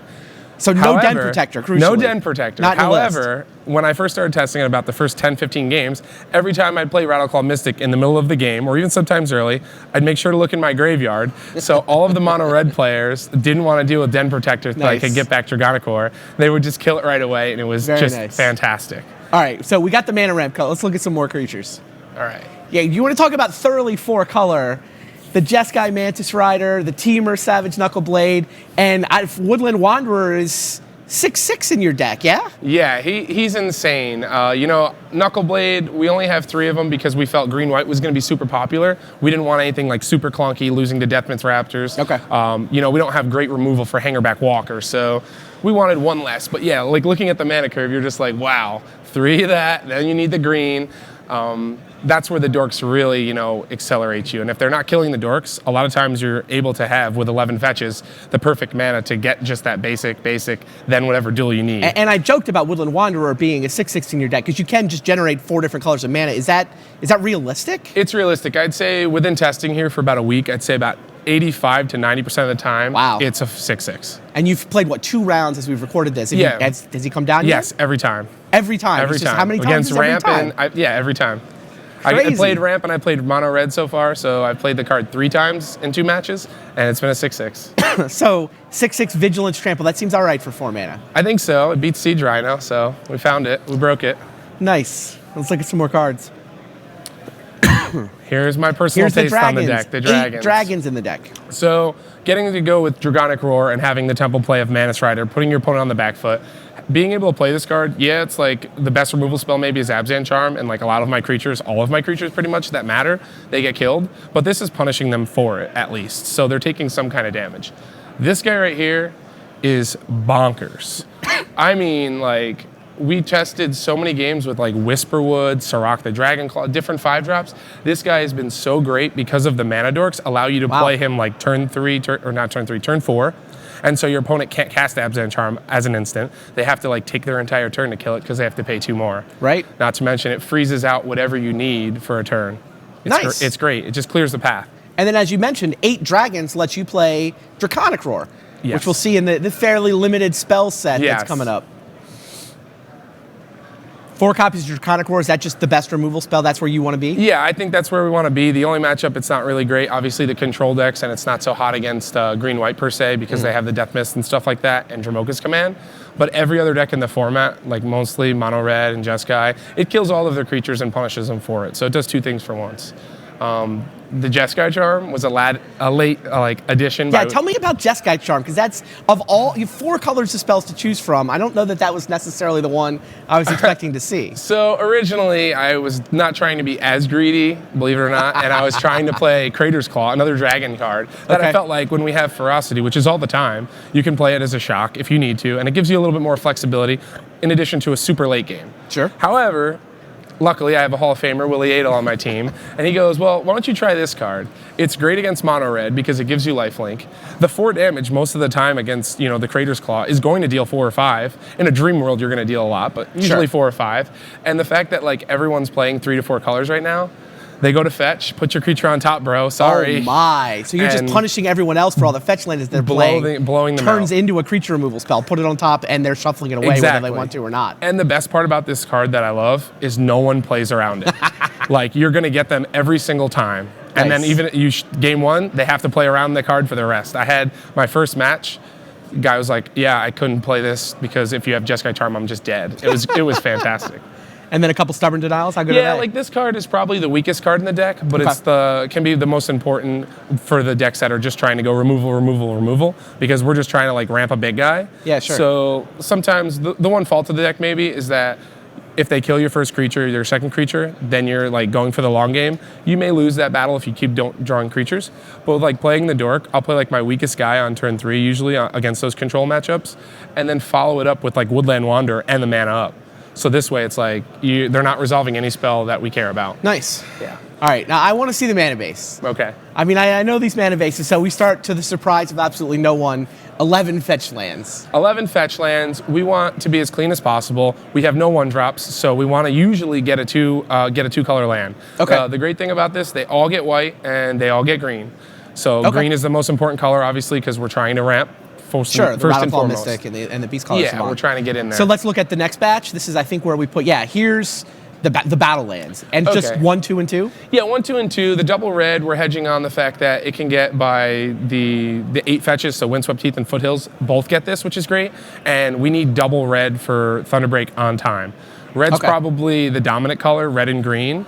So you have to start with green, but you need double red by turn 4. Yeah, if we don't have a dork. So it can get kind of complicated, but with having fetch lands, you can, like, the hardest thing when you look at your opening hand is designating which ones to use right away so that you have the flexibility in the mid to late game. That feels like a real skill this weekend. I mean, that's the kind of thing it's like each new hand is a little puzzle to solve, or how does that play out? Yeah, so I told all my guys that are playing the deck, take about 10 to 15 seconds while your opponent thinks you're deciding whether you're mulliganing. You're actually just deciding whether or not this land is profitable to play first or to hold back.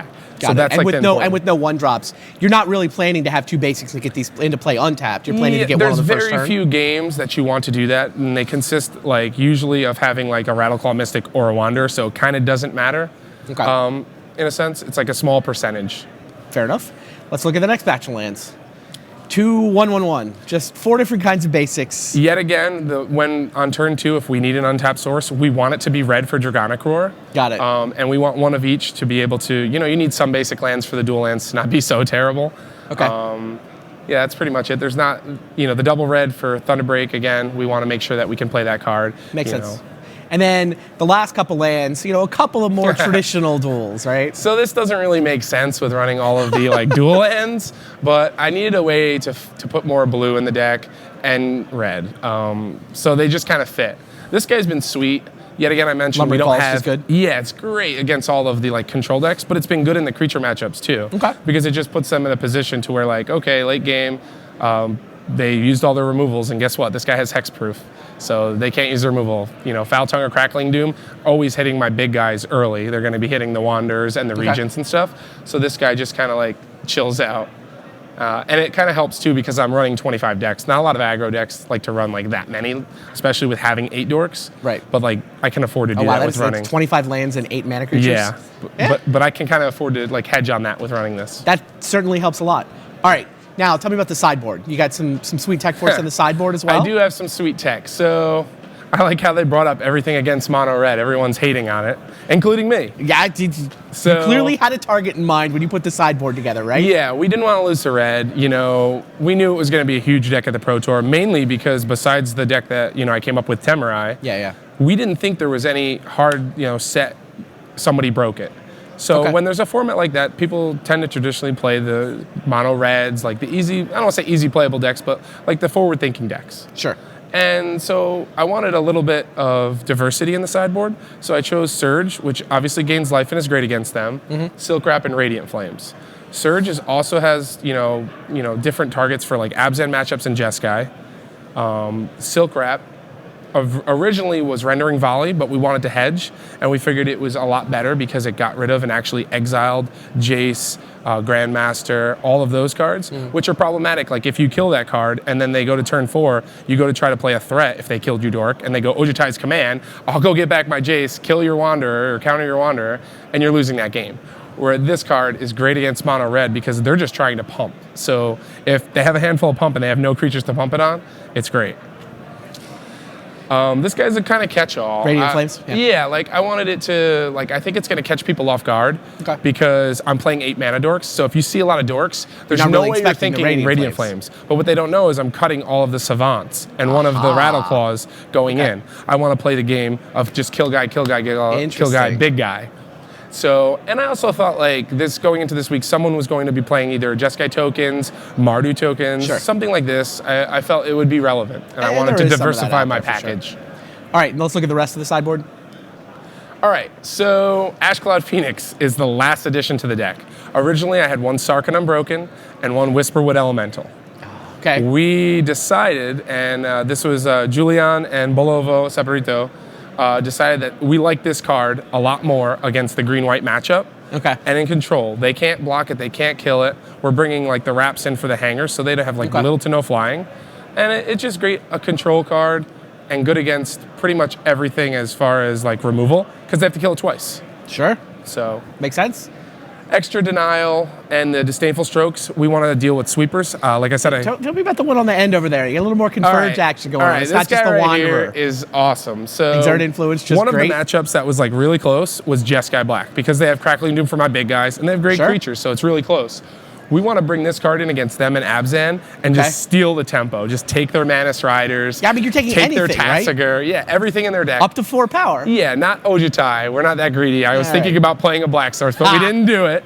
And so it takes everything in their deck, and the best thing, taking a Siege Rhino from them, it's insane. It's just so fun. Awesome. So 4-color dragons. What's the matchup you're hoping you get paired against? What's the great matchup? I want to play the mid-range slower decks. The mono red is fine, but this mono red version without the burn and having the combo, you're just bigger and over the top of the mid-range. In testing, I was 50-50 game 1. And after bringing in the 9 cards, it was still very close. I was edged, I was favorite, but not by much. So that's what you don't want to get paired against. Yeah, mono red I kind of want to stay away from, but it's weird. I want to play mid range. Doesn't sound like there's anything that terrifies you. Yeah, Esper Dragons maybe if they have a correct list and they have all of the sweepers. My deck can be a little weak to the sweepers, like we discussed before. Awesome. So. Well, look, if you want to summon big creatures, Dan's got the way to do it. Samurai! Stay tuned, guys. Got more coverage coming right up.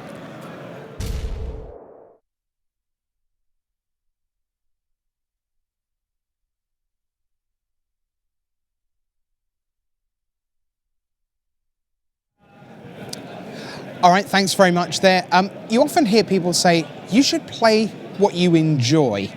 Well, I don't know whether that deck is great or not, but what I do know is that he really loves his deck, and I hope he has a fantastic time playing it. Dan Ward there, giving us the Timurai inside track. All right, so Brian David Marshall was out on the floor earlier this round, and it's time for one of our ritual updates. It's the will Louis Scott Vargas be doing coverage on Sunday, or is he doing well enough that he might be playing on Sunday instead? Let's find out. We caught up with him earlier this round. All right, Pro Tour Hall of Famer Luis Scott Vargas. Tell me how Team Channel Fireball is doing. You guys have 6 members. Well, what's it looking like halfway through day one? Pretty good. We won about 2/3 of our matches after the draft portion, and then most people are doing well and constructed. I haven't picked up a game win yet, but most of us are sitting on like X1 or X2 with a couple X3s. Okay. Anything stand out to you from the limited rounds that you maybe didn't see coming in, or you feel like you guys had a great read on where this draft format was? I thought we did a good job of drafting decks. I think that's the important part, is you have to draft like a deck, not just a pile of cards, and I think we did that. Does that mean it's not as like pick order dependent and a little more deck dependent? Right. It's more like you're trying to draft one of the themes, whether it's like Ingest and /Devoid, or the life game theme, or like Converge, and we all ended up with different examples of those decks after the draft. Okay. And then how has Standard look from the porthole that you've looked at it through? Does it look like what you guys expected coming in, or was there anything you missed? So far the 4 big decks are kind of what we expected, like Esper, Atarka Red, Green White, and then Jeskai in varying quantities. I haven't seen anything too crazy past that. Okay. Thanks, Luis. Good luck to you and the rest of Channel Fireball the rest of the way.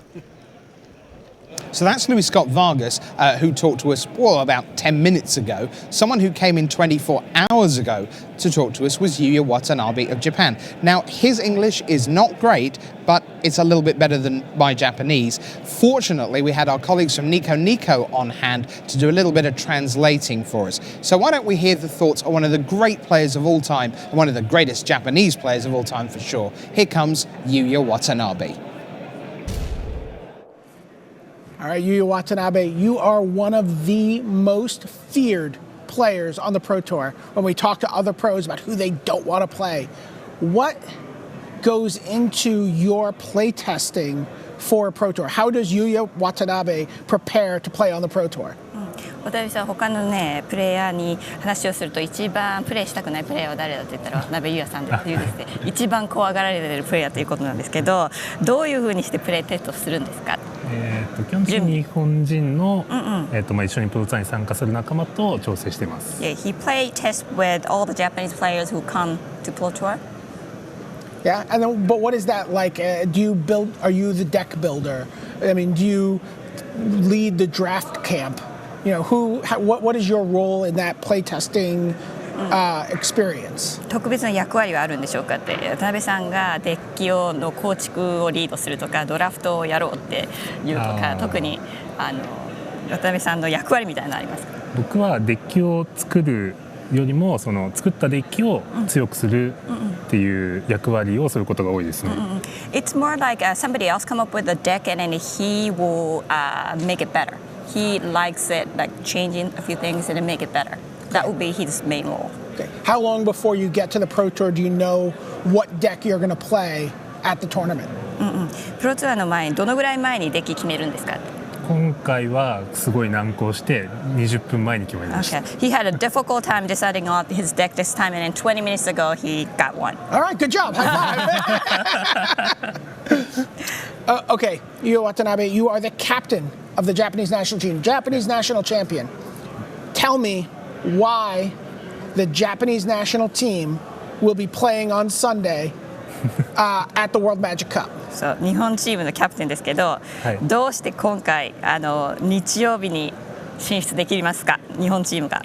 今回は僕がリーダーになってから一番チームメイトが強いと思うので、今回はかなりいい成績を残せると思います。Okay, he has great teammates.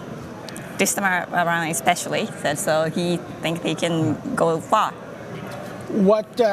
And then how much play testing and work will you put into that tournament? How important is it for you to return the World Magic Cup trophy, the World Championship to Japan in teams? 今回はどのぐらい練習に時間を使いますかっていうのと、トロフィーを日本に持って帰るっていうそのゴールに対して抱負を聞かせてください。今回はおそらく1ヶ月以上は時間を割いて練習すると思います。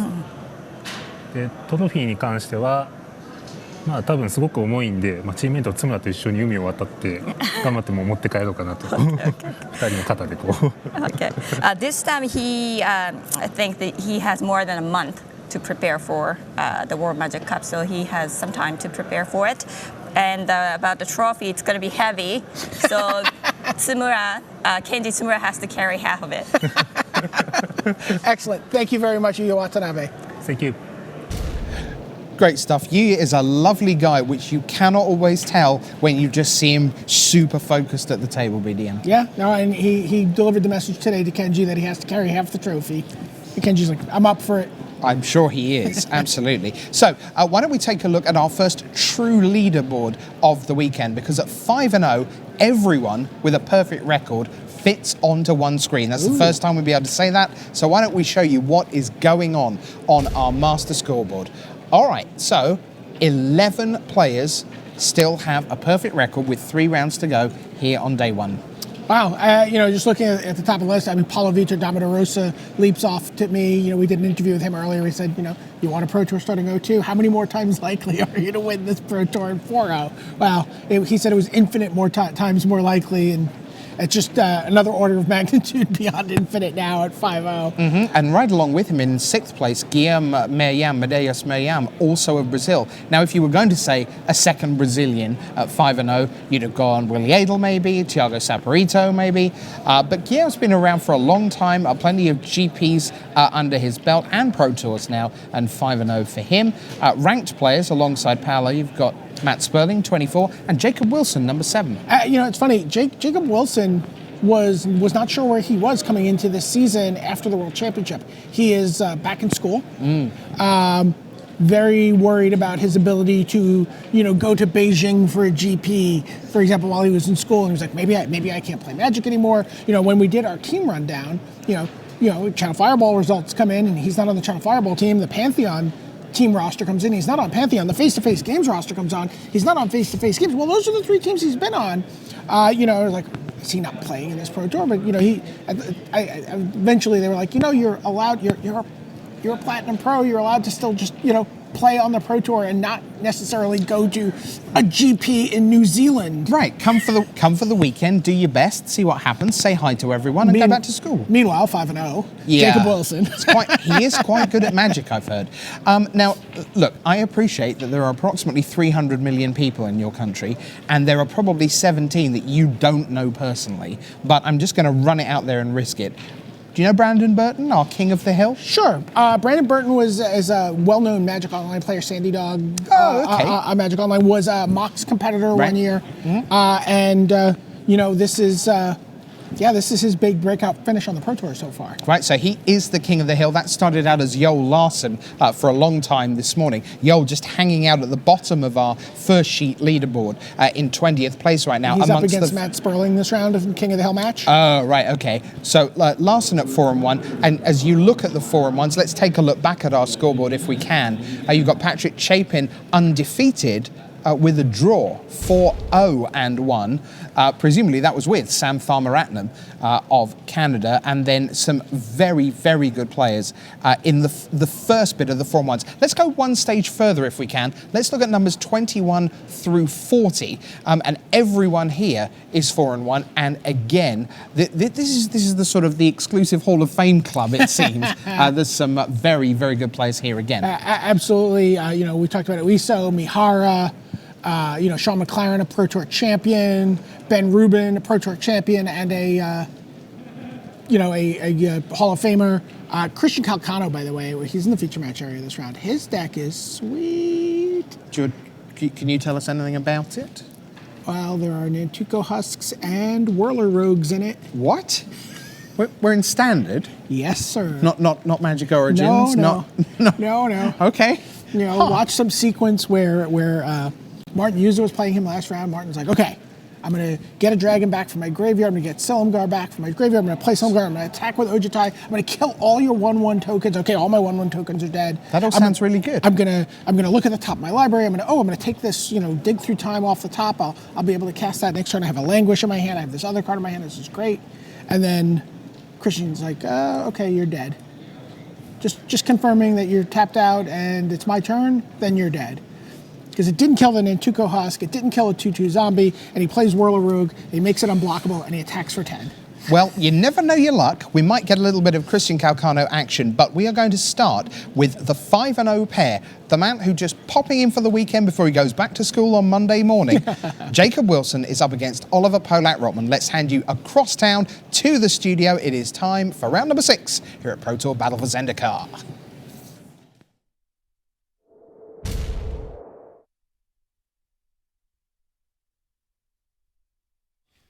Hello there, welcome back to the booth here at the Pro Tour. That's Ian Duke. I'm Marshall Sutcliffe, and we're ready to head down to the feature match area for round number 6.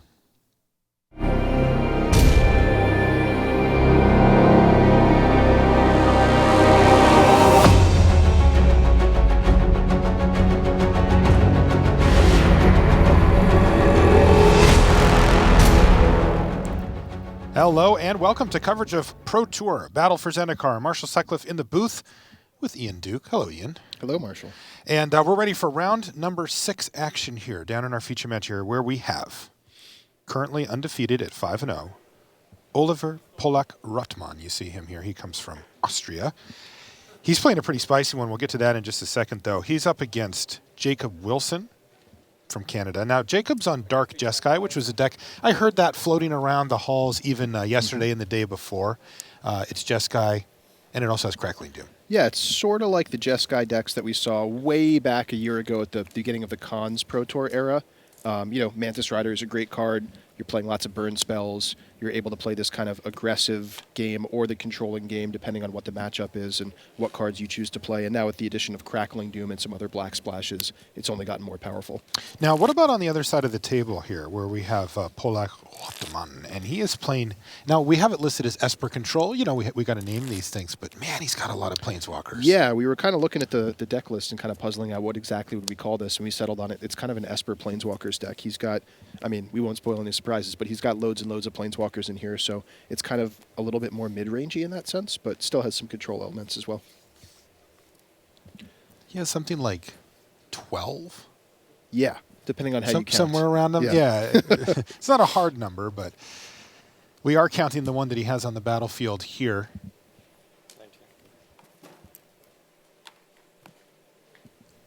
That is, of course, Jace Vryn's Prodigy there for Oliver, and he's going to kick things off with a nice little start here. Does Jacob have an answer for Jace right away, or does Oliver get to kind of start going off here? Looks like Jacob Wilson does, although he opts to play Seeker of the Way first. Interesting. Was it a Draconic Roar that he had? Yeah. According to our hand viewer, it looks like he does have Draconic Roar in hand. No dragons, so no extra value there, but I think a lot of players would snap at the opportunity to take out a Jace Vryn's Prodigy when they can. However, getting the Seeker of the Way into play first makes some sense, since next turn you can still kill Jace before it flips and get a Prowess trigger and some lifelink. So it looks like getting on board first is Jacob's priority here. That's an interesting decision for him, because this does open the door for Oliver to get that one loot in, and that's exactly what he's doing. Yep. Looks like Jacob values getting the creature on board a little bit higher than giving his opponent a loot, which I think is a totally reasonable decision. And Jacob Wilson, of course, a master at these kind of, I think of them like fairies class decks for anybody who's been playing Magic for a while and knows those kind of aggro control decks that they play with creatures, but they also have a lot of tricks and counter spells and maybe some burn to finish the game quickly. It's a deck type that's kind of right up Jacob's alley. When I first started playing Magic, again, fairies was kind of the deck. I remember watching some local players play it, and I was just bewildered. I just remember being like, wow, there is a lot going on with this. Yeah, these kind of style of aggro control decks are pretty challenging to play, and kind of require a degree of mastery because you need to know when to play the aggro role, when to play the control role, and when to flip back and forth between them. Oftentimes you're controlling the early game and then you decide to win quickly. In this case, it would be with something like a Mantis Rider and a flurry of burn spells. But I think Jacob pretty clearly the aggressor in this matchup, especially given the way these early turns are playing out with the Jace Friends Prodigy on the other side of the table. So that was a painful truth there, or excuse me, a ruinous path, it looks like. I think that's maybe what he looted away. Could be. Yeah, we'll get that sorted out as we watch it. Looked like a Oh yeah, it could painful have been truths painful to me? truths. Yeah, yeah. Yeah, that's he what I- looted that's away what the it land looked and then painful truths. Yeah. Okay. For just 2, I assume, given his lands there. Painful truths, of course, one of the new converge spells from Battle for Zendikar. For 2 and a black, you can draw X cards and lose X life, where X is the number of colors. Yeah. In this case, it was 2. He didn't have the full 3, but he did have 2. I got to say, I've got my eye on that card, Ian. Painful Truth looks pretty good to me each time I've seen it played. Even for 2, it was just okay. But, you know, when I've seen people play it for 3, I mean, you know, people are treasure cruising to get that effect. And this is just 3 mana no matter what. Drawing 3 cards for 3 mana is an amazing deal as far as Magic cards go. Of course, you lose some life along the way, and it is sorcery speed, so you open yourself up to attacks from red decks and the like. But definitely a powerful card for sure. So one we'll be seeing a lot of. Now, Oliver has access to, what, a couple copies of Languish in his... He almost synced that up with when I said it. I appreciate that, Oliver. He was thinking what you were thinking. Yeah, so there goes a Languish to wipe away the board for Jacob. And that's, of course, before he gets to activate that Jace, which would have transformed it as well.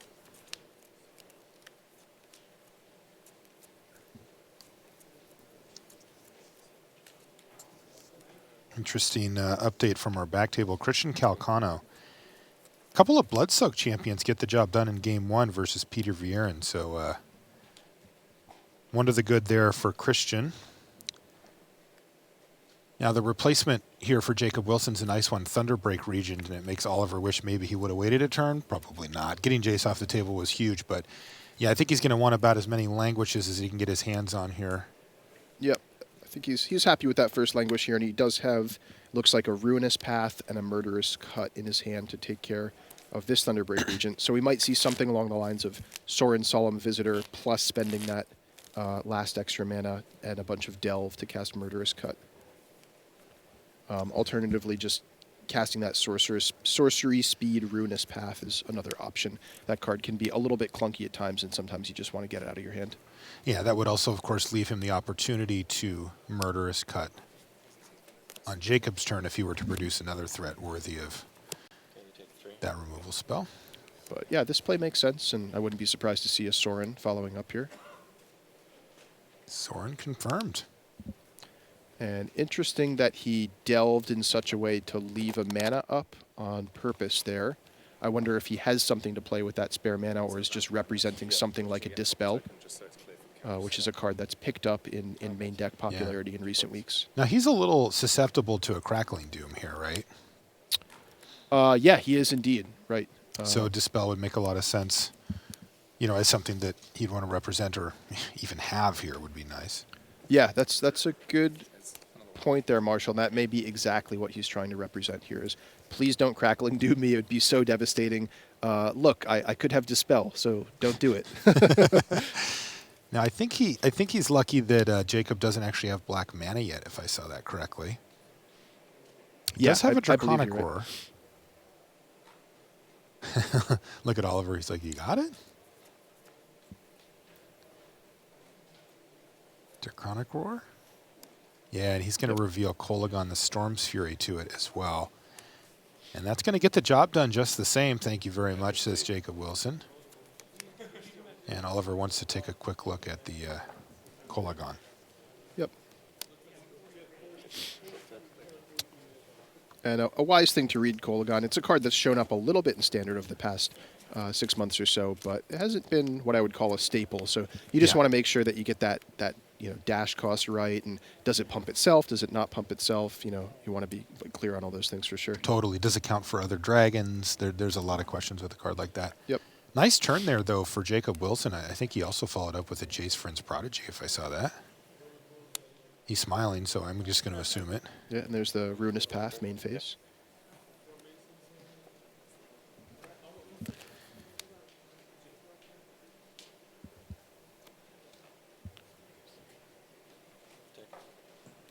All right.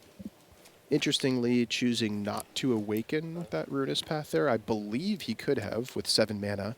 But that is right. I think he's holding up 4 mana for Utter End.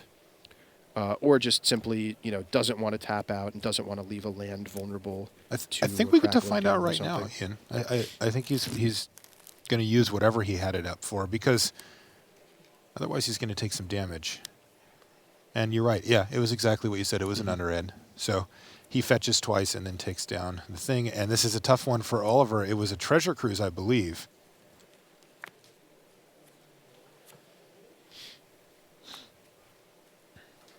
Yeah, that was in fact a Treasure Cruise. So the instant reload, they've been kind of exchanging resources here, a 1-for-1, a 1-for-1, a 1-for-1. And a Treasure Cruise certainly can break that disparity in favor of Jacob Wilson here. Mm-hmm.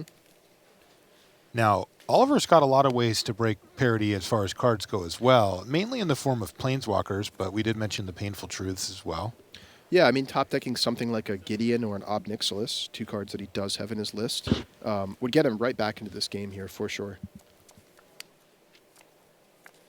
He certainly wasn't happy when that Treasure Cruise went on the stack, though. Yeah, I mean, spending your last card in your hand, going empty-handed, and then seeing a Treasure Cruise from your opponent as a follow-up is definitely not what you want to see. Well, how but about this Tasigur? Yeah, fantastic. Fantastic off the top here for Oliver. He's even going to have an activation at the ready here as well.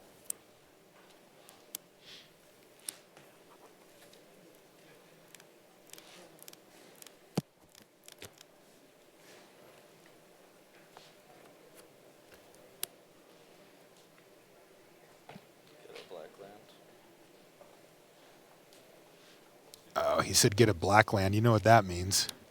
Here comes Kolagon. Crunch. There she is. And that does it. So Kolagon finishes off Oliver Pollak-Rottmann for Jacob Wilson. And Jacob's going to take down game 1 here in round 6. We'll be back right after these messages. Outfit your Magic collection with the newest Battle for Zendikar accessories from Ultra Pro. You can see the full array of card sleeves, deck boxes, playmats, and portfolios in your favorite Magic artwork at ultrapro.com. Friday Night Magic has expanded to include all formats. Get ready for Commander, Legacy, or even Conspiracy drafts. Check out your local store for details and share your FNM stories by using the hashtag MTGFNM. Visit magic.wizards.com/FNM for more information. And welcome back to the feature match area here in lovely Milwaukee, Wisconsin. We just had a GP an hour and a half away or so in Madison, and we just sort of bumped over to Milwaukee for this one. Let's jump in over on our table C and take a look at what's going on there between Christian Calcano and Peter Vieren. You can see that Christian Calcano is currently up a game here. And, Tim, our sideline reporter, told us that he had a really quick kind of beatdown curve with blood-soaked champions. Ooh. I don't know exactly what's going on with his list. Ian, I don't know if you've had a chance to look. Blue, black aristocrats? What is this? I heard BDM and Rich talking about it a little bit back at the desk. We're taking a look at the list now, but I can only assume it's some kind of sacrifice-oriented deck. Strangely to me, opting for blue over green. We saw Gabe Nassif playing a black-green sacrifice deck earlier. But I guess it makes some sense. You have things like Whirler Rogue from Magic Origins and some of the exploit cards from Dragons of Tarkir. Check this out, by the way, Ian. Sultai Emissary on the battlefield. Okay. It's getting hit by complete disregard. I would not have assumed that would have happened this weekend, but here we are. Value. And but there comes Negate. And he actually protected it with Negate. This is just too good. Yeah, Sultai Emissary, a card I like quite a bit. I experiment with in decks like this internally a little bit. The reason that I like it over, say, a card like Carrier Thrall, which we saw Gabe Nassif playing earlier, is instead of getting an Eldrazi sign, you get a Manifest, which is a non-token creature, so it works better with things like Grim Haruspex. Ah, of course. Also, you just have random upside with the Manifest, right? Sometimes it's just a creature. Yep, sometimes you get a Grim Haruspex off of it. There you go. In the meantime, Peter is kind of going off with Jace here. He has just turned it up. Wow, and here's a dig through time as well, going on the stack as Calcano just passed the turn back. Jace plus targeting the 1-1 there. Disdainful stroke, though, for Calcano is going to say no to Peter Vierne here, so there will be no dig through time. This counter magic really working out here well for Christian Calcano, and he's showing us exactly why he chose to play blue instead of green. Yeah, he is fighting that fight, no doubt about it. Here's an Arishan Cleric. You know, Peter, after getting whomped by those Blood-Soaked champions, probably couldn't get those Arishan Clerics in there quickly enough. Huh.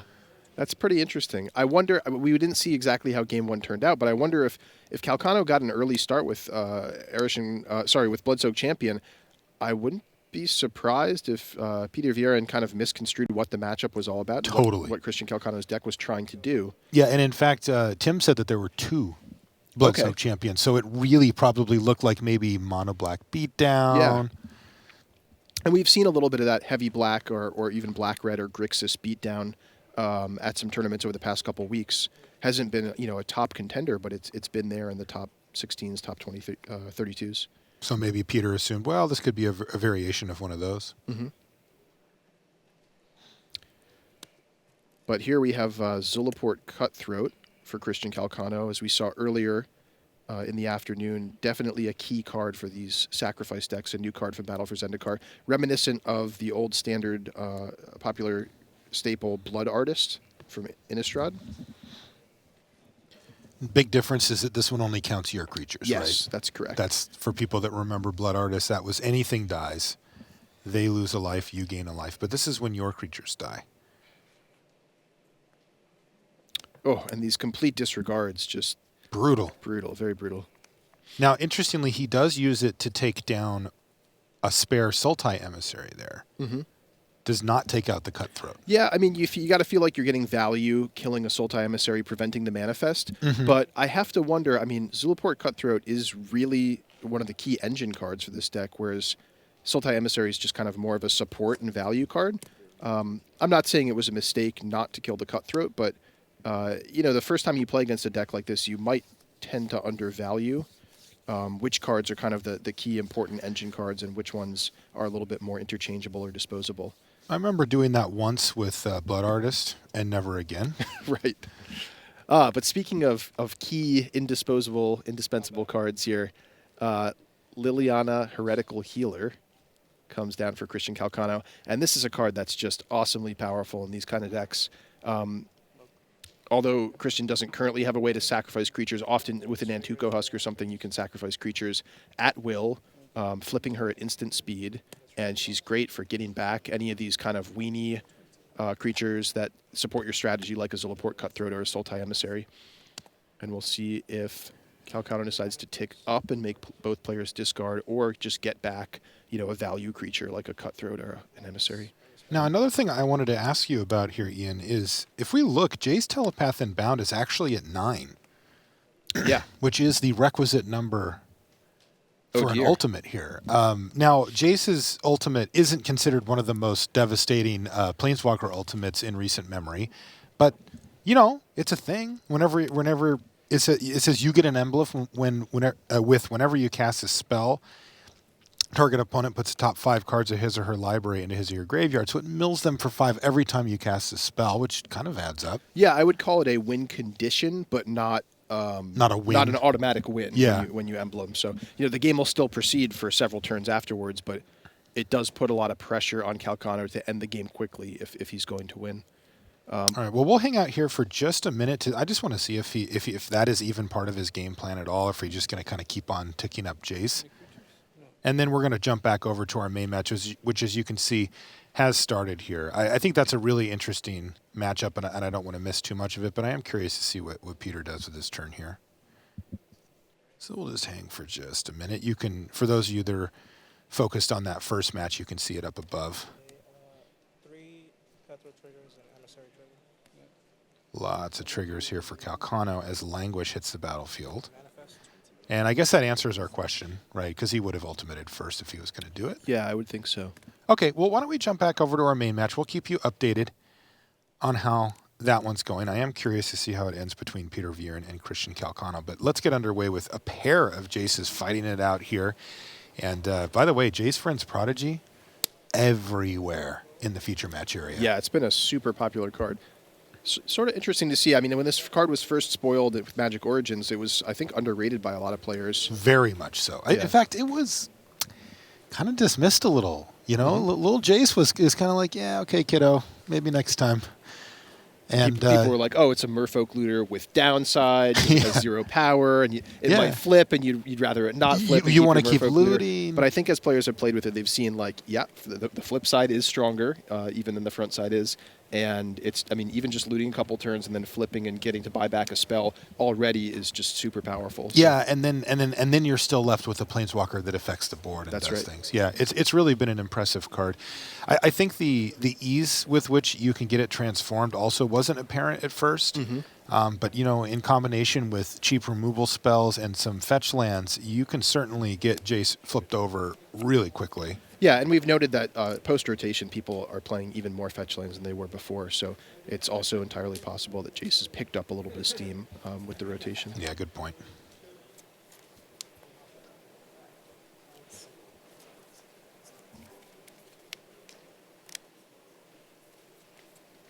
Quick update from our side table as well. Brandon Burton and Matt Sperling are tied at a game apiece.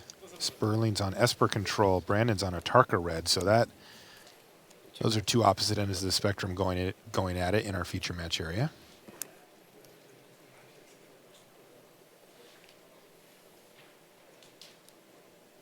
All right, so Murderous Cut's going to take care of opposing Jace. So Jacob Wilson is going to have to be Jaceless as he goes to his untap step here. Oliver moved a little further away from actually getting his Jace transformed, but hey, he still has one on the table, so he's not worried about that. 15. And there's a Manus Rider now for Jacob.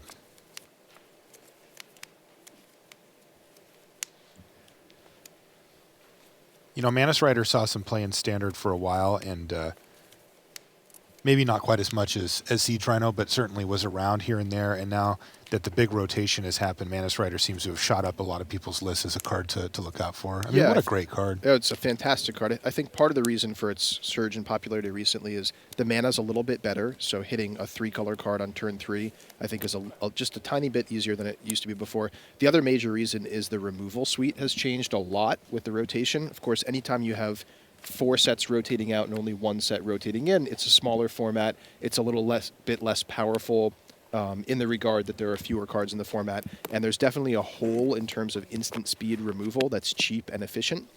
And so the Mantis Rider is more likely to get in that early hit, and it's more likely that answering it is going to require 3 or more mana from the opponent.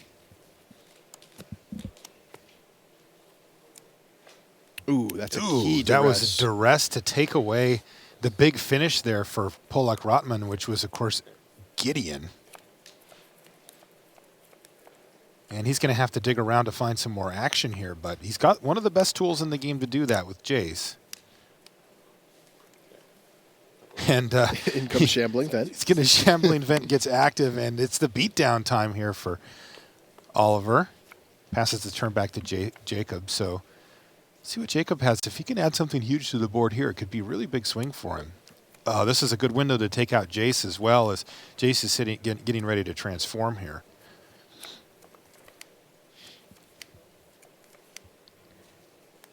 Oliver's going to activate. Oh, go ahead, Ian. I was just going to say, Jacob, pretty low on action here, actually, unfortunately having to pass the turn with 5 mana up. Looks like he's got a pair of Dispels and not too much else. That's rough, because it looked like that was his time to turn the corner there. It's somewhat interesting, I guess, that...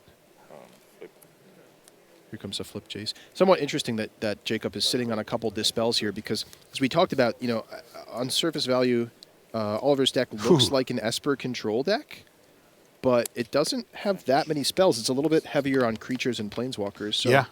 I wonder if Jacob was kind of just making an educated guess based on what he saw game 1. He's like, yeah, my opponent probably has a bunch of, you know, murderous cuts and counter spells and things like that.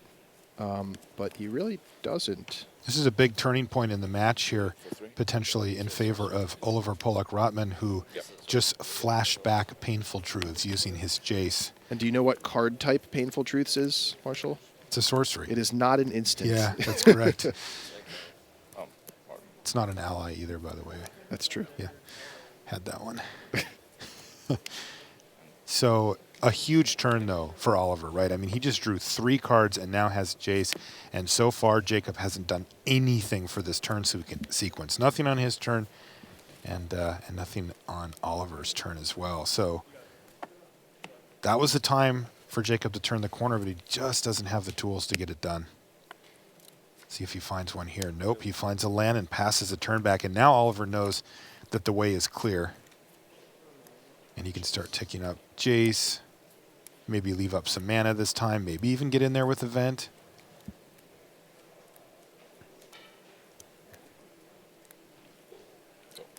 And he's just going to do nothing. He also had the option to play a second copy of Jace there, though he wouldn't be able to activate it yet. We have seen people do sequences, though, where, like in that scenario, he has the Jace on 3, so he'd play a new Jace Vryn's Prodigy Pass, and if the turn comes back to him, he would flash something back to get rid of that one, and then loot, and then reactivate and have another Planeswalker, and you can even flash something back that turn if you want again. Mm-hmm. But he's not going to make that play. And here's, at least something for Jacob Wilson, though not a great draw. You draw your 2-mana spell at this late stage of the game, and often it doesn't really do quite what you want, and Seeker of the Way is similar here.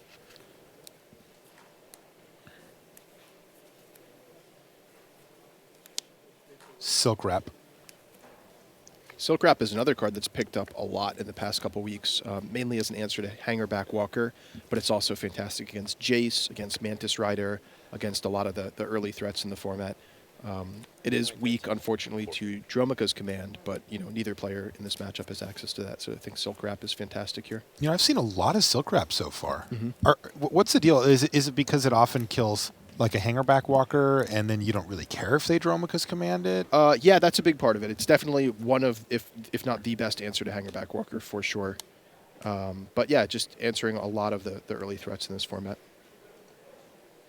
Also, Christian Calcano wins his match with his blue-black Aristocrats deck against Peter Viren. We'll have to get that back in the feature match later I got it it for sure. Yeah, I want to see it for sure. I know that Christian was tweeting earlier that he was excited about his standard deck, and it looks exciting. I'm excited about it. I can see why. So down comes Tassiger for Jacob Wilson. A big step in the right direction for him, getting a little bit of gas flowing. Does have an activation. He does. And it looks like he's going to get back either a Draconic Roar or a Mantis Rider. You get the Roar, he says. Yep. Anticipating that he probably doesn't have a dragon, would have played it by now. And I agree with that. Although picking up a dragon would be pretty nice. It could kill the Jace in play and redirect damage onto the other one potentially. Jacob Wilson just sort of left passing the turn back here. Yeah, he's really Is that far another behind Dispel off the top, too? Oof. In terms of card advantage. How many cards do you have? 5. Sure. Attack Jace. Okay, he found a Mantis Rider. He attacks Jace with it, and Jace just takes 3 here. Yeah, and that's pretty nice. I mean, Mantis Rider with Dispel backup is a really nice combination because with, haste means that if you're going to answer it before it does damage, you need an instant to do that, and Dispel counters instants. So getting a free attack there, knowing that he's got... Oh! Ooh! Dragonlord Silumgar. Hello. Do you know what card type Dragonlord Silumgar is? Sorry, I won't run that one anymore. I do. Particularly brutal here, though. Yeah, it's an Elder Dragon. See? Yes. Oh, man, that is so brutal. Mantis Rider still has haste, by the way. Ugh.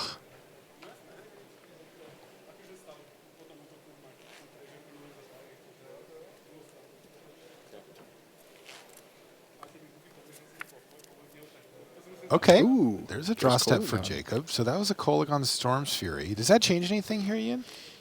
Well, Pollak-Rottmann does give herself the... does she give herself the bonus? Let's double check that for you guys. Yeah, Tax is a 5/5. Tax is a 5/5, right. So it could attack Draconic Roar the Mantis Rider And then if Oliver wants to block, he'd have to block with Silumgar. Alternatively, he can just attack into the Mantis Rider and just offer that exchange. Well, not exchange, offer the chump, basically. So not really any great blocks here for Oliver. I mean, we could see him just go ahead and block with the Mantis Rider. Depends if he wants to race or sort of play it conservatively. He just didn't block. Yeah, looks like he's okay taking 5 down to 8. I mean, he mostly knows... Well, I don't know how much he knows about Jacob's hand. He knows about the Draconic Roar. Yeah, I believe that's the only card that he actually knows about. He knows Jacob's been sitting on some other cards for a while that he hasn't cast, and he can maybe deduce that they're not burn spells because he didn't kill Jace earlier when he had opportunities, but I would be a little bit worried that there's like, you know, a Jeskai Charm or something in there, or, you know, some other kind of burn spell, and I would be careful about going too low on life. But I think, you know, eight's reasonable to be at right here. Interesting also that Kolaghan's Storm's Fury, since Jacob dashed that card, the Ruinous Path sitting in Oliver's graveyard isn't eligible to be flashed back here to take care of that. Yeah, one of the huge powers of Dash is that it leaves your creature, you know, immune to sorcery speed removal and things like wrath effects and so on. All right, so here it is, Draconic Roar. Also from the back tables, Tim tells me, Tim's our floor reporter, he was just in the booth. Matej Zadelkai wins 2-1 over Lucas Blohan. Nice. So that does it for that match. We've got one other one besides this one still going. This is game 2, of course. We're in round 6. So Draconic Roar did come down there for Jacob, taking out his own Mantis Rider and dealing 3 to Oliver, who's now at 5, which is in a pretty dangerous spot against the Jeskai deck. Depending on how they're built, these Jeskai decks can present a lot of damage. Down comes Kolaghan with triple Dispel to protect. And this is lethal. Yeah, and I don't think Oliver has any kind of clue that Jacob would have 3 Dispels in his hand. Wow, I think he may only need one of them, but... Yeah. Well, here comes Jace for a loot, looking for another answer, maybe an Utter End or something along those lines. And he didn't find it. He found a Sorin. Has Jacob just crafted a victory here? Oh, he's got an Utter End. Yeah. So he does have the second one. But it doesn't matter. Well, we know that. Yeah, I'm just saying it's not going to end up mattering. Huh. Yep. Oh, that's it. Yeah, another removal spell. Yeah, That's just one up. Huh. All right, well, you heard it from him. He said, I messed this one up. And that was a tough loss to take there for Oliver. Yeah, absolutely. I think that turn where he had the Mantis Rider and the Silumgar was an interesting decision point for sure. All right, well, let's jump over to our King of the Hill match. This is the last match going in our feature match area now, where we have Brandon Burton and Matt Sperling going at it here. Both players have a win here, so this is game 3.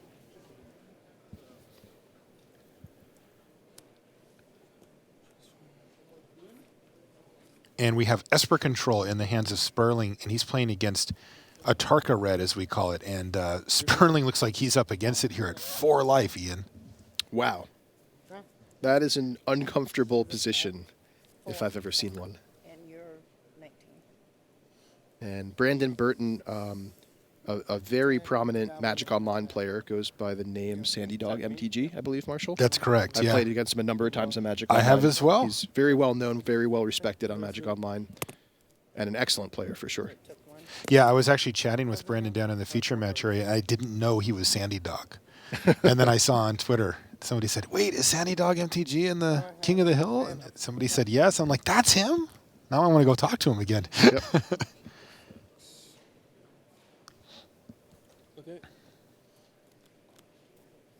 And he's here with his mother, Elizabeth, I believe her name is, who's helping him sort of manipulate the cards. Yeah, Brendan 3-0'd his first draft and has been beating faces in with his Atarka Red deck in the King of the Hill since. And here we go, negate and negate. Draw. Yep. Wow. So that was upkeep there. Brandon Burton had 2 lethal burn spells, but Matt Sperling had negates for both of them. Wow, just barely hanging on. 3 life. At 3 life, he can't even crack that flooded strand without dying to the goblins. I suppose Jace will shield him from this, but... Were those upkeep burn spells? Yeah, that's why he's tapped those are out? upkeep. Okay, excellent. Excellent timing there by Brandon. Tying up Matt's mana during his turn. And looks like it was effective. Yep. And Jace is there on, is that 10 loyalty, it looks like, or 7? I guess I can't tell the orientation of the dice, but... 7, I believe, yeah. Just kind of holding off that 1 goblin token heroically turn after turn. Wow, Matt Sperling needs a Languish, and he has one in his hand. Okay. Which is going to wipe away both goblins and cleanly take care of Thunderbreak Regent. Which is a tall order here, right? It's lethal in the air, and if you target it, it's lethal. So right. He really needs to have a Languish, and he does. Barely hanging on, but actually not looking that bad here. The problem is he doesn't have a whole lot of forward momentum on actually getting the game done, like he doesn't have a dragon or something. Maybe a planeswalker besides Jace going. Yeah, and he has to be careful every time he taps out from this point onward, because all it takes is, an Atarka's Command off the top. Dead. Or, any small combination of burn spells out of Brandon Burton's deck. What does it ultimate do? -9, I get an emblem. The emblem says, whenever I cast a spell, target opponent mills for 5. Okay, sure. Thank you.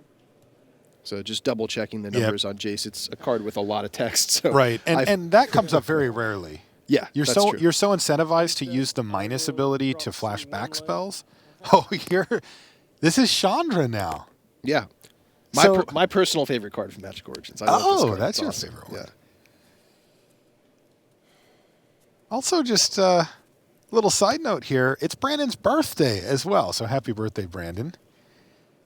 Not a bad way to start your birthday 5-0 at the PT. Yep, being King of the Hill, the feature match table. Yep. That's awesome.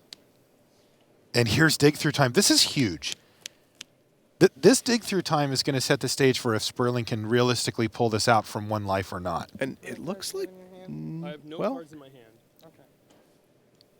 I won't say too much just yet. Is that an Ojutai's Command?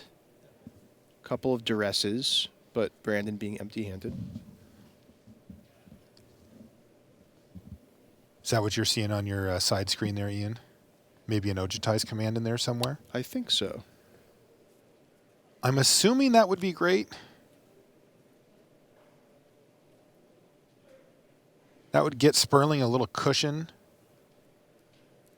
But you can see it's not an easy decision. He knows how important this Dig Through Time is to his chances to actually win. My turn. Yeah. Hoop.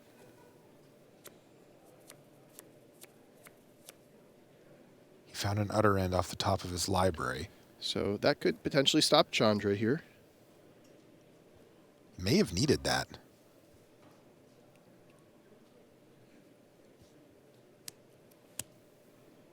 Yeah, Chandra not necessarily threatening to flip directly just yet. She can deal combat damage to help her flip, but Jace can give her -2 power. 4 life and a card. Yep. So it looks like Sperling opting to make sure the Ojutai Command resolves on his own turn, gaining some life before Brandon has a chance to draw. I mean, doesn't he just need to tap Chandra to kill Sperling here? Well, Sperling at 5 now. Yeah, now. I'm saying he has to do it now. Yep, yep, she for doesn't sure, need for to attack. She just turns sideways. Jace can shrink her down, but she doesn't care. She'll still spit a little fire. And so Sperling's compelled to fire off Ojutai's Command immediately. I'm going to sack this. This was so close. Yeah.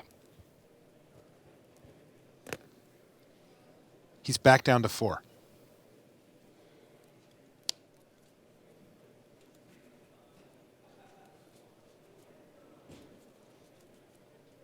And are we going to see main phase Utter End here as well, Ian? Yeah, probably. Just prevents 1 more damage. I mean, the difference between 4 life and 3 life is huge against an Atarka's Command deck.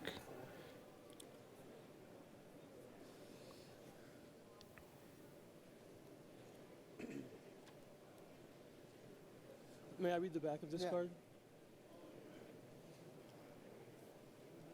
Both players kind of carefully examining their double-faced planeswalkers. Each other's, rather. Yeah, there's a lot of text on there.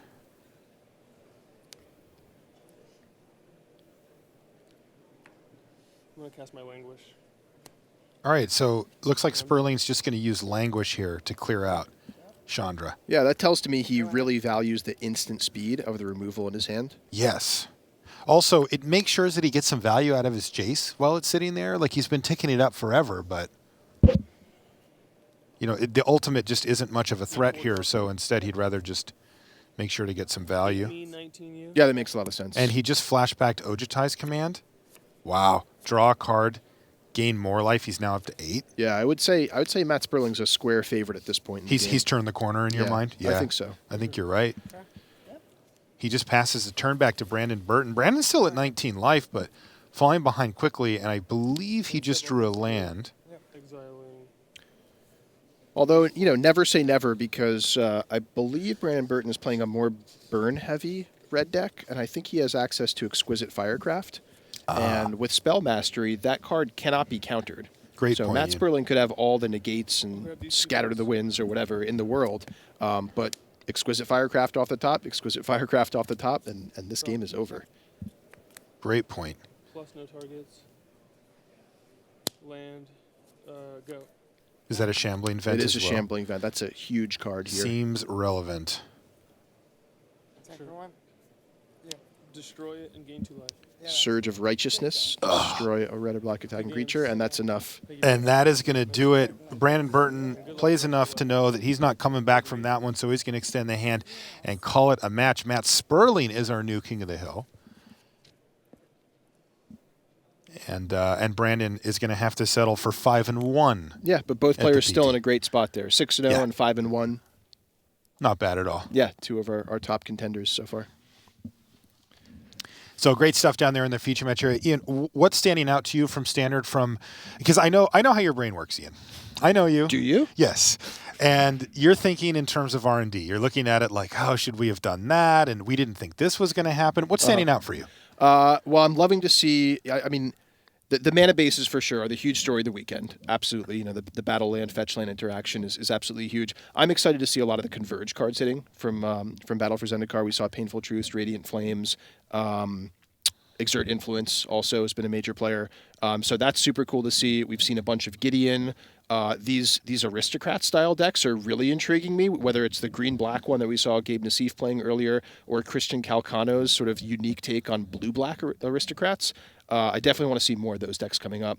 And, of course, I'd love to, at some point during this weekend, see some giant Eldrazi get cast. And I've seen and heard some rumors of Ulamog floating around there are lists at with the tables. Ulamog, yes. So hopefully we'll get one of those in the feature match area for you guys at home. Now, I saw, this is a little earlier when I was down in the feature match area, I saw a Siege Rhino sitting next to a Jace. They're best friends now. Does this Haven't worry heard? you? Like, do you look at that and go, that's not what we wanted? Or do you think, you know what, guys, go for it? So both cards individually, I think a little bit more powerful. If we knew for sure that's how powerful they were going to be, we'd probably make them a little bit less powerful. Sure. But of course, you know, you're in the business of making cards. You're making hundreds of cards every year. There's going to be some variation, some kind of error bars, as I think of them, on every card. And so some end up a little bit more powerful, others a little bit less powerful. Personally, you know, I think these were in the same deck. I just want you. They were in the same deck, yeah. And the mana definitely By allows the for that way. now. So in that sense, it's scary, right? Because we want each different deck to be a little bit different. But we'll see how the weekend plays out. Yeah. I mean, you know, it's too early to tell. Yeah, and I mean, the thing is, you know, it's in the early rounds of Standard here. We don't want to make too many conclusions, right? You know, it's all about the sample size. It's big. That's All right. right. Tim Willoughby is down in the feature match area with Matt Sperling for an interview. Hello and welcome down to the feature match area. I'm here with Matt Sperling, our new King of the Hill. Now, watching that match, it looked like a proper squeaker. Yeah, well, I went down to 1 life. I was facing down a Thunderbreak region, which I can't target. I had the Languish. I got double a Tarkus command during my upkeep when I was at 3, and I had 2 negates. It was really, by a razor-thin margin, I survived on multiple turns. Finally, I draw an Ojutai's command. I kind of like, you know, that feeling of relief of like, I'm going to get 4 life. I'm out of range of the next thing he could top deck. Brandon played the match really well. I think I just drew the sideboard cards that are effective.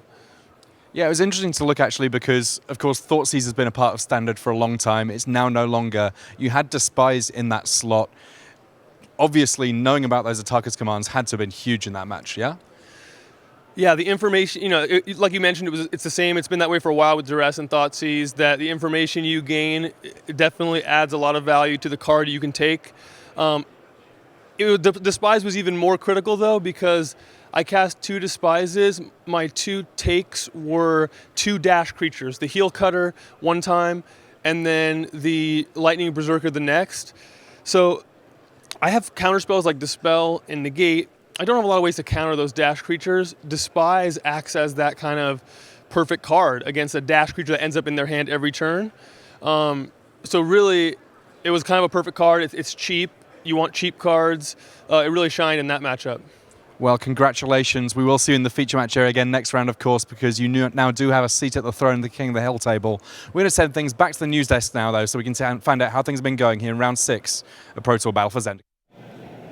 All right, thanks very much to Tim there. Great job down in the booth as always. So here's what's going on. Yuta Takahashi, we call him the King of the Fairies because he basically, when you could play fairies in Constructed, he would, and he was winning GPs all the time with that particular archetype. Bitter Blossom, very much a fan favourite for him.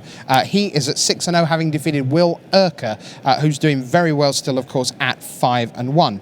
Oliver Pollak-Rottmann has his first defeat. That's because Jacob Wilson is 6-0. Guillaume Mariam of Brazil up against Marcio Carvalho of Portugal. They're still going at it. I imagine those two are not playing in English. They will share a common tongue. They'll both be able to speak in Portuguese. So they're still going, waiting to find out who goes 6-0. Eric Severson is 6-0. That is the very first time that Patrick Guardiano has lost a match at the Pro Tour. It took him 6 rounds. This is his first time here. 26 years old. Great job by the American. RPTQ success, if memory serves, to bring him here for the first time. Pala Vida Dama de Rosa, the Brazilian, keeps on trucking. 6-0. That's a defeat for Sam Tharmaratnam. Meanwhile, Brandon Burton is at 5 wins now because you've seen Matt Sperling go to 6. Someone else who has a perfect, no blemish defeat, Patrick Chapin. 5 wins, no losses, 1 draw. So watch out for the innovator. He was 3-0 in draft and now 2 wins and a draw here in Constructed. But enough of the results. It's time to get over to the deck tech wall once again. And let's just get to one of the real staples of the format. Because if you don't know how to play with or against Green-White Megamorph, you're not in the right Standard format. So why don't we head across town? Here comes Randy Buehler and one of the best Constructed performers on the Pro Tour right now, Michael Majors.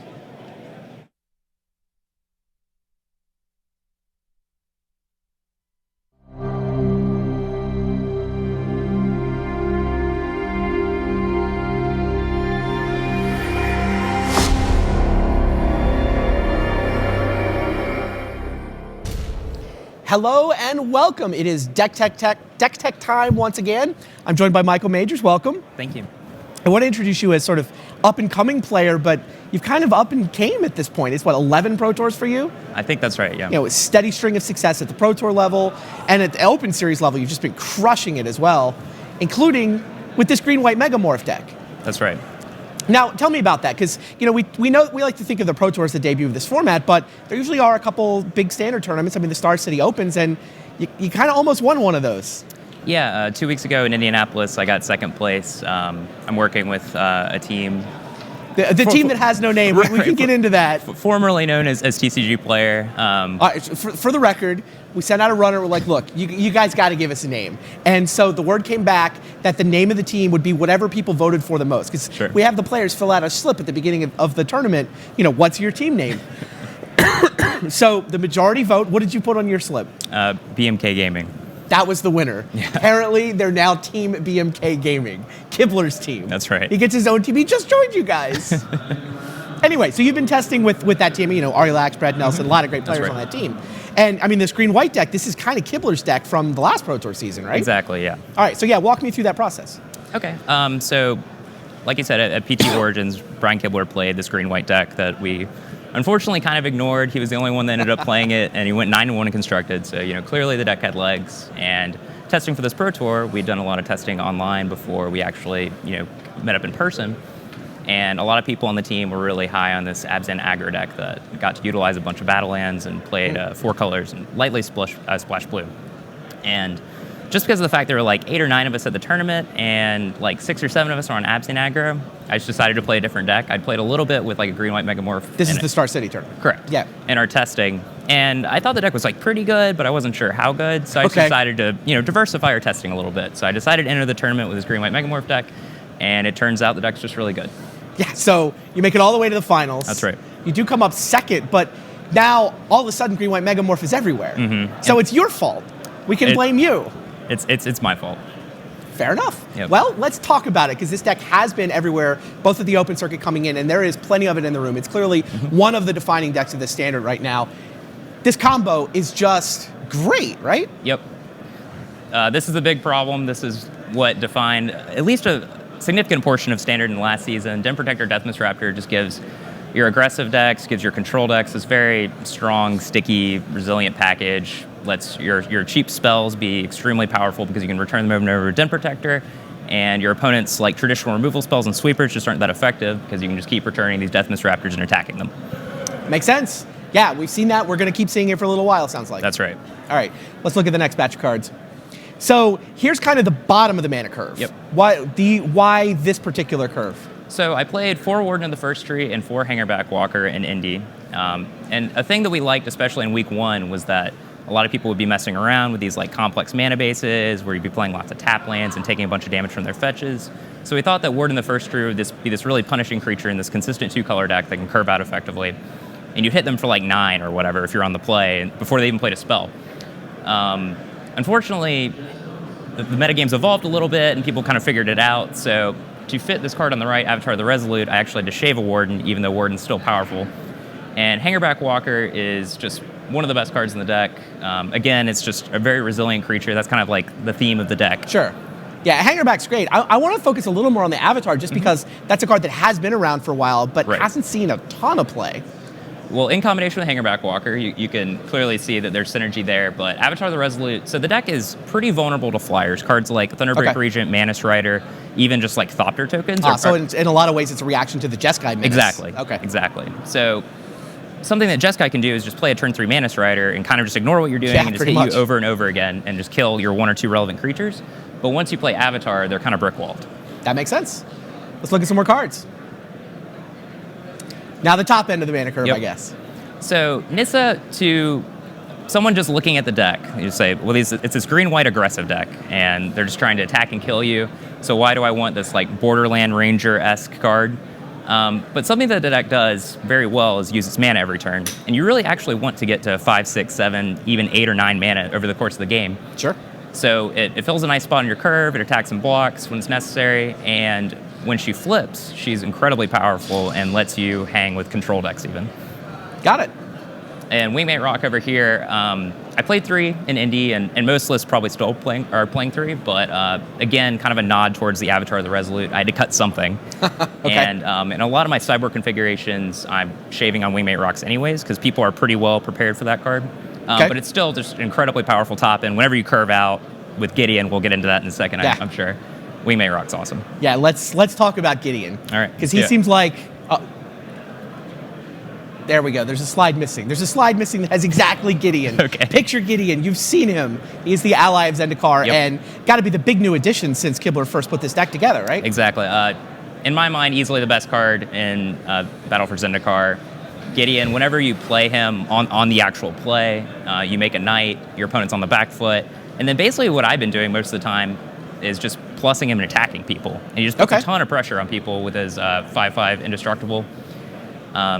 In combination with Dromoka's command, it's very easy to get him to fight basically anything your opponent has and kill it. Even the emblem ability, sometimes you'll just play Gideon and immediately make it into a Glorious Anthem, essentially. Incredibly powerful card. Fair enough. Let's talk about some of the other spells in the deck. We saw this flash through because I forgot the order the slides were in. Dromoka's command seems like another great reason to want to be in green-white. Yep, staple of the deck. Like I said, one of the big draws about Den Protector is just having cheap spells. And since Dromoka's command actually goes to your graveyard, unlike some of these enchantments, you can be easily reused over the course of the game. Very versatile. It's a powerful card. Yeah, and I mean, I see the 2 Silk Wraps here. If you guys have been paying attention all day, we keep seeing Silk Wrap. Yep. It's not new. It's not like it's in Battle for Zendikar, but it feels somehow like this new addition to the format. Nobody was playing it. Yep. Now all of a sudden, it's just, I mean, you tell me. It seems like it's got this perfect spot against Hangerback, but then it can also answer a Jace. Right. So, again, when I previously played the deck, I played just a bunch of Valorous stances because I expected a bunch of Abzan Siege Reiner decks. Sure. But now that the format has somewhat evolved, you could say, where with this deck and Jeskai are well positioned in the metagame. Silk Wrap's awesome. Like you said, it kills Jace. It exiles Death Mist Raptor. Yep. Gets rid of Hangerback Walker. It's a good card. Makes sense. Is there more cards? Oh, the lands, right. So you've got your basic fetch land, battle land, mana base here. Yeah, 12 fetches, pretty straightforward. We'll go ahead to the next batch of lands. It's always interesting to see exactly how these decks have gotten configured. It's a lot more complicated in some of these deck techs. Right. Pretty straightforward in this one. Yeah, I'm making your job pretty easy here. It's just 12 fetches because I want my mana to be as good as possible because I have double white spells and also I need green on turn 2 for Avatar the Resolute. It's pretty straightforward. Nice. So you expect this deck to be around. You obviously, the cat was a little bit out of the bag after Indy. Everybody kind of knew about the deck. You still felt like this is the deck to run this weekend? Yeah, I just couldn't find anything better, honestly. Over the course of the last week, I kind of regretted playing this deck at the Star City, but, so it goes. Well, the team wasn't even on the deck, right? This was just you saying, I'll take what wasn't the team's best deck at the time and see how it does. Now, how much of the team actually wound up on this deck this weekend? I believe there are 4 or 5 of us. There's some last-minute audibling that I'm not 100% sure. But the team is what, 15-ish? 17, actually. 17. Yes. So the majority of the team said, I don't want to play this because it's got a target on its forehead? I think a lot of it was that, and maybe they wanted something a little bit more explosive, or it wasn't their style. Okay. Yeah, I know. Even Kibler walked away. I know Brian is not a fan of playing decks that are expected. He likes to play the green decks when everyone else thinks you can't win with green. If everybody's targeting, he tends to zig a little bit when everyone else expects him to zag. So, still like the deck. Still good. What are the bad matchups? What is the fear of how people are going to beat you? Well, I don't really want to play against the mirror. I know that's kind of a cop-out answer. Sure. But dragon decks are kind of difficult. Again, the Avatar was a big nod to the fact that the deck has a natural weakness to flying creatures. So even though I've taken some steps to address that, it's still not something I actively want to play against. Esper Dragons can be a little bit difficult. The Atarka Red deck, even though I don't really think my matchup is horrendous, it's just so scary to play against that I don't really want to play against. Everybody's scared of that deck. I haven't had anybody say, feed me the Atarka Red deck. No one says that. They can just kill you on turn 3. Indeed. Well, there you go. Green-White Megamorph, definitely one of the big decks coming into the Pro Tour. Now, we'll see what happens over the course of these last 10 rounds. Is it still going to be on top of the metagame come Sunday? Well, Michael's hoping it will be. Anyway, definitely a deck to understand if you want to understand Standard. Stay tuned, guys. We'll have more right after this.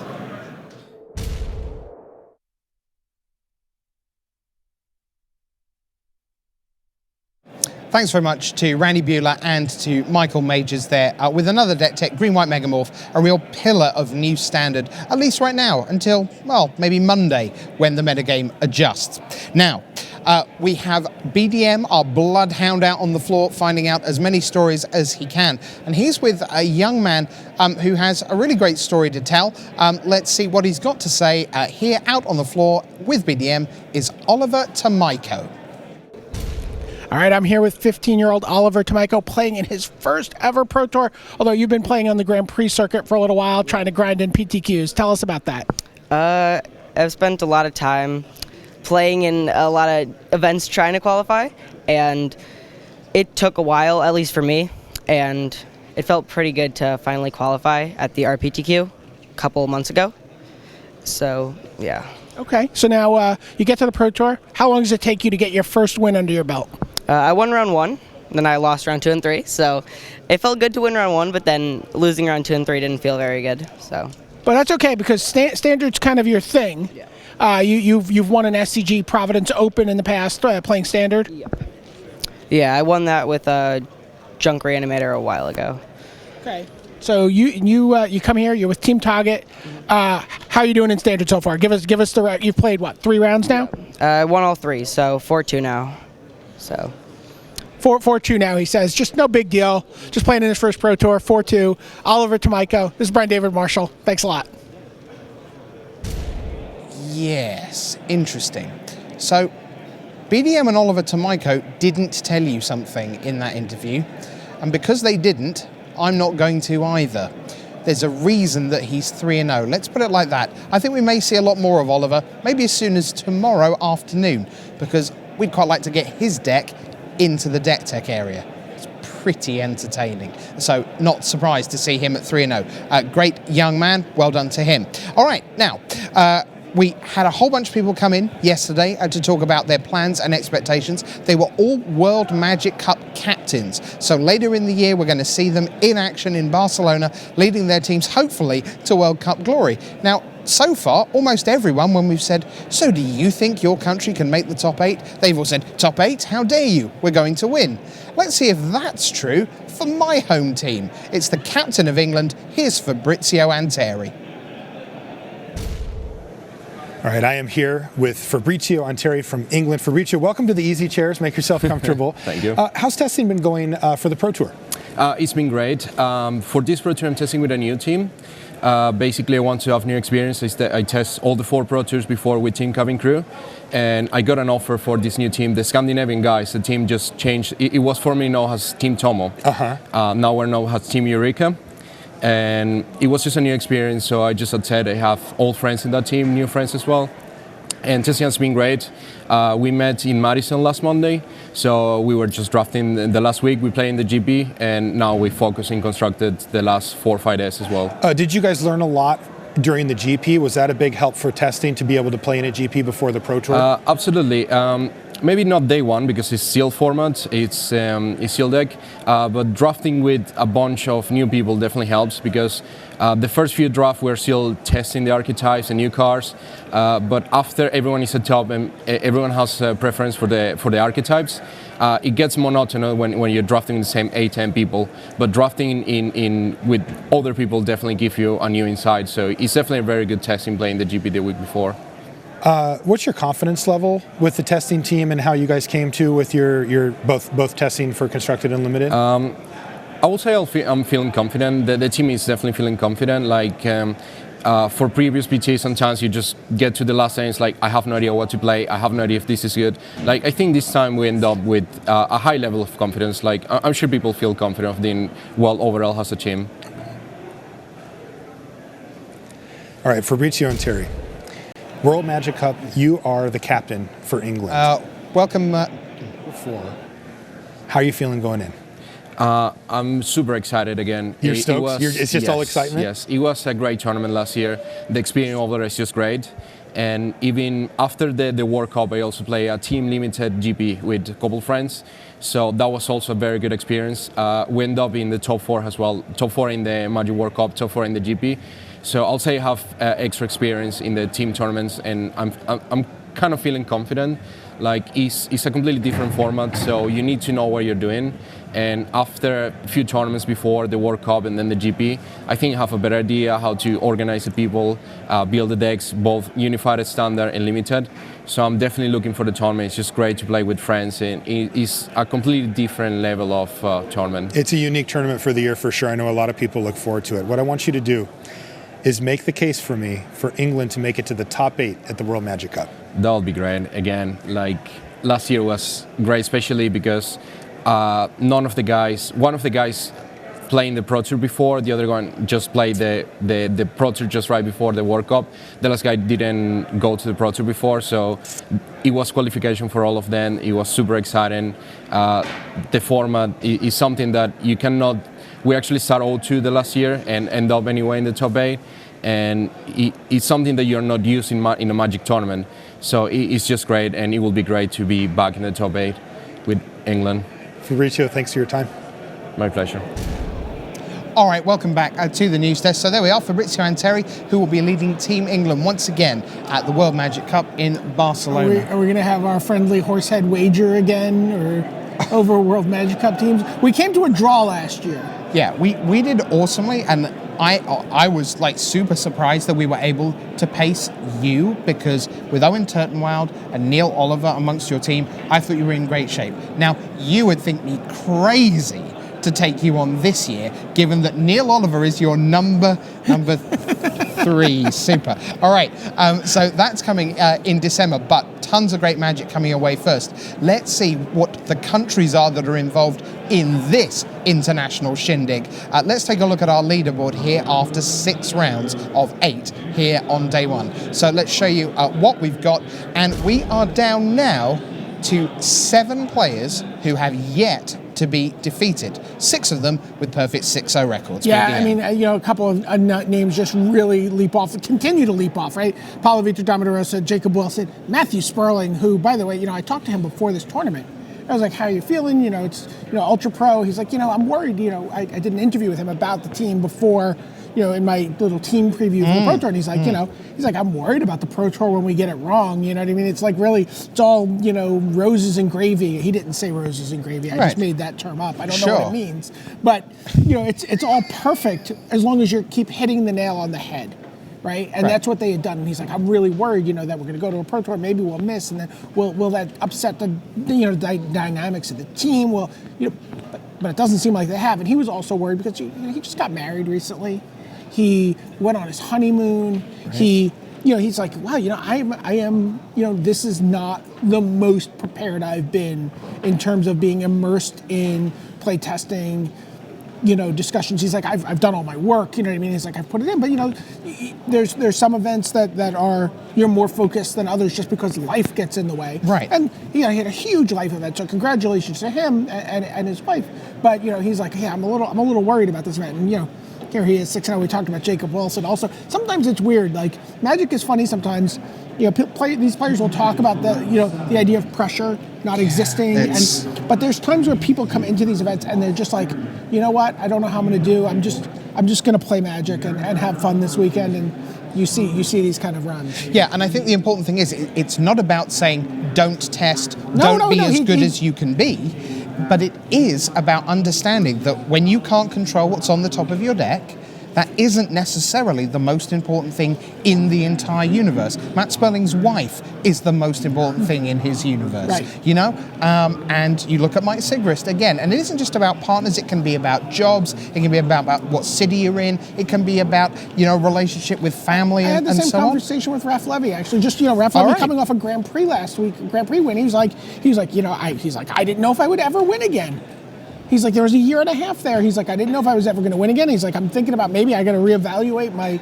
He's like, I just wrote an article, what to do when you lose all the time, and and he said he went in and he's like, you know what, I'm just going to treat this. I'm not going to worry about this Grand Prix. I'm going to treat this Grand Prix like practice for Pro Tour Battle for Zendikar. I'm going to get some matches in, and he's like, oh, and at some point I realized, oh yes, that's right. This is how you play Magic. This is how you win. This is how you enjoy the run. This is how you feel good. Yeah, he's unusual, isn't he? Because so many players would argue, very much counter to our wishes in some ways, that Magic is not a game of runs, Magic is not a game of storylines, Magic is a game of a game that finishes. Right. And then a different game happens, and then that game finishes. Yeah, no such a thing as a momentum. No. Yeah, and Raf Levy's not feel that way. He does not feel that way. He actually does believe you get the wind at your back a little bit, and because it is such a thing of mindset. And if you can be in that right mindset and that relax and being able to just access your intuition and be able to make those decisions quickly and unencumbered by doubt. Right. I think that's one of the ultimate things about the game. There isn't always a way to win, because when you're out of cards and you're at 1 and they have 4 creatures, unless they forget to attack, you're dead. And that's nothing. That doesn't impact you. I won't lie. I saw that happen out on the floor today. All right, there we go. It has happened, and will again. But there is always a way to lose, because if you feel that life is not quite going with you, you don't see those little avenues. The 40% games become 35% games, and the 10% games become 5% games. I just think sometimes you just don't see the clear. You don't always see the clear path. Right. If you're you're just putting a lot of noise in the channel. All right, well, let's take another look at some of the players who are seeing their path very clearly. Let's take another look at the leaderboard, our top 20 right now, and let's pick out some of the 5 and 1s. People we haven't spent a lot of time talking about, Tim Wu and Will Urker, both of the United States, and there are so many great American players behind them in the standings, so hats off to them, and Brandon Burton, Patrick Guardiano. Probably of the Americans there, you would say, well, probably Ben Friedman and Paul Cheon, the best known, plus, of course, Hall of Famer Ben Rubin. Yeah, but the person I really want to talk about there is Matouzek Adel. Right. Because Team Eureka. I had no hand in that. Well, that's how None. they're saying it. Yeah, they are. They're going Eureka. Team Eureka. They're destroying this tournament. I mean, they're just doing so well. They put up one of the best team results in limited in this field, and they're just crushing through constructed. And Matouzek Adel, 5-1. Sort of leading that charge. Yeah, and you've got Oliver Pollak-Rottmann there, 5-1. If we just go on to the second page of our standings, because I know that there are more 5-1s here. They go all the way down to 37th place. And in 37th place, let's talk about the now 18-year-old, finally a man, is Martin Muller, a captain of the Danish World Magic Cup team, with a horrible end to last season, where despite in everyone's mind being one of the great stories of 2014-2015, ends up 1 point shy, not a platinum, 1 point shy of gold.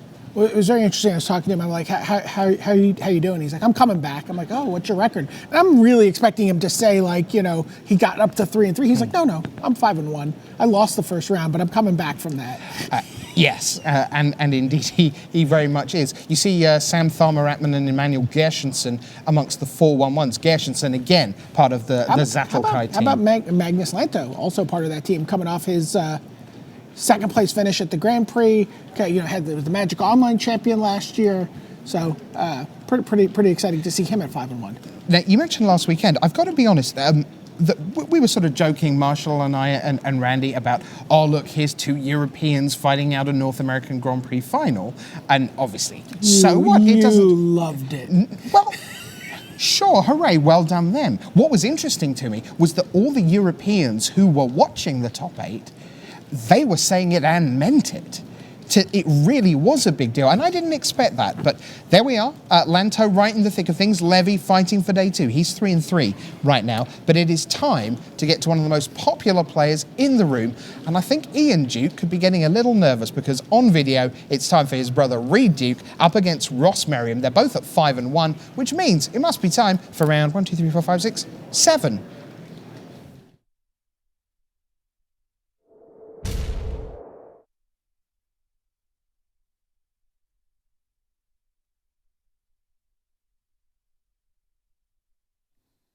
Hello there. Welcome back to the booth here at Pro Tour Battle for Zendikar. Ian Duke, Marshall Sutcliffe, and we're ready to bring you, that's right, Reed Duke versus Ross Mariam here for round 7. Let's head down to the feature match area.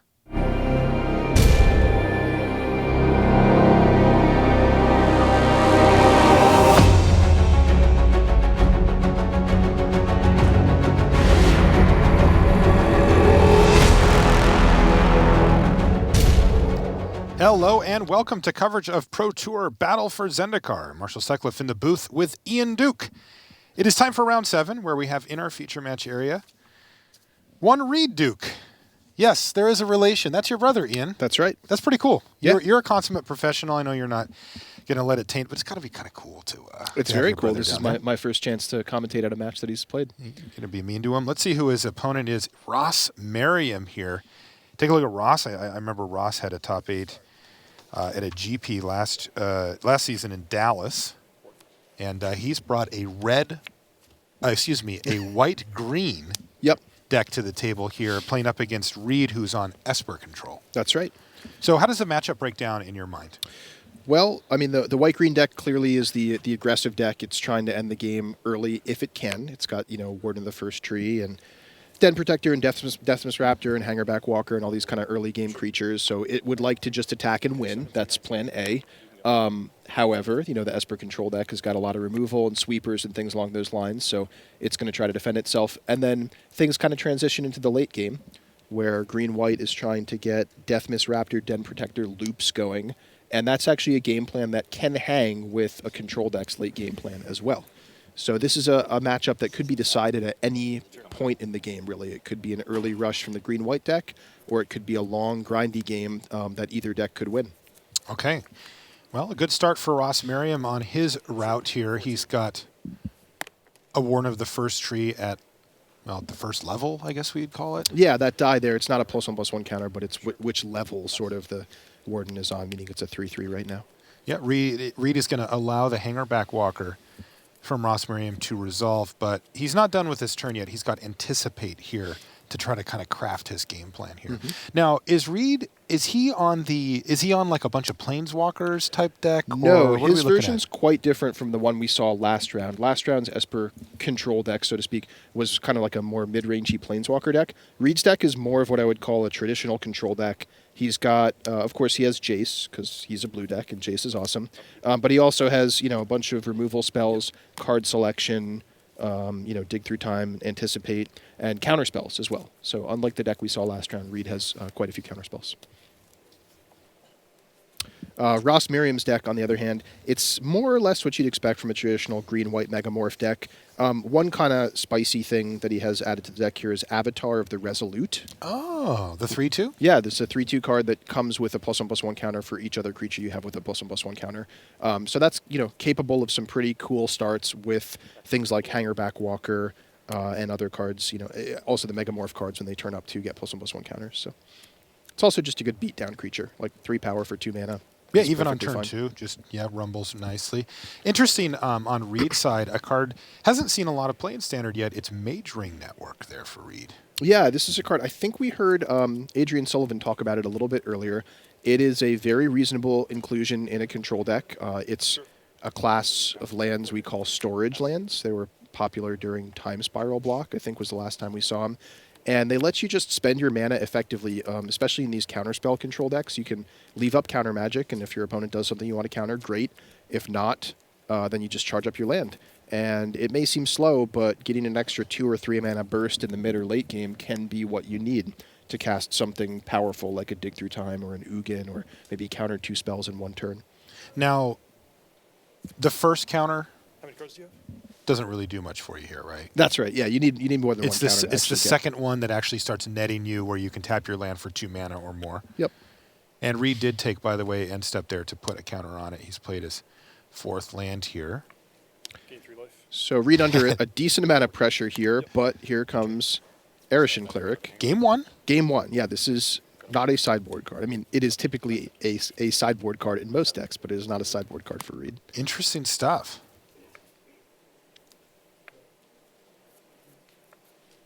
How many of those is Reed running?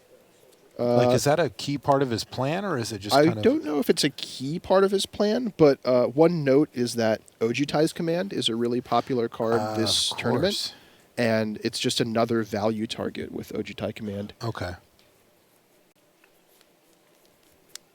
So in addition to being able to get Jace back and gain life and counter creatures, you could also gain a bunch of life and bring back an Erishan Cleric against a red deck. Well, this little Erishan Cleric is going to have to do a heck of a lot of work here if Reed's going to find his way out of this game.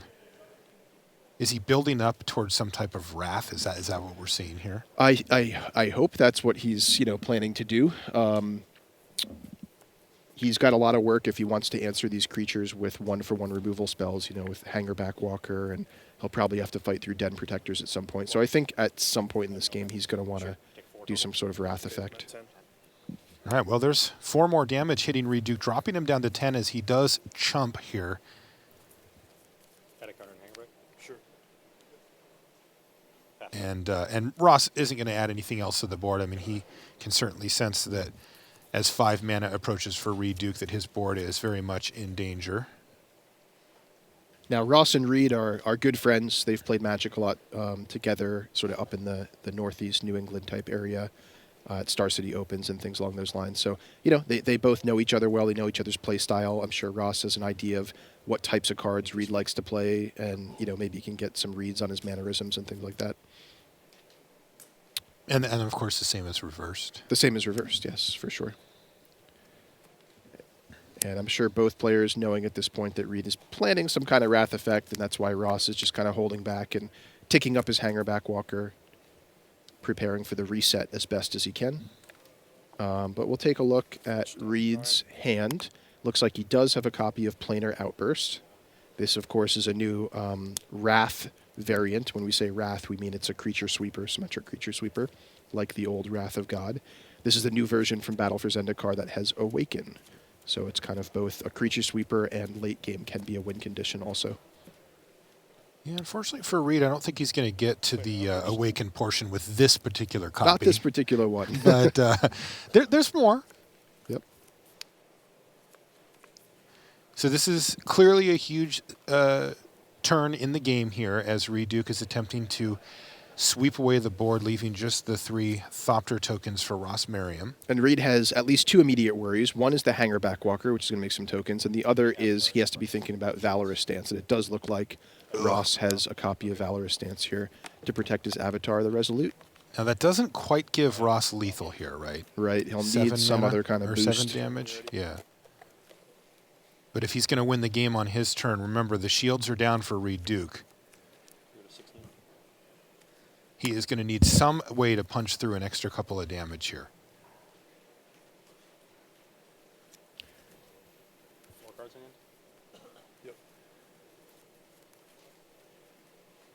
Ross looking low on cards. If our hand viewer is correct there, he's just sitting on a couple lands. Still, he's putting enough pressure on Reed even without a way to kill him this turn. Yeah, something like a Gideon off the top could really diversify his threats in a way that Reed would be hard-pressed to answer. Even so, Reed is going to have to likely follow up with another sweeper this following turn. Or something along the lines of a 6 untapped land with Ojutai's Command, bringing back Arishan Cleric, maybe chump blocking the Avatar the Resolute, I think could keep him alive for another turn, but somewhere in the game plan there's going to be a board reset number 2. It has to happen here. Reed Duke fires off a fetch land going down to 1. You can see he's having a good time. Him and Ross have been kind of, jabbing at each other a little here and there throughout the match. You could, like you mentioned, they're good friends. So Reed with a couple of digs through time. One of these delved all the way could still find an Ojutai's Command, which could bring back Arishan Cleric. That gains 7 life, puts him up to 8, and then he can block the Avatar the Resolute. So I imagine that's the game plan for this turn. And if the dig through time or his next draw step can find another sweeper, like a second planar outburst, for example, then he will have turned the corner. Then we'll see the game continue from there. But one step at a time, I suppose. See if what he finds here. This is huge. I think I see an Ojutai's Command. You got a better angle than we do. Second from the right.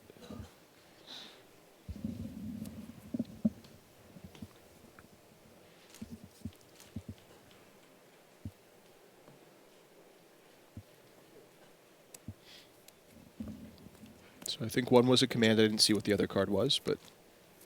Well, part A. Yes. Step 1 toward the path of making this a game. Yeah, the whole not dying thing. And he's just dead. So the problem, of course, being that the Arishan Cleric got exiled there. Oh, it did. Yeah. Oh, from the dig through time. Yeah, he needed to use every single bit of it. Yep. And that is going to do it. Ross Mariam takes game 1 from Reed Duke here in round 7. We will be back right after these messages. Put your game to the test at a Grand Prix. These open tournaments feature the best players in your region as well as top Magic pros. Upcoming Grand Prix include Beijing, Quebec City, Porto Alegre, Lyon, and Indianapolis. Visit magic.wizards.com/Grand Prix for a complete schedule. Start on your road to the Pro Tour by playing in a preliminary Pro Tour qualifier. With more than 2,000 locations running events, you're sure to find one near you. Visit magic.wizards.com/PPTQ for schedules and information. And welcome back to the feature match area here in Milwaukee. Welcome to the Shuffle Cam. All right, this is good. I wanted to ask you something anyway, Ian. It's not every day that we have a situation like this where we've got you in the booth and we've got your brother down in the feature match area, Reed Duke. Did you teach him how to play? I did. Back in the day when you guys were young? Back in the day. Well, we sort of taught ourselves together from the old Magic rulebook. I think we got Magic starter decks for Christmas. I got an Ice Age one. He got a 4th edition one, I think. And we just kind of read the rule book and tried to figure out how to play. And we made a lot of mistakes. I think the first time I cast a Zephyr Falcon against Reed. Of course, it's a 1/1 flyer that doesn't tap to attack. I was just like, well, I'll attack you 20 times. You're dead. And poor 5-year-old Reed, he didn't put up a fight. He just died right there. But, as we played together, we kind of ping-ponged off each other and learned more and more about the game and started going to local tournaments. And, it's eventually we kind of worked our way up. And that's awesome. Yeah, it was great. All right, let's take a look at what's going on over on our King of the Hill match, where we have Guillermo Mariam, and he's up against Matt Sperling, who won last round to seize the King of the Hill table with his Esper control deck. And he's under pressure again. This is back-to-back rounds here for Sperling, where he's facing this Atarka red deck. And there's a copy of Despise in Matt Sperling's graveyard, a card he said has done a ton of work for him against these Atarka red decks because of the dash mechanic specifically. Often, a dash creature will get in some damage and then bounce back to hand and then just makes itself vulnerable to Despise afterwards. Of course, it looks like this Lightning Berserker was hard cast, so it's on the table. One of the two Atarka's commands in hand for Mariam hits the bin to a duress here. But Sperling finds himself in a tricky spot here. He's already down a game, by the way. So he doesn't have much wiggle room here if he's going to stay undefeated at 7-0 after this round. He's currently 6-0, but so is Guillermo Mariam, and looking to be a little bit ahead here at least. 2 card choice. So 2 mana up could mean a lot of different things from Sperling. Could mean counter magic like Negate, or Clash of Wills. Could mean Ultimate Price, which is a card that's fallen in popularity a lot, but is extremely good against these Atarka red decks. Right. Yeah, one of the best answers you can have. Yeah, one of the few instant speed, sort of cheap removal spells. But here comes Flamewake Phoenix. Yeah, the damage is starting to pile up here. Sperling's down to 13. Couple of nice threats on board for Mariam. He's already forcing Matt to do something. Looks like a Silk Wrap maybe coming down? Yeah, you're right.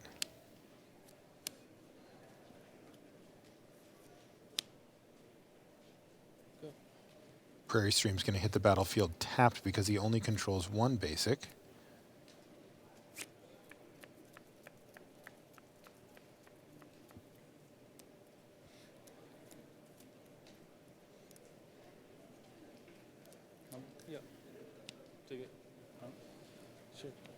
All right, looks like this one's going to kind of develop as it goes. I actually want to jump back to the main match. I want to see what happens post-sideboard, because my assumption here is that this is where Reed is supposed to kind of outpace a deck like the green-white deck from Ross Mariam, where he has more sideboard options, can really tune his deck to the matchup. Yeah, one would usually think so.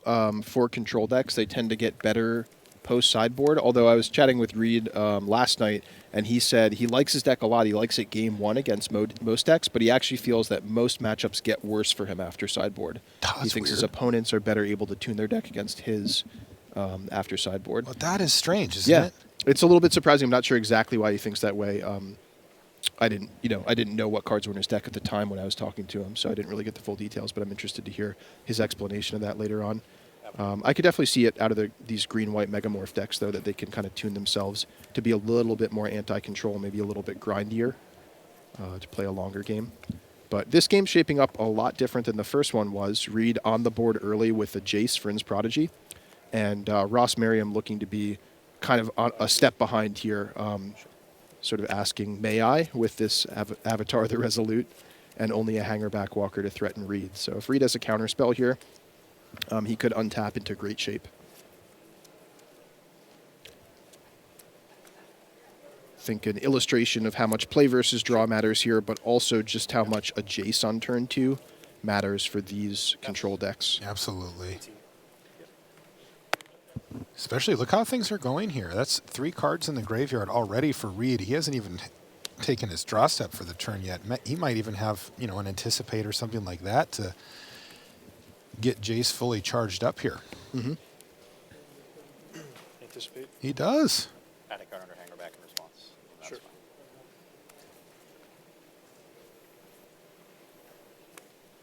Wow.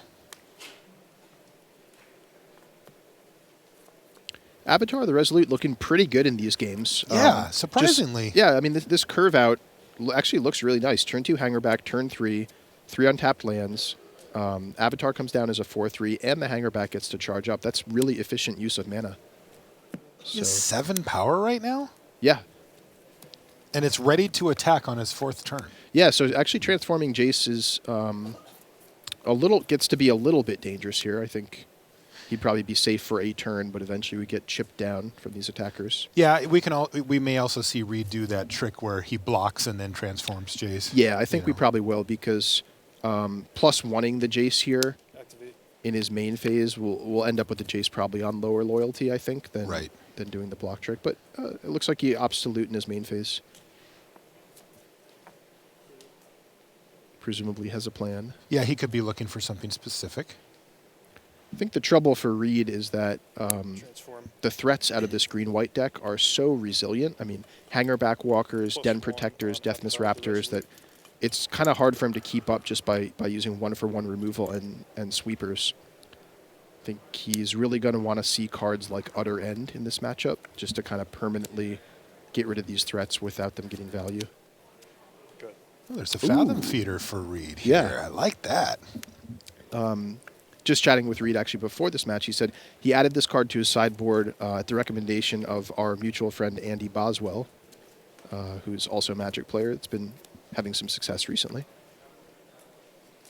This card's cool. It's This very is one of cool. my favorite cards from the set, by the way. Oh, thanks. I Yeah, designed it. I love that card.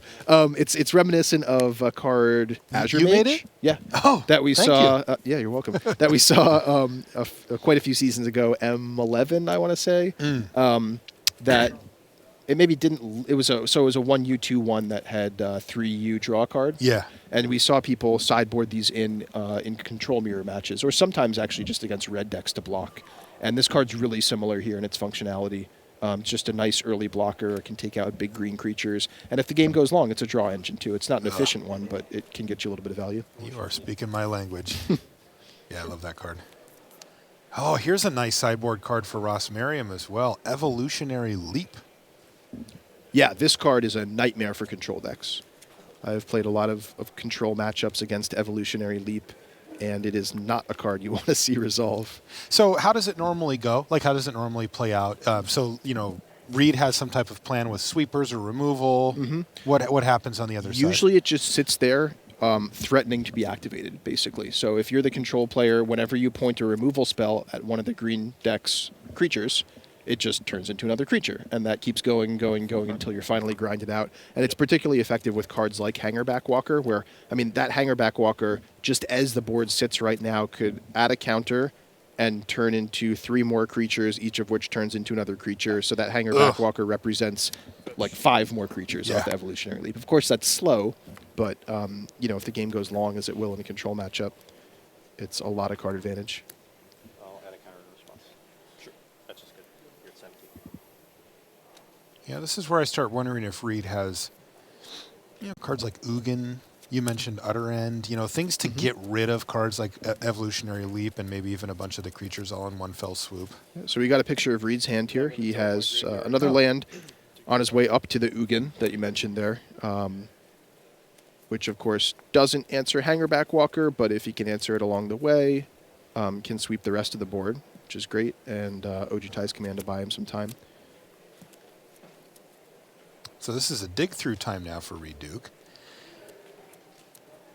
Another interesting question that happens here as well is, since Reed does have Ojutai's command in his hand already, that means that if his Jace were to die, he could get it back. But does Ross dedicate resources to killing Jace? I don't know. That's a good question. I think he sort of has to. I think that the Jace just remaining in play, flashing back spells, shrinking creatures is just going to be too much of a long-term advantage for Reed. So I think step 1 is going to be for Ross to try to take out the Jace and just kind of settle into a grindier game with the Evolutionary Leap. And this is kind of a great game to watch because both decks are succeeding in their own game plans. Yeah. They both have the game going the way they want it to go. And look it's at this. unclear actually who's going to have the advantage going long. So This is here comes aggressive.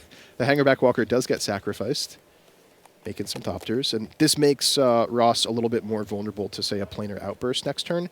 But it does kind of get things moving for him. And I don't know, maybe he was feeling a little bit stuck on mana or stuck on things to do and just wants to, pick up a creature he can cast. And he does pick up Nissa, which can fetch him a land, which can make sure he keeps hitting his land drops, which then makes sure his evolutionary leap keeps going. So it's kind of just this card advantage cycle that'll let him grind out a longer game. You know, it's funny to see how much things have changed as well, just from like a big picture colors perspective, because, you know, it wasn't even that long ago that if you told me I was playing blue-black or blue-black-white control and I was going to play against a green-white player, I probably would have been pretty excited about that. Like, Yes, definitely. Those are all the kind of big, dumb creatures. You could just, dice to Doomblade, whatever, not worried about it. And now it's like everything comes back, becomes a planeswalker, turns into a bunch of flyers.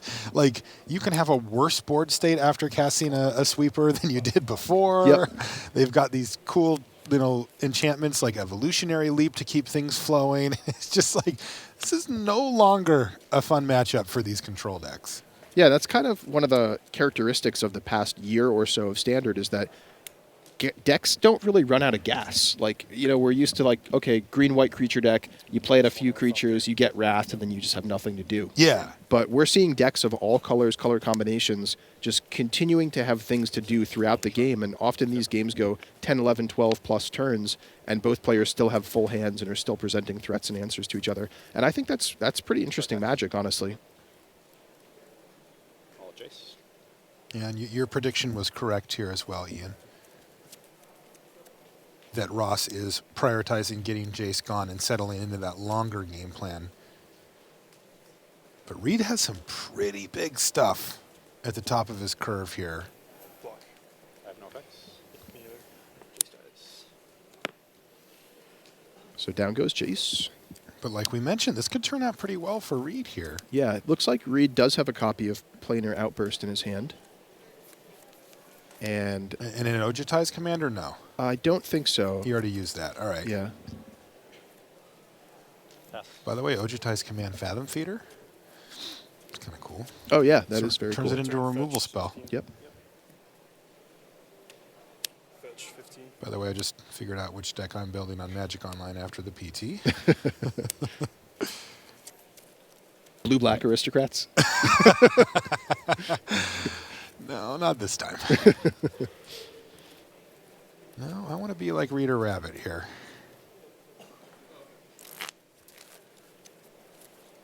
Of course, that was Reed's screen name before we knew him as the Reed Duke, the professional full-time Magic player. He was a kind of a Magic Online star. That's how we broke in.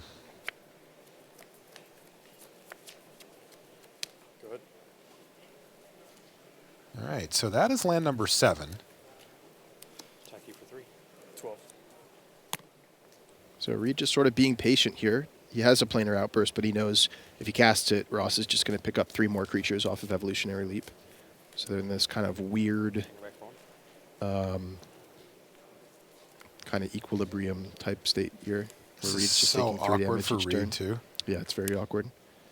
But this looks like a Scatter to the Winds. He has to respect the Hangerback Walker because his sweepers turns it into another creature, which doesn't solve his problem, and also they're colorless. Yeah. I think Reed's plan here is to get up to Ugin and actually play the Ugin first and just take care of Evolutionary Leap. Just -2. And then afterwards he can think about a Planar Outburst. Okay. Yeah, the colorless, the fact that these Thopters and Hangerbacks are colorless is really annoying from Reed's perspective. And note that Reed chose not to awaken with Scatter to the Winds, even though he could have. I think just not wanting to make one of his lands vulnerable. Each land he has is so precious to him right now, and he's trying to get up to Ugin, that he doesn't care about having a random 3/3. Especially, well, actually, it wouldn't die to either his Ugin or his Planar Outburst, so that's a nice little synergy there, but I think it's just not worth him leaving a land vulnerable at this stage of the game. Yeah. I think it makes a 4/4 too, right? Not that it changes your point, yeah, that may be true. I believe it is 4. But yeah, the problem, of course, is that it wouldn't even block anything at this point, right? He's just getting hit in the air anyway.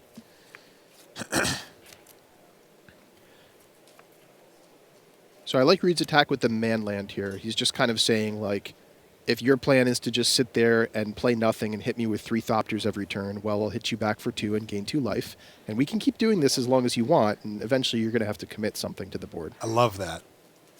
It just puts the ball back in Ross Mariam's court, right? It says, hey, you and do sure this. enough, we see Ross playing a morph here, a Mega Morph. Flash rules for 3. And Yep. So you can go.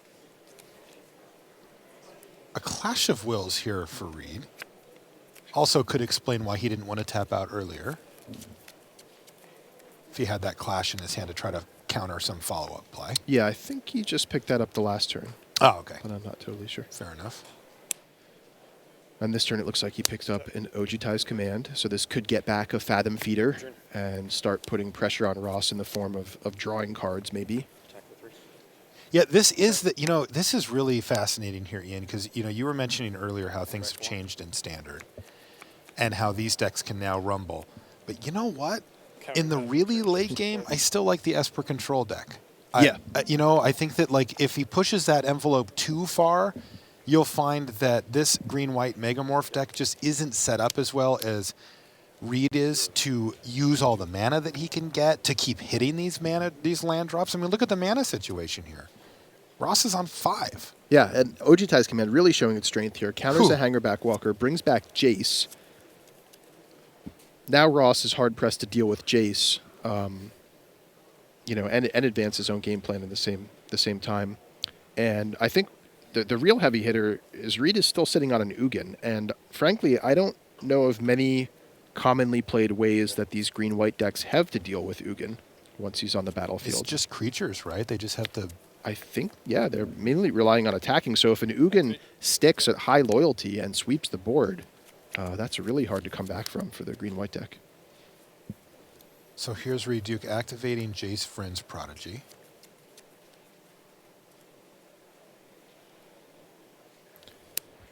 He's got some options here. Murderous Cut. Yeah. So flashing back a removal spell on a Thopter, not particularly effective, especially with Evolutionary Leap. Maybe we'll see just a tick up, just kind of setting things up for a big Ugin turn.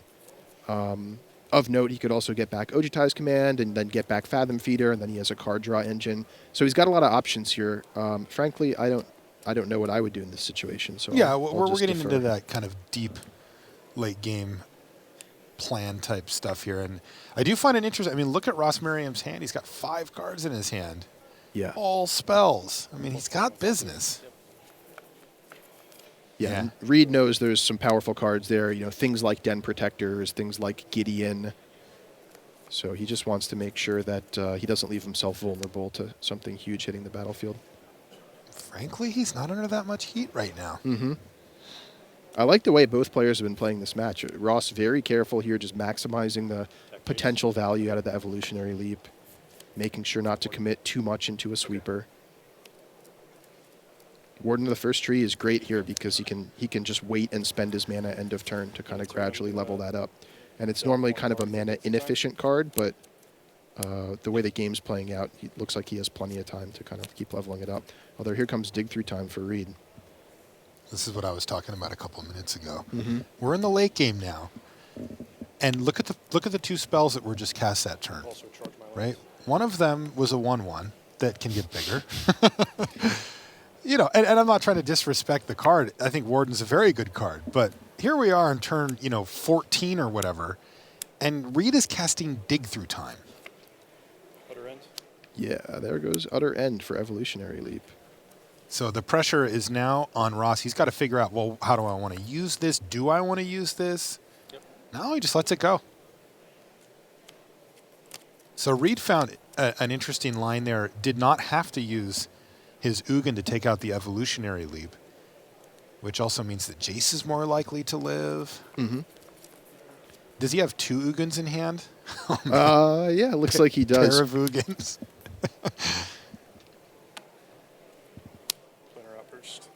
And he's just going to clear the way now that he's gotten the Evolutionary Leap out of the way. It looks like one creature is going to get saved by Valorous Stance. So yeah, this is the resolution of the line of play I think that we talked about way back when early in the game, that his game plan was just going to stall out, answer the evolutionary leap first, and then sweep the board. Yes. And then set up for an Ugin afterwards. And I think we're seeing that enacted now. Now, this game is, it's hardly over now, because Ross has been saving up so many cards in hand. He can just deploy a bunch of threats. And of course, he still has that recursive kind of Den Protector, Death Miss Raptor engine for later on in the game, should it come to that. Got a couple of updates from our side tables as well. Guillermo Mariam defeats Matt Sperling to take the King of the Hill table, and Paulo Vitor Dama de Rosa stays undefeated, defeating Yuta Takahashi on our back table.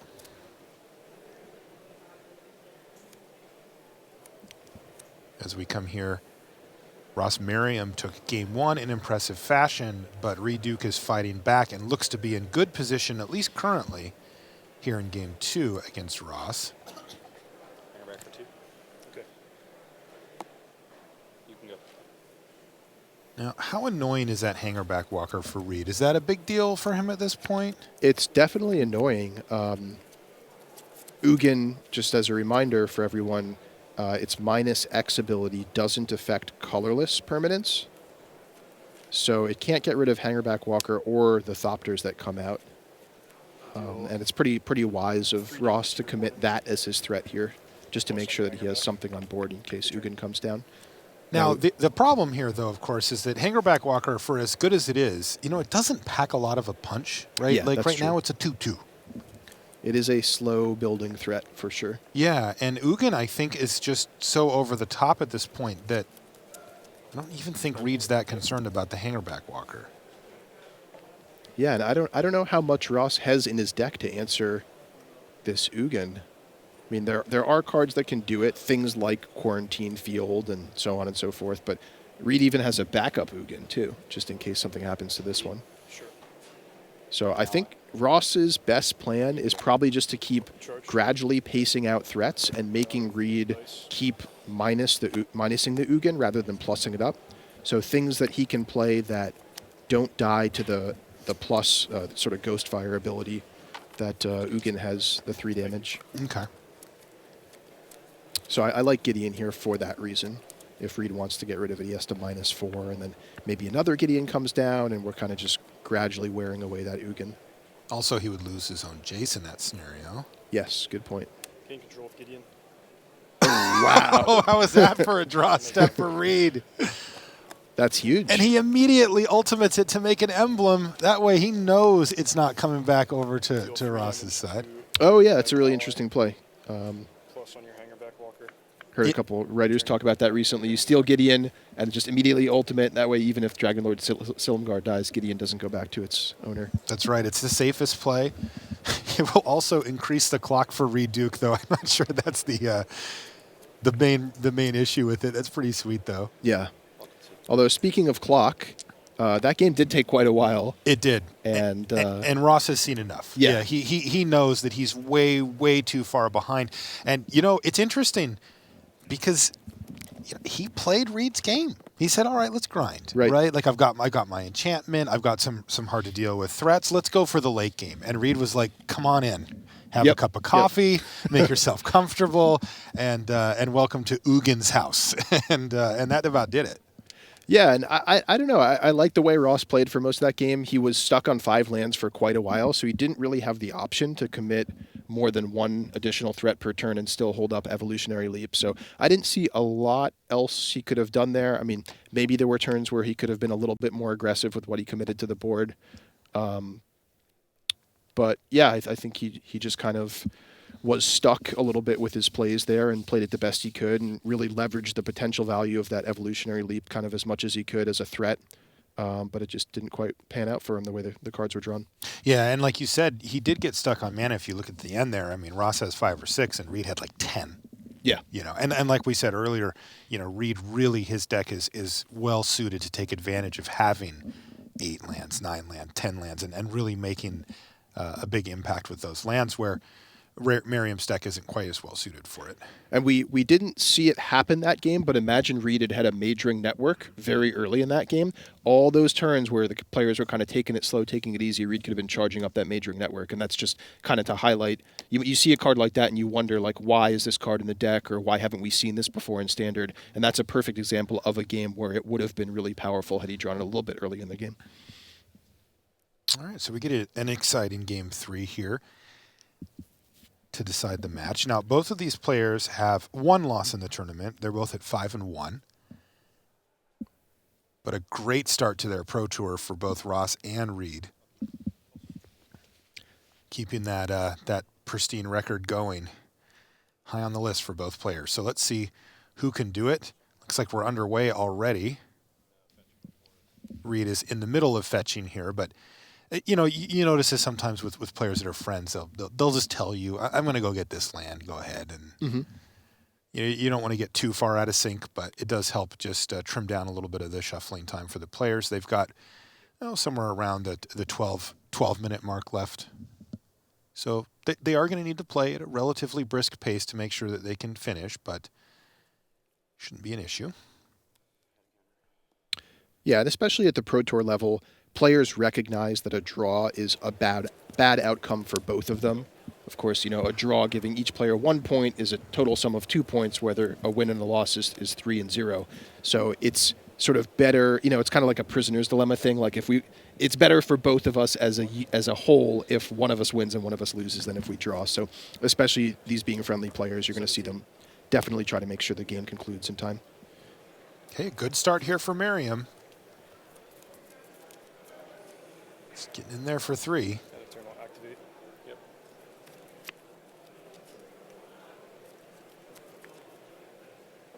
Still passing priority. Yep.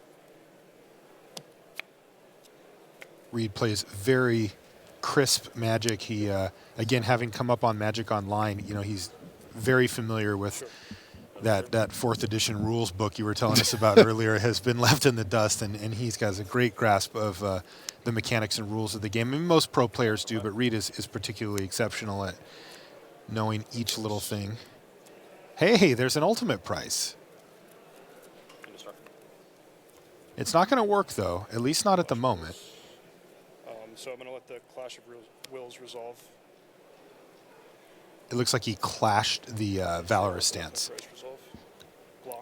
Right, and Reed thinking a little bit at how he wants to sequence, whether he wants to flip Jace this turn or not. He could have actually looted in between the 2 spells resolving, so the discard would only be the 4th card in the graveyard, but he does decide he wants to do it in this order, get the block, and transform Jace as quickly as possible. So this saves him 2 damage. Yep.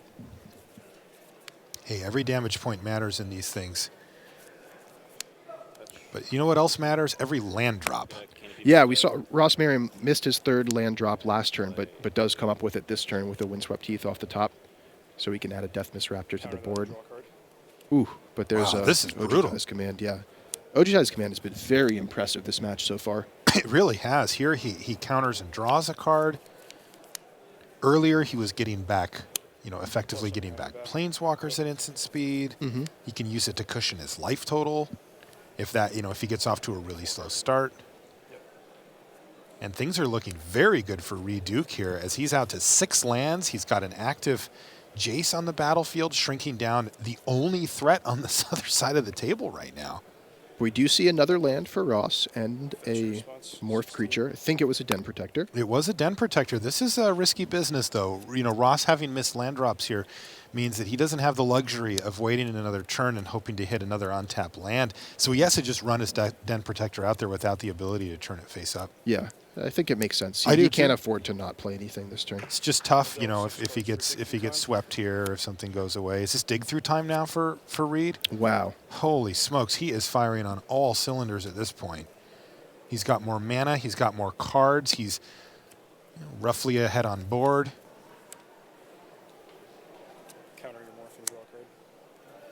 Oh, so that was in response to the morph. That was all in response. Yeah, the players getting a little ahead of the board state here, but they're doing it so to make sure that they can finish the match. As you said, it's in both of their best interests to do so. Yep. but it did make the timing a little weird. But yes, that was all in response to the morph. And you did note, Marshall, that things seem to go, according to plan for Reed here. He's drawing a lot of cards and kind of filtering through his deck and getting what he needs. But we do see in Ross Merriam's hand, he does have that evolutionary leap with a Hangerback Walker at 3. So that represents a lot of potential card advantage. And he also has a Quarantine Field in hand, which is a card we talked about last game that is an answer to Ugin. So if the game plays out similarly to the way it did last time, Ross could stick in that evolutionary leap, start grinding out some card advantage, and then he has the answer to Ugin for later on in the game. All right, yeah, this is actually getting interesting because I think Ross just drew his 5th land, and I believe he's also got, all right, he's going to just lead off with the evolutionary leap, but he's also got another Den Protector. Oh, this is huge, though, for Reed. Utter End takes out Hangerback Walker and shuts off that flow of cards. Now, a smaller Hangerback Walker, still not bad here for Mariam, but the one with 3 counters on it, before getting the leap down was a pretty big game. 15. Players are playing very crisply now, as you can see. Yep, and we'll probably see, if not this turn, in the near future, a flashback Utter End on that evolutionary leap, probably. 3 damage. Or just that guy. He's going to take out the planar. How about Ugin? So Reed choosing not to -2 there to get rid of the evolutionary leap because it would also get rid of his Jace. +1 on your Thopter. Yep. Your turn. So Plus just a single threat from Mariam means that Jace just gets to nullify it effectively. Yeah, allowing Ross to have that card advantage outlet just because Reed seems to be so far ahead with these Planeswalkers. And that is one of the things about evolutionary leap that's tough is that it goes in your hand. Right? Like, yeah, you do get to cash in things that were going to die anyway, but ultimately you start falling behind. Now, here's a big play from Ross Merriam. Quarantine Field. It's going to take down 2 Planeswalkers at once. That is huge. So what Reed really wants to set up here is a Utter End on the Quarantine Field, and he has a Jace to start along that path. If this Jace survives a turn, next turn it can flip and Utter End and get back those 2 wow, that 2 would cards. be huge. 2 cards. Yep. But we'll see what Ross has access to. 14. We haven't seen any Dromica's commands out of Ross's deck so far, which is a card that could deal with Jace. I wonder if he sideboarded them out. I think it would be totally reasonable. I wouldn't be surprised, yeah. To sideboard at least some number of them out. So Ross, though, is moving things forward. He just played a Den Protector face down. Remember, he's got a Deathmist Raptor in his yard as well. He's also got another Den Protector down there, and we've seen that loop happen multiple times in the past, call it a year or so. You can go 1. But if Reed can set this up and get that Quarantine Field out of here, it's going to be hard to imagine that Ross is going to be able to overcome that without a lot of work. Remember, the Utter End's going to exile the Quarantine Field, so the Den Protector can't just get it back again.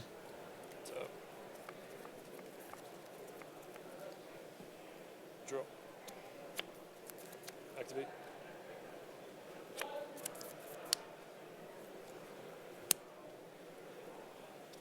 Maybe you have Utter End flashback and Utter End your Quarantine Fields. Yeah, he's doing our job for us now. So that whole line comes together cleanly here for Reed Duke and gives him a Planeswalker and a Jace, but he's already got another Jace as well, so he's not going to activate that one. Yeah, that works. That's business. What is Ugin going to do? Take down... Do 3 damage to your morph. To your morph, which will just prompt it to flip up. But still, it's a reasonable threat that Reed would like to get rid of. Yeah, and what this does is, assuming it's a Den Protector, which we know it is, and it turns face up, it'll bring back the Deathmist Raptor. And I think what Reed is hoping to do is catch that Deathmist Raptor face up with Ugin and be able to finally just exile it from the game once and for all. Point. Although that is tough to do with Evolutionary Leap on the battlefield, and yeah, that's true. And also option to return the Deathmist Raptor face down. Returning Deathmist and with the trigger, and then target with Den Protector. I will get back. Den Protector? So this is a much closer game than it looked like it might be. Absolutely. Like 2 turns ago. So Ross's engines are really starting to come online, and Reed's Planeswalkers are kind of in an awkward position here with not quite being able to do the job against what Ross Merriam has on the battlefield. So Ross did get back the other Den Protector, with his first Den Protector. And of course, the Deathmiss Raptor came back as well. Then he sacked it to the Evolutionary Leap before the Ugin activation killed it, and he ended up getting an Avatar of the Resolute out of the deal. So like you said, this is closer than it looked. Yeah, so Ross just is going to be careful to pace out his threats in such a way to kind of maximize how annoying they are to deal with. We'll probably see the face-down Den Protector and then leaving mana up for Evolutionary Leap and so on. And I think what Reed is going to want to do on his turn is probably flip his Jace and maybe target the Ojutai's command in his graveyard, then use Ugin to exile the Deathmiss Raptor and Evolutionary Leap, and then probably afterwards Ojutai's command and bring back a Jace. That's one line of play there. We also do see... they'll get exiled too, though, right? Does he have another one in his yard? The one that Legend rules from that's currently in Planeswalker form will go to the graveyard first. So there's ways, there's ways he can kind of end up with a Jace and a Ugin in play after all this and get some value. But we also do see Reed has Dragonlord Silumgar in his hand. Oh. So it's possible he tries to do a play with that, although with Evolutionary Leap on the battlefield under Ross's control, he's not really going to be able to steal a creature. So I think first order of business is deal with the Evolutionary Leap. 3 minutes left on the match, by the way. And you can sense it down there. The players are playing quickly. They have been for this whole game. So it looks like Reed's going for my line there. Legend ruling his own Jace, or Planeswalker ruling it, I should say. Minusing Ugin. You really did teach him how to play, didn't you? We have that he thinks just sibling like you. Telepathy, I guess, going on. I don't know. Crazy. Twitch chat is probably screaming, rigged or whatever in chat right now. I doubt that. But no, we're just thinking along the same lines. So he does go with the exile -3 on Ugin and perhaps bringing back... Oh, he went for the dig through time rather than the Ojutai's command, which is totally reasonable.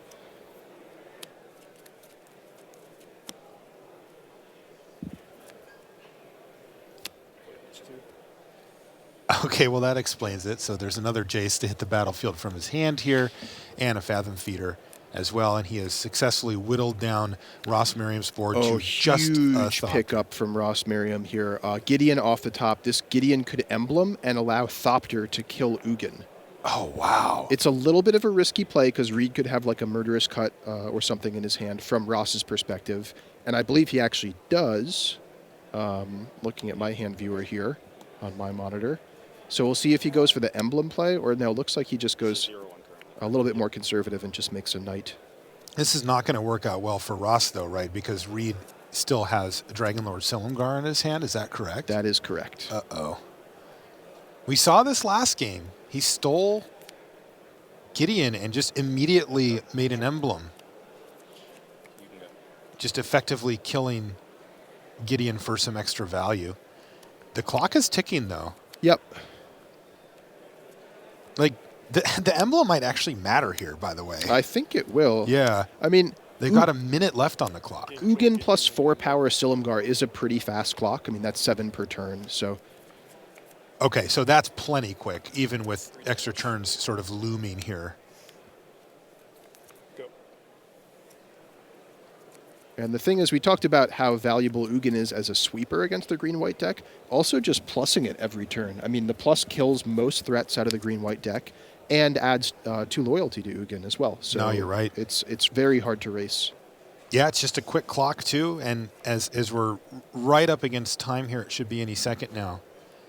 That is going to become a factor because it looks like Reed has turned the corner, right? I feel like if this game were to go on for 10 or 12 turns, Reed would have picked up the win in there. I'm not ready to count Ross Merriam out completely yet, though. He has shown he's got quite a bit of resilience here, but this does look like it's good for Reed Duke right now. Mm-hmm.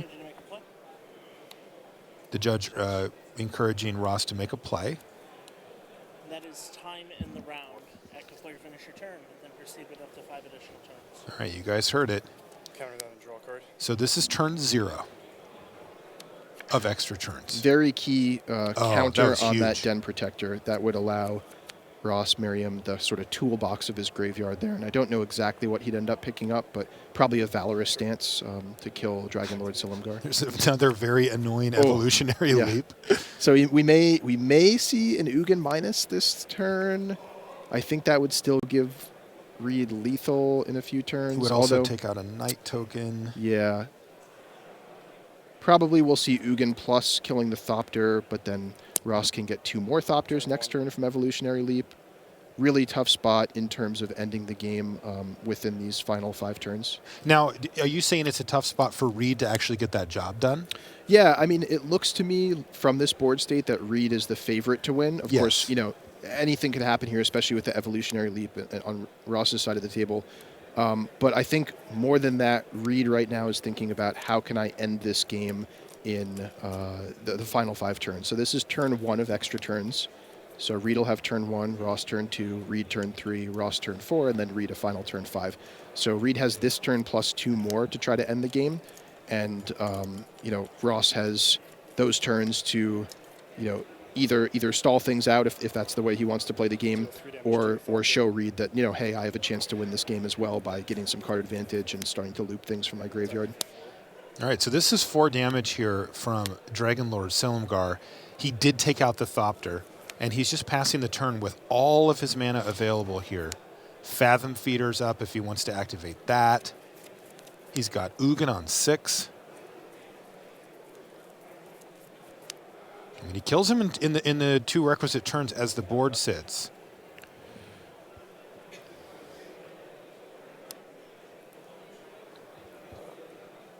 Comes Ojutai's command. Sorry. Yeah, I'm going to counter that and draw a card.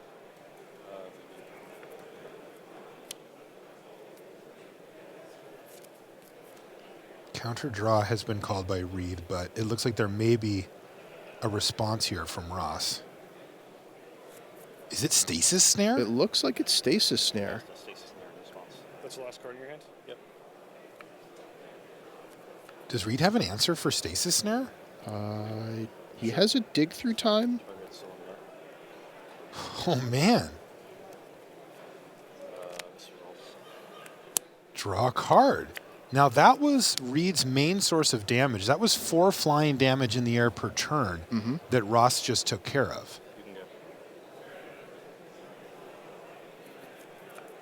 And like we've noted, it does still feel like Reed has turned the corner here, but can he actually close the door on the match here?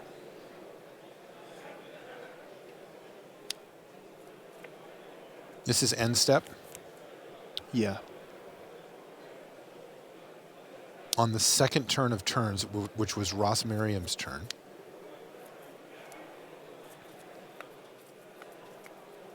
Reed has enough mana to activate Fathom Feeder here as well. So, thinking about Reed's possible paths to end the game. Wow, pitches dig through time. Interesting. On this next turn, he'll get a plus out of Ugin for 3 damage. Murderous Cut, Hangerback Walker. Oh, okay. Looks like a Murderous Cut and Hangerback Walker. Sacrificing to Evolutionary Leap, probably? Yeah, he put a counter on it, and then he's going to sacrifice it as well. Or does he have enough? Yeah, he does have enough mana. Yeah, just enough. And he's going to find a Warden of the First Tree here. So I think what Reed's trying to set up here is actually a Planar Awakening, or sorry, Planar Outburst with Awaken. Oh. Which will give him a 5/5 land creature. You see how he put that polluted delta out front? I think you're right. And that will let him get in for 8 damage this turn. Actually, even more. No, you're right. Just I think just 8. You're right. With Sorry. the 5-power land plus the Ugin. And that drops Ross Mariam to 3 with an Ugin in play. So assuming Ross can't find a way to gain life this turn or answer Ugin, Reed will be able to win on his next turn. Wow, he might be able to gain life. I think he just drew Mastery of the Unseen off the top. So have to pay 2 mana plus 4 to make a manifest. And if that manifest is exactly Hangerback Walker or Warden of the First Tree, he can... Oh, no. It has to be Warden of the First Tree because the Hangerback Walker will be dead by the time the trigger resolves. So he needs exactly his 3rd or 4th Warden of the First Tree off of this manifest to survive this turn, I think. And if not, then the match goes to Reed. I believe that is the case because this is turn 4 of turns, so Reed still has 1 more turn to try to win. Actually, don't forget, there is also the Polluted Delta, which could attack. So Jace could flash back a removal spell, for example. Oh, that's a good point. Does he has a Murderous Cut sitting in his yard? Yeah, so I don't think I see a way to get out of this for Ross. So what Reed needs to do to be totally sure, I think, is activate. Oh, no, I think this works. And that does it. Reed Duke wins the match. What a crazy match that was. That was a crazy match. Super complex board states, a whole lot of interactions going there. That's kind of standard at its finest there. Control deck versus more aggressive-ish mid-range deck there. And Reed Duke emerges victorious. Whew. That was a tough one. Yeah, I like that match a lot. I like the sort of the flavor of that match where it's a green-white creature deck versus a blue control deck, but it's not just like the control deck wraths once and then counters all the spells for the rest of the game. It's actually a back and forth between them going deep into the game there. It was very cool. Yeah, that was sweet. And there were so many intricate interactions there too that you really have to know, if you want to play at this level for standard. We can send it now? All right, let's send it to the news desk and Richard Hagan. Wouldn't you just love to hear Ian Duke say, I really enjoyed the flavour of that match where my brother won, go Reed, go Reed. Not kind of that guy, really. Just far too nice, Ian Duke, but great job by Reed. He goes to 6-1. Other 6-1s. Martin Muller pulls out a win over Patrick Chapin, the innovator, 5-1 now. John Stern against Sean McLaren. What a clash of the Canadians that was. John Stern wins 6-1. Someone we haven't mentioned, Javier Dominguez of Spain, playtest partner of Antonio Del Moral Leon, Pro Tour champion in the last season, of course. He defeated Oliver Pollak-Rottmann, who now falls to 5-2 after a 5-0 start. Magnus Lanto, Magic Online champion, is 6-1. Ryoichi Tamada of Japan in his 10th Pro Tour is 6-1. And so is Matej Zatlkai. Wait a second, Matej Zatlkai, he always does really good deck techs. We should do one of those. Let's do that.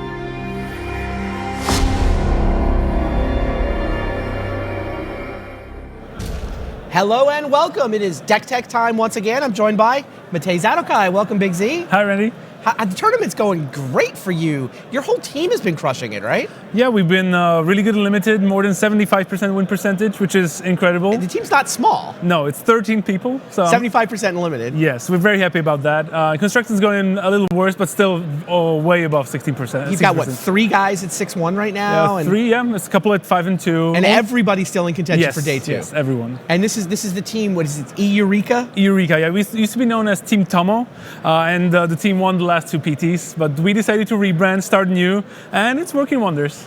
Very nice. Now, the team played, 2 decks coming in this weekend, right? Yeah, we figured out in the end we want to play 2 decks. One is like Esper Super Friends, so not Dragon Control, more like Planeswalkers. And the deck I'm playing and 5 others are playing Jeskai Tokens. Let's look at it. Jeskai Tokens. These cards make a lot of tokens. Yeah. The best one of them is Hordling Outburst, 3 mana, 3 tokens. It's the most efficient one. It's the best play usually on turn 3, but we need some dragon fodders to keep it going. It's also nice on the curve, and one Secure the Waste is somewhat of an bonus card. It can win you the long games. Okay, so hordes of 1/1 tokens. Yeah. You want to make them bigger, I'm guessing, is the plan? Yes, I love making them bigger. Let's see what you got up your sleeve for that. Well, this is the key card, Jeskai Ascendancy. Your deck has only 4 creatures. Those are Jace Vryn's Prodigy, you're going to find later. So every spell you play except Jace makes you draw an extra card and +1/+1 your whole team and untap the creature. So after Hordling Hours and Dragon Fodder, Jeskai Ascendancy together with some of the other cards, which can get also pretty cheap. Sure. You just put out a lot of damage very fast. Sounds pretty nice. Yeah. Let's keep going through the deck. Yeah, so Planeswalkers, Gideon, the newest addition, just because he's great because he fulfills all roles. The +1 is really good when your opponent is on sweepers. Make sure you can keep attacking for a lot of damage, keep him honest. The 0 gives you a token, perfect, more tokens. And the -4 is actually one of the most relevant because you get an emblem and all your 1/1 goblins are 2/2 goblins now forever. So is that, which of those would you say you do the most? Like, what percentage of the time are you activating which ability? Probably the 0, the most closely followed by the emblem. Okay. Yeah, and Jace is just an overall good card. One of the best cards in the format. Great turn 2 drop, and it enables you to flashback a lot of the powerful spells you have. Sure, you're making your tokens with flashback. Exactly. You're triggering Jeskai Ascendancy with flashback. Yeah, you're getting a lot more time by using the plus ability of the flip Jace, just because like you're not always that fast, so it's great. Makes sense. Let's keep going. Right, so removal and some goodies. Basically, these are all the cheap cards that fuel your ascendancy. So some early removal, which is also still great if you're trying to attack with your tokens and have ascendancy.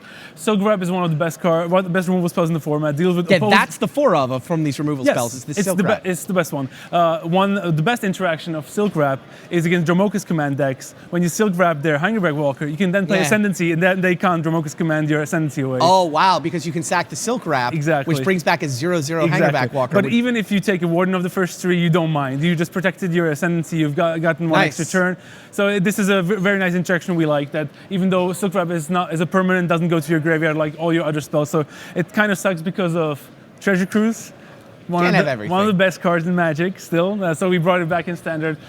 Basically, with all the fetch lands, with all the cheap spells, the token makers, it's really easy to play an early Treasure Cruise. And it fuels your ascendancies, right? I mean, if you have an ascendancy in play, you draw a card, you discard a card, then you draw 3 cards from the Treasure Cruise, then you just keep going. The ascendancy's both enabling the delve, and then you reload with gas, so you get to keep going. Make sense? Yeah, I mean, how big do your tokens get? I mean, you keep talking about all this. I had to attack with. I had to attack for more than 50. 50, 5-0. 5-0, yeah. During the last round, because my opponent gained a lot of life with Sorin. So in the end, I had to go secure the waste, play 3 ascendancies, Gideon Emblem, 1 more spell, and attack for a lot. So fair enough. Yeah. Let's keep going. Talk to me about the mana base. This is like the base lands. Mystic Monastery is the best turn 1 land you can play because it gives you all the colors. And for Battlefield Forge, it took us a while to get there with the mana base. Yeah. It's the best because usually the decks, the 4-color decks you see with the fetch lands and the battle lands. Right. They can't afford to run too many 2-colored mana cost spells. Like Gideon's is sometimes tough because double white, and some of the other cards are tougher. But Battlefield Forge helps us cast the double red Hordling Outburst on turn 3 and the double white Gideon on turn 4 easily. Fair enough. Keep going. There's a small. You have splash some for black. fetch lands of your own. Yeah, we have the fetch lands. They help with Treasure Cruise, and of course a slight black splash for 2 cards in sideboard as well. But it's still the best way to go about the mana base anyway. But so it's really just the 3 battle lands. These Yes. fetches are mostly getting basics then. Yeah. If usually your first one gets a basic, you usually also have one in your hand, or maybe not. But then you can get one of these untapped on turn 3. And play Battlefield Forges on top and so on. So the mana's pretty good. And untapped is the crucial thing. Untapped, That's what the Battlefield Forge gives you, right? Yeah. More 4 pain lands instead of having too many more of these. Yeah. Make sense?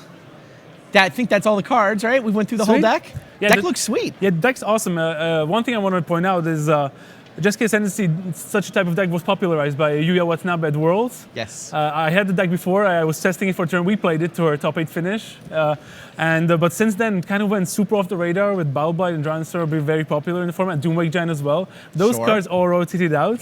All of them. And we really believed that people were underestimating Jeskai Ascendancy. They forgot about the card, or even if they tried the deck, they just couldn't find a good version fast enough. I talked to Ivan Floch, my countryman. He said, he had the deck, but he just didn't have the Silk Wraps, and they're so important. Wow, yeah, you guys have tested together, but not for this Pro Tour, so. No. Cabin Crew didn't have it. I don't know. I have seen a little bit more sort of tokens flavored Jeskai floating around out there, but not a ton of it, you're right. Seems like these guys might be onto something.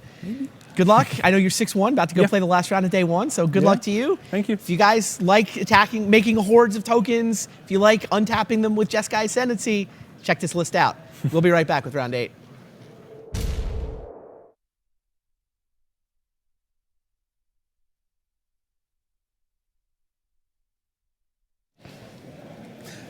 All right, thanks very much, Randy, and thanks to our good friend Matej Zadelkai, one of the anchors on the European Grand Prix coverage.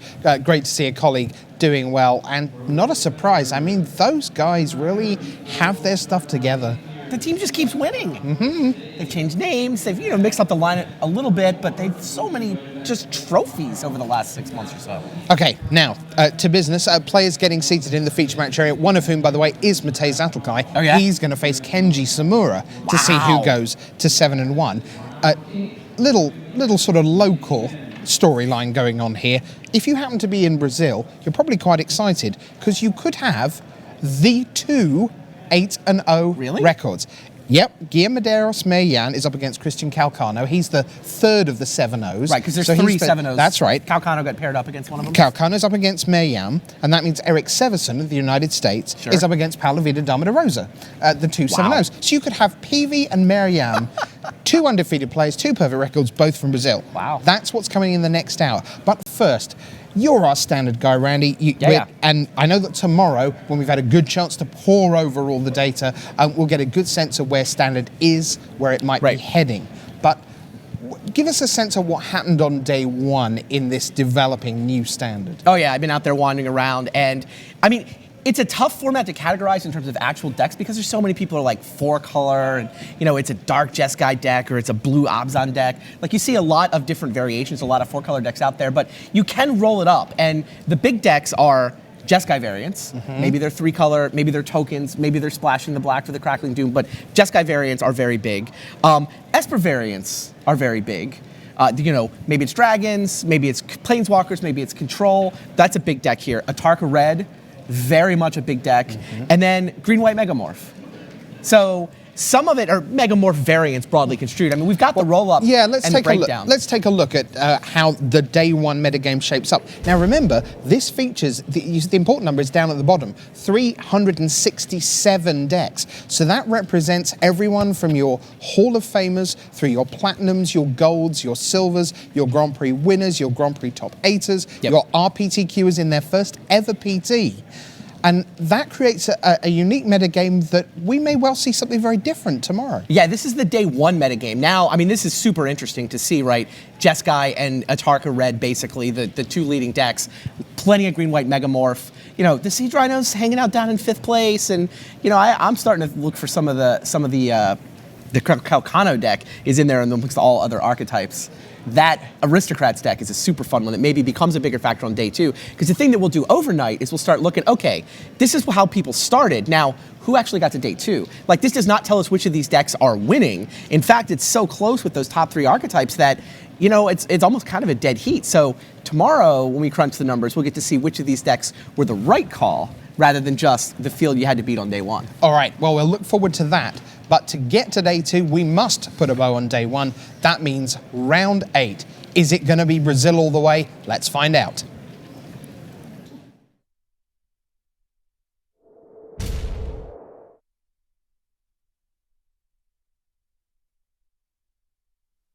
Hello there, welcome back to the booth here in Milwaukee. Marshall Sutcliffe with Ian Duke, and we're ready for the last round of action here on day one. This is a big one, and we've got 2 undefeated players in our feature match area. Let's head down for round 8 here from Milwaukee.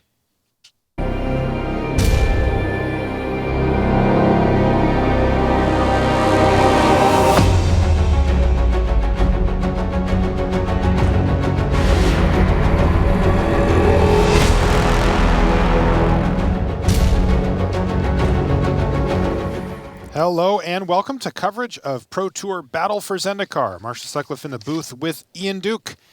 And we're ready for round number 8 here, Ian. This is right down the stretch, last round of action here on day one. This is where the players really look to finish strong, especially these two we have in our feature match here. We have Eric Severson of the United States sitting at 7-0. Eric is a GP regular as well. He's got a tall order here, though.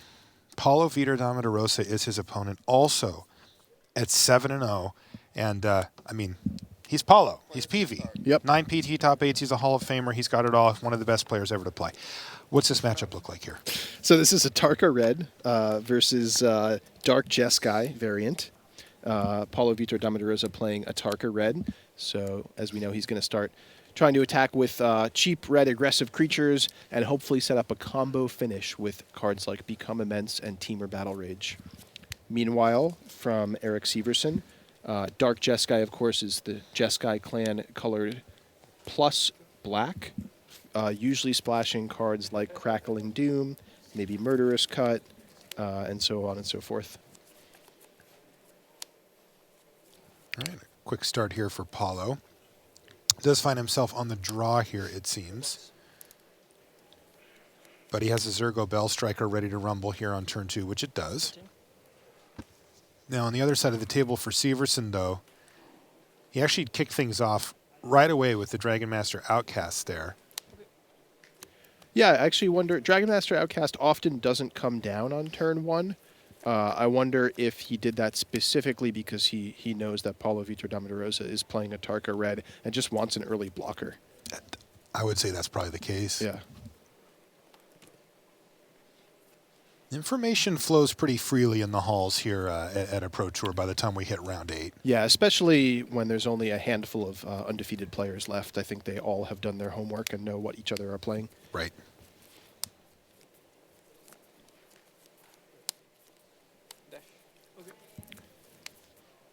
Soulfire Grandmaster, a pretty awesome card against a Tarka red. Yeah, wow, really good. Now, the first one died to a Fiery Impulse, but there was a replacement.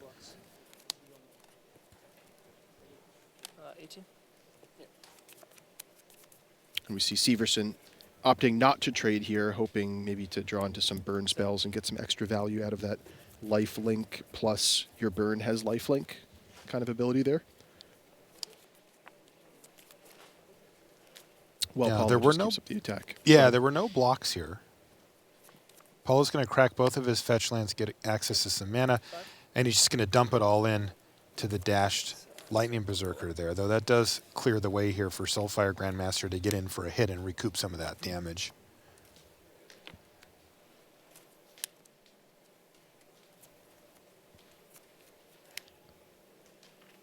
We see in Paulo's hand a second copy of Zergo Bellstriker, Titan Strength, and the Lightning Berserker that was just dashed out that turn. So a moderate amount left in the tank, kind of. But I think this is definitely anyone's game. I mean, sometimes these Atarka red decks get off to such a strong start that, you know, the game is all but over right away. But with the Soulfire Grandmaster, it looks like a Mantis Rider just off the top for Eric Severson. It looks like he'll be able to put up a pretty good fight in the red zone here.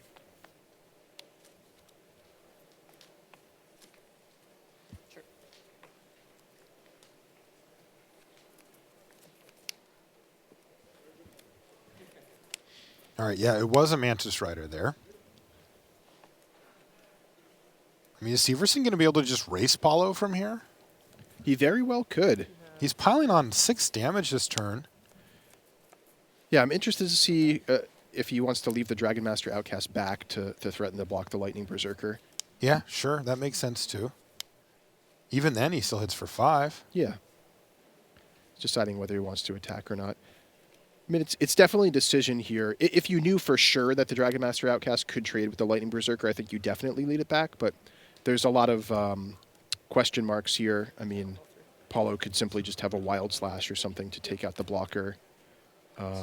Plus, at this point, I think if Paulo berserks in a Lightning or dashes in a Lightning Berserker and just pumps it up, you're fine with that, right?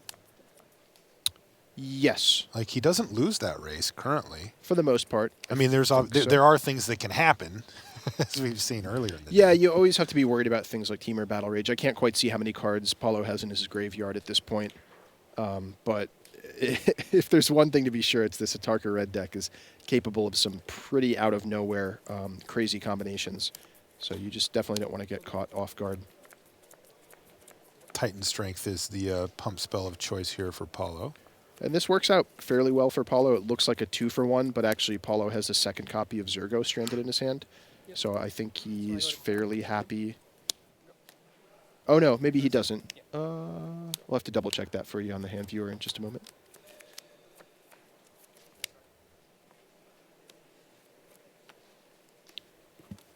You go to 8, I go to 12. Yeah, it looks like he does have another backup Zergo.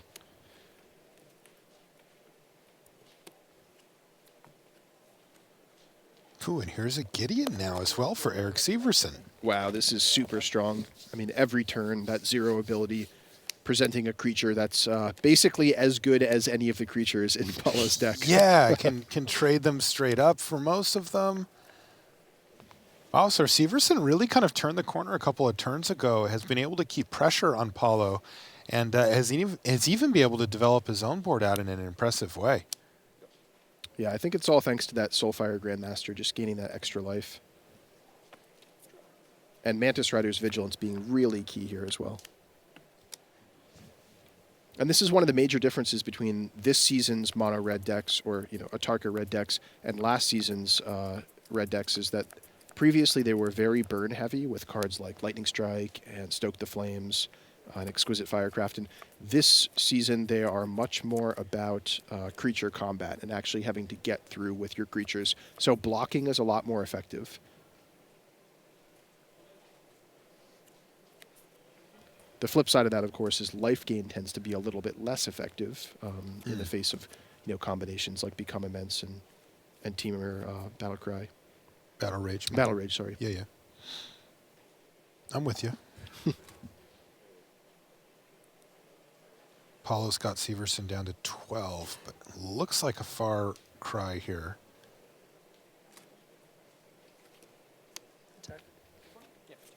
And it's just the knight that's going to hit the red zone here. It's going to drop Paulo down to 6. Play a second copy of Dragon Master Outcast. That's his second Dragon Master Outcast. Now, they're just 1/1s here still. He's only on 5 lands, but yeah, look at his board. Looks great. Okay, Zergo, go.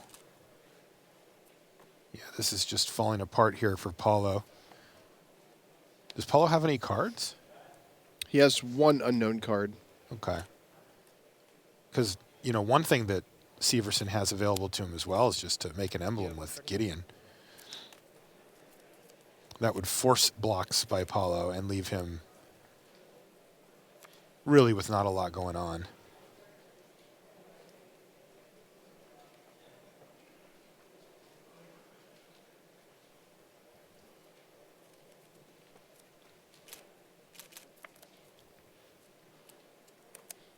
Severson has cracked a fetch, but is carefully deciding exactly which land he wants to get with it.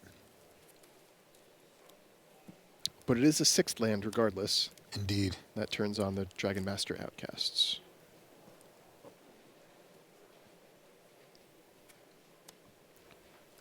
So he could go for the Gideon emblem.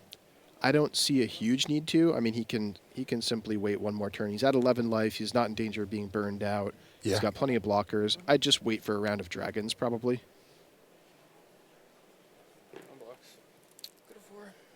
Yeah, Paulo falls down to 4 here, and Severson's going to make another knight. And yeah, just sit back. There's just so low risk here with Paulo having maximum 2 cards here.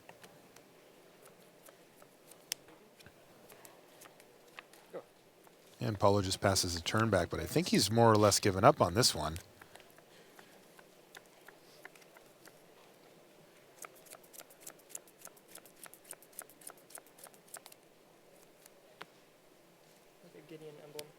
All right, now he's going for it. Gideon emblem has been made. That means that any 2 of his threats are lethal.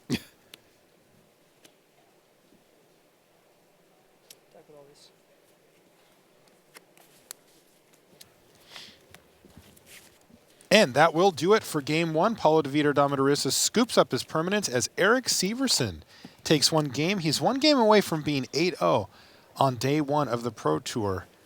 We'll be back right after these messages. Standard is the name of the game at Battle for Zendikar Game Day. Put what you've learned from watching the Pro Tour into action on October 24th and 25th at your local game store. Visit magic.wizards.com/gameday for more information. Join the battle. Battle for Zendikar is now available on Magic Online. Explore the new set by signing up for Magic Online at mtgo.com.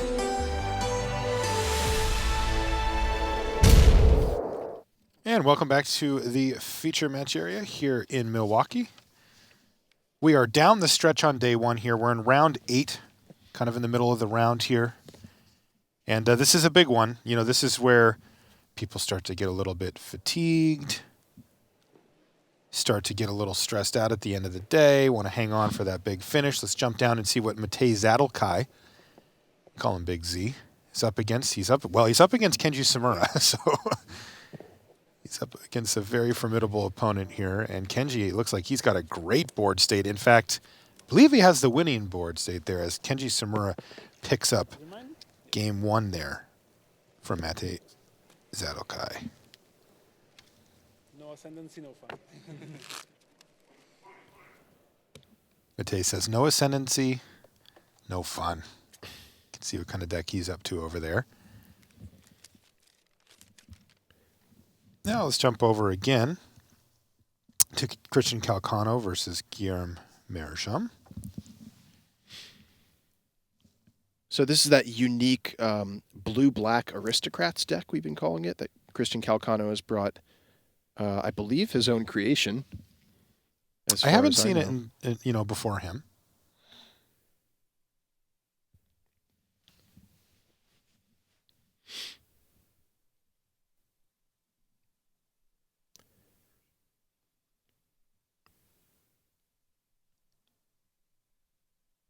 Calcano's fallen all the way down to 6 life here, but he's going to attack for 3 and then play a Whirler Rogue post-combat, which is going to give him 3 blockers.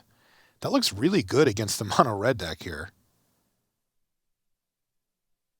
Huh, this is a cool deck. Yeah, it's been working well for him so far. See that Nantuko Husk? There's a combo there. Oh, yeah. Give it unblockable, sack all your stuff, kill you. Yeah, I mean, from an empty board, Nantuko Husk plus Whirler Rogue that's 8 damage immediately. Wow, that's crazy. It looks like Calcano, though, is not in the position where he can, fuss around with cute combos like that. He's got to block. That is true. I wonder if he'll block in such a way to try to preserve the Husk plus Whirler Rogue combo. Just being able to make that Husk unblockable. We don't know what he has in his hand, but it could mean, for example, another Whirler Rogue off the top could put together lethal. We will see, though. Here's a Tarkus command, though, for Mariam.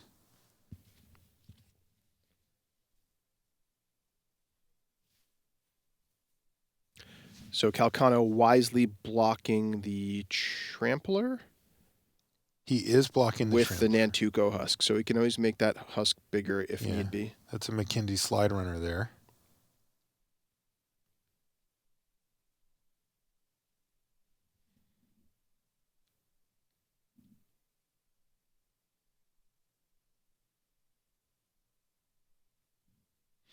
It looks like they're still resolving this combat scene. How the dust is going to settle here as Christian Calcano is down to 3. He just took 3 from the Atarkus command. Yeah, I assume that was a 3 damage to Calcano and +1/+1 to the team of Mariam. Yeah, this seemed to be the case here. So I expect Calcano just to sack the Thopters to the Nantuko Husk. Not quite sure what he's thinking about just now. Yeah, because those Thopters are due to die anyway. He actually probably is thinking about Become Immense on the Trampler. It could be. And Become Immense hits the Trampler, so now he's really got to think about it. So McKinney Slide Runner is huge now. Yeah, it's at least least 9 power? 9 power. I didn't see if a land was played this turn or not, but it's at least 9 power. So Christian Calcano will have to make that Nantuko Husk into an 8/8 by sacrificing 2 more creatures.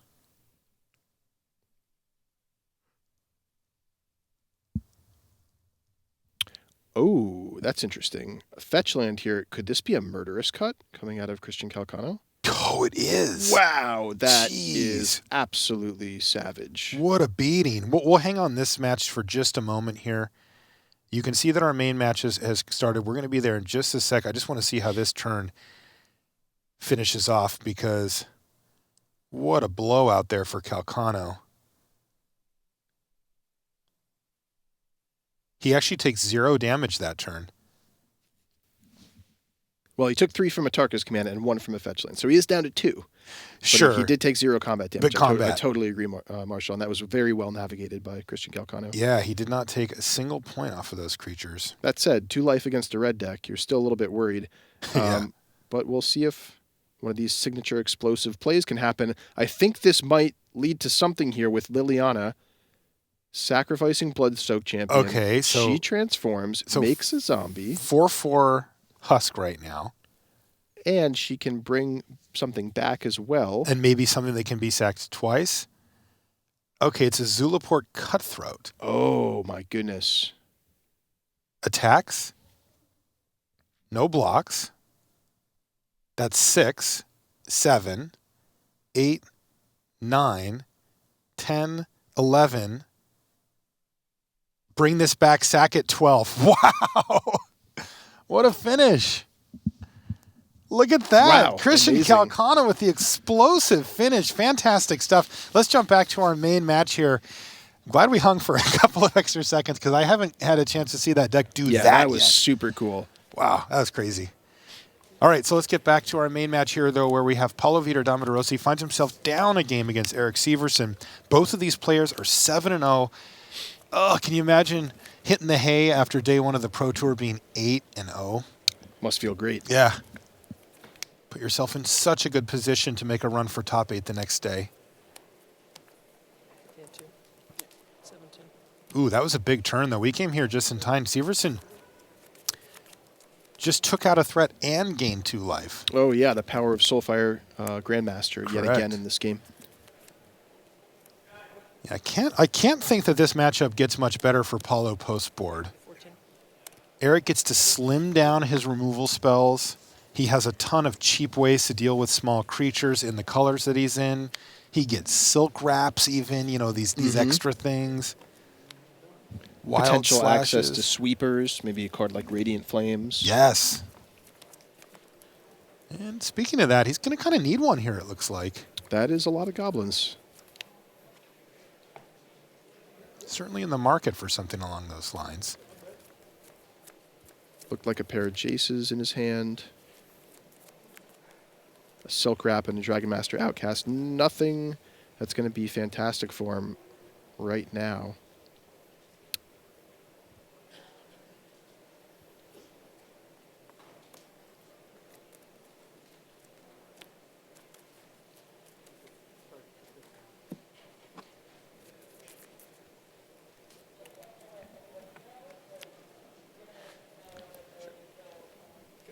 All right, well, he has to settle for Jason Dragon Master Outcast as he passes back, but that doesn't match up very well against the 5 goblins that Paulo has going here. How far you've fallen, Dragon Master Outcast. Getting ready to to trade with half of a dragon fodder. Oh, no. It's flavorful, at least. Indeed. The Dragon Master Outcast becomes the dragon fodder. So there's an Abbot of Carol Keep, and that's going to find Wooded Foothills for Paulo, and he goes to his attack step here. Block, block.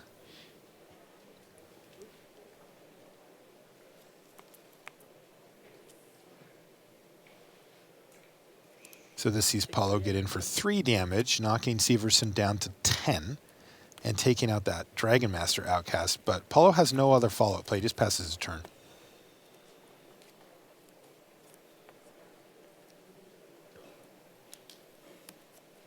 Here is an active Jace now.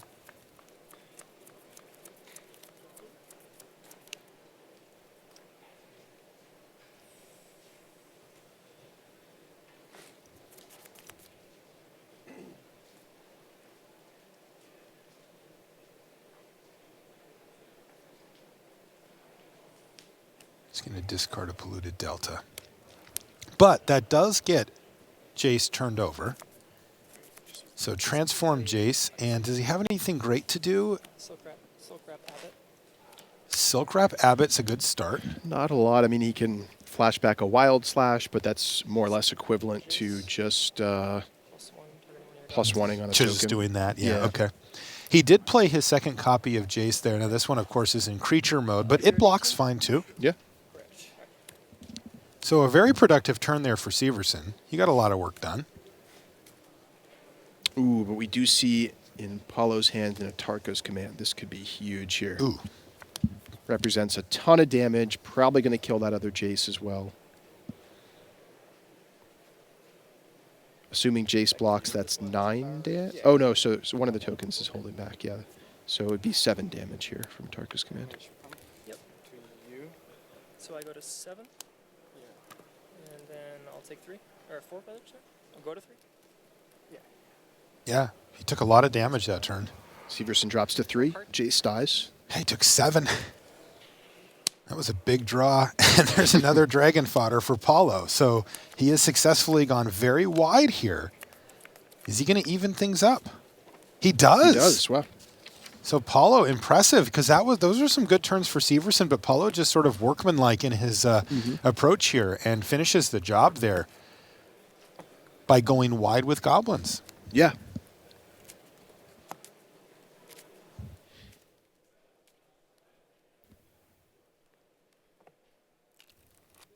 So we'll hop on over to another match shortly. Yeah, it looks like we're going to take a look at what Magnus Lanto is up to back there. He's playing against Tamada here, and Tamada finds himself up a game. Whoa, look at this board state, Ian. Holy smokes. That's a lot of mantises and robots. No kidding, fighting side by side, and Jace is kind of leading the way there, too. Goodness sakes. How the heck is Lanto supposed to get out of this?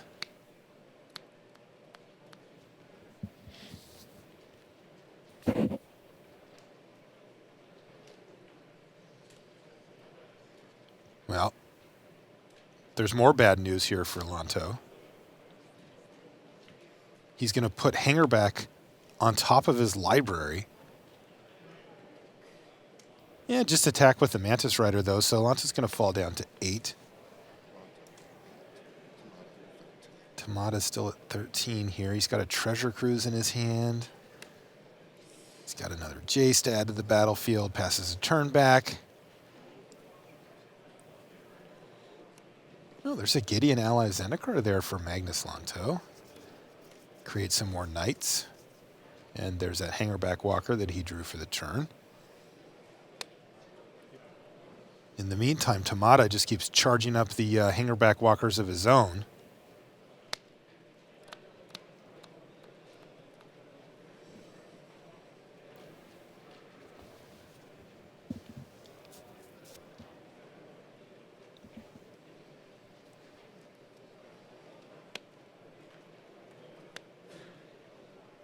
This leaves him free to start looting with his still creature form Jace because he doesn't have enough cards to transform it yet anyway.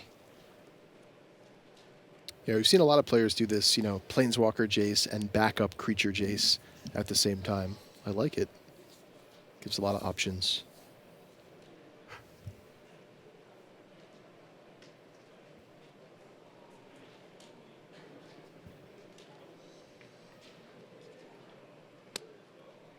And it looks like Tamada's going to respect Gideon here and start throwing some damage his way.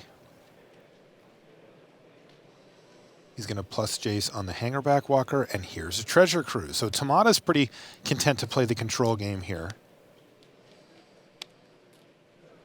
Yeah, and we have seen Jeskai Charm out of his deck already. So with Magnus Lanto at 8 life and a Jace at 3, we'll see what came off that Treasure Cruise, but even a single Jeskai Charm is lethal.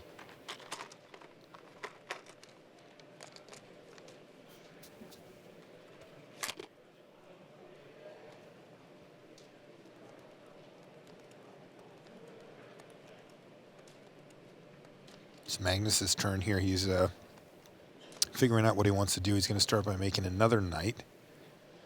Just got the one card. Looks like a Shambling Vent there. Pass the turn back. Tamada had left one land untapped there after the Treasure Cruise so that he could make sure that his Hangerback Walker gets up to speed. I think that was a Jeskai Charm off the top. Was it really? I think so. It was. Looks like Tamada liked your plan, Ian. We'll see if he goes for it. I mean, if I'm not mistaken, Lanto has no hand here.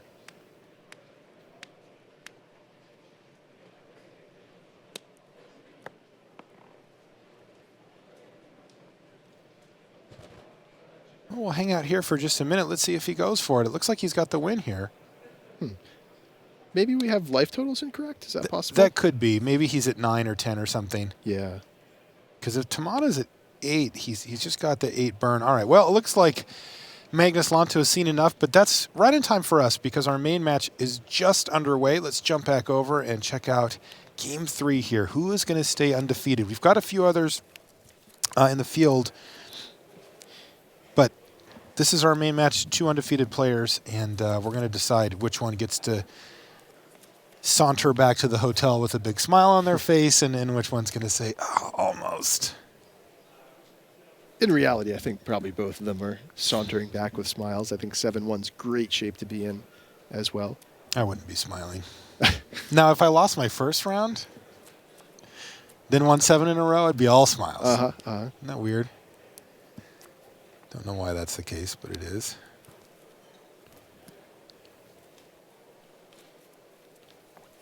It looks like hangerback walkers in the on-deck circle here for Erik Severson.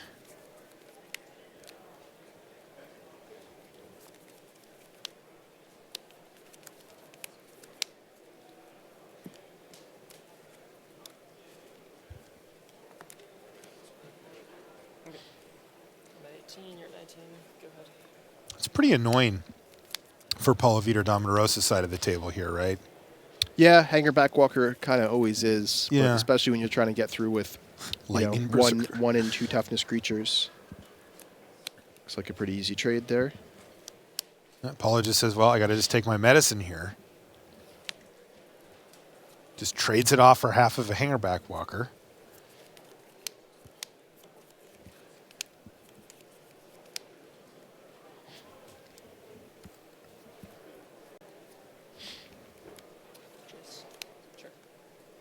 Here's a Jace Friends Prodigy now for Erik Severson. Now, Ian, where do you see this going from here? Like, what needs to happen if Paulo's going to win this match, for example? Well, I wouldn't say he's necessarily that far behind. You know, he did get sort of 2 for 1 by the hangerback walker, but he's got answers to Jace with Wild Slash, and Zergo's getting through here. So he's got a little bit of traction. I mean, one easy way for him to win is just to string together Become Immense, either with some extra burn or pump spells or a Teamer Battle Rage. We haven't seen that yet on camera, at least while I've been in the booth here. Same. But no, I mean, I think it's anyone's game from this point. We do see Severson has Radiant Flames, I think he just drew, or at least has in his hand. So that's going to be a big option for him. We'll see if he goes ahead on it this turn or if he waits to kind of make it a little juicier, but no. Wisely against the red deck. I think getting greedy with your sweeper is probably ill-advised. I think you're right. 16. Oh, sorry. 4 fetches. I'm at 16 as well. No, 3 fetches, but I took 1 from the... Oh, yeah. You just went 16. You are at 16. Yes, 16 all. So what's happened here is Paulo's missed his 3rd land drop a couple of turns, but he hit it now. And he just had his board swept away, but this is a big turn. I think he's got Hordling Outburst to refill. And we saw that swarm of Goblin tokens just doing huge work last game. And with Severson just having used his Radiant Flames, he's either going to need to find another one or kind of slog through just a bunch of tokens, either by blocking in combat or using a bunch of 1-for-1 removal spells. How about Looks Gideon? like Gideon, yeah, that's a great answer as well. You cut here? Yeah. Okay. How many cards do you have? I have 3. He does have to worry about a Tarka's command this turn. I don't think Paulo has it in his hand, according to what I can see here. But I'm sure Severson is kind of just, you know, clenching his jaw a little bit, hoping to get through this turn with Gideon still alive. Okay. 2, 1. Yep. Looks like a volley is going to take out Knight. 14. Bunch of damage is going to hit Gideon, and then there's a finish up here with Wild Slash as well. So Paulo, you know, his deck is not really built to play this type of game where he's kind of, you know, grinding through the 2-for-1s that have been presented, but he is doing it. He is, yeah. And he has got Severson down to 13. Yeah, it's one of the, I'm going to say advantages, but, you know, Paulo's had a landlight draw. It cost him a little bit in the early game, but the flip side of that is he's just got a lot of non-land cards to just continue kind of slogging through. And he's done a good job. He just took down a Soulfire Grandmaster, and now he's pecking away for 2 each. Oh, cancel that order. Yikes. 16. gain 4, get back my Grandmaster, and block one of your tokens. Is backbreaking. All right, well, it looks like Paulo's going to cash in a Become Immense here to take down the Soulfire Grandmaster, which looks like he just must do that here, right? Yeah, in a way that Ojutai's command just gained Severson 13 life. 4 from the command, 2 from the life link, and it blocked 7 power. Wow, that's crazy. But I think Paulo, he knows that's what he has to do. Sort of his only hope is to run Severson out of gas and just hope these Goblin tokens can keep pecking away. Unfortunately, Severson was not out of gas. Another copy of Gideon has hit the battlefield here, and even though Paulo finds another Dragon Fodder to go wide with 4 creatures, he's got a lot of work to do. He's going to be facing down 2 Knights now, which is effectively going to cut off Paulo from being able to attack. Paulo basically needs a Tarka's command. That's the only card I can think of in his deck that really gets him out of this in a realistic way where he can still win the game. He can top deck all the wild slashes in the world, and he's still not going to get past that Gideon. That's right. I think it was a Fiery Impulse that he drew for the turn. Which doesn't look too great here either. I mean, he can maybe go Fiery Impulse 1 token, attack Gideon with everything, lose a token, bring Gideon to 1, then next turn attack Gideon with 3 tokens, lose 2 more tokens and kill Gideon, but then he's still facing down 2 Knights and has nothing.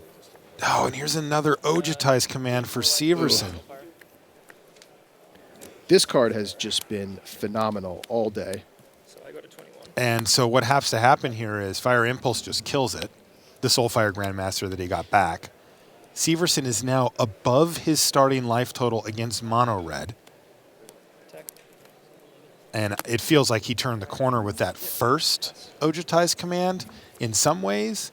And this one really seems to have shut the door here. Yeah, I think it was even a reasonable option to just draw a card with that second Ojutai's command. He's that far ahead in the game. I think you might be right. He was at a high life total anyway. But with the Planeswalker providing, card advantage every turn, I think he's just content to make sure he doesn't die and just, extend the game as long as possible. And I really don't see Paulo coming back from this. I mean, we talked about Atarka's command. I think this is maybe the last turn that even that card helps him very much here. I think he drew another Fiery Impulse, Ian. Yeah, it seems like all these rending volleys and wild slashes and Fiery Impulses have really clogged up his draw this game. And, I like his decision to bring in some number of those cards. I don't know exactly how many he has in his deck, but the Soulfire Grandmasters have been absolutely brutal this match so far. And just making sure you have an efficient answer to that, I think, is great. Rending Volley also awesome at taking down Mantis Rider, which is a good blocker as well as, an awesome attacker. So I like those cards. It just, when you're playing Mono Red and you draw too many reactive cards, this is where you end up.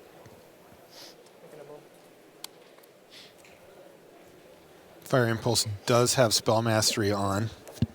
That means that the Mantis Rider is going to go, but now Paulo's in the unenviable position of playing the control route here, the control role here, I should say. And that's just not where his deck shines.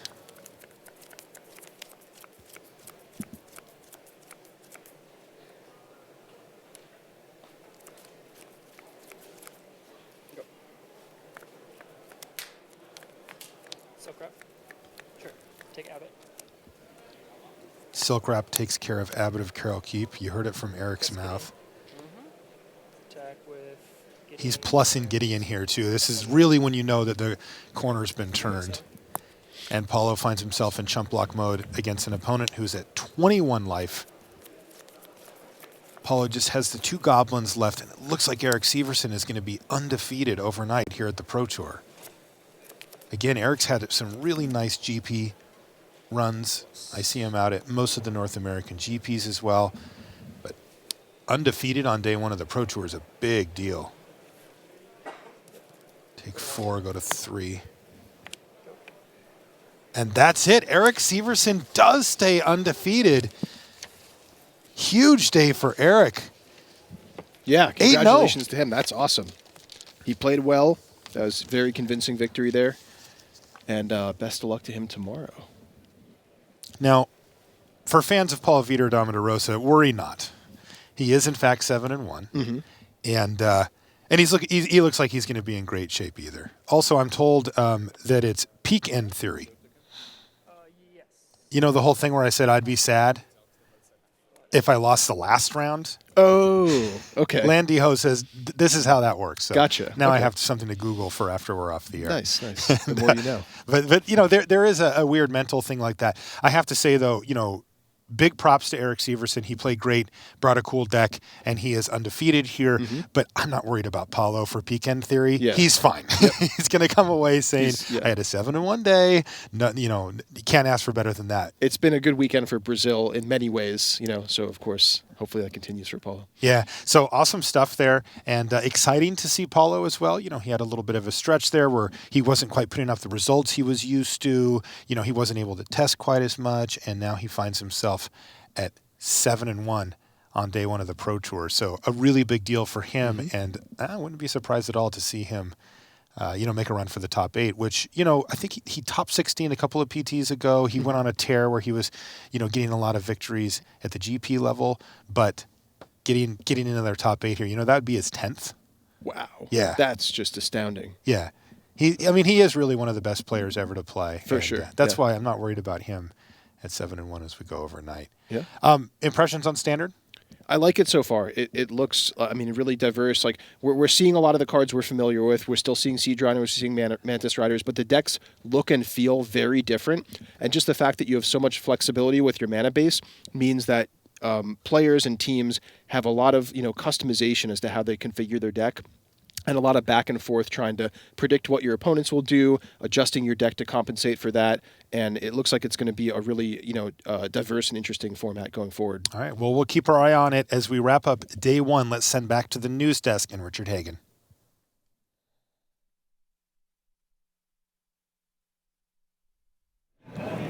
All right, thanks very much to Marshall Sutcliffe and Ian Duke down there. I've been joined by Randy Buehler.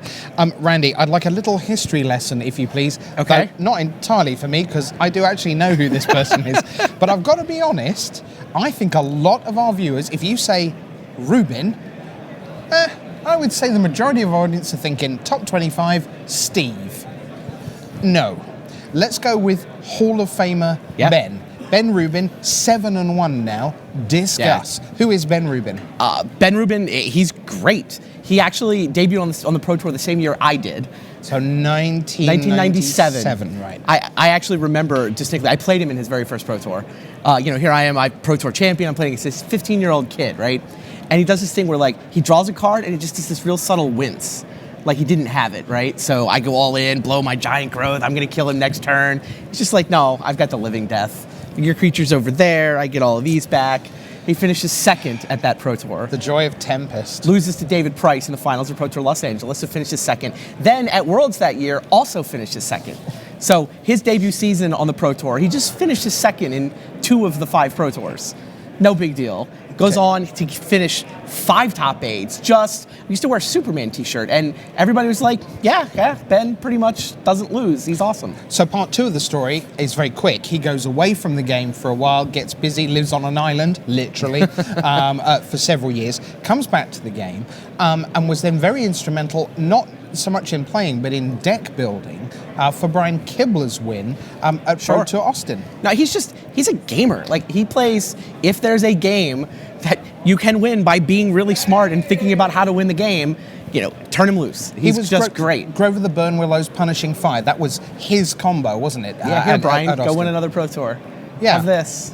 So that was 2009. He gets into the Hall of Fame and then goes away from the game again for a little while, but came back, was part of Nobody a team. ever really leaves. Well, indeed. Just isn't quite as visible to the viewing public. Let's put it like that, maybe. Sure. But this, even though he's been at a couple of Pro Tours in the last year or so, after a couple of years off. Yeah, anybody who was around late 90s, early 2000s, no one is surprised that Ben Rubin is 7-1 at a Pro Tour again. Right. Just not surprising. But this is the first time since in a while. The latest comeback, if you like, that he's right there. So I hope he does well tomorrow. He is at 7-1. Someone else who is at 7-1 is waiting for us across the studio. And that is not only someone who is great, but someone whose deck is really great. Let's join Brian David Marshall and find out who he's with. Everybody, I'm here with King of the Hill, Christian Calcano. Christian was just telling me he's never been the King of the Hill before, even for a round at a Pro Tour since we introduced it. How does it feel? It feels awesome. I didn't even know until, I sat down for the feature match that it was a King of the Hill match. I just figured, he was 6-1 as well, but he was 7-0. And yeah, I got there, so first time I'm king.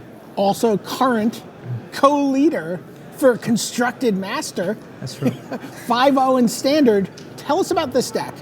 Basically it's a blue-black Aristocrats deck.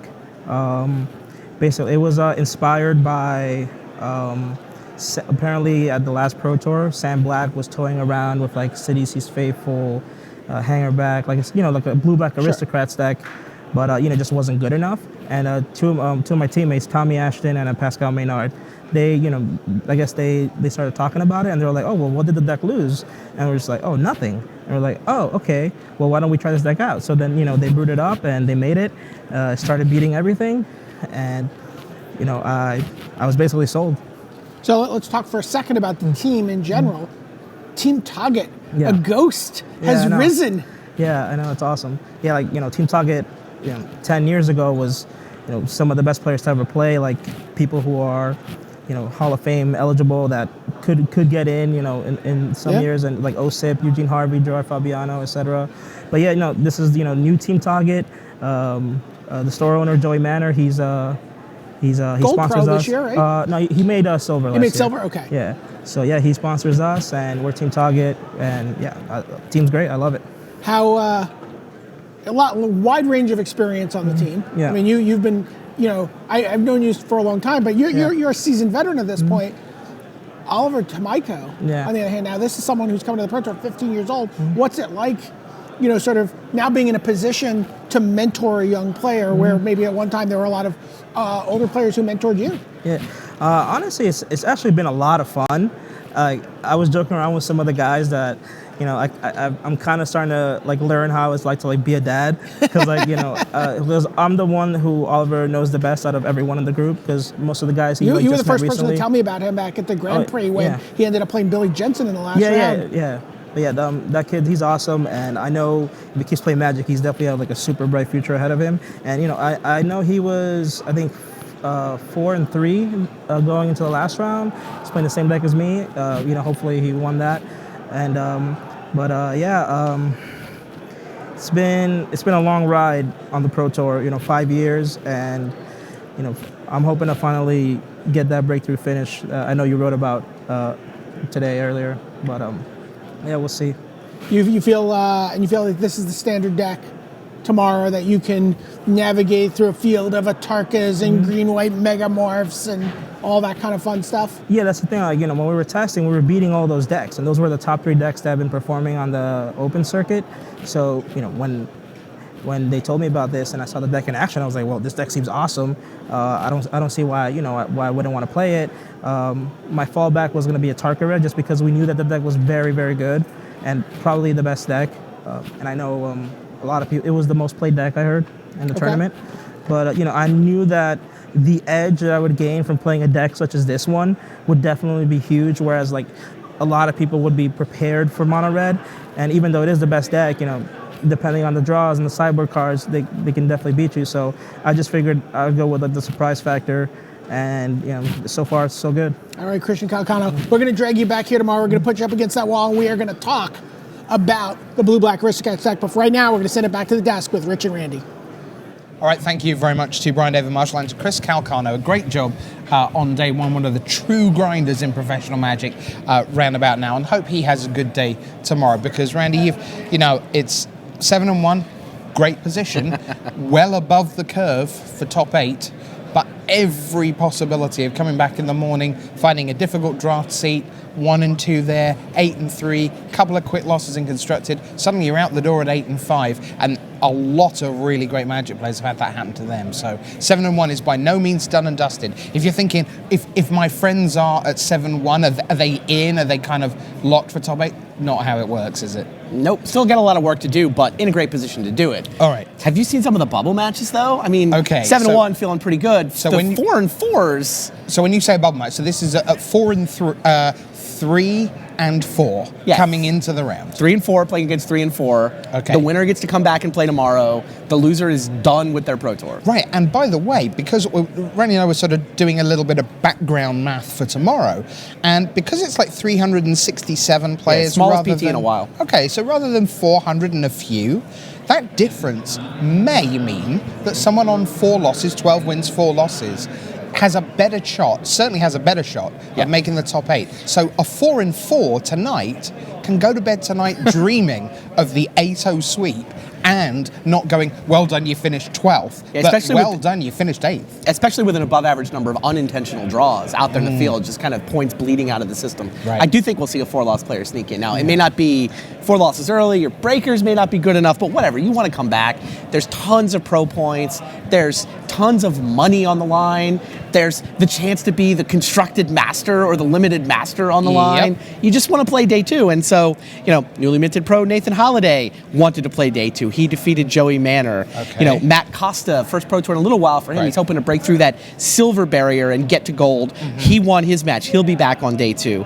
Serena Quinn will be back on day 2. Great, good stuff. Yeah. How's this for a bubble match? Shahar Shenhar versus Bob Maher. Oh, my Lord. So that's a bubble match. That's a 2-time world champion in the past 3 years. It's one of the greatest players of all time. Who won? Shahar. Wow. TGO, Bob Maher will not be back. Here's another good, Sam Pardee versus Jeremy Desani on the bubble. Well, I'm actually surprised Desani got to a bubble match because I saw him at the bottom of the bottom tables, like mid-afternoon. Well, he was playing pretty well in Madison last weekend. Right, well, he was terrific, absolutely, and I was surprised to see him down there. So he got to the bubble and did not get the job done. Okay. Sam Pardee comes back tomorrow. All right. Olivier Ruel won a bubble match over Steven Barrios. Wow, that's a big one. Yeah, Antonio Del Moral Leon won his bubble match over Arnaud Hulkemiller. Gabriel Nassif is through to day 2, winning over Davor Dechnik, Justin Cohen. This field is so tough. Every time I walk out there, I'm like, how's that not a feature match? How's that not a feature match? How's that not a feature match? Well, there can only be 4. I got to get to one more, though. Okay. The bad news, probably the worst news in the bubble matches. Matthew McCullough defeats Luis Scott Vargas. LSV 3-5, LSV fans. He will not be here tomorrow. But he'll be here. He will be here Sunday. I'd rather watch him play. Yeah? I'd rather watch him play. I feel bad for him that he did not have a particularly good day. It does mean we'll get to see him on commentary, but right. Only a small consolation. Okay, so that's a whole bunch of the bubble matches. Someone who didn't need a bubble match and was like way off in the distance is our overnight leader, because with Calcano beating Guillaume Mariam to go to 7-1, and this gentleman beating Paulo Vida Dama de Rosa, putting Paulo to 7-1, there is only one perfect record in the building, and that is Eric Severson. Here he is. Thanks, Rich. I'm here with Eric Severson. Eric, so third Pro Tour. Yep. You've started at your Pro Tour season at Theros. You started your Pro Tour season at Cons, and now you're starting your Pro Tour season here, the first Pro Tour of the year. This one's going a little better for you. It's been a very, very good lucky day for me. I can't be happier with the result. What's the big difference? Is there something different you did coming into this Pro Tour than you did in the 2, where you go, you kind of squeak into day 2, you don't make day 2, and now you're here 8-0, the only undefeated player, and oh, by the way, just defeated Hall of Famer Paulo Vida Dama de Rosa. I prepared a lot harder this time. Okay. I actually had a group of friends I was working with. We've been calling ourselves Team I'd Rather Not. Okay. Hopefully that doesn't refer to practice. There's some joke that Vidianto Wajaya and her team came up with. I'm not really sure why it is what it is, but this is the name we decided. I'm going to assume that means it's for the best that I don't know. It doesn't seem like there's much behind it, but yeah, this same group, they worked together for Origins. They were one of the teams that found the Thopter deck, so I had confidence that they would be a good group to test with. Some of my friends were on the team, so they asked me if I wanted to join. We've been in a house nearby for the last 5 days, playing a lot of Magic. And it's been really helpful being that prepared. Also, in this last year, since my last Pro Tour, I went to a lot of Grand Prix, so just the amount of competitive Magic I've played has gone up a lot. Finals of Grand Prix Providence this past year. Yeah, so Providence was what got me here, and then in the very beginning of last year's season, me and 2 of my teammates were in the finals of Grand Prix Portland. So 2 Grand Prix finals. Yeah, so I had That's awesome. I had 2 Grand Prix top 8s last year. but I only went to one Pro Tour and I didn't make day 2. So it turns out with the current system, if you do really well consistently at Grand Prix, but not insane, and never do well at a Pro Tour, it's not going to amount to anything. I was at 17 pro points, just barely missed silver on a heartbreaker. If I had won the tournament, Providence, that qualified me for this one, I would have exactly hit silver and been able to go to Origins. So it was like almost the dream story, but I'm here again, get to start a Pro Tour for the first one of the season, and it's looking very good so far. Just my goal is still just to end up with an invite to the next Pro Tour and start chaining them together. Okay. How's the rest of your team holding up? How have you talked to the guys? How are people doing? I don't know the exact stats. We've had quite a few people that have scrubbed out. I was the only 3-0 out of the draft. We're not all on the same deck. It's been kind of split, but it definitely hasn't feel like I'm doing well because I broke the format or anything. I'm playing a very known deck, and it's just very solid. What made you choose that deck? What was the thinking that went into that for you? Well, we spent a lot of time early on trying to look for brews, hoping something sweet would work. Nothing really showed up. There seems to be no good way to cast 10 mana spells in the standard format and have it be competitive. So, of the stock decks we were trying, just nothing was really beating the Dark Jeskai deck we were throwing at it. And so early on, I felt like it was pretty likely I was going to play it. So all this week I've been playing the Jeskai deck. And of the other stock decks, the main other one is green-white, and I definitely felt like I didn't want to try to play the green-white deck because it's a lot easier to hate out. If there are decks that were going over the top, if Ulamogs were going to be a thing, that's pretty hard for a deck full of small green and white creatures to beat. So I like that I have access to a really good sideboard. You have cards like Disdainful Stroke, you have ways to interact with basically whatever your opponent's throwing at you, and I really never felt like there was a bad matchup for this Jeskai deck. Its mana is kind of greedy, not the best, but I at least like the fact that I can sit down at the Pro Tour, and even if my opponent's playing a deck that I didn't even know about, it's pretty unlikely that it's a terrible matchup for me, because the deck is just really resilient and just attacks on a lot of axes, and it's not easy to simply hate out. Okay. Well, tomorrow you're going to come back. You're going to sit down at the draft table. You're gonna do it all over again. So I'm going to let you go get a good night's sleep. Thank you. And good luck tomorrow. Hopefully we have a conversation like this again at the end of day 2. We'd like to be back here, certainly. All right, Eric Severson, Brian David Marshall, sending it back to the news desk with Rich and Randy. Thanks very much to Brian David Marshall. More guests coming along in just a moment. Very impressive, Randy, especially as he isn't playing a super strange deck that happens to have sliced through the metagame. He's playing a normal deck, and he must, by definition, therefore, be playing that normal deck very well. Fair. Yeah, great stuff. You've been poring over the results. I'm addicted to our Skype chat. Anything else in the old 3-4 bracket? Well, yeah, Ben Stark at 5-3 is interesting. Hall of Famer came back from kind of a slow start. Zvi Malchowitz also landed at 5-3. Bubble matches, I don't know. So I can't stop looking. Jason Chung survives. Because he came into the rankings in 25th exactly this week. I don't think that's going to be a tough ask to stay there because the rankings churn so much from the PT. So he's alive for tomorrow. Yeah, anything better than 8-8 will get him extra pro points above the minimum. So see what happens. I like that rule change they announced today. Yep. Josh McLean survived a bubble match against Nam Sung Wook. Yeah, see, that's not easy either. No way. NSW on Magic Online. Indeed. Andre Strosky survived his bubble match. Fabio Anselmo from Brazil was the victim there. All right. You said Brazil. Ding. Here's a thought. Even though they didn't get to 8-0, it's been a great day for Brazil. 2 7-1 players. One of them is Guillaume Mariam. The other one, the 5 names that you all know and love. Paulo, Vitor, Dama, Rosa. Great start to the tournament for you, 7-1. You really turned it on at the back half of last season. Yeah. And you're carrying it through here to the start of the season. But I want to ask you about something else. I want to ask you about Wednesday night at the Hall of Fame ceremony, what your emotions were like watching Willie Adel. Someone you credited, you said, I don't think I'd be here today with all the accolades and achievements without Willie. What did it mean to you? You were very vocal in your support of him. What did it mean for you to see him get inducted in the Hall of Fame like that?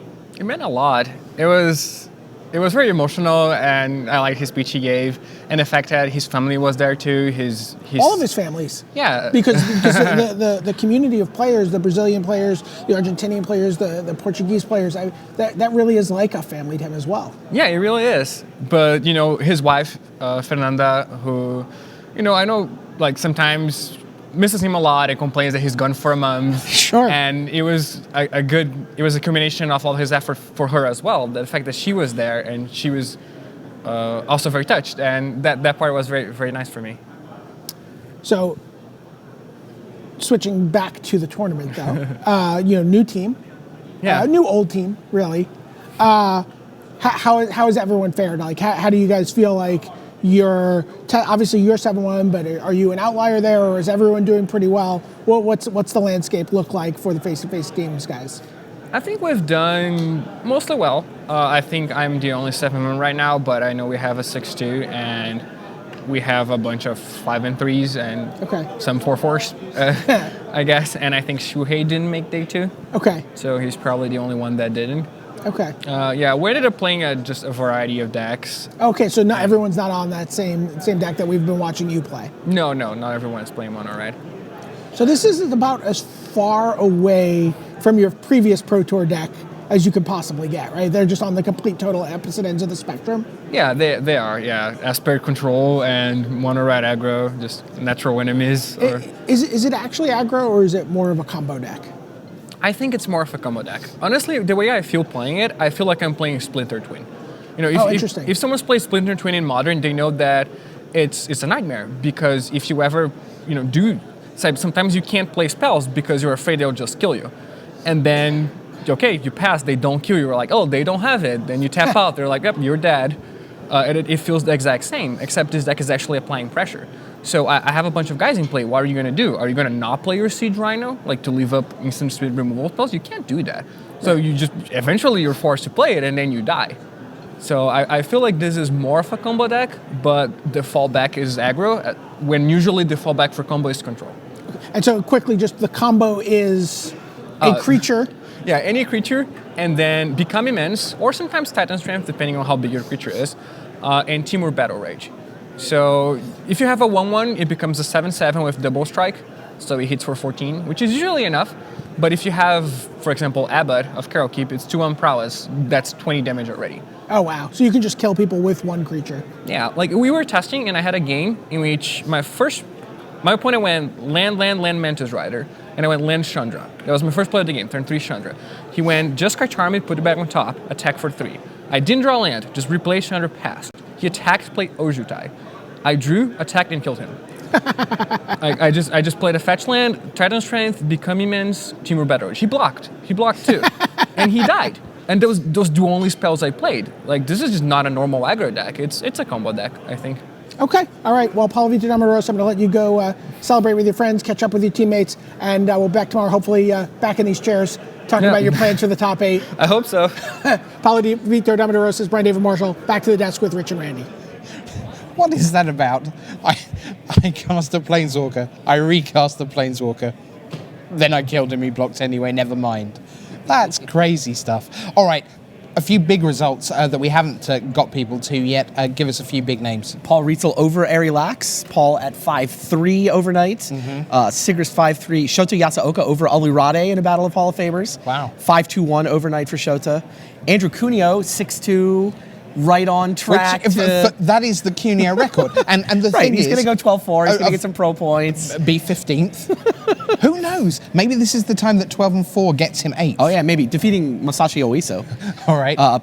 Paul Chion is 6-2 overnight, having defeated Alexander Hain that round. Wow, that's a big one. And Owen Turtenwald, 6-2 overnight. Okay, great stuff. You mentioned, we talked about a little history lesson, Hall of Famer Ben Rubin. We thought the person who would actually know most about Ben Rubin was Ben Rubin. So here he is.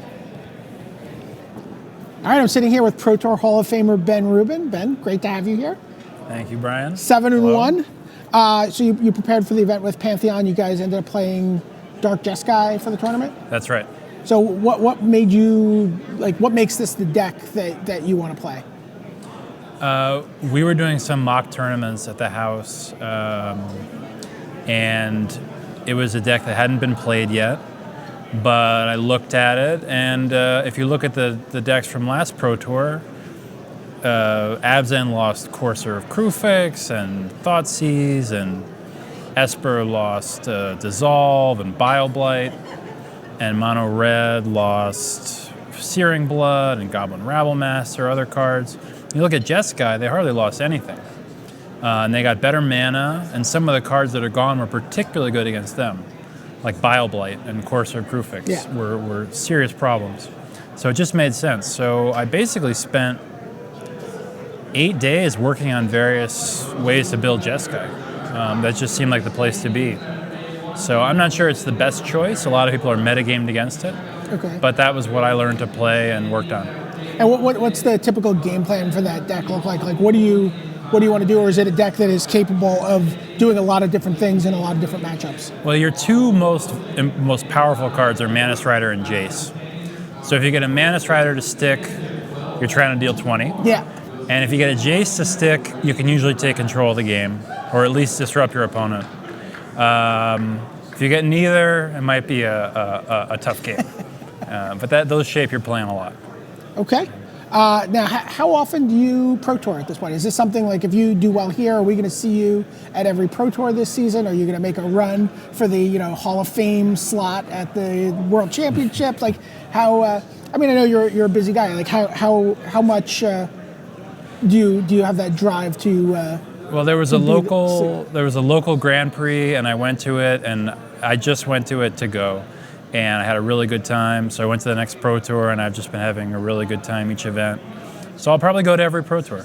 Yeah, awesome. I don't have any goals like Hall of Fame slot in the World Championships. That would be great, but yeah. So as long as you're having fun, you're going to keep doing it. Quite right. That sounds like a great formula. That's why we all started playing in the first place, right? It's hard to remember that far back, but yeah that's it. Just one question. We have a kid here, 15 years old, playing in his first Pro Tour. Reminded me, obviously, you think back to Ralph Levy, you think to Ben Rubin, people do well. What advice do you have for someone who's going to start playing Magic at that age, at this level? What's that, the Apple guy, Steve Jobs, what does he say? Says a lot of things. He says, not anymore. But. Stay hungry, stay foolish. I think that's what I would say. Awesome. Yeah. All right, thank you, Ben Rubin. Good luck tomorrow. Hopefully we see you back here, and we'll talk more about this Hall of Fame slot as it approaches. Excellent. For Ben Rubin, Brian David Marshall, sending it back to the desk. All right, thanks very much to Brian David Marshall and to Ben Rubin in the Hall of Fame. A great guy, one of the most interesting guys on tour. It is great to have him here with us, and it's great to hear he'll be at pretty much every Pro Tour. This that I have in my hot, sticky hands, not that sticky, I guess, is the end of day standings. And if we have the end of day standings, it must be time for the end of day wrap.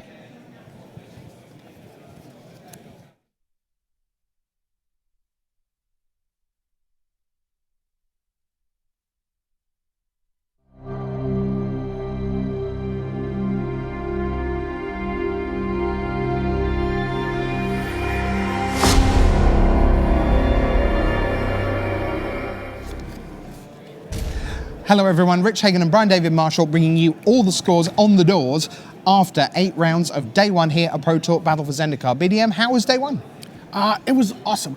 It was super exciting. We got to watch people draft. We got to really see the pick orders for Battle for Zendikar and how different they were for some of the different teams. And where do you pick Rolling Thunder versus Rares? Where do you pick Eldrazi Skyspawner versus, very interesting to watch these people sort of sift through these cards. Lots of very first pickable Rares in Limited, but not necessarily insurmountable obstacles to get over that, like the bomb rare problem that you see sometimes. Great Limited format. It was really fun to watch. And then Standard's been a really interesting mix of people who said, like, you know what? If you can't beat them, join them. And there's a couple of people who said, you know what? I can beat them. Right, absolutely. Well, we begin. Why don't we take a look at our master scoreboard? Let's bring that up for you. Our overnight leaderboard begins with someone who said, I'm going to join them and beat them. And that's Eric Severson of the United States, because he's on Jeskai. He's on Dark Jeskai. So I'm playing in his third Pro Tour. First Pro Tour of the last 3 seasons he's played in. Wow. And this is obviously by far his best start. Mm-hmm. And worked with the team, really found a deck, settled on Dark Jeskai, and said, you know what, I'm going to play this deck 15 hours a day against every possible matchup for a week. And you see the results there at the top of the standings. Now, coming into that last round, which Severson ends up as the only 8-0, we could have seen 2 8-0s, and they could both have been from Brazil. Yeah, absolutely. Paulo Victor Rosa was playing Eric Severson. also, he's playing like a red, kind of nearly mono red-green, a Tarka red deck. And we saw him, so he goes 7-1, but a great start for Paulo. Remember, Paulo had that kind of slumpish year and a half on the Pro Tour. Back half of last year was a monster. And you know what? He's past Tokyo and going into Yokohama right now as Godzilla. You know what I mean? He's just stomping all over the place. And you talked to him just at the end of the day there, and he seems so relaxed and comfortable within his own skin absolutely. again. Great to see. Now, splitting the two Brazilians at the moment on tie breaks, because this is in tie-break order. Another great story for one of your local players, Christian Calcano, the King of the Hill. It's the first time we've actually had an end of day one King of the Hill without a perfect record. I believe it's always been 8-0 since we started doing this King of the Hill.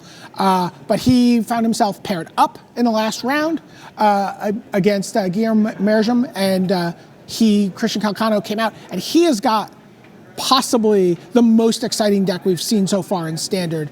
It is a they're calling it blue-black aristocrats, and it's an Antuco Husk, and it's Whirler Rogue, and it's Liliana, and it's wonderful. And every time I watch him play, he finds just the exact line to perfectly kill his opponent. I watched him play Martin Yuza earlier in the tournament. Martin's got Dragonlord Ojutai out. He sacrifices a Haven of the Dragonlord, gets back a Silumgar the Drifting Death, plays it, attacks, kills like six Thopter tokens with the attack. And Christian's like, okay, are you done? Because you're dead. He says it much more politely than that, but still has an Antuco Husk on the board, still has a zombie token on the board, plays a Whirler Rogue, makes it unblockable, sacks everything, gets in for 10 through the dragon, and Martin just sat there for like 5 minutes going, how could I have done? I'm dead. Yeah, now that Calcano deck is proper box office. You won't see it again until tomorrow afternoon because it's draft again in the morning. But tomorrow afternoon, we'll get Calcano, maybe Oliver Tomiko in here, into the studio. Yeah, Team Target, another new team to add to the sort of team landscape. And they'll go through that deck for us. Great stuff. Now, some other ranked players in the top leaderboard here. Matt Sperling, number 24. Jacob Wilson is 7-1. You see there. And then as you go down, just such stacked names. Yuta Takahashi, Reed Duke, Hall of Famer Ben Rubin, Kenji Samura. I was just going to say, can we talk about Hall of Famers? You go right ahead. Kenji Samura and Patrick Chapin, just rounding out the Hall of Famers. But Kenji Samura is again someone who was easily the most dominant player in the game for a number of years. Right, absolutely. And easy Hall of Fame induction. But since his Hall of Fame induction was retired, wasn't playing the game at that point, comes back and for the last year or so, he's been coming back to every Pro Tour, and he's been more and more focused, and we're seeing that sort of like, kind of like the rust, get a little oil can here, a little oil can here, and I would love to see a deep run from Kenji Samura on day 2. Sure. Now, if we're talking Hall of Famers, just off the leaderboard, but still on the same mark, 6-2, Makihito Mihara of Japan is in 23rd place right now. And how about this, BDM? We have to go to the second sheet of the standings, but that's only about tie breaks, because in 48th place, 6-2, and we hardly saw him today, John Finkel is right in the mix, because you know what? It looks to us like coming in to Sunday, 12-4, will likely get somebody into the top 8, and that isn't always true. It's a slightly smaller Pro Tour than we've had past few events. 12-4, you're very much alive. So all these 6-2s, you see them down there. Javier Dominguez, Matej Zatlkai, Brandon Burton, they all know, and his mum, will know that if they can go 6-2 again tomorrow. Yeah. A very happy birthday for Brandon Burton. It's his birthday today. Oh, absolutely. Yeah, great job by him. So there he is sitting at 6-2 in 19th place. Yeah, so that's the state of play. 230 players will come back again tomorrow on 4-4 or better, and they will do 3 rounds of draft and then 5 rounds of standard, same decks that they've been playing. That's going to determine our top 8, and then the top 8's going to come back on Sunday. All right. So, with the news that Eric Severson leads the way from 2 Brazilians and a host of some of the biggest names in the game, Hall of Famers aplenty. It's been a terrific day at the office, and we thought we'd work through the weekend just for you. So don't you dare miss out. We'll see you on Saturday morning here from Milwaukee. Happy anniversary, honey. Brian, Rich, bye. Oh, you're so